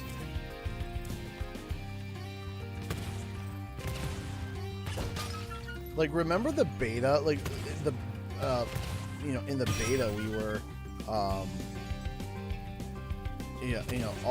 the beta we were trying it, we were just playing it non-stop. We were just playing it over and over and over, and we were just enjoying ourselves and laughing hysterically. And I remember the one day I was like, yeah, I'm only gonna stream this for a couple hours, and it ended up being a 12-hour stream, and we hit max level, the maximum level you could achieve, and we were streaming until the servers closed.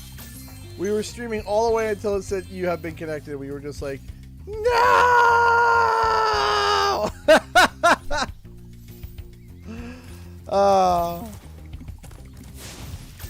Is the game audio too loud for anyone else?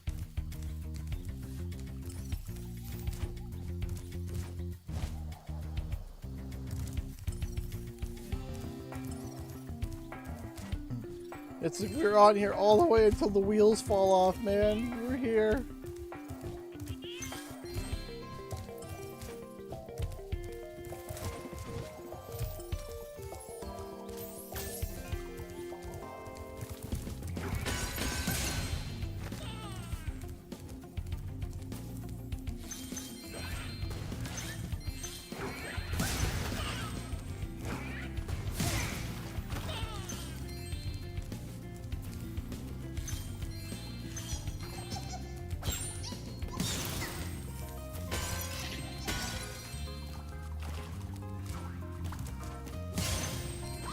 Go.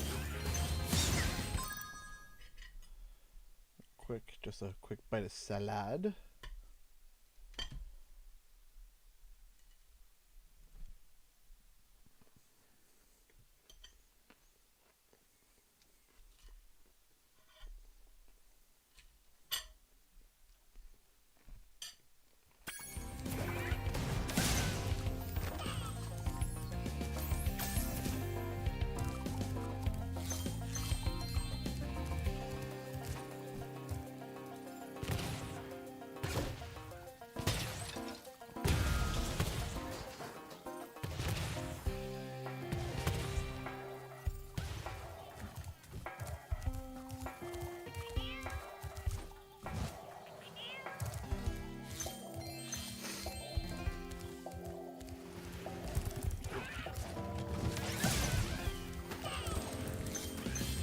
Go.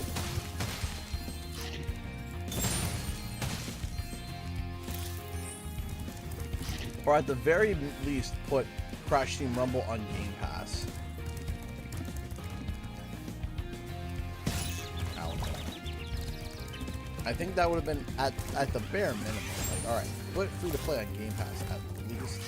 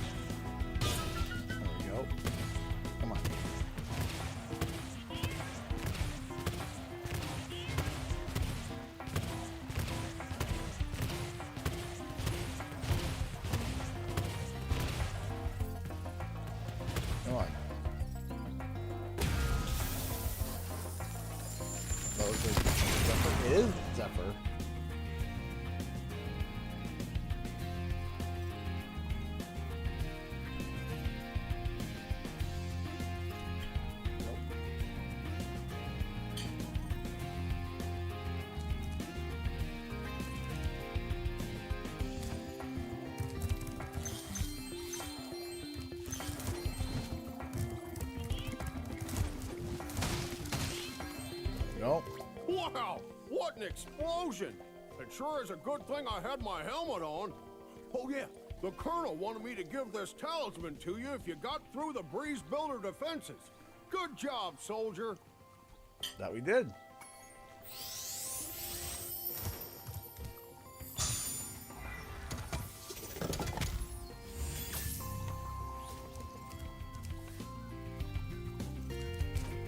It would be cool if Phil Spencer tried it one day and was like, this is really fun.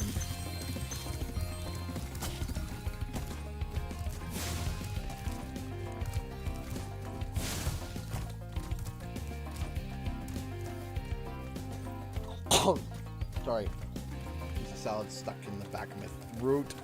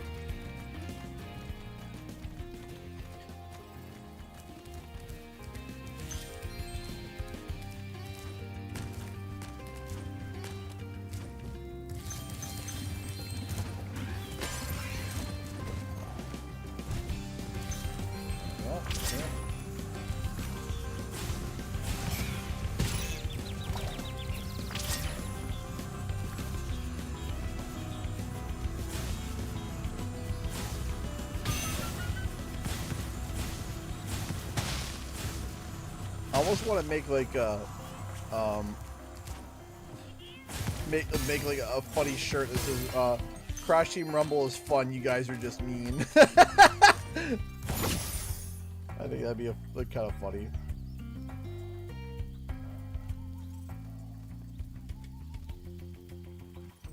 Crash Team Rumble's fun, you guys are just mean.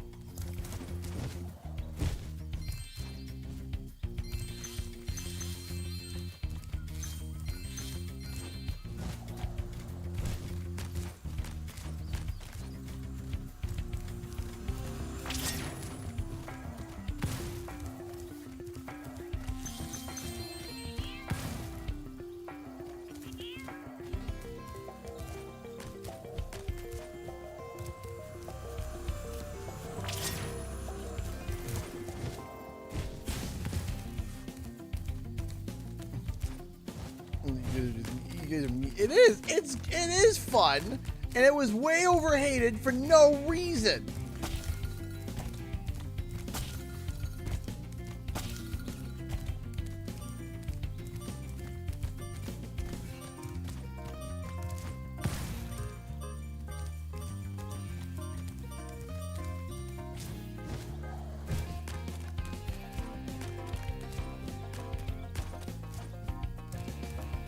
But also, at the same token of time, I don't know why. I thought that they were making it cost money at first up front and then later on change it to free to play. But no. I thought that's what they were going to do. They didn't do that.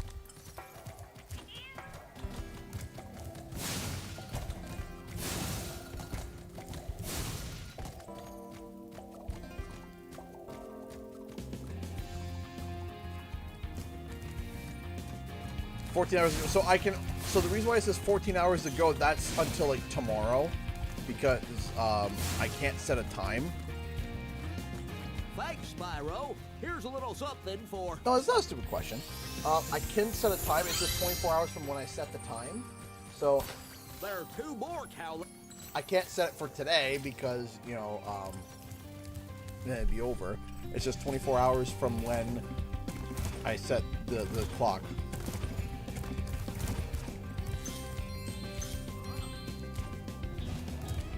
What light from yonder window breaks? That window up there, dummy! The professor said he was working on a way to help me get back with Juliet, but I haven't seen him in a long time.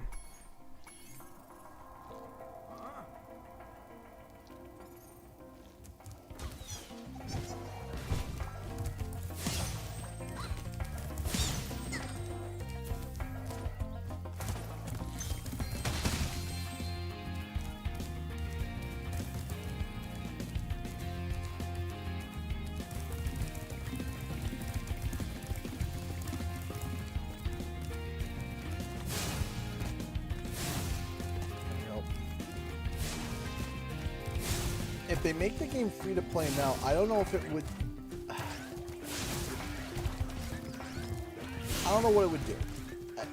I want to have a positive thinking and think that it would do something in terms of like it would be enough for people to say, you know what, let me give it a try now. But I think even if they made it free to play now, it's a little bit too late. I mean, it'd still be worth a shot, but I mean, you know, if the patient's dead, it's dead, right? You don't like, listen, you don't try when the patient is dying. You get the crash cart, pun intended, when the patient is still alive but going down. You don't do a defibrillator when it's been a dead corpse for a year. After it's been, you know, dead for a year, be like, oh, let's try again. Clear. You know, listen, you're gonna be shocking a very smelly body.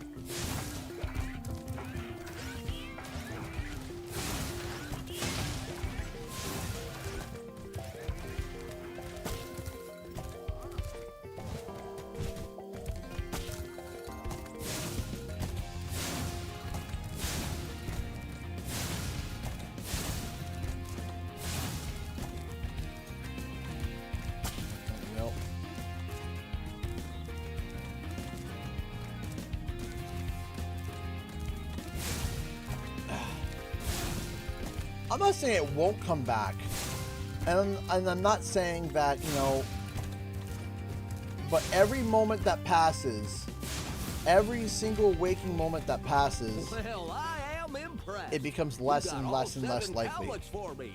Here's a fair reward. Right?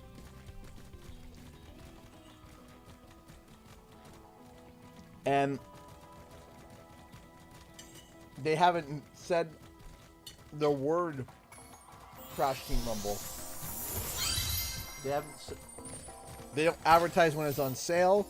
They don't advertise for any of that stuff. They don't push it.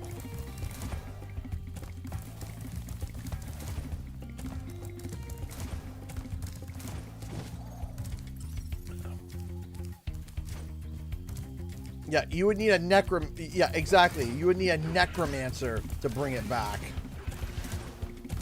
Not, you know, clear. Spyro, my boy. You need to cast Raise Dead and roll a natural 20 on that one.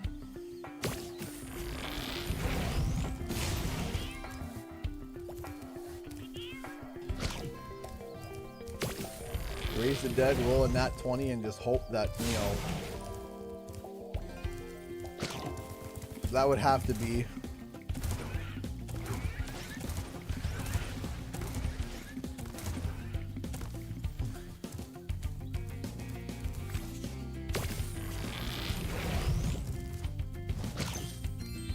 Fine, maybe not a warlock, a cleric. We would need to find a cleric.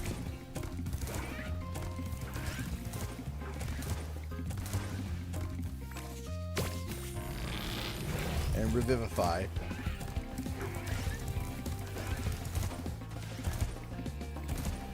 We want to get technical. A necromancer or a cleric, one or the other.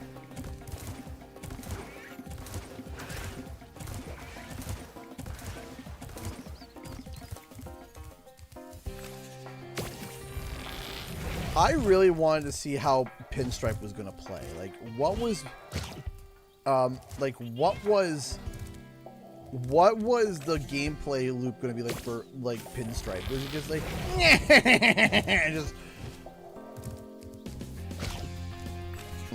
just shooting people and calling them wise guys? Like, let's go.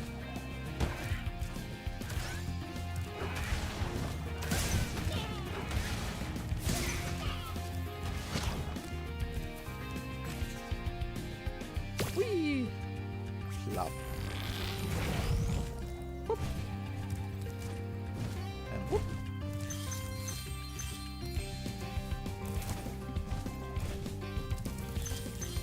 we're still raising funds for the PAX trip. Any help would Well be done, my would boy. be great. Here are Link 2 is in more the seeds to description get you the below. rest of the way. Oh, and take this with you if you don't mind. It's been cluttering up my pockets. Okay, Professor.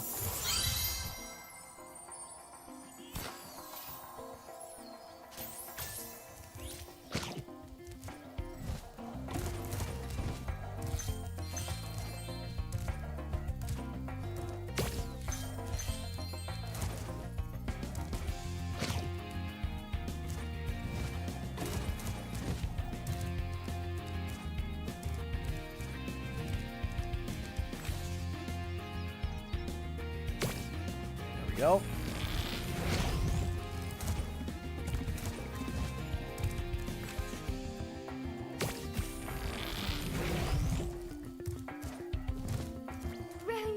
Romeo. Wherefore art thou, Romeo? Oh, there's Romeo. You can have this. I don't need it anymore. What did you need it for in the first place?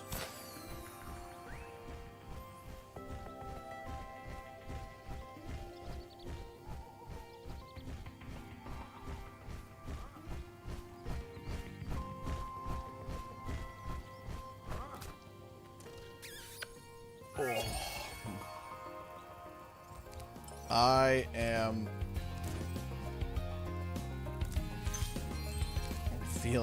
starting to feel pain. It's at the 9-hour mark. At the 9-hour mark, the blood starts to coagulate in the legs.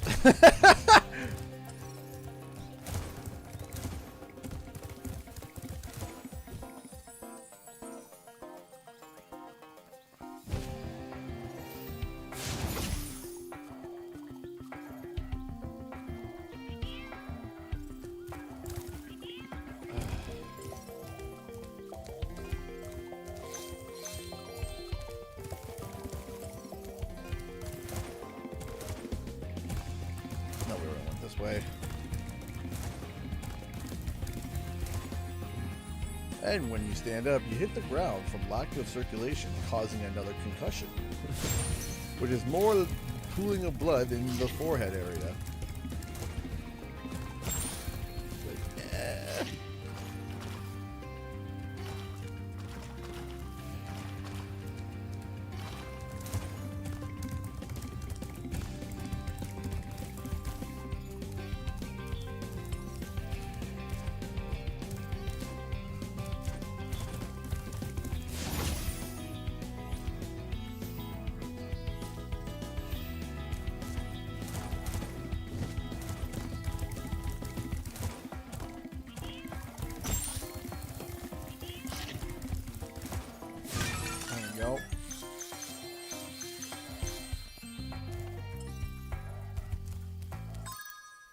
Oh, still missing a number of gems. After this, I'm going to return my plate and do another kind of stretch.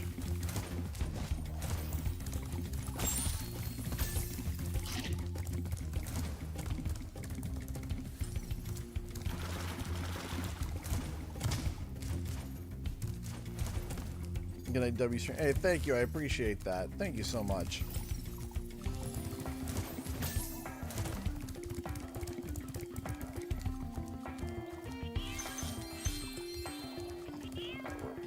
This way.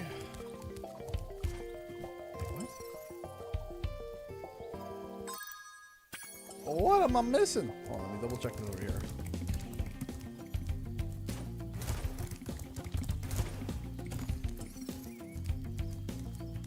Welcome back, Gaming Pez.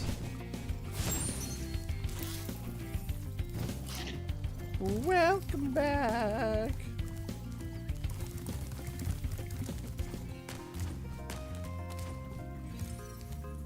Alright, so... Oh. Man, this is what happens when you play for this long. You start missing basic things. Did I get the question bot? I did.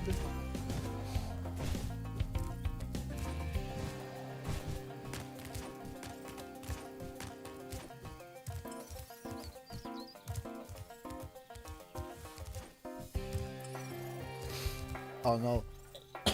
There it is. Ah. A piece of spinach stuck in the back of my throat. I was like,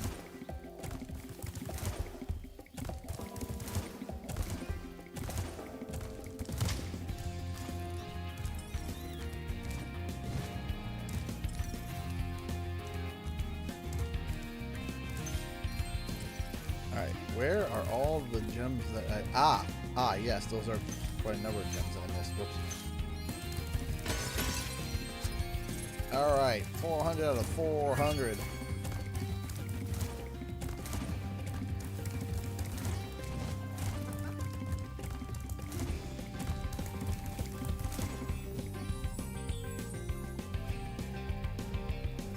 This way.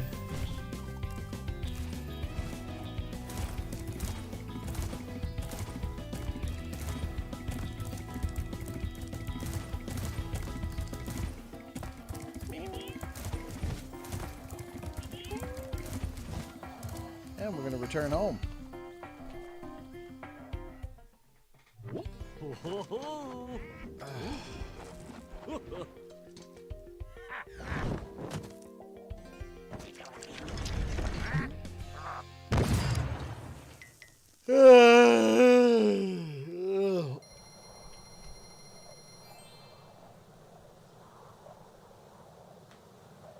Oh gosh.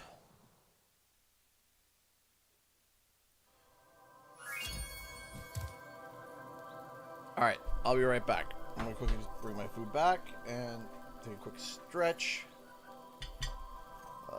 We are now on, what hour are we on now? Hold on. We're now on hour 9! 3 more hours! Oh. 3 more hours. Oh, my body hurts. Alright. I'll be back.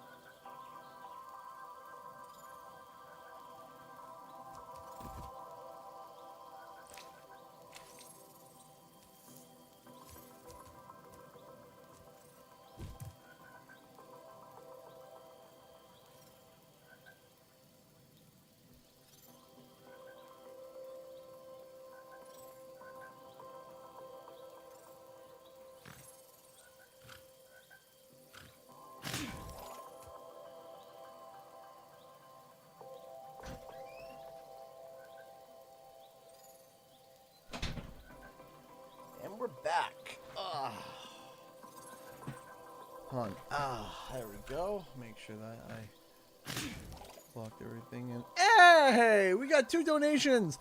Thank you, Torres Boy, for the 15 Australian dollars. Happy Easter and coffee money. Hope you and everyone's doing good. I'm in a great mood, so more coffee money. Thank you. Thank you so much. We appreciate that. We always love coffee money. Thank you, thank you, thank you so much. All right.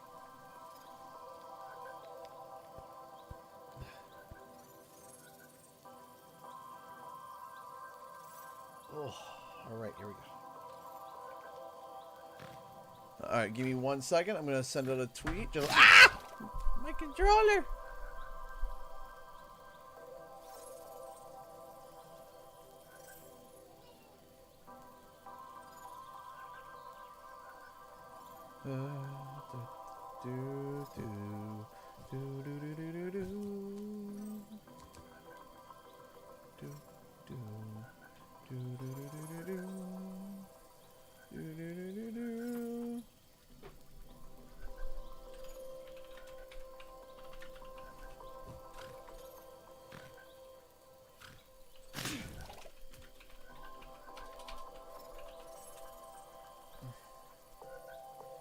There we go. Okay, here we go.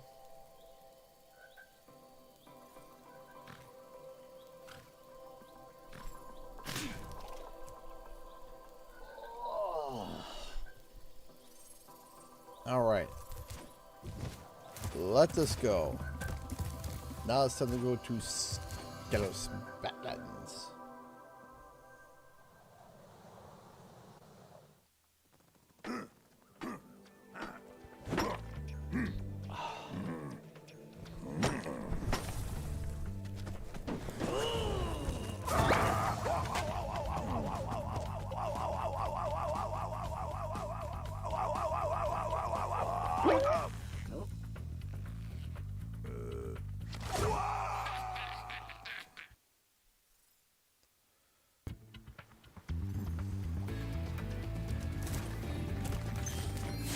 Nope.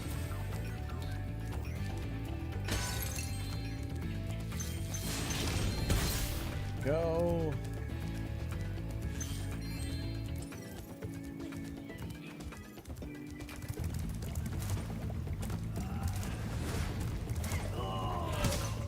There we go.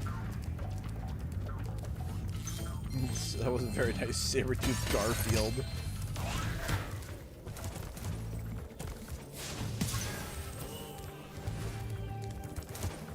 Hey, Dragon. I hear you're Grog. pretty tough. I bet my cousin Glug, you wouldn't be able to make it.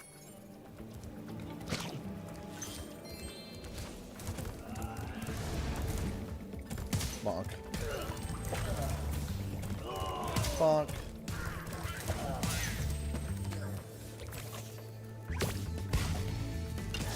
There we go. CG Destroyer of Cactus. Cacti. Now, because I destroyed more than one. The betting against the dragon, bad idea. Spyro, our village is being overrun by lava lizards. Can you get rid of them before they eat my little buddies? I'll lower the bridge for you so you can get over there. All right, we can do it. The saber-toothed Garfields are just the worst.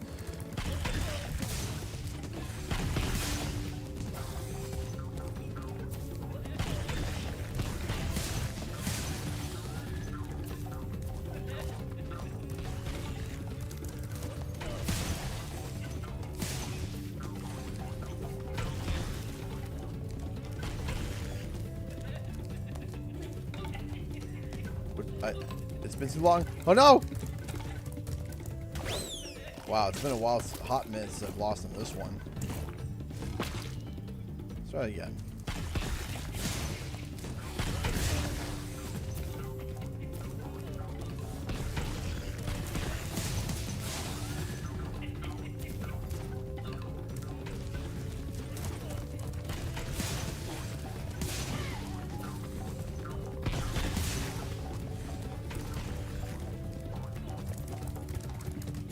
Interception! Well done, Grasshopper.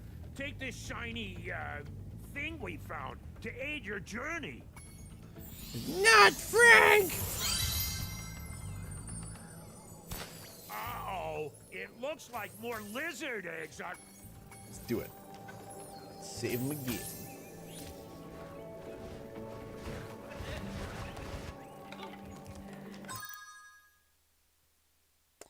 Hang on a second, chat. 1 second.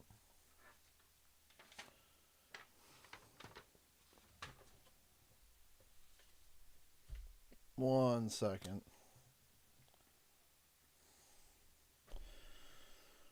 Hold on a second. So, because I think I messed something up. I may have messed something up mathematically. Hang on a second.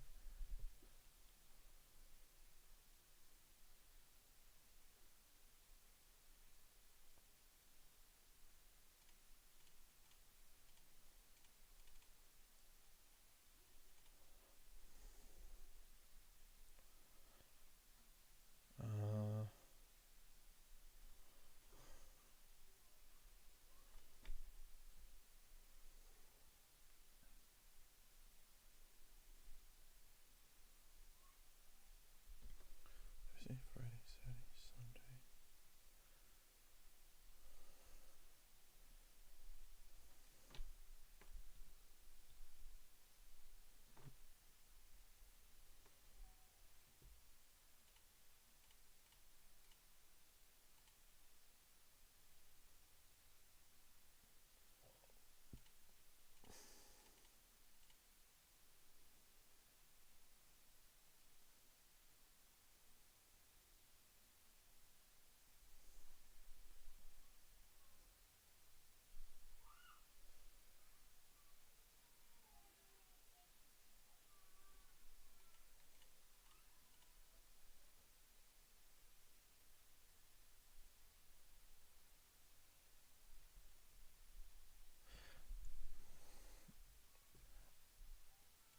I screwed something up.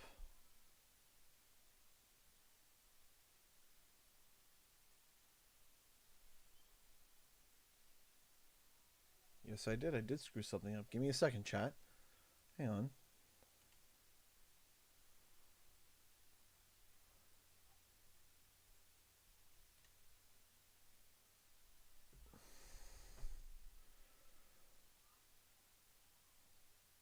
See, yep, I did screw something up. Hold on.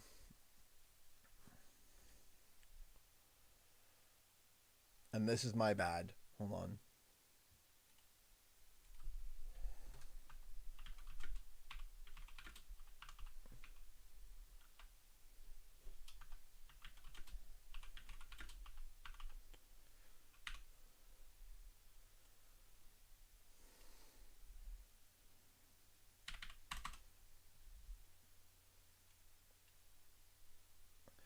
Don't ask me how I came to this conclusion or how my brain worked, but the goal amount was not 1,600, it was 1,100. I apologize. No, we fixed it. We're all good now. The bar is where it's supposed to be, because I was doing the math.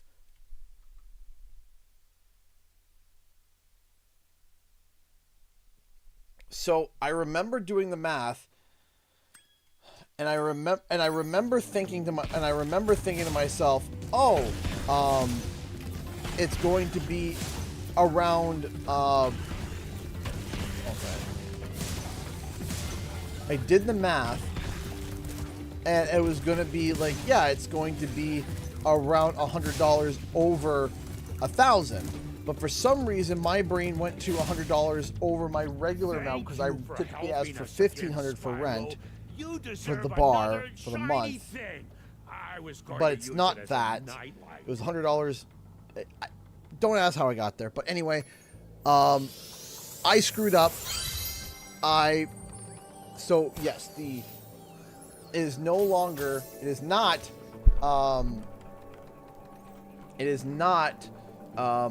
1,600. It's 1,100. Minus 2, 9, 2, 78 equals. That's better. Okay. So now we're $807 away and 22 cents. Okay. That makes more sense. That makes a lot more sense. My brain was just like, I was sitting there, I was doing the math. I was like, wait a second. That's not right. But I fixed it. So we are closer to the end than I expected. I do apologize. That's on me.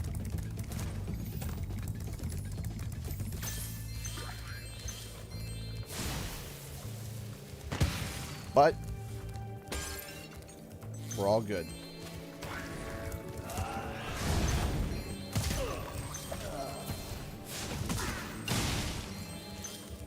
The PAX ticket price for the weekend passes, I think it's like $270 something.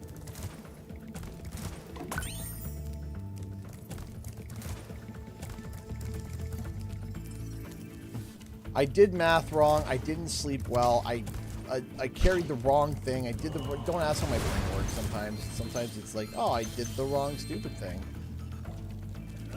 Yeah, so it covers tickets, flight, food.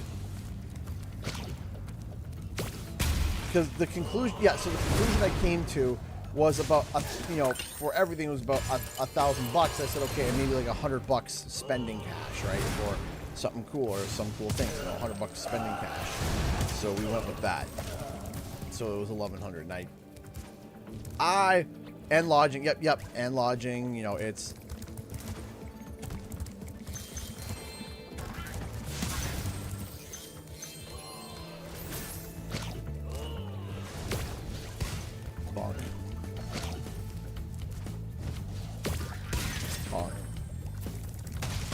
Food, lodging, etc.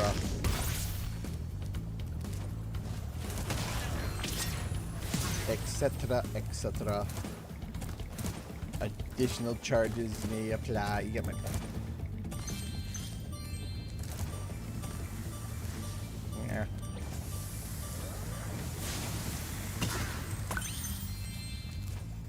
My legs are killing me, man. My leg. Also, towards my Duncan purchases. Dunk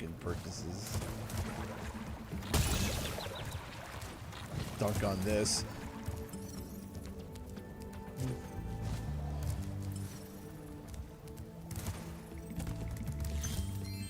I will go to the tradition that we broke last year, but hopefully we can rekindle this year the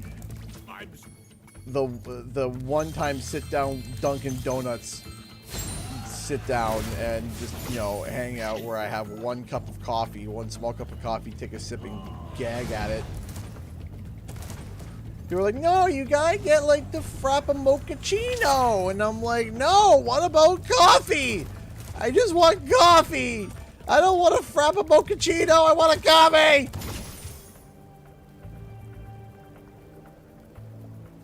So it's only me that's going to be going, unfortunately, because can't really travel with a 1-year-old. You can, but 1-year-old and then 3 other kids, it's no bueno. Catch up over Duncan.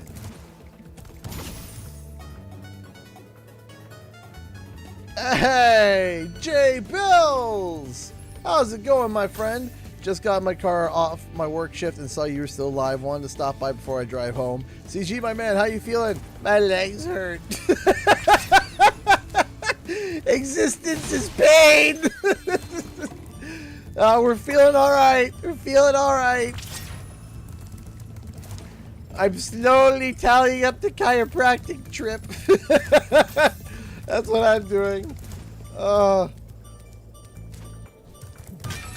But we're doing good. We're here. We're doing well. Spyro Force in development. How else can we not be happy?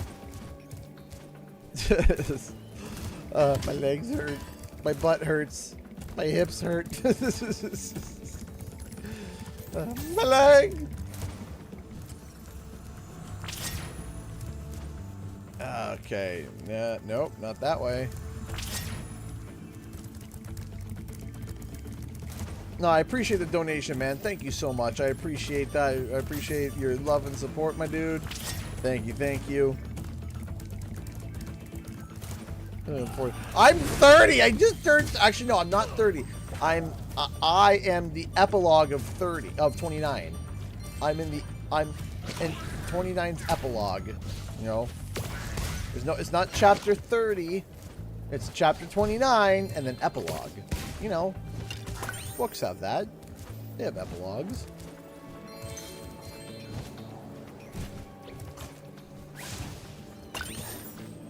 Thank you, Spyro. Now I can put my friend back together. Please.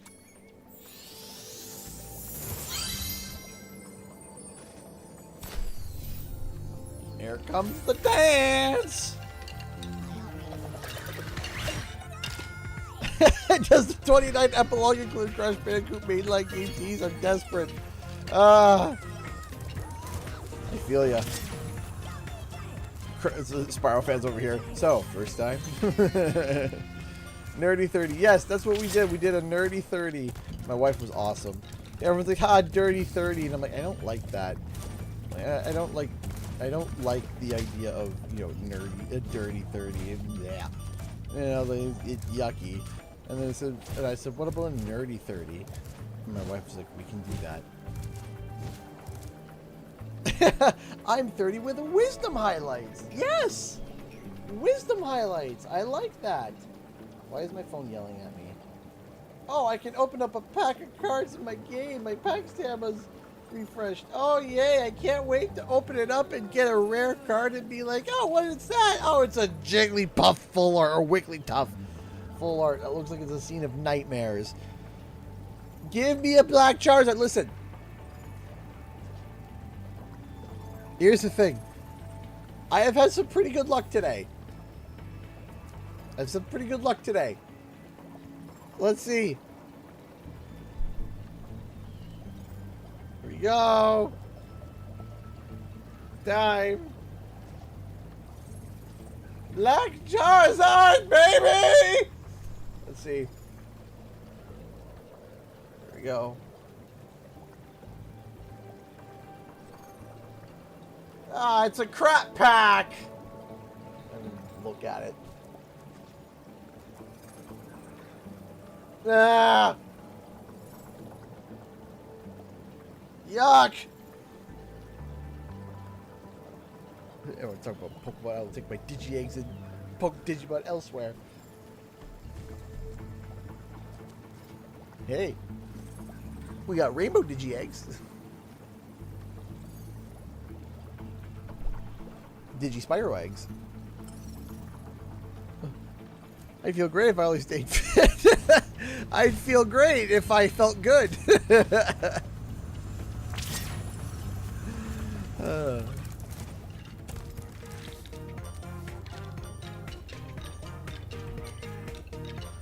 See the dust coming off his hips? That's me. Those my hips. Supposed to give you about the Spyro Digi-Eggs. I feel fired up, Bob. Ah! Game Pass has been around for 18 months. If you got Crash and Spyro trilogies and CTR remasters like Tomb Raider or Soul Reaver, is there anything you want to add to them or keep them 1-to-1? Right stick controls? If we did it that way, right stick controls would be nice. I don't know if the Tomb Raider games have added right stick controls. They probably do, but just because they don't.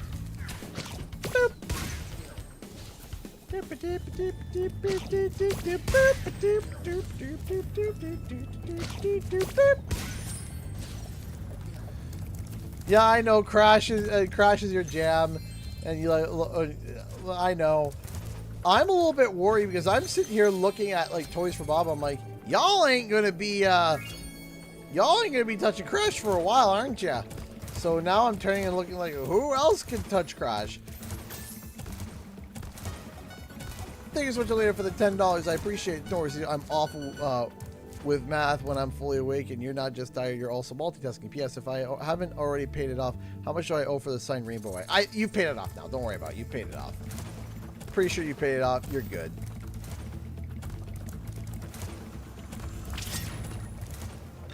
You're good, Elena. Away! I think Crash is cooked. I disagree. I know there are people that want to develop a Crash game, but the problem is getting it right. Like getting the right team and the right setup for it.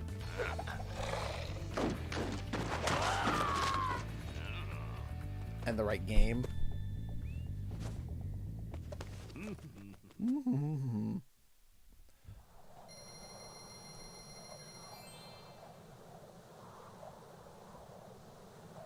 Yeah, it's a matter of figuring... I think it's a matter of figuring out of who's going to do it, right?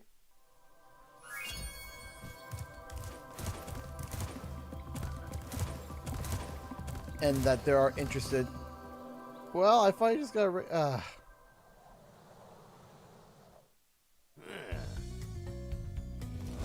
I'm missing regular Lucario EX, and I'm missing Tinkaton EX.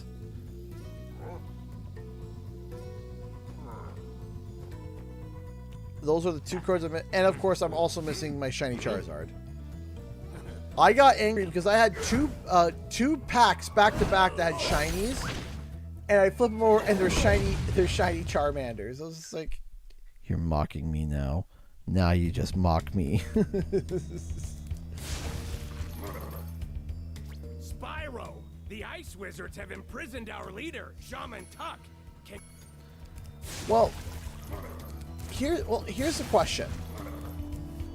If you get on the catapult. Here's the question that I have.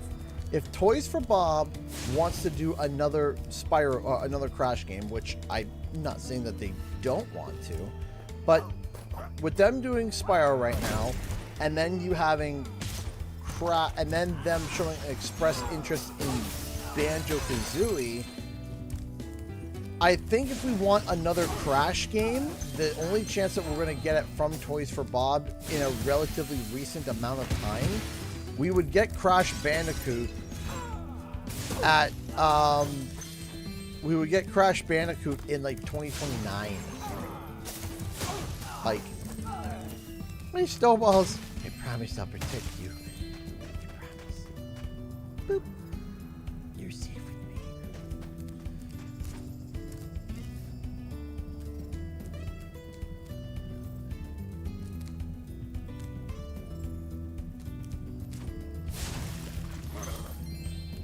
But anyway, one of the things that that if we want another Toys for Bob led Crash Bandicoot, we won't see it till at least.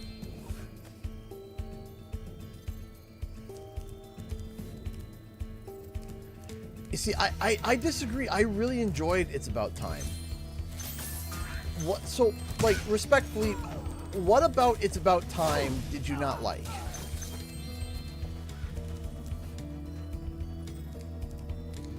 Right, that's where I'm wondering, is what about it, was it the difficulty curve? Was it the, it's what about 4 was not enjoyable for you?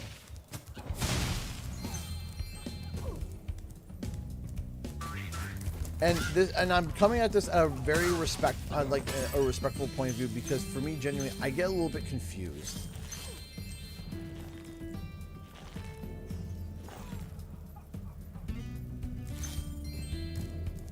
The completion, okay.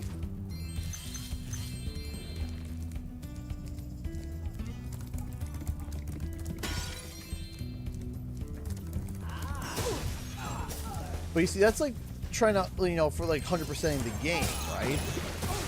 Is that included in your judgment in the game's quality?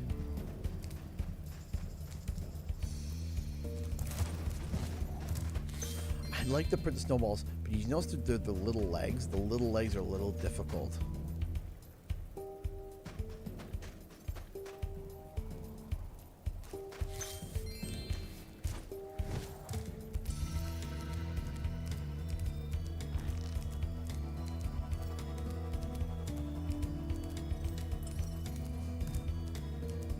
Hello there, Spyro. I could arrange for you to cross this bridge for a small fee. A small fee. Thank you, Spyro. Now I can buy that condo in Hurricos I've been wanting. So, yes, there is the Uka tease at the end, yes. But again, personally, I didn't like the art direction too much. The Jack 2 levels of difficulty spikes and weird level designs, especially with crate placements, was super cheap. Okay. So,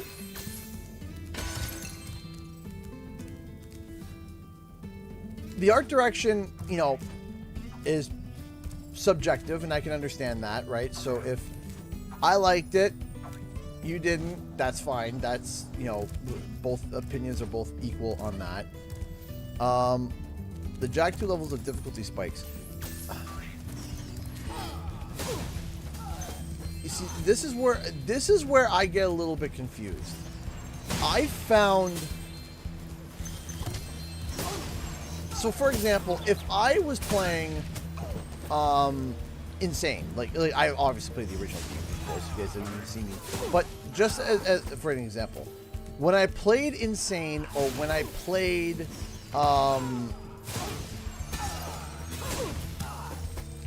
Insane, or when I played the original, I found that there were moments that were really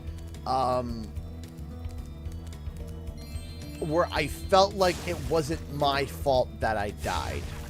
And I felt that the controls were a little bit, I don't want to say janky, but I mean, of course, Crash 1 is going to have jankiness to it because it's the PS1, right? But there is an aspect of jank to classic PS1 games, right? That's just natural. And it was... But for me, what I liked was, for me, I felt like, for me, in Crash 4, when I died, it was my fault. Like, it was kind of like, okay, I can understand where I died. I get that. So the difficulty spikes to me weren't as much of a problem for me because I felt like the controls were really sharp. And because of that, it felt like, okay, this is a challenge I can overcome. I have the tools to be able to do it. I just need to overcome it. And that's why I liked it. I got frustrated at some of the original controls for some of the levels because I felt like I was doing what was being asked of me, but there was a jankiness to the original games that would end me, and that frustrated me.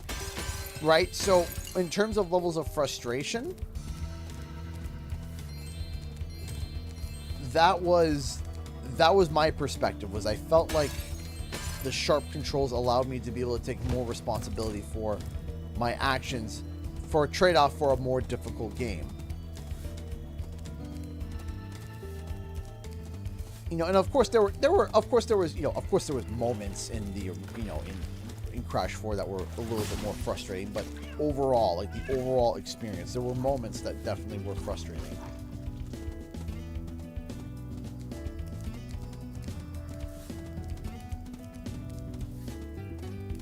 And I totally understand you about that too, J Bills. No disrespect for me. Like, I understand. Crash Insane was egregious, to be honest. That and weird hit detection that really showed itself in Crash 2. I love Insane 2. Crash 3, though, was rough in that remake. And you see, yeah, that's what I mean, is that, like, it's a matter of... It's a matter of these... Also, I wasn't crazy about, like, some of the secret levels and stuff. I was never crazy about that, where it was suddenly like, oh, yeah, you have to go through and exit on this level to pop on this other level to be able to go over here. I wasn't crazy about that, for me personally. I wasn't crazy about the secret entrances of the levels and stuff. When I was a kid, I remember being vastly confused. For me. But I did enjoy Crash 4. I did enjoy Crash 4. It's my personal favorite, but I can understand why some people disagree with me on that, and that's fine. And we're just having an open discussion here. But from my point of view, whether or not Crash Bandicoot 4 was Butterfly Jar, perfect, because we protect the snowballs, right, chat? We don't ever kill them. That's never happened, right?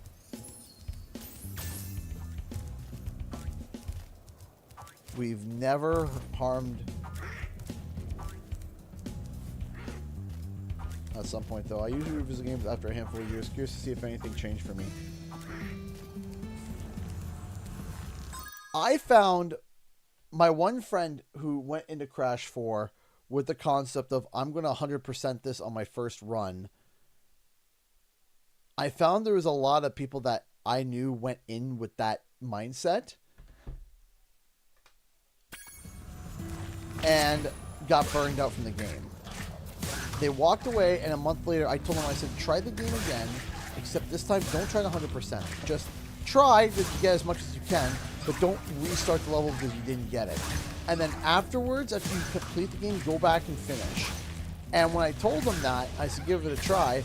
They sat down and they said, okay, now I love the game. They said, it took me a little bit, and now I love the game. Now, I'm not saying you have the same issue, but I'm saying that that is a common recurring issue that I've been seeing. You have saved us all from a grisly Snowball story is just a rumor. Please Exactly. accept this orb as a small token of our thanks.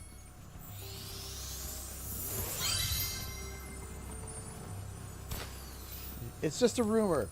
It's just a scathing rumor.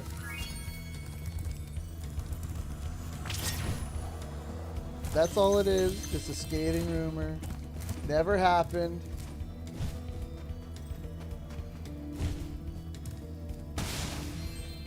Where I agree with you with there are aspects of the crate placement that I agree with you, especially for me. I have a sometimes I've been noticing in my old age. Welcome back, Conky. I've noticed that colors like kind of blend together, and some of the areas where they were like, oh yeah, the crates are like the same color as the background, and I couldn't quite like see. I didn't like those crates. See, I knew Conky was coming back. That's why I zipped through Zephyr before, so that he didn't have to experience his favorite level. Sorry, Conky.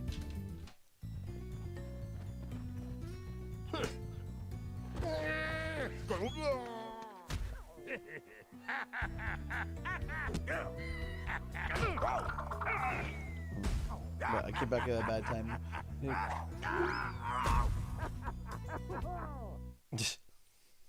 What are these people doing? Genuine question. How often have y'all replayed Crash? For like average, how many times y'all replayed it?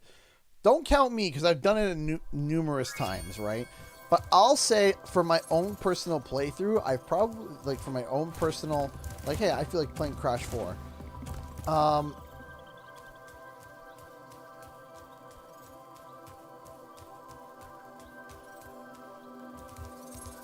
I think that, you know, for me, on a personal level, I think I've replayed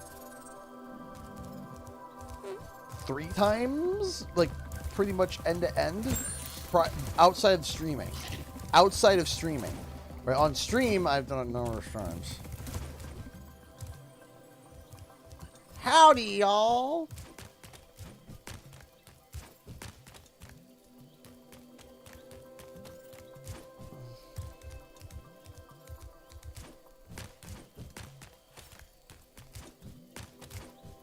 But you see, that's also why I like the mod. So, J-Bills, if you have the PC version of the game, go back and try the modded version. There was that new version. I think it would definitely be more up your alley. I think that modded version of Crash 4 would be more akin to what you love. I think.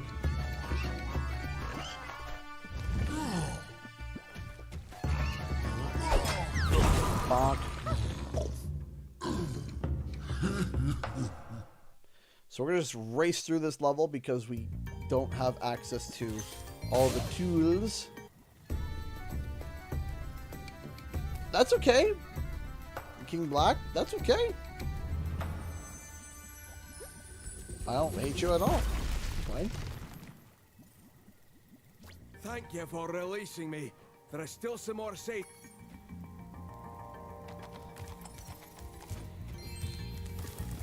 Yeah, I would recommend getting that mod because playing through it, even as someone who enjoyed the original Crash 4 and being okay with difficulty, I enjoyed the little modifications that were added. I enjoyed the little tweaks that they added, the little extra things, the making the gems more obvious, adjusting the crate, you know, platforming and stuff. I really liked that. Also, I would totally throw out the inverted mode. Thank you, Ori, for this around $5. Random question about Crash 4. What's your favorite inverted mode style, and what's your least favorite? So least favorite has to be the, I think it was the dinosaur one. The dinosaur one was awful because my eyes, I literally was trying not to vomit while I was playing those levels, like the high saturation. If you guys remember, it was a Cool Guy A that showed up, and Cool Guy A is when I'm wearing my aviator sunglasses. I had to wear my prescription aviator sunglasses in order for me to be able to complete those levels without feeling like I wanted to throw up. That was, for me, I understand what they were trying to do, but I think the inverted mode was a miss, in my opinion. If they would have taken it out, I wouldn't have missed it. I would not have missed the inverted mode. If they were just like, yeah, it's not even there. But my favorite one, the Paint the World one, was pretty cool. I have to admit, the Paint the World one was pretty neat. I liked it. I very much enjoyed the Paint the World. That one was pretty good. The other one that I liked, I'm trying to think of, was... No, it's basically the Paint the World. It's inverted, more like avoided. Got him. Yeah, the ice one was, like, it was just... I remember, like, trying to play and, like, feeling genuinely sick, where I was like, I feel like I am about to end this stream by blowing chunks everywhere.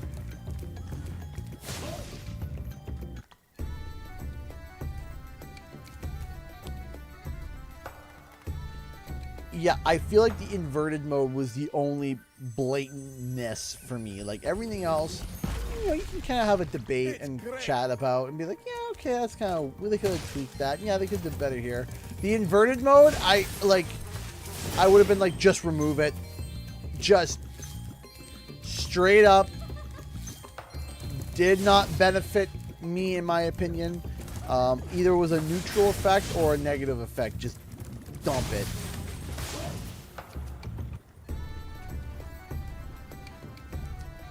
Yeet and delete.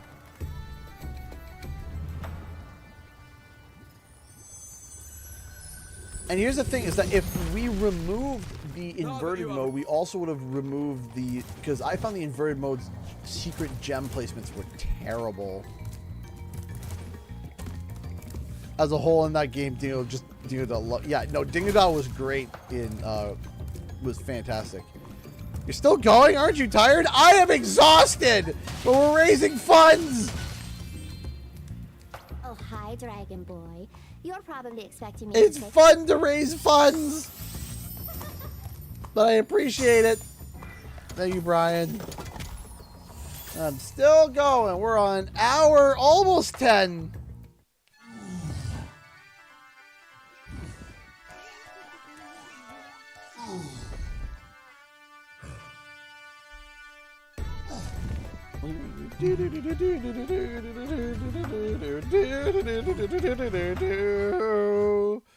My butt's sore.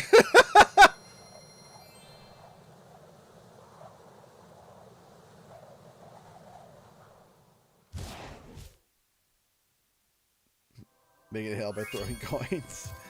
It's raining toonies. Alright.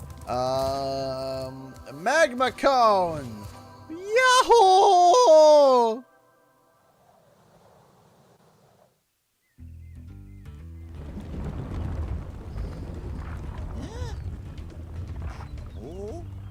Oh. No. Oh.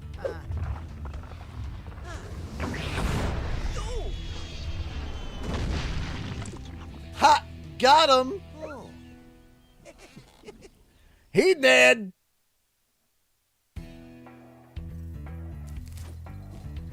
Anyone like some crystal popcorn? We'll be doing that tonight. Hello, Spyro. Hello, Spyro!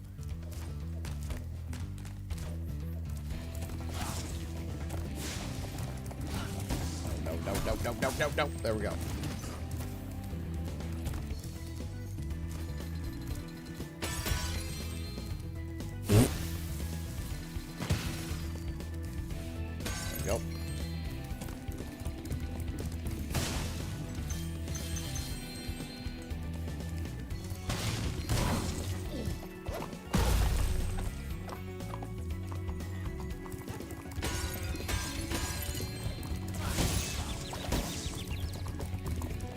Oi, get over here! I missed.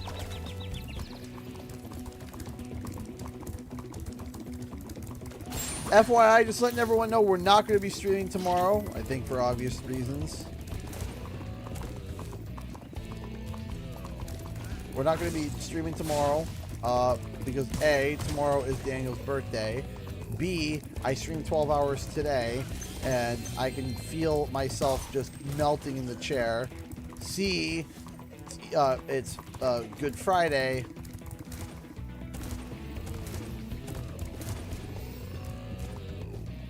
This is a 24-hour stream.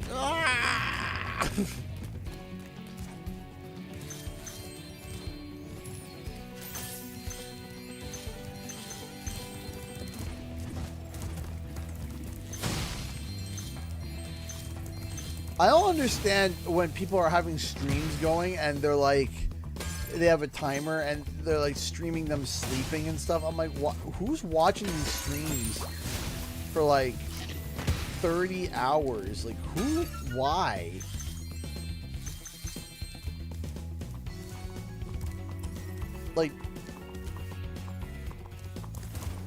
Like, no thanks.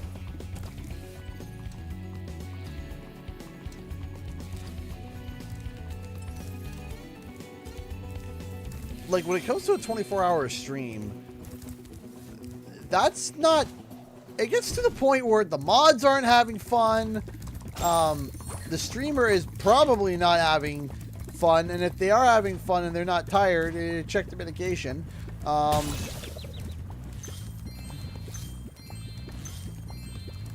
Because the human body is not supposed to be, you know, going for 24 hours. And it's not supposed to be streaming and talking in front of people for that long. I'm sure super plan for it. I know, but like there's like streams where they log on and the person is sleeping. And it's like, why? Like, why are we watching a guy sleeping? Just turn the stream off and turn it back on when you wake up.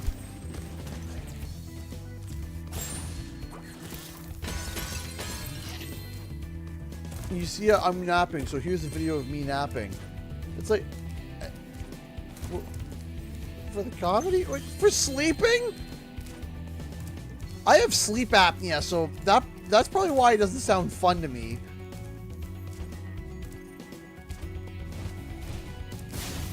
I'd be too self-conscious about going into a deep sleep and starting to snore. I know it would be used for sound bites for the rest of the end of time. I was chatting, hanging out while you're sleeping. Yeah, it's... It's like, imagine going over to someone's house for a party, and it's getting late, and the host is so exhausted they fall asleep, and everyone just keeps the party going with the host sleeping.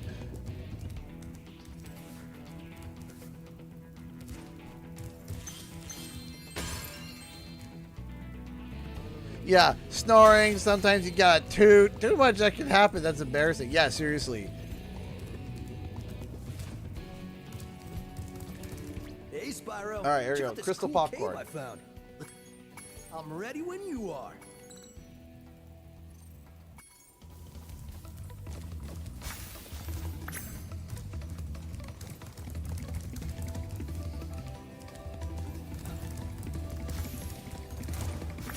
Also, I don't know what things I say in the middle of the night. What if I wake up and I'm like, I ain't kill the president? Like, you know.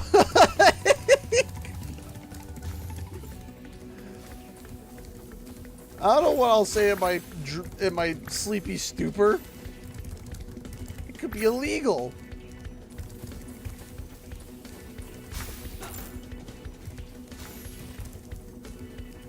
Ha ha!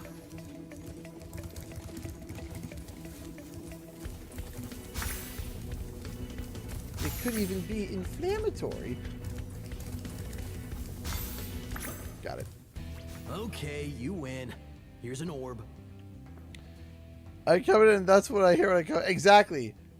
You'll just start reciting the B movie. Yeah, there we go. That's what will happen. Start reciting the B movie and then talking about the fact how Shooter eats sand. I'll give you another orb if you can beat me again.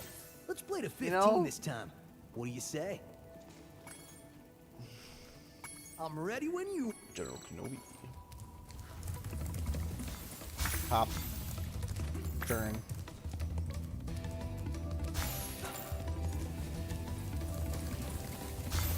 Tap.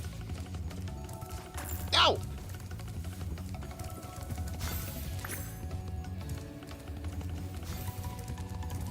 That one for that one. This one's mine. It's mine. I licked it. Ag! No! I almost rolled into it too!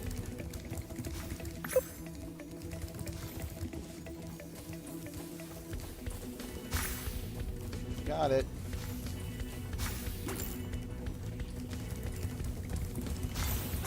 Arg!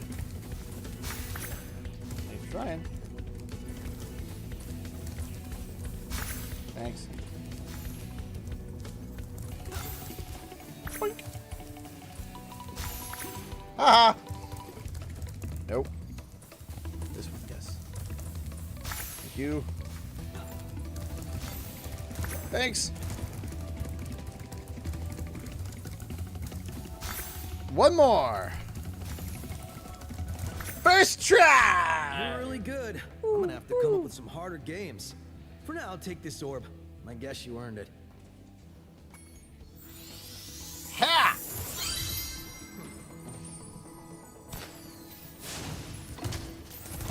Get.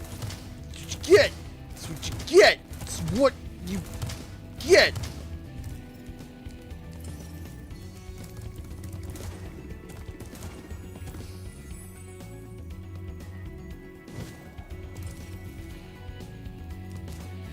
Just a curb stomping Hunter.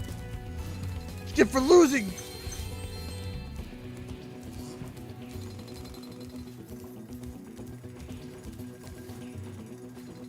You know, I never see his. It's great animation. Love it. What's he doing?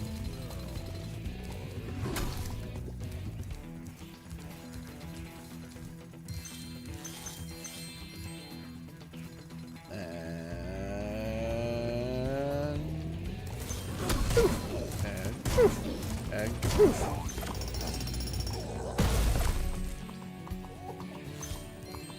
Well, Conky, you would be welcome to join us.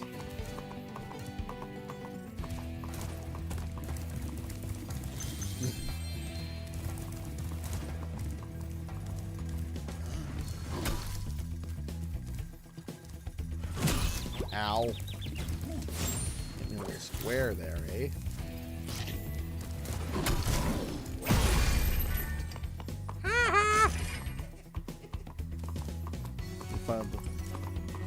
Are we just gonna have like a giant mod party?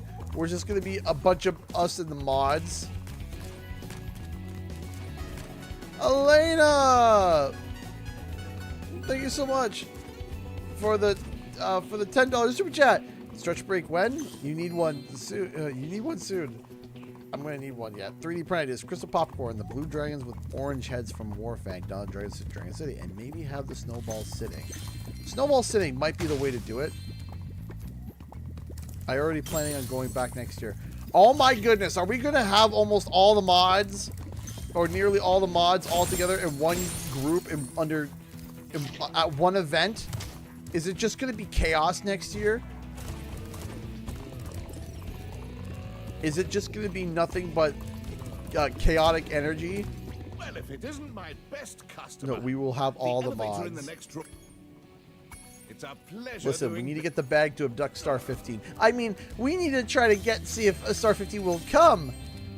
Get the bag. Get the bag and the alibi. The bag and the alibi.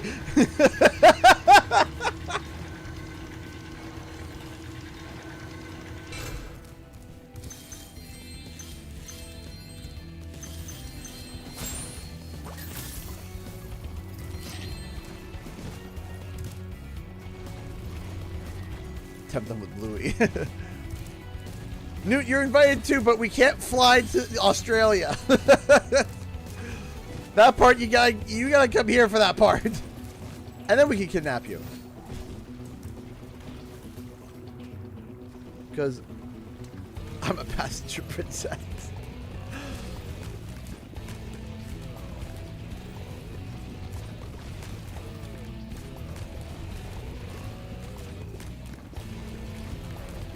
Just lure them in an exclusive Louis episode.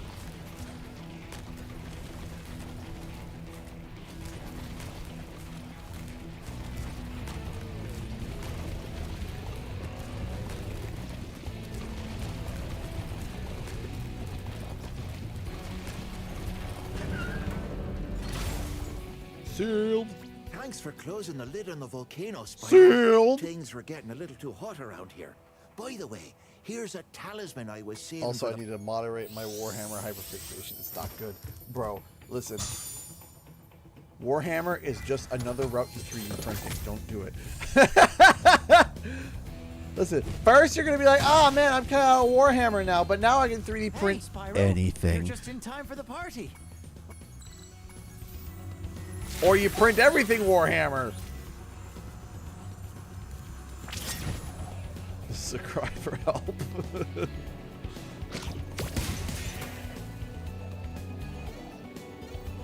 First step is acceptance. Okay, so here's things easy. Uh-oh. Don't tell me you've ordered 4 printers like me. Because that's basically all I'm going to be doing next week. It's just going to be like, okay, 2 weeks until PAX, no problem. Just 3D print everything. That's okay, Newt. Again, we kidnap you too, but you're kind of in the land of, you know, 4 sharks per square foot of water, so you have to come to us, and then we'll kidnap you.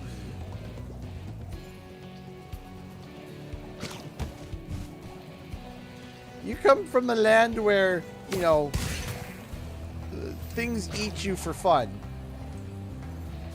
Okay, 2 bags! There we go. You need a bag and an alibi for Star 15. Stick her in there. Or it's just like a box with a string and there's like a Bluey episode playing and she's like, oh, Bluey! Pull.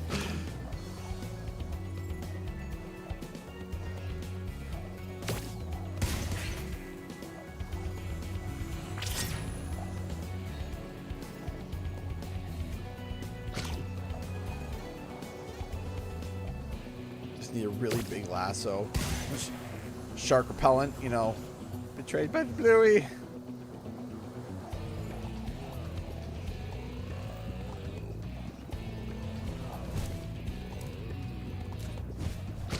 There we go.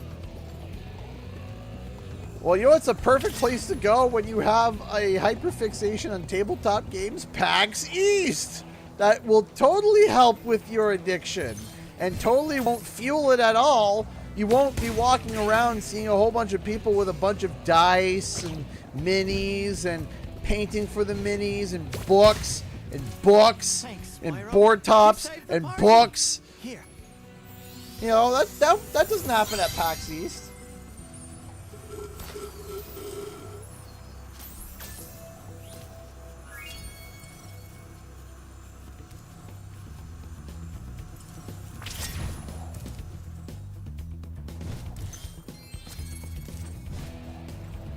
I was low-key thinking if I had enough time, I was thinking about running a mini one-shot D&D campaign for everyone in the house for us to do a little bit of when we got back each night, but I think everyone would be too tired. I thought it'd be cool to, you know, practice my first one-shot.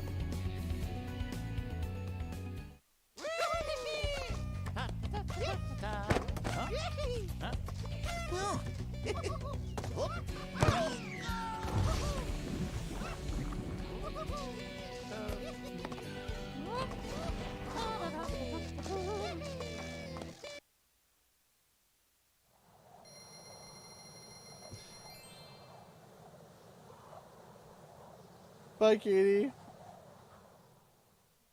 We can't discuss the CG. Okay. Okay. I'm gonna go take a little stretch break. I'll be right back. Oh. 10-hour mark!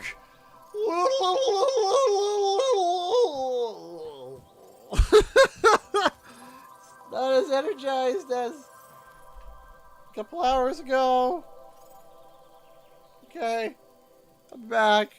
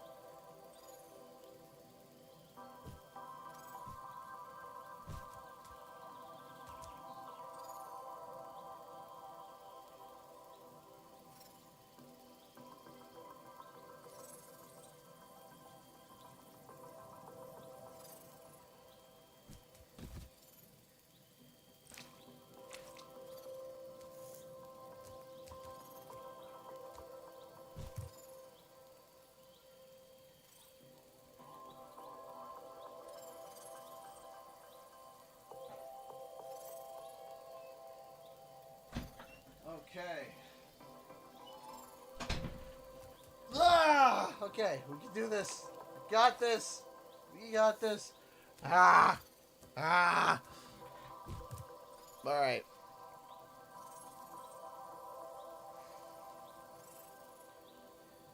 Alright.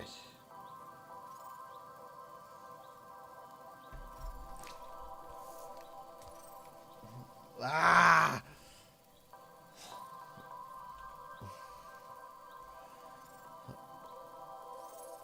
I was lying there and I was just like, okay. I was like, I need to stretch. I'm having a hard time stretching. And then my wife came downstairs. She was talking with me. I was like, you, help me. And, and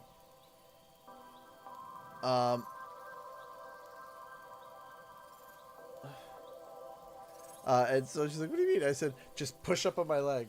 She's pushing on my leg, and I was stretching I can feel the stretch of the inside of my leg. And she's like, you're flexible. I'm like, I know, just keep going.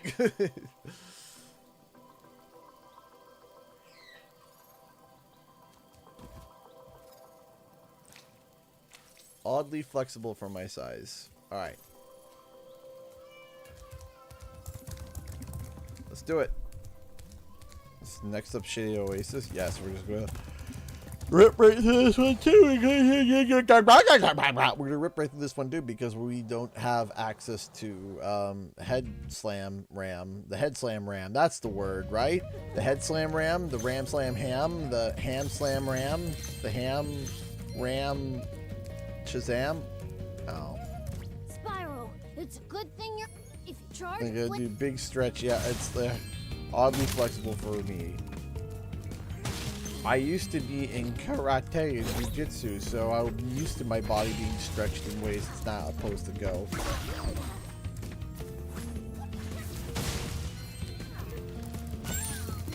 I'll teach you jiu-jitsu in 10 seconds.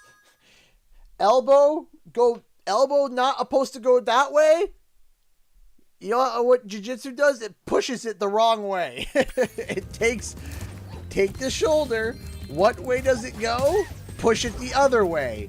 And that's jiu-jitsu. Is a joint supposed to only go left or right? Do up and down. Hey, Shelly, how's it going? Let's use Spyro stream. Of course. I've been here for almost 12 hours. I've been here for 10 hours and yeah. 1 hour 10. Where are you on the loopy scale? Oh, we're sitting at a solid 6. Solid 6 on the loopy scale.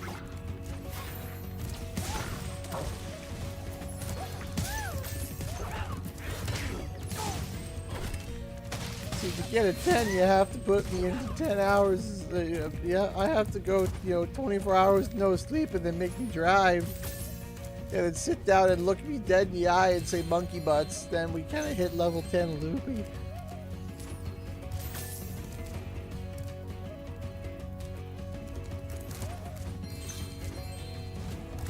But then when you ask me, where are you on the loopy level? And I'll say purple! Anyway.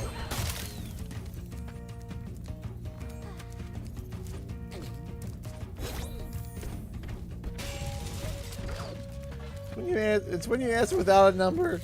That's when you know that you're pretty much toast. So we're on the loopy scale. Square.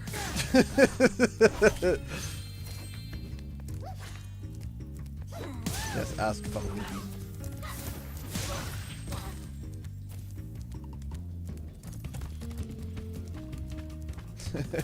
How many fingers am I holding up? Square. Uh-oh.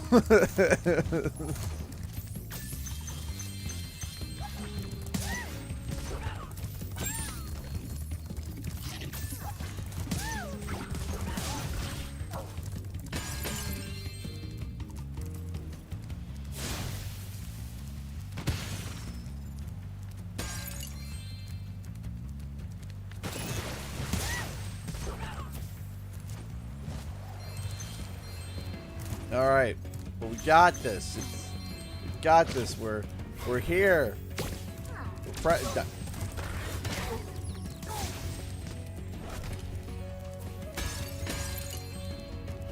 2 is squared. See? See, there's logic to the square.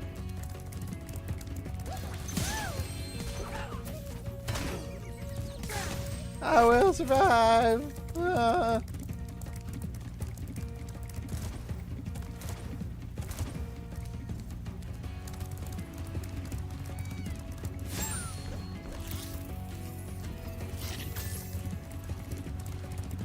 I need a green ball to spit at something.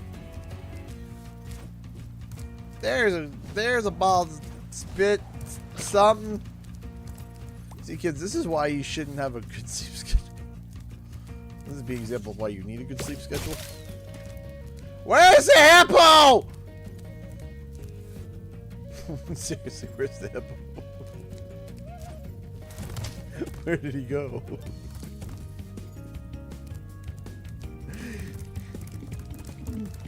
Where's the where's the hippo? Why are you back here?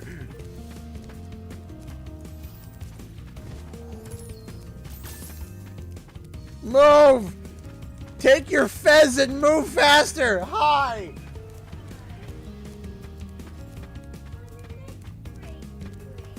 Okay.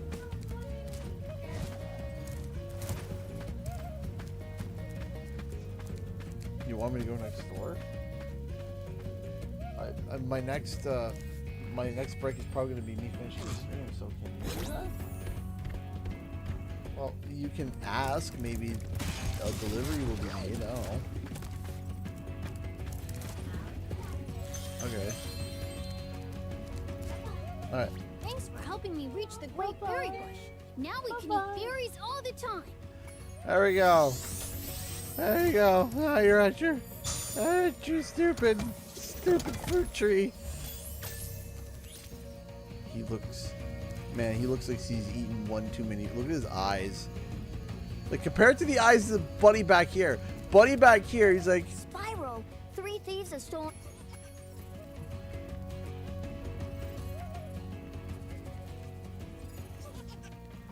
How many hours? Probably too many. Like, look at this guy's eyes. They're kind of weird. This guy's like, whoa. Boy, howdy, looking like Shaggy over here. All right, we'll come back later because I need the horn bash. Huh? Huh? Huh? I'm drinking water.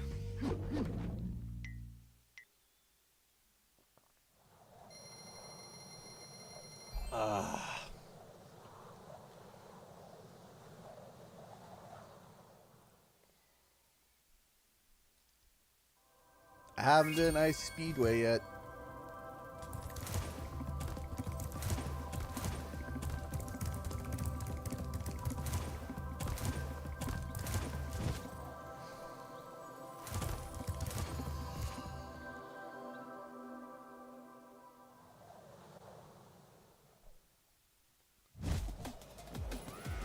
Okay, Shibuya. Shibuya. Shibuya.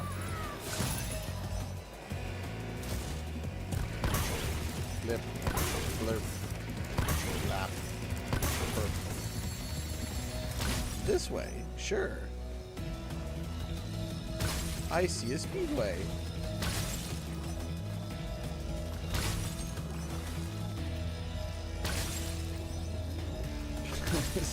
Oh no.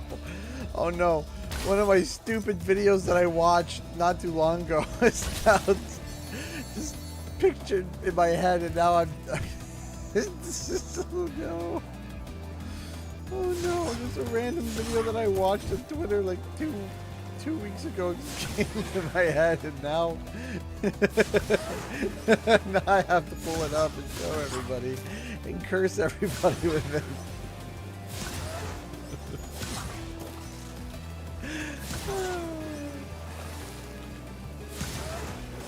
What I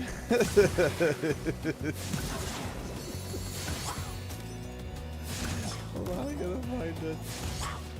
There was a video that I found it, I came across it, and I just started, like, it was late at night. I came across, oh, that's another good one. That's another really... Okay. We got two. We got two. Okay. We got 2 pieces of brain rot for y'all. 2 that just kill me.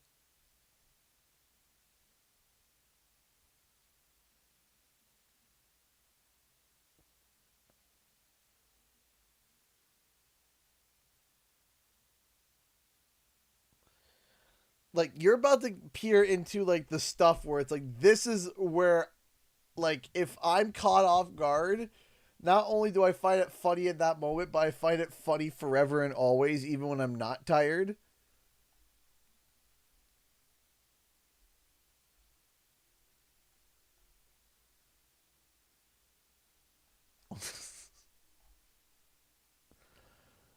Okay, hold on.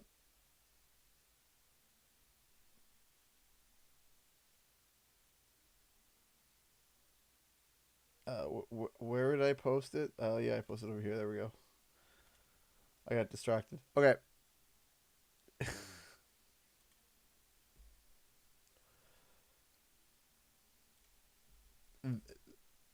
This one killed me when I saw this. And I saw it. Some of you may already know what this is, but this killed me. I lost my armor. I lost my presence. I lost my height. I lost my size. I lost my fear factor. Remember who you are! I lost my armor. I lost my presence. I lost my height. I lost my size. I lost my fear factor. Remember who you are!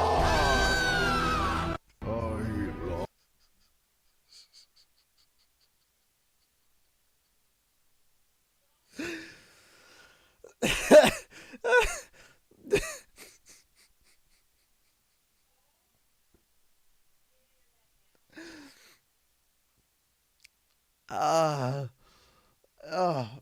But that wasn't the one that came to mind. It was... It was this one. I saw... There's so many levels to this. If humans can only hold their breath for 10 minutes, then how was Louis Armstrong able to become the first man on the moon?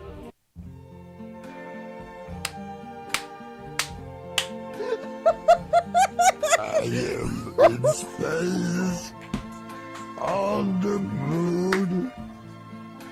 Help! I am losing oxygen. I'm gonna suffocate. If humans can only hold their breath for 10 minutes, then how was Louis Armstrong able to become the first man on the moon?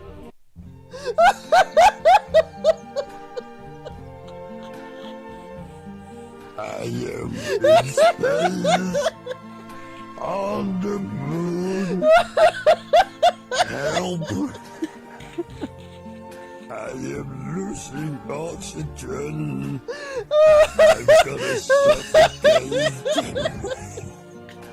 If humans can only hold their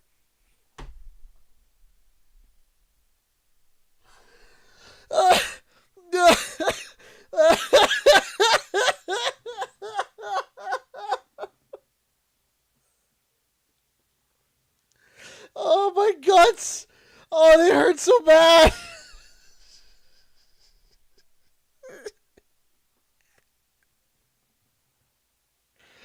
Oh. Oh. Oh. Like, it opens up with so many wrongs. One last time, then we'll get back to this. Breath for 10 minutes. If humans can only hold their breath for 10 minutes, then how was Louis Armstrong able to become the first man on the moon?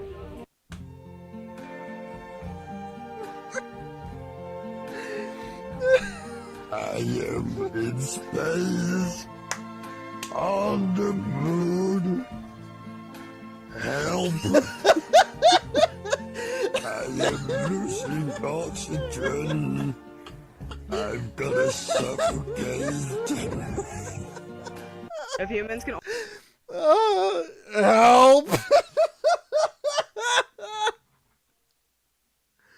Oh.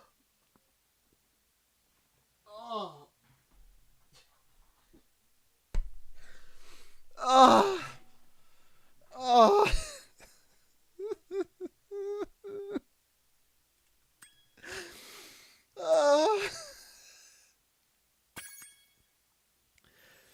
Oh. Oh, I forgot about Hunter. I gotta go back. Help. Like there was analysis video. Oh. That's it. That's the content. Oh. Good job, Spyro. Oh. Great. I'm in space. Oh, the first time I saw that, the reaction was right now. I was sobbing. I was I was laughing so hard. Oh, I had to show my wife. She started laughing too, but I just help. There's just so much wrong with what she said. I was like, wait, what? And then, see, I heard what she said. I was just like, wow, what a stupid. And then it just got a million times better. I'm so happy. Way to go, Spyro. By Will, You're even better Diff, than I am. Kiara, Wyatt, and Baby. Hi.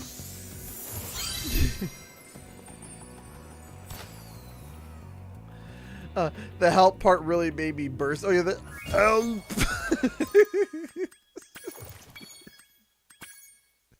You can hear the guy recording too start like laughing. Even the guy recording started laughing.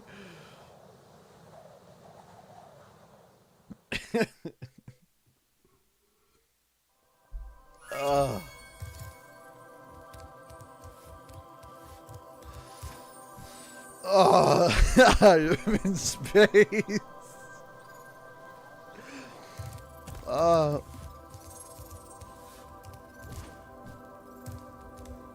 In space, everyone can hear Louis Armstrong cry for help.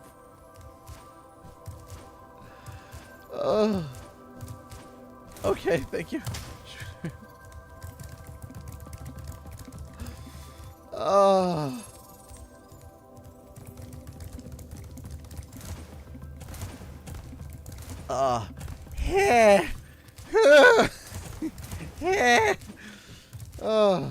No, it's not lunchtime. We gotta do Scourge. Anyway, I figured I'd just leave you guys with something, but the other one's great too. Remember who you are! Around $5 for the laughs might be your funniest stream moment since you're going through that Powerpuff Girls video. Oh gosh.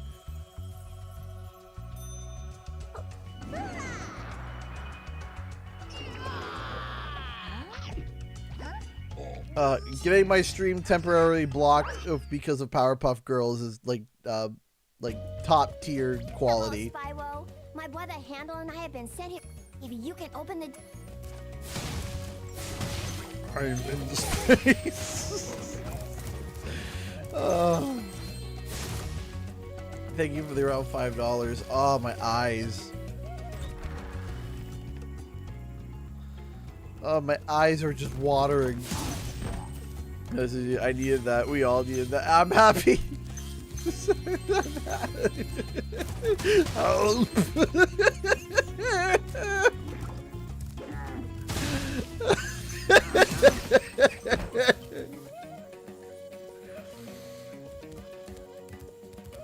No, we don't want to be more serious. It's a joke. It's a chicken. Chicken.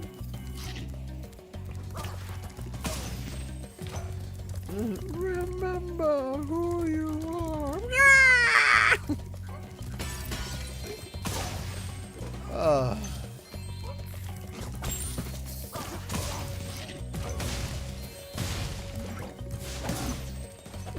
Chicken funny. It's a chicken. It's funny. Chicken.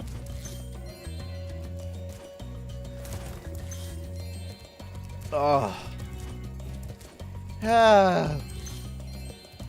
The monkeys have escaped from the out. Great. Now it's gonna become a stream joke where we go, help. The people are just,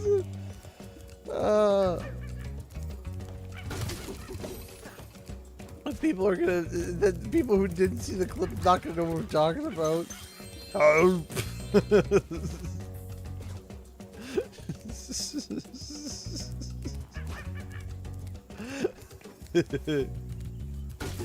Should make that maybe a sound bite. It's just the help.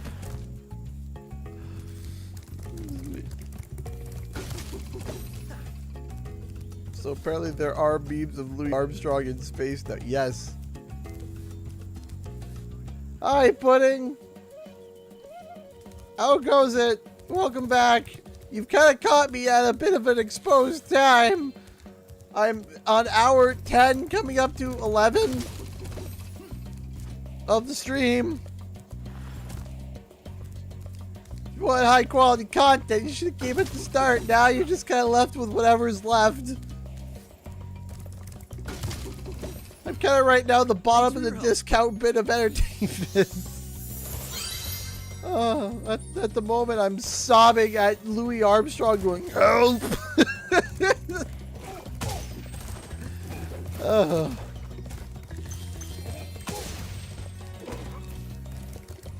Almost there, bud. Trying. Chugga chugga. Choo choo.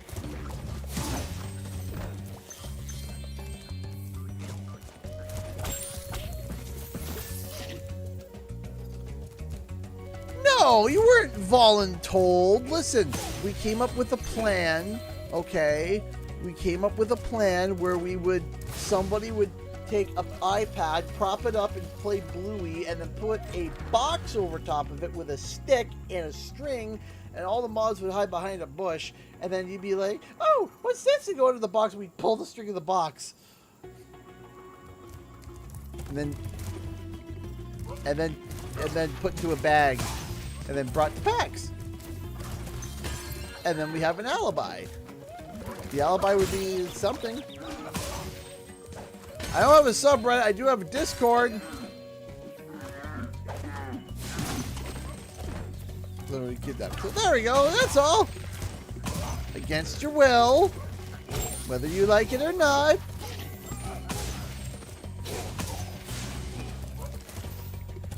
Yeah, there is a CG Reddit. I didn't make it. Another viewer did. I barely use Reddit anyway.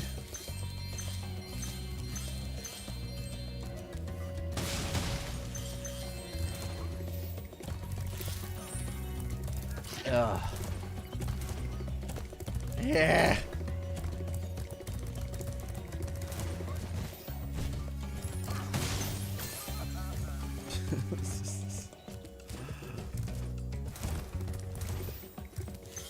Is there a PAX West or PAX North, PAX South? Yes to most of those. There is no PAX North, to my knowledge. There is a PAX West and a PAX South, yes. And then there's a PAX Prime and a PAX Unplugged. So PAX Unplugged is strictly tabletop gaming. So, you know, it's not really video games. Then you have PAX East and PAX West, which are both like game events, and then you have PAX Prime, which is a bigger one. So yes. Yep, lose.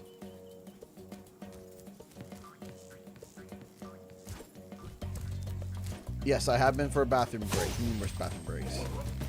Which way is east? West. Into the west.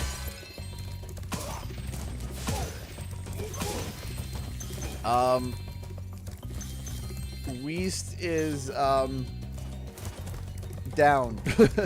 And no, I don't mean south. I mean just down. Just dig.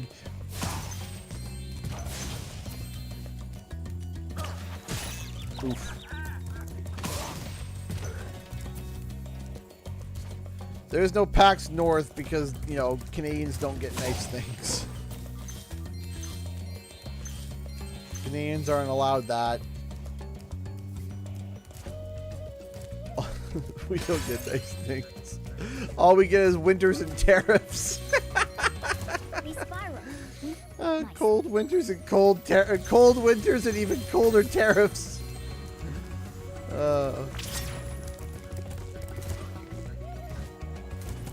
Alright, time for Bombo! But now it's Bob!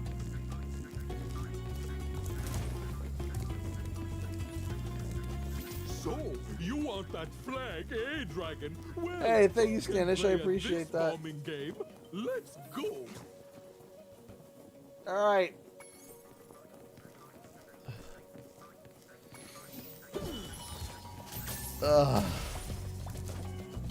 Blame Canada!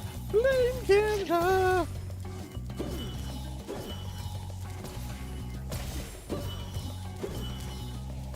Yeah.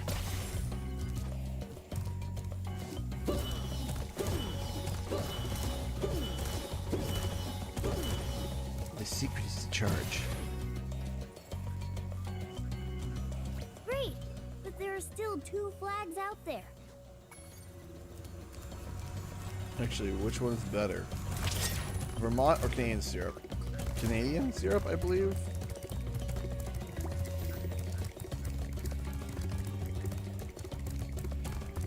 Oh, Canada. Our frozen native land.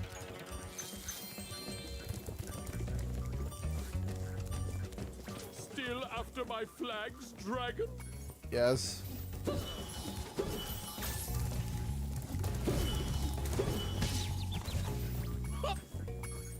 Listen, okay? What Tim Hortons serves is crummy coffee. What Dunkin' serves is the aftermath of battery acid. Okay, that's what Dunkin' serves, and they call it coffee. Now, listen, you know, I think you could probably sue for that, and I know, you know, America's really good for aspects like that. But Dunkin' Donuts coffee is equivalent to a byproduct of battery acid and vinegar making a hate baby. Okay, so listen. All right then. I will stand by that. Okay. It's bad when you see the Dunkin' Donuts people getting their delivery from Duracell. You know that's not a good thing.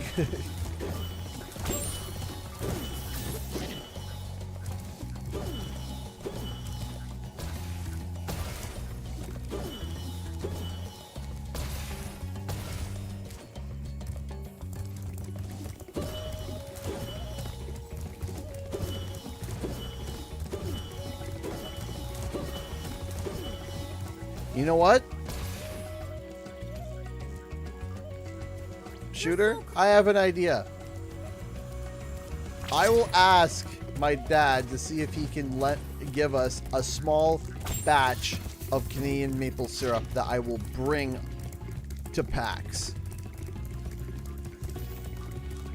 That we made. Homemade Canadian maple syrup. And we'll try it, and we'll try it for breakfast. How about that? How about that? You won't get my last flag.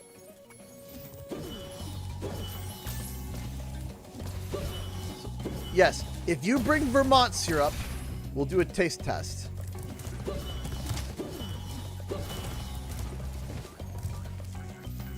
Well, I'm happy to hear that, Lunar Ugly Gaming. I'm happy to hear that. Where'd Bommo go? Where'd he go? Did he? Bommo! Bommo the Lamo. What are you doing? Yeah, that's right. That's right. That's right. That's right. Yeah, we're gonna have some syrup tasting. Maybe I'll bring coffee too, so you guys can taste what that tastes like.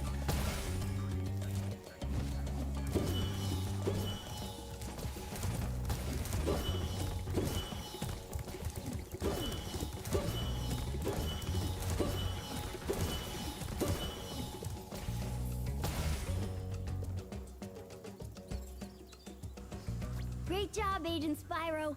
How can we repay you for your efforts? How about this orb that I found in the sand?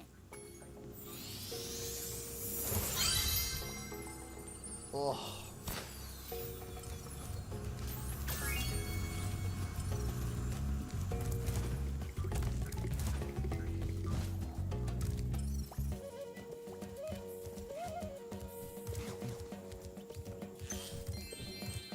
Yeah, what we got is cheese curds. For cheese, it's cheese curds.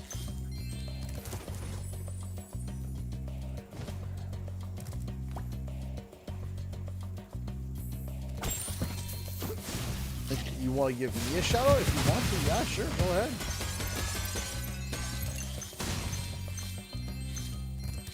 Poutine, yes. Getting hungry again.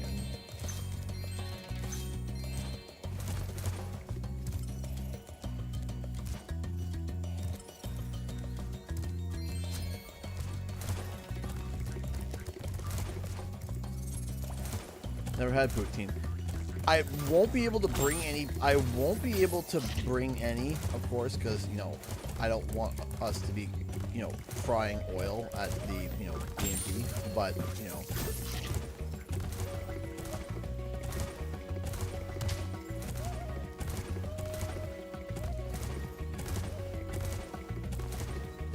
Spyro, you make a great secret agent. Now, but you gotta have crispy fries. There's a specific way you gotta do it. There's a specific way you gotta do. No, you can't just oven fries. What is this?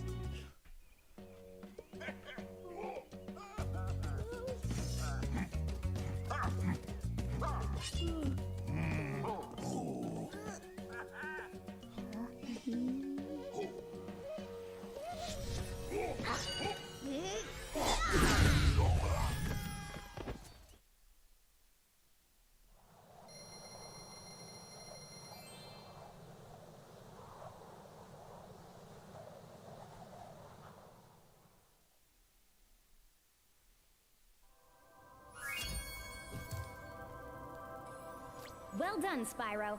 Now All that right, you here we have go. all 14 talismans, your guidebook can break the lock on the door, and you can fight Go. Are you ready? Let's do You it! have to jump down the hole in the floor to get to where Ripto and Gulp are waiting. I can help you out a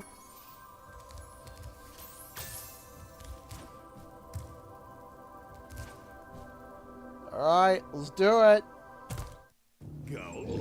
We finally made Avalar ours. You've earned a special reward. Not Zoe. Go. What is it, boy? Oh, the fairy. Here you go.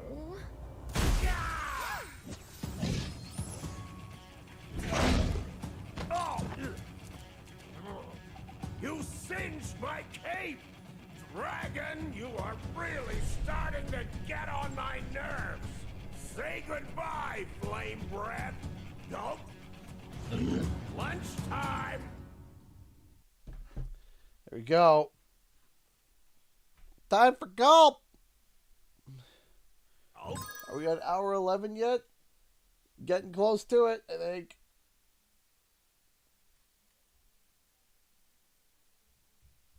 Oh. Okay.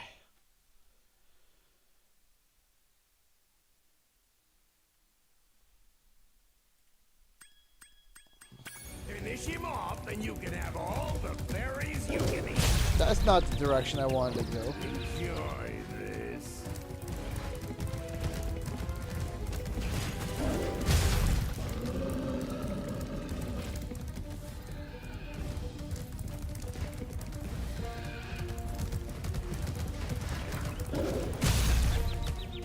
Ow. Ow. Not a good start so far.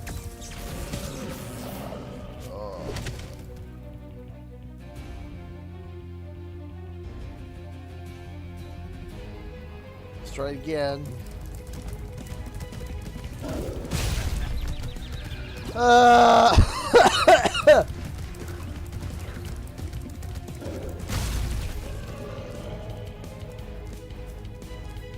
eyes are bugging out, man. Ow. Except cheese curds, which is like a mozzarella, kind of a mozzarella. Chunky. Jan!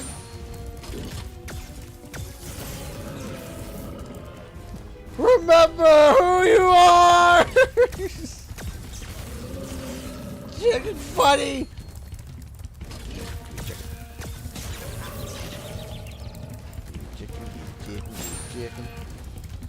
Chicken in the hickin' in the chicken.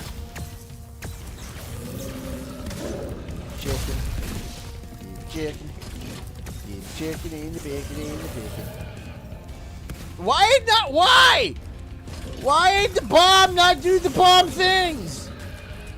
Here, rocket face. Enjoy.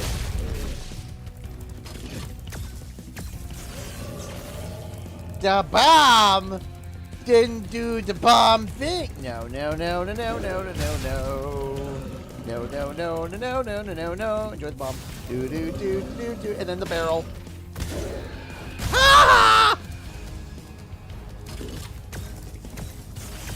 Viral.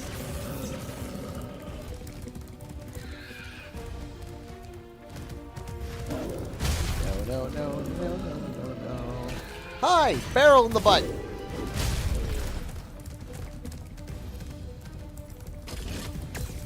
Barrel butt. No, no, no, no, no, no, no, no, no, no, no, no, no, no, no. Aha!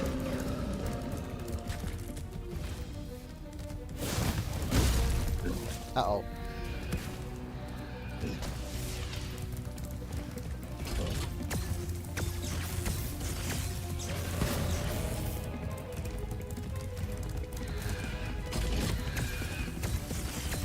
Ow. Drop the egg in the trying time. Barrel!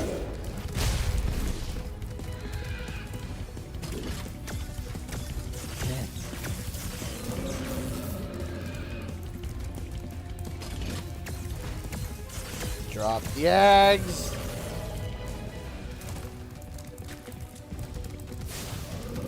Enjoy the bomb.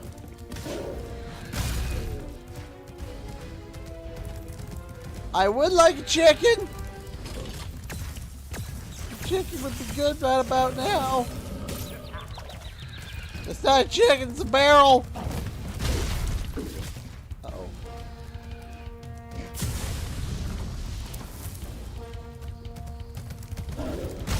Don't die, don't die, don't die, don't die. Drop the egg! You've been running around with the egg! Drop it! I'll take it, but I need chicken.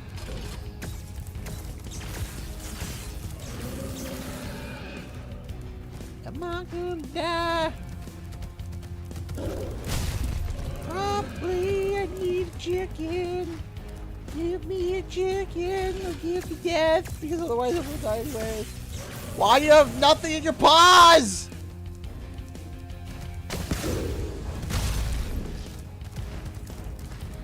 Just be dropping eggs. What are you holding?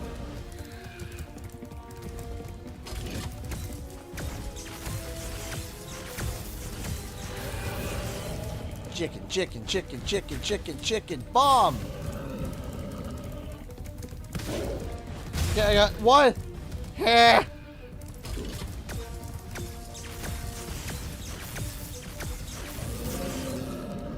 I almost died 3 times there.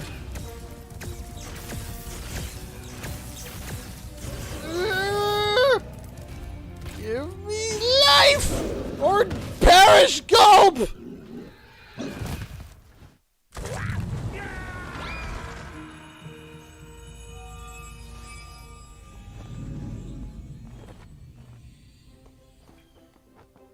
Easy peasy. Didn't even freak out. Whoa, Laura, where'd you come from? I was just Got outside him. the castle in Autumn Got Plains. him. The castle is now free again. There's no sign of Ripto. Yay. And since you've been around, the creatures of Avalar are finally starting to get along. Since you've done so much for Avalar, and since I know you've really missed being on vacation, we really wanted to do something nice for you. It's not much, but we hope you like it. Oh, wow, this is great. Aren't you gonna join me? No. I'd like to, but I've got to go check on the professor in the winter tundra. He's still trying to fix the super portal so we can send you home. Oh, that sounds interesting. I think I'll just hang out here for a while and soak up a few rays.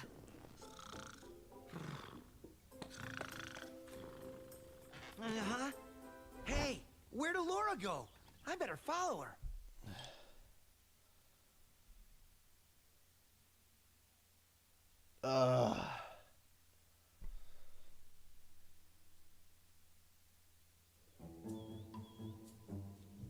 I think I've finally come up with a way to access the dragon worlds from the super portal. This power crystal should give us the extra boost that we need.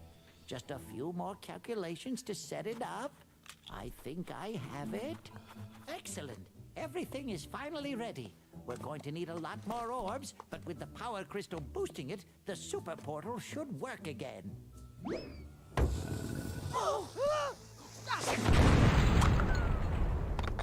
So, you thought you had gotten rid of me. Well, I'm afraid not. I persuaded that fat bear Moneybags to sell me a few bombs. Quick, the power crystal! Don't even try it, book boy, or you'll be the world's smartest pile of ashes. This is just what I need for a new scepter. Hunter, do something, quick! Hey, give that back! Well, I tried. You little fools! After I destroy you all with my new scepter, I'm going to rename this place Riptonia. Got an hour left.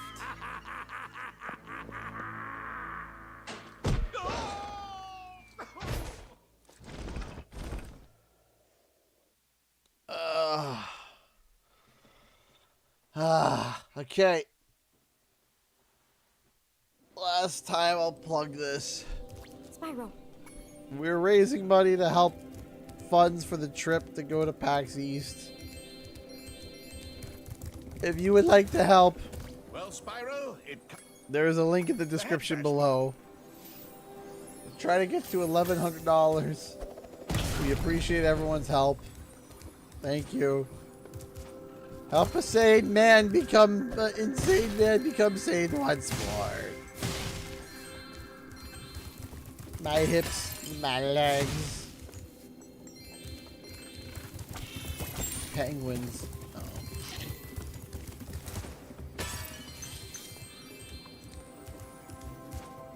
Well, that was the plan, Redirect. That was the plan. We make it or not, it's alright. But we're trying. We're trying, we're pushing. Doing what we can.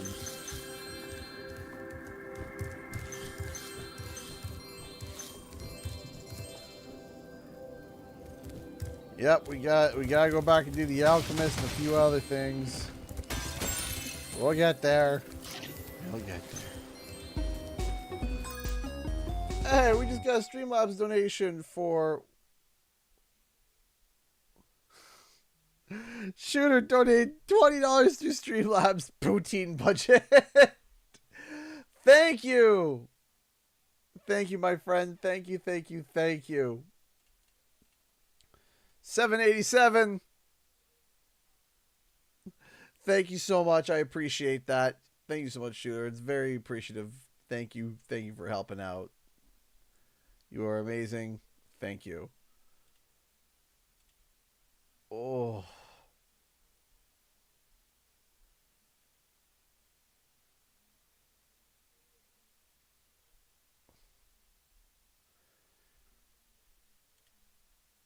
I want my poutine.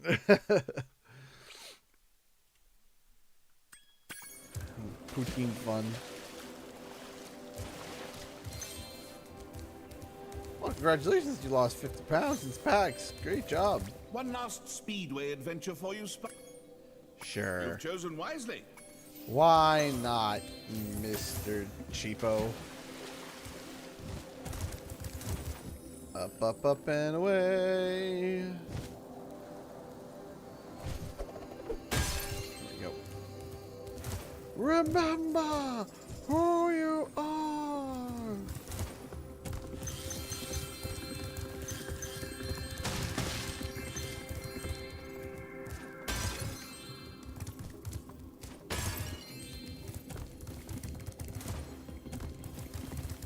Okay.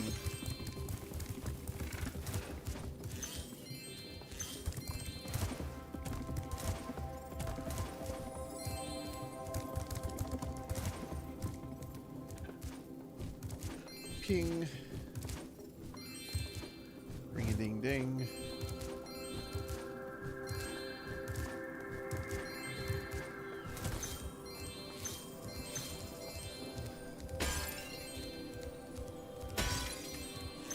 There we go. All right, Spyro. Now that you've got the orbs, Ripto's demise is only moments away, right? Right? Well, anyway, good luck. He's... I think we should finish a 12-hour stream by kicking Ripto's butt. Anyone else agree?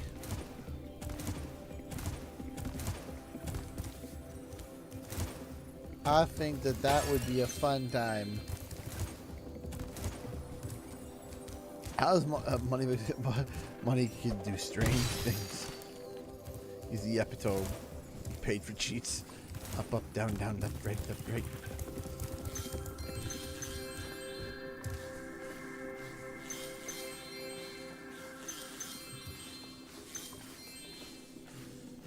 And so let it be written. So let it be done. Well, it's some consolation that you've collected so many orbs. My high-tech portal here will take you to Cloud Temples. Okie dokie, let's go.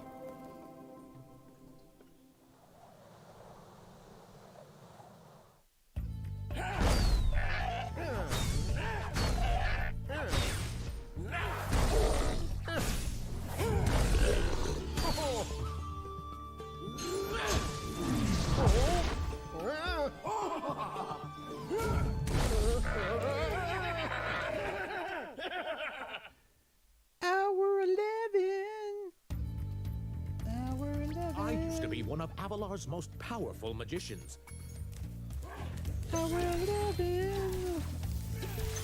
Insanity is creeping in.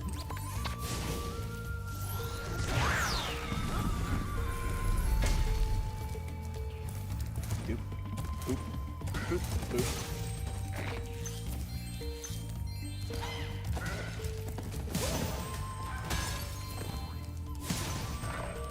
Secret. I'm a secret agent.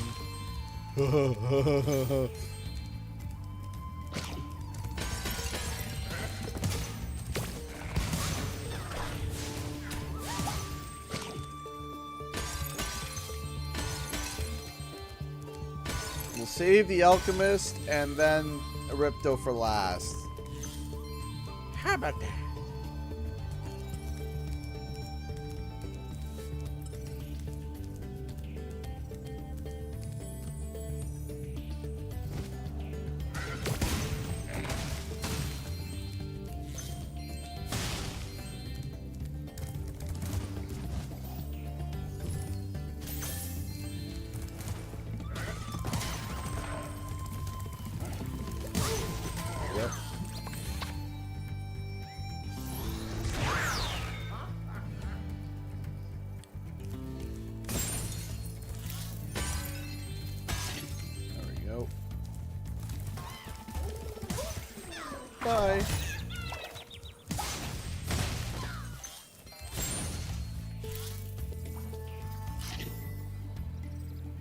Under the scrolls of walls of Skylar, looking runes. You're like, I can't look elsewhere.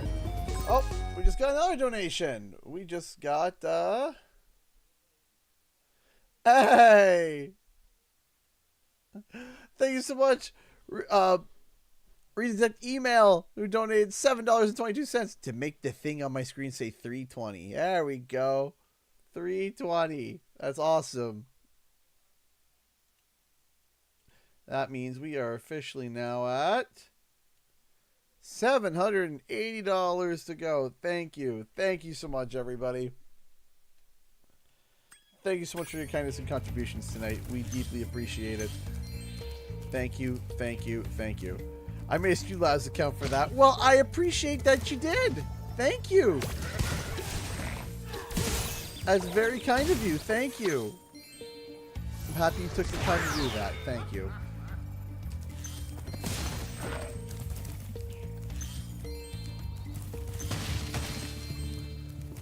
That means a lot. Hope PAX is fun. Thank you.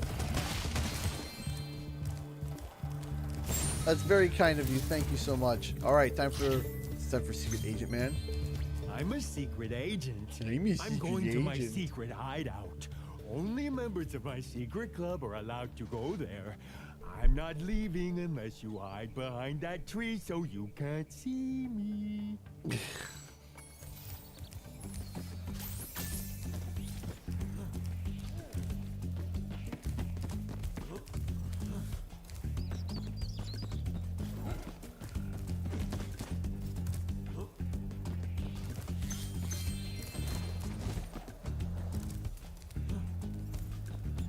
Can't see me.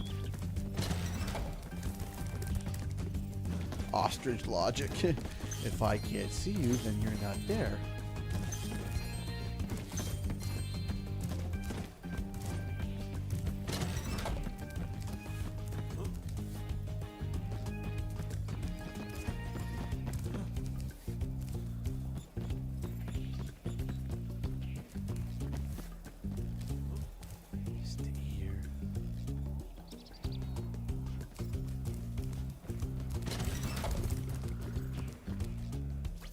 What?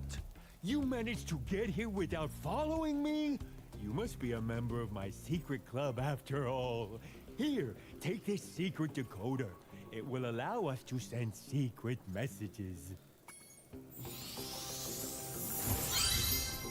Thank you, Agent Zero.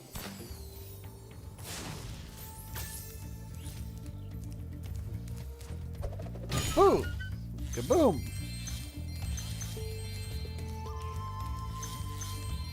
Collect the gems. Oh, beautiful gems.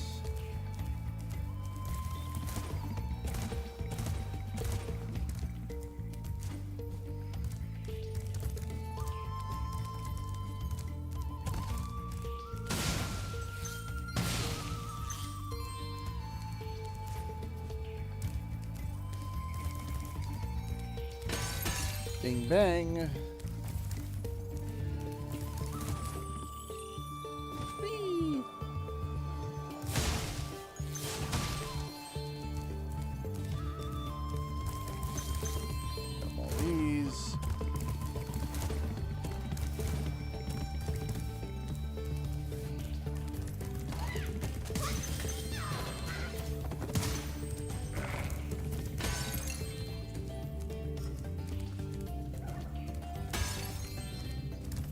Okay, so now what we need to do is that and go Hakapatui!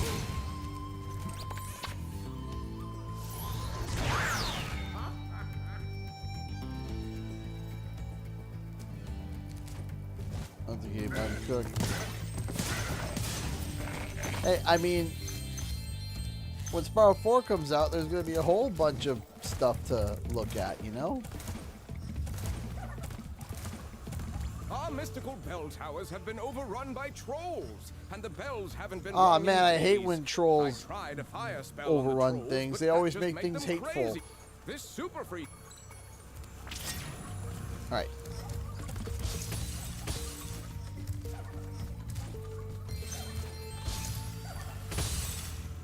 Dagger just donated $10 through Super Chat. How's it going, my friend? How you doing? Agent Zero just walked out, so Agent Zero walks so Agent 9 can shoot. Oh, also, you just lost the game. No! Dang you, 2006! Why did you have to bring back the game?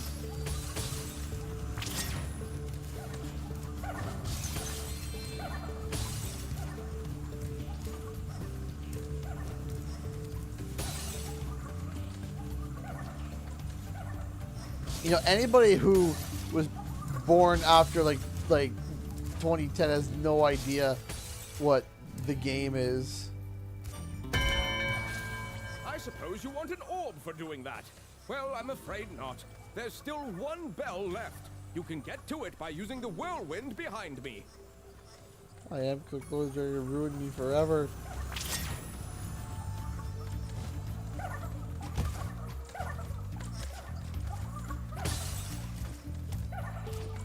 I'm sad we all just lost it. I know, right? I've actually streamed, is it like Nico Dorico? And it's not bad. It's pretty good. Definitely a Crash and Donkey Kong like light. It's very much like that. We all just lost the game. It's time to play the game. And now Triple H music is playing in my head. Alright. Any information? Not right now. No information other than the video that I posted today. No additional information.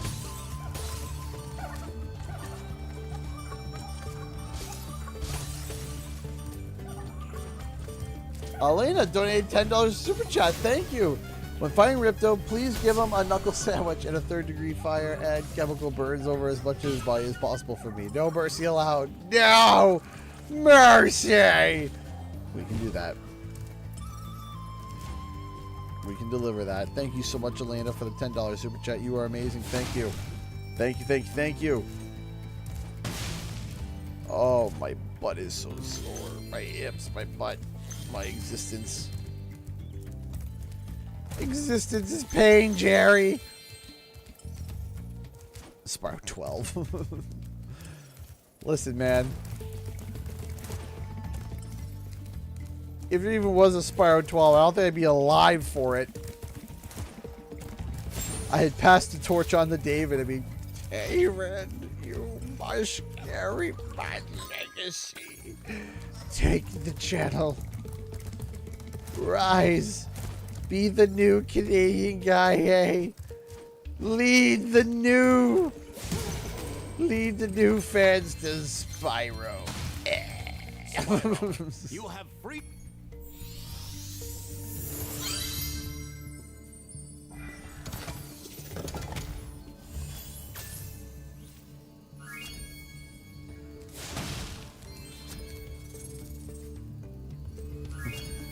David, remember who you are.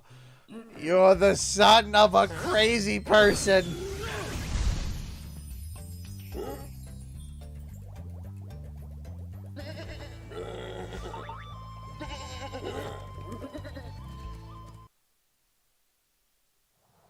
Remember who you are. Because I don't. Who are you?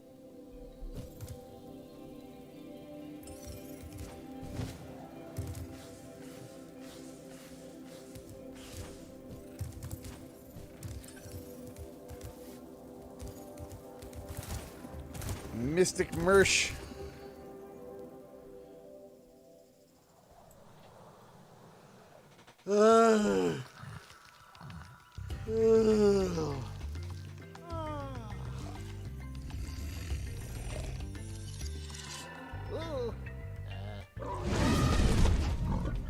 Oh man, I hate it when the water sage wakes me up from my nap. Things just aren't the same since our magic fountain shut off. It sure would help if you could find out what evil force is behind this disaster.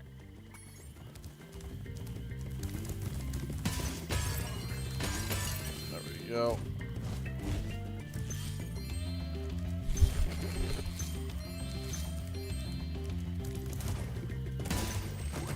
I think we'll do the alchemist after this level, I think. Monkey. Bonk.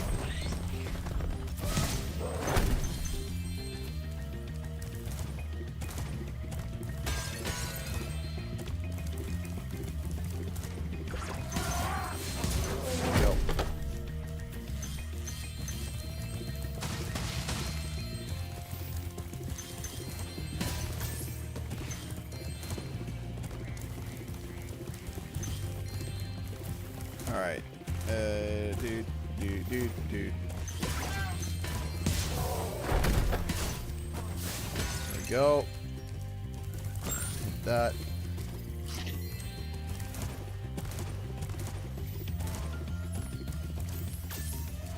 Oh.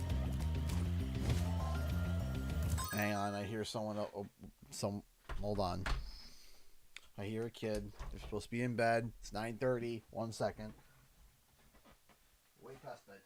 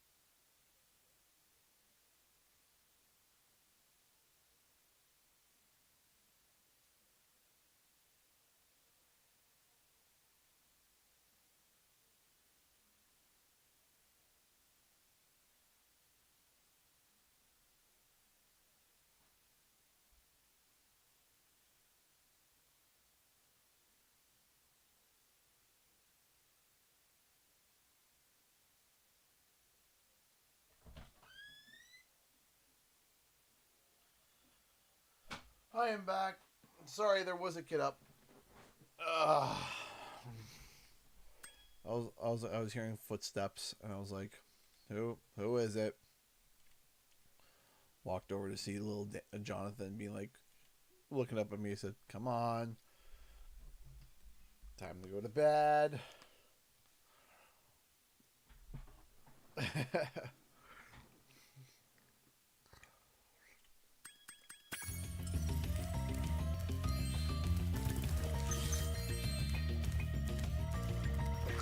Welcome Spyro, back. So Thank glad you. you're here. I'm perfectly useless without my trusty pencil. All right. Egg.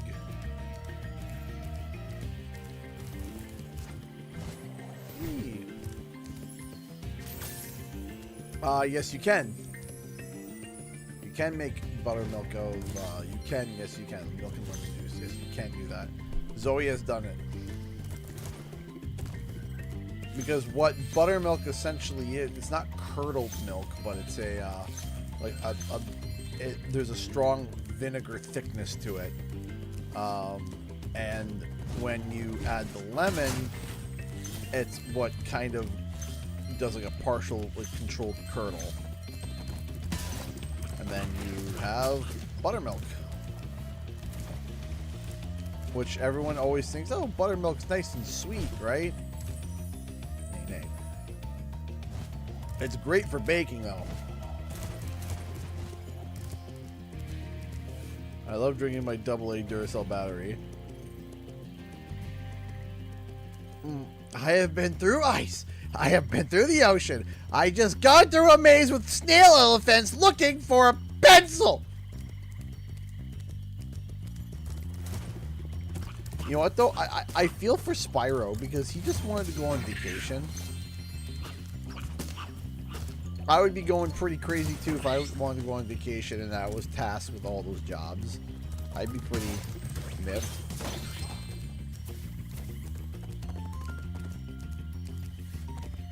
Oh, I can use a vacation.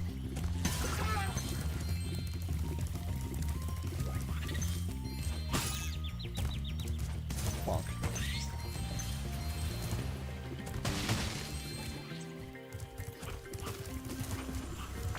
Boing.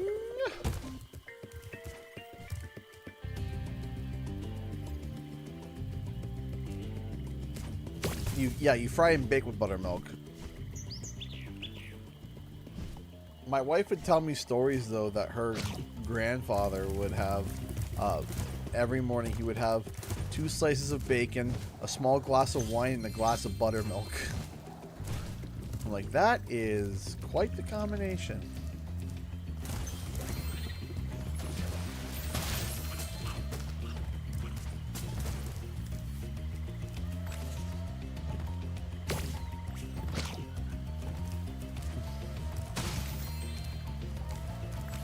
Is this one in the pot?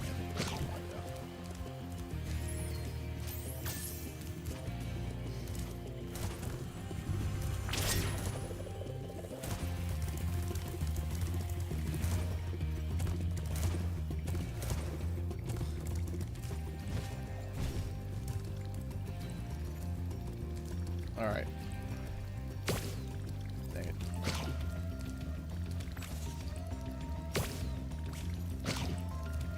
I feel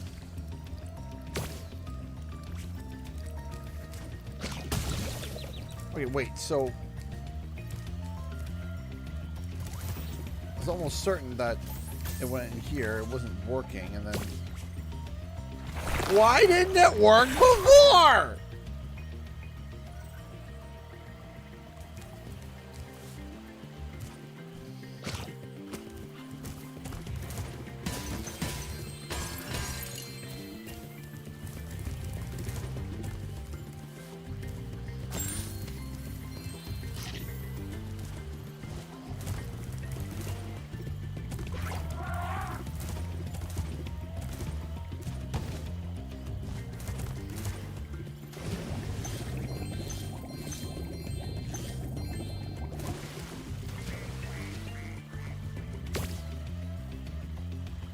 Fun fact, that's the same duck that, Crash Bandicoot pulls out of his ear. Exact same duck.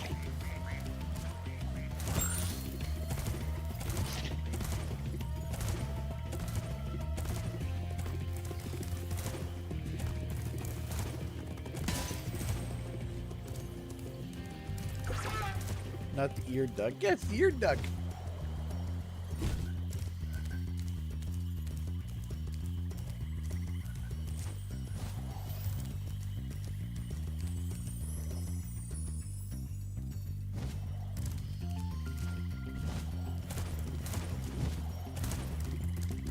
Okay, go this way.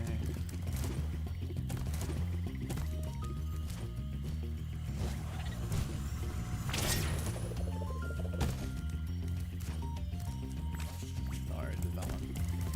This is the one that goes in the pot.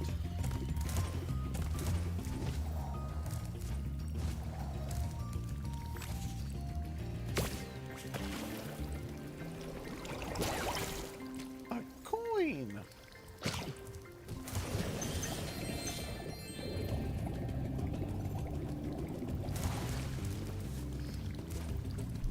Wow, I must go for the night, but love watching today. Stay well. Thank you so much. I appreciate you guys stopping by. Thank you. Thank you. Thank you so much. You guys are awesome. Thank you.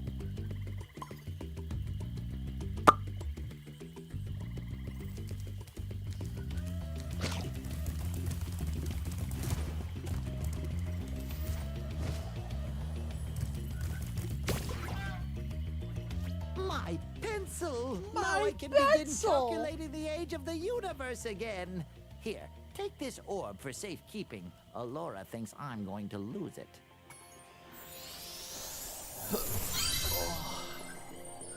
Ouch, my body.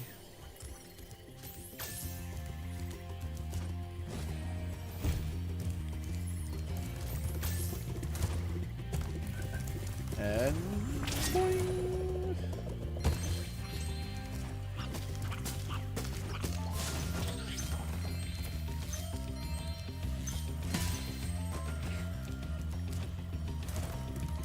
What? Oh, I must have dozed off there. Golly, looks like I let the fountain switch off. Here, take this orb and, don't mention my little nap to Hydra, okay? All right. Let's go. Let's stop here and let's go to Ripto.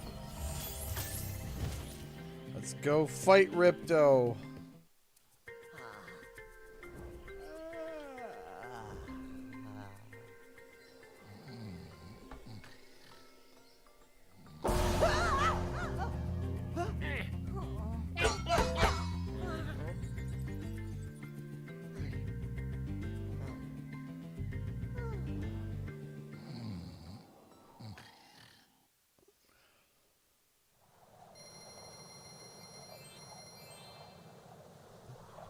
I believe the professor's a mole, right? That's what he's, a little mole. Alright. Time to go fight Ripto. Let's go. Good night, Gaming Pez. Okay. Hey, we just got another Streamlabs donation from... Oh my gosh! Midas just donated $46.23 through Streamlabs. Thank you. If we don't see something about Spyro 4 soon, I will freaking scream and not just into the void like usual. Hope everyone's doing well. Hashtag donation war. Hashtag team uneven bar. Hashtag PAX or bust. Thank you, Midas. Thank you, Midas. I appreciate that. Thank you so much. You're incredibly kind. What's the total now? Minus 46 decimal 23 equals 733.77. We're getting there. My body hurts. Existence is pain. All right, Spyro. Now that you've got the orbs, Ripto's demise. All right, Ripto, get ready to meet your maker. Let's do it. Yeah.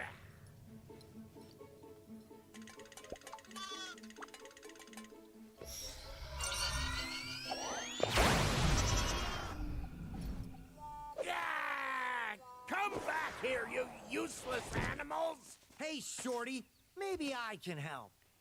What? You again? Yup. If you want to test that power crystal, why don't you try it on me? I'll stand still, I promise. I like that idea. Dragon, you've just sealed your fate!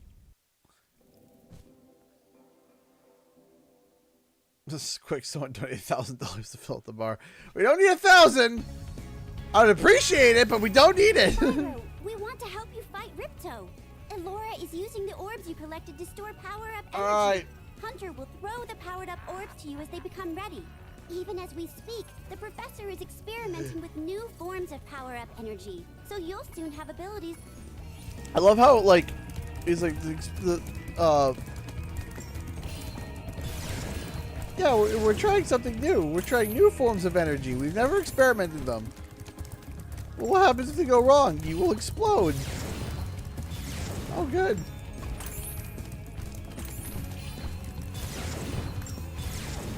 Oh, Ripto. Whack.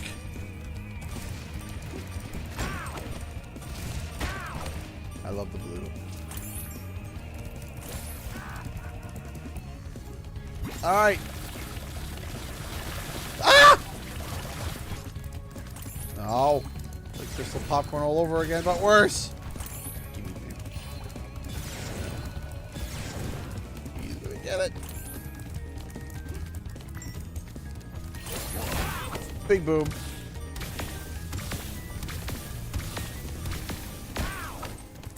Ow! I heard a gem over here. An orb. Ha ha ha ha ha ha.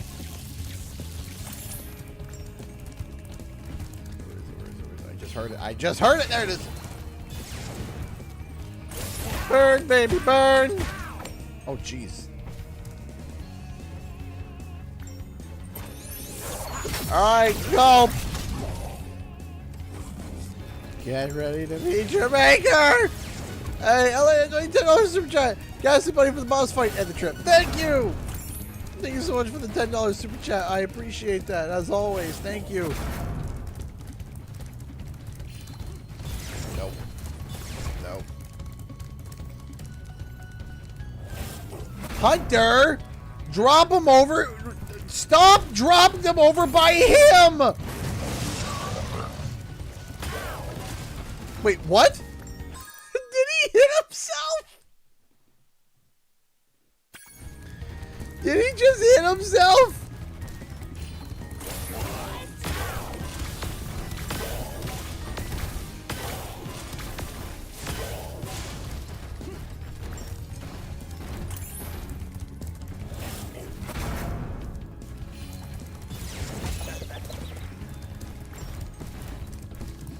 Bro just straight up, like, hit himself.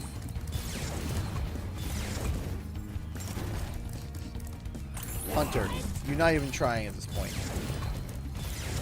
Hunter. Hunter! Dog!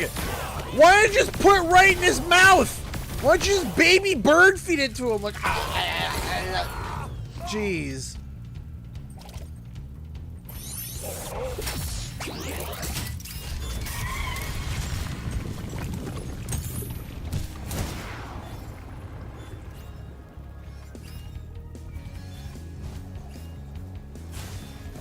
It's time to fight the Taco Bell bird!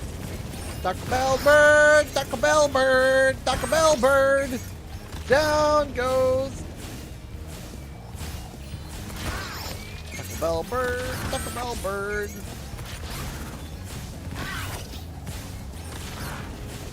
Come back here, Taco Bell bird! Enjoy your wrath!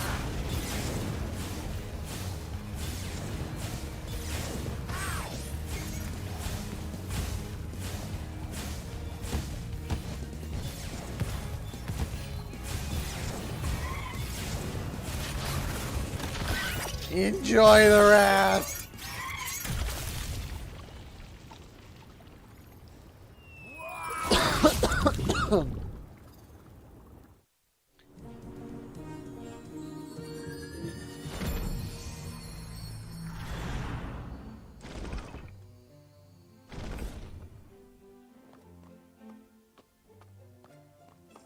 Hey!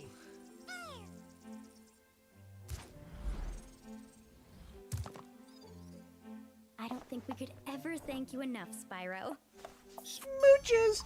I suppose Burn, you have to Ripto, go burn. Yeah, I better.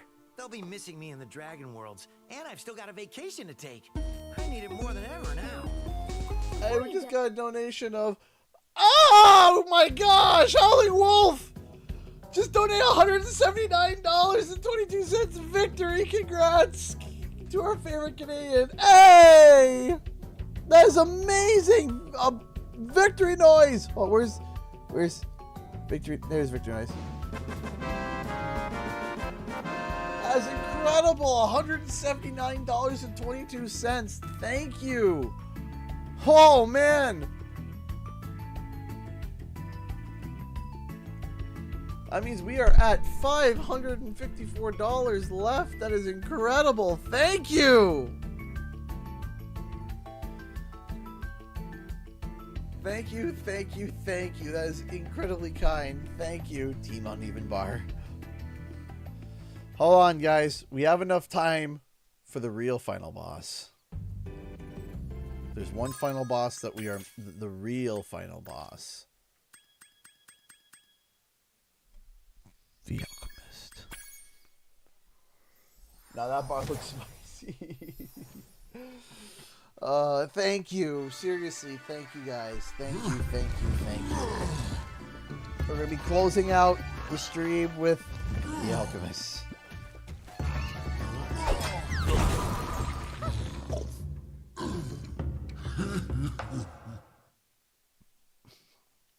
This will be the final finale.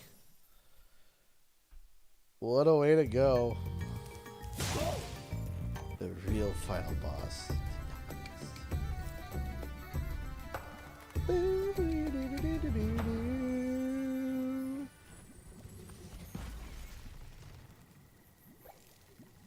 Thank you for releasing me. There are still some... That bar is spicy. Let it cook. Thank you, everybody. Would it be possible someone to make a DLC side mod expansion cover? I mean, it's definitely possible.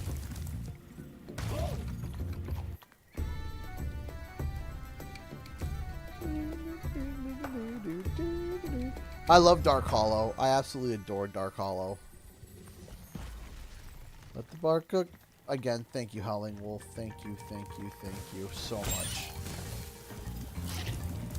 You guys are very generous and very kind.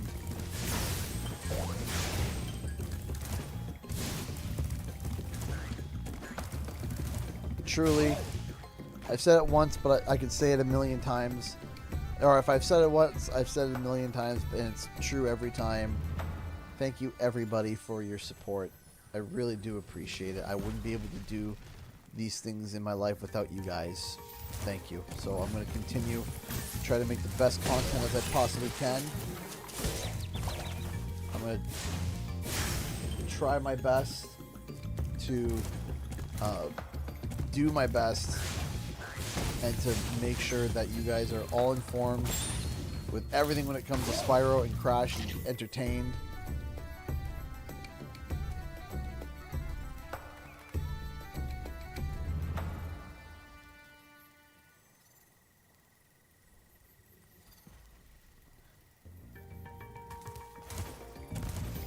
Alright, hold on.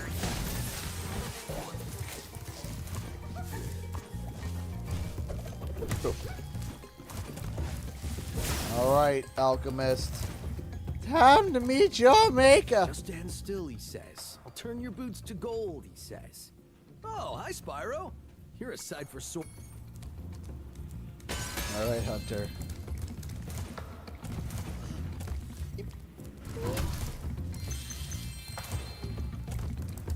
I've been experimenting with a new potion.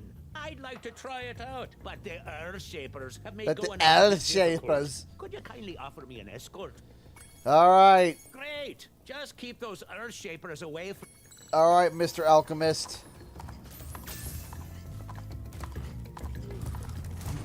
You know, this whole mission would be finished if you just hang a left. That's it. You just gotta hang a left. I forgot he juked me out.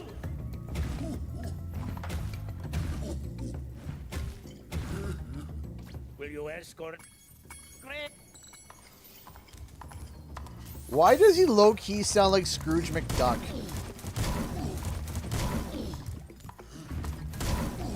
Like, he literally sounds almost identical to Scrooge McDuck. Or am I just crazy?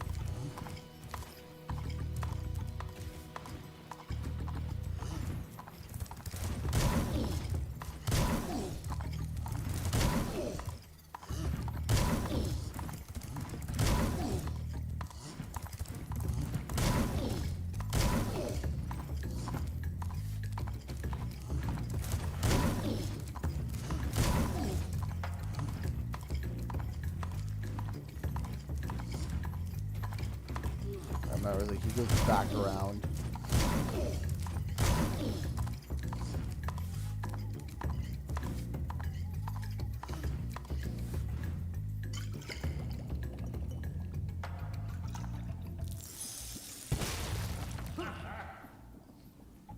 Man, do my feet feel better. Would you look after this for me? Sure, Hunter. As long as you're here, would you like to help me take out these stubborn Earth Shapers? Let's do it. All right. When I shoot a... We started at 10.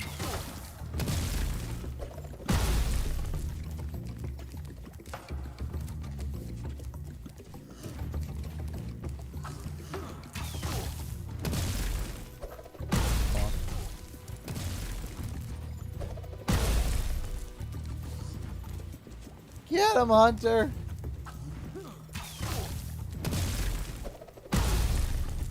Shoot him with your electrical bows!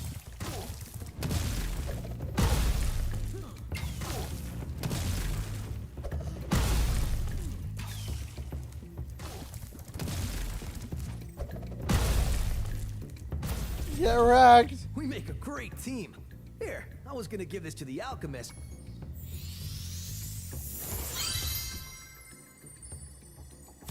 Get Rex Scrub. Oh, like, come and listen to his voice and tell me he doesn't sound like... I really thought my potion would turn that rock into gold. Perhaps a touch more salt. Alright, ladies and gents. We did it. We did it. 12 hours. We did it. 12 hours stream. Okay, I will leave the stream open for another 10-ish minutes for questions, for any final donations, or anything else. I appreciate it. We did it. By the way, I want to say a thank you to the moderators. You know, you guys are amazing.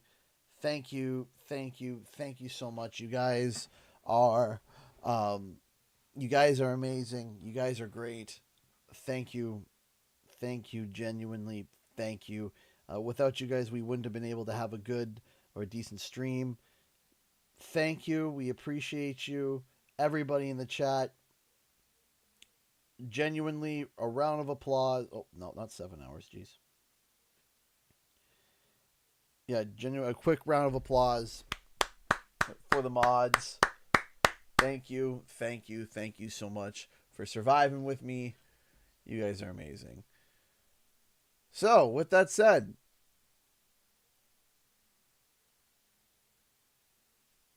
what's up? If you guys got any questions, if you got any Spyro related questions, if you got personal related questions, don't make it too personal. I need a steamroller on my back. Do I ever? I would love for a steamroller to just, it's like, hey, we're going to just flatten out your spine. Just, relax here for a second and just, perish. All right, cool. I'll perish. Just lay it on me.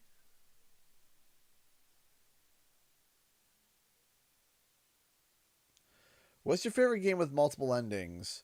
Are you gonna do live stream tomorrow? No. Tomorrow is Daniel's birthday and also Good Friday, and also I'm dead tired.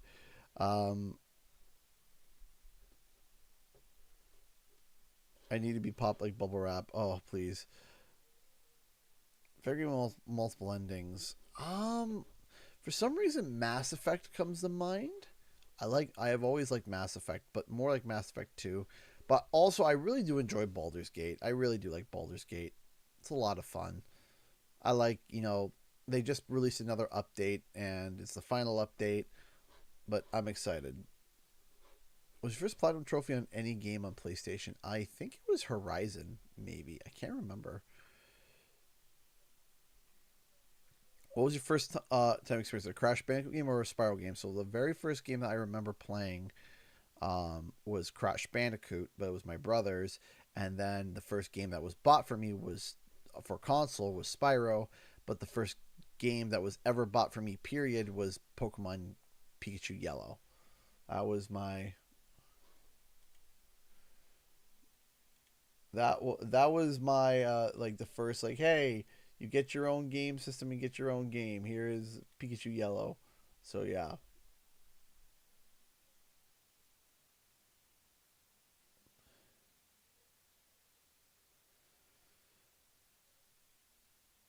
How far do you think Spyro 4 is in development? Over a year. About coming up to a year and a half now, probably.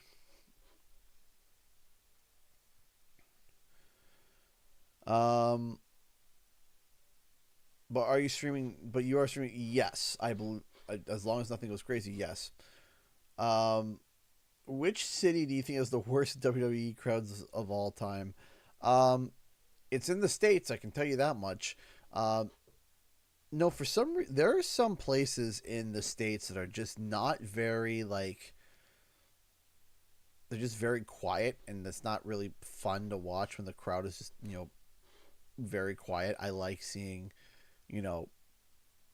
crazy crowds. That's why I like it when they're in Europe.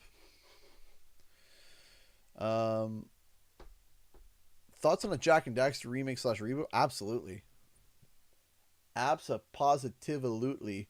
I would adore that. I would be all over that. I would be so happy. I'd be like, yes! Finally! It has returned!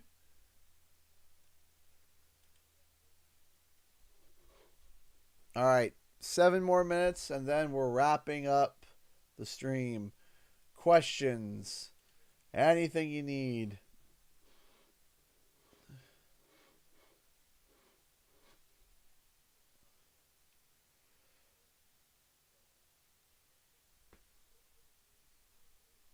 Oh, my neck. Overall, do you like VTubers? So let me start with this.